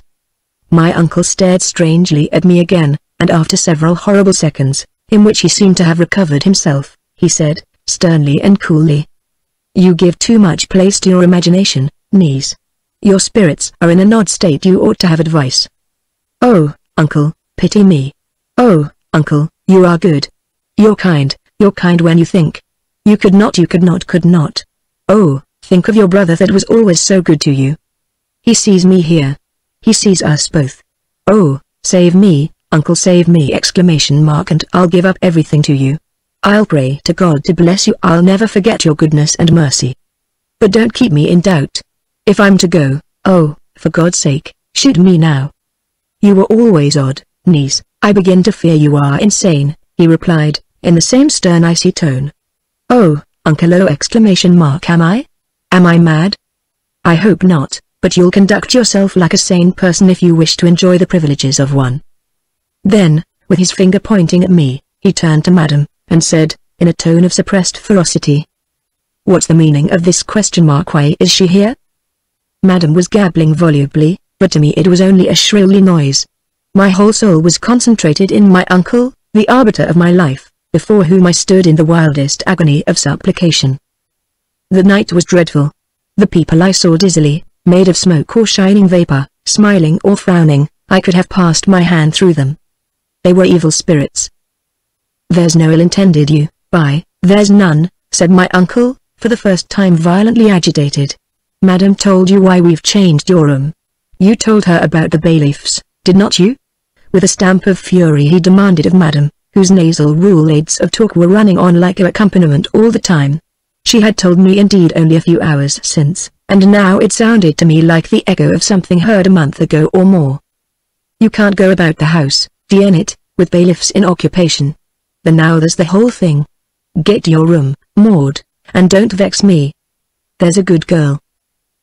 He was trying to smile as he spoke these last words, and, with quavering soft tones, to quiet me. But the old scowl was there, the smile was corpse-like and contorted, and the softness of his tones was more dreadful than another man's ferocity. "There, madame, she'll go quite gently, and you can call if you want help. Don't let it happen again." "Come, Maud," said Madame, encircling but not hurting my arm with her grip, "let us go, my friend." I did go. You will wonder, as well you may wonder at the docility with which strong men walk through the press room to the drop, and thank the people of the prison for their civility when they bid them goodbye, and facilitate the fixing of the rope and adjusting of the cap. Have you never wondered that they don't make a last battle for life with the unscrupulous energy of terror, instead of surrendering it so gently in cold blood, on a silent calculation, the arithmetic of despair? I went upstairs with Madame like a somnambulist. I rather quickened my step as I drew near my room. I went in, and stood a phantom at the window, looking into the dark quadrangle. A thin glimmering crescent hung in the frosty sky, and all heaven was strewn with stars. Over the steep roof at the other side spread on the dark azure of the night this glorious blazonry of the unfathomable Creator. To me a dreadful scroll inexorabilized the cloud of cruel witnesses looking down in freezing brightness on my prayers and agonies. I turned about and sat down, leaning my head upon my arms. Then suddenly I sat up, as for the first time the picture of Uncle Silas's littered room, and the traveling bags and black boxes plied on the floor by his table, the desk, hat case, umbrella, coats, rugs, and mufflers, all ready for a journey, reached my brain in suggested thought. The mise-en-scene had remained in every detail fixed upon my retina, and how I wondered, when is he going? How soon? Is he going to carry me away and place me in a madhouse? Am I mad? I began to think. Is this all a dream, or is it real? I remembered how a thin polite gentleman, with a tall grizzled head and a black velvet waistcoat, came into the carriage on our journey, and said a few words to me, how Madame whispered him something, and he murmured "oh," very gently, with raised eyebrows, and a glance at me, and thenceforward spoke no more to me, only to Madame, and at the next station carried his hat and other travelling chattels into another carriage. Had she told him I was mad? These horrid bars. Madame always with me. The direful hints that dropped from my uncle. My own terrific sensations! All these evidences revolved in my brain, and presented themselves in turn like writings on a wheel of fire. There came a knock to the door. "Oh, Meg." Was it she? No, old Wyatt whispered Madame something about her room. So Madame re-entered, with a little silver tray and flagon in her hands, and a glass. Nothing came from Uncle Silas in ungentlemanlike fashion. "Drink, Maud," said Madame, raising the cover, and evidently enjoying the fragrant steam. I could not. I might have done so had I been able to swallow anything, for I was too distracted to think of Meg's warning. Madame suddenly recollected her mistake of that evening, and tried the door, but it was duly locked. She took the key from her pocket and placed it in her breast. "You will avenue these rooms to yourself, March. I shall sleep downstairs tonight." She poured out some of the hot claret into the glass abstractedly, and drank it off. "'Tis very good." I drank without think. "But 'tis very good. Why don't you drink some?" "I could not," I repeated. And Madame boldly helped herself. Very polite, certainly, to Madame was it to send nothing at all for her, so she pronounced her, "Boat is all same thing." And so she ran on in her tipsy vein, which was loud and sarcastic, with a fierce laugh now and then. Afterwards I heard that they were afraid of Madame, who was given to cross purposes, and violent in her cups. She had been noisy and quarrelsome downstairs. She was under the delusion that I was to be conveyed away that night to a remote and safe place, and she was to be handsomely compensated for services and evidence to be afterwards given. She was not to be trusted, however, with the truth. That was to be known but to 3 people on earth. I never knew, but I believe that the spiced claret which Madame drank was drugged. She was a person who could, I have been told, drink a great deal without exhibiting any change from it but an inflamed color and furious temper. I can only state for certain what I saw, and that was, that shortly after she had finished the claret she laid down upon my bed, and, I now know, fell asleep. I then thought she was feigning sleep only, and that she was really watching me. About an hour after this I suddenly heard a little clink in the yard beneath. I peeped out, but saw nothing. The sound was repeated, however, sometimes more frequently, sometimes at long intervals. At last, in the deep shadow next the farther wall, I thought I could discover a figure, sometimes erect, sometimes stooping and bowing toward the earth. I could see this figure only in the rudest outline mingling with the dark. Like a thunderbolt it smote my brain. They are making my grave. After the first dreadful stun I grew quite wild, and ran up and down the room wringing my hands and gasping prayers to heaven. Then a calm stole over me, such a dreadful calm as I could fancy glide over one who floated in a boat under the shadow of the Traitor's Gate, leaving life and hope and trouble behind. Shortly after there came a very low tap at my door, then another, like a tiny post knock. I could never understand why it was I made no answer. Had I done so, and thus shown that I was awake, it might have sealed my fate. I was standing in the middle of the floor staring at the door, which I expected to see open, and admit I knew not what troop of spectres. Chapter 64 The Hour of Death. It was a very still night and frosty. My candle had long burnt out.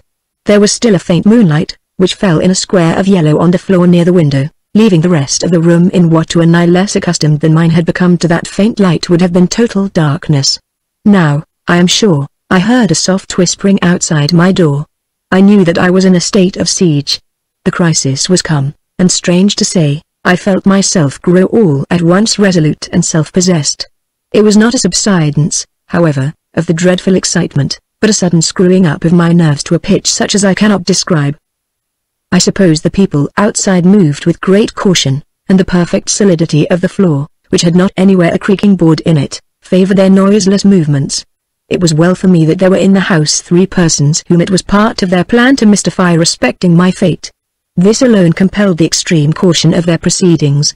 They suspected that I had placed furniture against the door, and were afraid to force it, lest a crash, a scream, perhaps a long and shrilly struggle, might follow. I remained for a space which I cannot pretend to estimate in the same posture, afraid to stir, afraid to move my eye from the door. A very peculiar grating sound above my head startled me from my watch, something of the character of sawing, only more crunching, and with a faint continued rumble in it utterly inexplicable. It sounded over that portion of the roof which was farthest from the door, toward which I now glided, and as I took my stand under cover of the projecting angle of a clumsy old press that stood close by it, I perceived the room a little darkened, and I saw a man descend and take his stand upon the window stone. He let go a rope, which, however, was still fast round his body, and employed both his hands, with apparently some exertion, about something at the side of the window, which in a moment more, in one en masse, bars and all, swung noiselessly open, admitting the frosty night air, and the man, whom I now distinctly saw to be Dudley Ruthven, kneeled on the sill, and stepped, after a moment's listening, into the room. His foot made no sound upon the floor, his head was bare, and he wore his usual short shooting jacket. I cowered to the ground in my post of observation. He stood, as it seemed to me, irresolutely for a moment, and then drew from his pocket an instrument which I distinctly saw against the faint moonlight. Imagine a hammer, one end of which had been beaten out into a longish tapering spike, with a handle something longer than usual. He drew stealthily to the window, and seemed to examine this hurriedly, and tested its strength with a twist or two of his hand. And then he adjusted it very carefully in his grasp, and made 2 or 3 little experimental picks with it in the air. I remained perfectly still, with a terrible composure, crouched in my hiding place, my teeth clenched, and prepared to struggle like a tigress for my life when discovered. I thought his next measure would be to light a match. I saw a lantern, I fancied, on the windowsill. But this was not his plan. He stole, in a groping way, which seemed strange to me, who could distinguish objects in this light, to the side of my bed, the exact position of which he evidently knew. He stooped over it. Madam was breathing in the deep respiration of heavy sleep. Suddenly but softly he laid, as it seemed to me, his left hand over her face, and nearly at the same instant there came a scrunching blow, an unnatural shriek, beginning small and swelling for 2 or 3 seconds into a yell such as are imagined in haunted houses, accompanied by a convulsive sound, as of the motion of running, and the arms drumming on the bed, and then another blow, and with a horrid gasp he recoiled a step or two, and stood perfectly still. I heard a horrible tremor quivering through the joints and curtains of the bedstead, the convulsions of the murdered woman. It was a dreadful sound, like the shaking of a tree and rustling of leaves. Then once more he stepped to the side of the bed, and I heard another of those horrid blows and silence, and another and more silence, and the diabolical surgery was ended.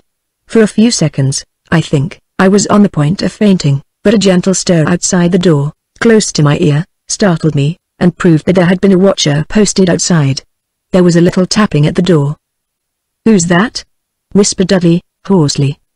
"A friend," answered a sweet voice.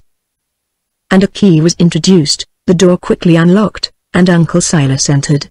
I saw that frail, tall, white figure, the venerable silver locks that resembled those upon the honored head of John Wesley, and his thin white hand, the back of which hung so close to my face that I feared to breathe. I could see his fingers twitching nervously. The smell of perfumes and of ether entered the room with him. Dudley was trembling now like a man in an ague fit. "Look what you made me do," he said, maniacally. "Steady, sir," said the old man, close beside me. "Yes, you damned old murderer. I've a mind to do for you. There, Dudley, like a dear boy, don't give way, it's done. Right or wrong, we can't help it." "You must be quiet," said the old man, with a stern gentleness. Dudley groaned. "Whoever advised it, you're a gainer, Dudley," said Uncle Silas. Then there was a pause. "I hope that was not heard," said Uncle Silas. Dudley walked to the window and stood there. "Come, Dudley, you and Hawks must use expedition. You know you must get that out of the way." "I've done too much. I won't do nowt, I'll not touch it. I wish my hand was off first, I wish I was a soldier. Do as ye like, you and Hawks. I won't go nigh it, damn ye both and that." And he hurled the hammer with all his force upon the floor. "Come, come, be reasonable, Dudley, dear boy. There's nothing to fear but your own folly. You won't make a noise?" "Oh, my God," said Dudley, hoarsely, and wiped his forehead with his open hand. "There now, you'll be all well in a minute," continued the old man. "You said 'didn't hurt her.' If I'd known she'd screeched like that I'd never a done it. 'Twas a damn lie. You're the damnedest villain on earth." "Come, Dudley," said the old man under his breath, but very sternly, "make up your mind. If you don't choose to go on, it can't be helped, only it's a pity you began. For you it is a good deal, it does not much matter for me." For you," echoed Dudley, through his set teeth. "The old talk." "Well, sir," snarled the old man, in the same low tones, "you should have thought of all this before. It's only taking leave of the world a year or two sooner, but a year or two's something. I'll leave you to do as you please." "Stop, will you? Stop here. I know it's a fixed thing now. If a fella does a thing he's damned for, you might let him talk a bit anyhow. I don't care much if I was shot. Then just stick to that, and don't run off again. There's a box and a bag here, we must change the direction, and take them away. The box has some jewels. Can you see them? I wish we had a light." "No, I'd rather not, I can see well enough. I wish we were out of this. Here's the box." "Pull it to the window," said the old man, to my inexpressible relief advancing at last a few steps. Coolness was given me in that dreadful moment, and I knew that all depended on my being prompt and resolute. I stood up swiftly. I often thought if I had happened to wear silk instead of the cashmere I had on that night, its rustle would have betrayed me. I distinctly saw the tall stooping figure of my uncle, and the outline of his venerable tresses, as he stood between me and the dull light of the window, like a shape cut in card. He was saying just to there, and pointing with his long arm at that contracting patch of moonlight which lay squared upon the floor. The door was about a quarter open, and just as Dudley began to drag Madam's heavy box, with my jewel case in it, across the floor from the room, inhaling a great breath with a mental prayer for help, I glided on tiptoe from the room and found myself on the gallery floor. I turned to my right, simply by chance, and followed a long gallery in the dark, not running. I was too fearful of making the least noise, but walking with the tiptoe swiftness of terror. At the termination of this was a cross gallery, one end of which that to my left terminated in a great window, through which the dusky night view was visible. With the instinct of terror I chose the darker, and turned again to my right. Hurrying through this long and nearly dark passage, I was terrified by a light, about 30 feet before me, emerging from the ceiling. In spotted patches this light fell through the door and sides of a stable lantern, and showed me a ladder, down which, from an open skylight I suppose for the cool night air floated in my face, came Dickon Hawkes notwithstanding his maimed condition, with so much celerity as to leave me hardly a moment for consideration. He sat on the last round of the ladder, and tightened the strap of his wooden leg.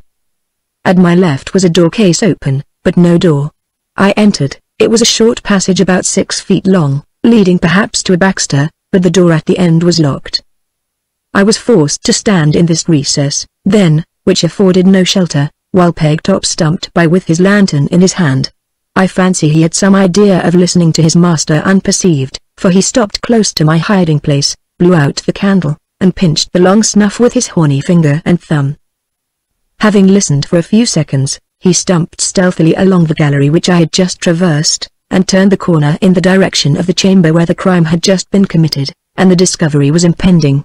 I could see him against the broad window which in the daytime lighted this long passage, and the moment he had passed the corner I resumed my flight. I descended a stair corresponding with that baxter, as I am told, up which Madame had led me only the night before. I tried the outer door.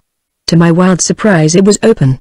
In a moment I was upon the step, in the free air, and as instantaneously was seized by the arm in the gripe of a man. It was Tom Bryce, who had already betrayed me, and who was now, in surtout and hat, waiting to drive the carriage with the guilty father and son from the scene of their abhorred outrage. Chapter 65 And the Oak Parlor. So it was vain, I was trapped, and all was over. I stood before him on the step, the white moon shining on my face. I was trembling so that I wonder I could stand, my helpless hands raised towards him, and I looked up in his face. A long shuddering moan oh, was all I uttered. The man, still holding my arm, looked, I thought frightened, into my white dumb face. Suddenly he said, in a wild, fierce whisper. Never say another word. I had not uttered one. They shan't hurt ye, miss, get ye in, I don't care a damn. It was an uncouth speech. To me it was the voice of an angel. With a burst of gratitude that sounded in my own ears like a laugh, I thanked God for those blessed words. In a moment more he had placed me in the carriage, and almost instantly we were in motion very cautiously while crossing the court, until he had got the wheels upon the grass, and then at a rapid pace, improving his speed as the distance increased. He drove along the side of the back approach to the house, keeping on the grass, so that our progress, though swaying like that of a ship in a swell, was very nearly as noiseless. The gate had been left unlocked. He swung it open, and remounted the box. And we were now beyond the spell of Bartram Haugh, thundering heaven be praised ! Along the Queen's Highway, right in the route to Elveston. It was literally a gallop. Through the chariot windows I saw Tom stand as he drove, and every now and then throw an awful glance over his shoulder. Were we pursued? Never was agony of prayer like mine, as with clasped hands and wild stare I gazed through the windows on the road, whose trees and hedges and gabled cottages were chasing one another backward at so giddy a speed. We were now ascending that identical steep, with the giant ash trees at the right and the stile between, which my vision of Meg Hawkes had presented all that night, when my excited eye detected a running figure within the hedge. I saw the head of someone crossing the stile in pursuit, and I heard Bryce's name shrieked. "Drive on," I screamed. But Bryce pulled up. I was on my knees on the floor of the carriage, with clasped hands, expecting capture, when the door opened, and Meg Hawkes, pale as death, her cloak drawn over her black dresses, looked in. "Oh!" "Oh!" "Thank God!" she screamed. "Shake hands, lass. Tom, you're a good un. He's a good lad, Tom." "Come in, Meg, you must sit by me," I said, recovering all at once. Meg made no demur. "Take my hand," I said, offering mine to her disengaged one. "I can't, miss, my arm's broke." And so it was, poor thing. She had been espied and overtaken in her errand of mercy for me, and her ruffian father had felled her with his cudgel, and then locked her into the cottage, whence, however, she had contrived to escape, and was now flying to Elveston, having tried in vain to get a hearing in Feltram, whose people had been for hours in bed. The door being shut upon Meg, the steaming horses were instantly at a gallop again. Tom was still watching as before, with many an anxious glance to rearward, for pursuit. Again he pulled up, and came to the window. "Oh, what is it?" cried I. "'Bout that letter, miss, I couldn't help. 'Twas Dickon, he found it in my pocket." "That's a—" "Oh yes!" No matter, thank you, thank heaven. Are we near Elveston?" "'Twill be a mile, miss, and please seem to mind I had no finger rind." "Thanks, thank you, you are very good. I shall always thank you, Tom, as long as I live." At length we entered Elveston. I think I was half wild. I don't know how I got into the hall. I was in the oak parlor, I believe, when I saw Cousin Monica. I was standing, my arms extended. I could not speak, but I ran with a loud long scream into her arms. I forget a great deal after that. Chapter 66 Conclusion. Oh, my beloved Cousin Monica. Thank heaven, you are living still, and younger, I think, than I in all things but in years. And Milly, my dear companion, she is now the happy wife of that good little clergyman, Spridge Biddlepen. It has been in my power to be of use to them, and he shall have the next presentation to Dorling. Meg Hawkes, proud and wayward, and the most affectionate creature on earth, was married to Tom Bryce a few months after these events, and, as both wished to emigrate, I furnished them with a capital, and I am told they are likely to be rich. I hear from my kind Meg often, and she seems very happy. My dear old friends, Mary Quince and Mrs. Rusk, are, alas, growing old, but living with me, and very happy. And after long solicitation, I persuaded Dr. Brierly, the best and truest of ministers, with my dearest friend's concurrence, to undertake the management of the Derbyshire estates. In this I have been most fortunate. He is the very person for such a charge, so punctual, so laborious, so kind, and so shrewd. In compliance with medical advice, Cousin Monica hurried me away to the continent, where she would never permit me to allude to the terrific scenes which remain branded so awfully on my brain. It needed no constraint. It is a sort of agony to me even now to think of them. The plan was craftily devised. Neither old Wyatt nor Giles, the butler, had a suspicion that I had returned to Bartram. Had I been put to death, the secret of my fate would have been deposited in the keeping of 4 persons only, the 2 Ruthins, Hawkes, and ultimately Madam. My dear Cousin Monica had been artfully led to believe in my departure for France, and prepared for my silence. Suspicion might not have been excited for a year after my death, and then would never, in all probability, have pointed to Bartram as the scene of the crime. The weeds would have grown over me, and I should have lain in that deep grave where the corpse of Madame de la Rougière was unearthed in the darksome quadrangle of Bartram Hall. It was more than 2 years after that I heard what had befallen at Bartram after my flight. Old Wyatt, who went early to Uncle Silas's room, to her surprise, for he had told her that he was that night to accompany his son, who had to meet the mail train to Derby at 5 o'clock in the morning, saw her old master lying on the sofa, much in his usual position. There was not much strange about him, old Wyatt said, but that his scent bottle was spilt on its side over on the table, and he dead. She thought he was not quite cold when she found him, and she sent the old butler for Dr. Jolks, who said he died of too much laudanum. Of my wretched uncle's religion what am I to say? Was it utter hypocrisy, or had it at any time a vein of sincerity in it? I cannot say. I don't believe that he had any heart left for religion, which is the highest form of affection, to take hold of. Perhaps he was a skeptic with misgivings about the future, but past the time for finding anything reliable in it. The devil approached the citadel of his heart by stealth, with many zigzags and parallels. The idea of marrying me to his son by fair means, then by foul, and, when that wicked chance was gone, then the design of seizing all by murder, supervened. I dare say that Uncle Silas thought for a while that he was a righteous man. He wished to have heaven and to escape hell, if there were such places. But there were other things whose existence was not speculative, of which some he coveted, and some he dreaded more, and temptation came. Now if any man build upon this foundation, gold, silver, precious stones, wood, hay, stubble, every man's work shall be made manifest, for the day shall declare it, because it shall be revealed by fire, and the fire shall try every man's work of what sort it is. There comes with old age a time when the heart is no longer fusible or malleable, and must retain the form in which it has cooled down. He that is unjust, let him be unjust still. He which is filthy, let him be filthy still. Dudley had disappeared, But in one of her letters, Meg, writing from her Australian farm, says, "There's a fella in Tunes calls hisself Colebroke, we a good whoso would, 15-foot length, and as bite bout as silling o' the perla o' Bartram only lots o' rats, they do say, my lady a buying and sellin' of jewelled back and fodder with a diggin' folk and the markants. His chicken mouth be rye whisker o' burns or vitriol, and no whiskers, bless you. But my Tommy told him he knowed him for Master Doodley.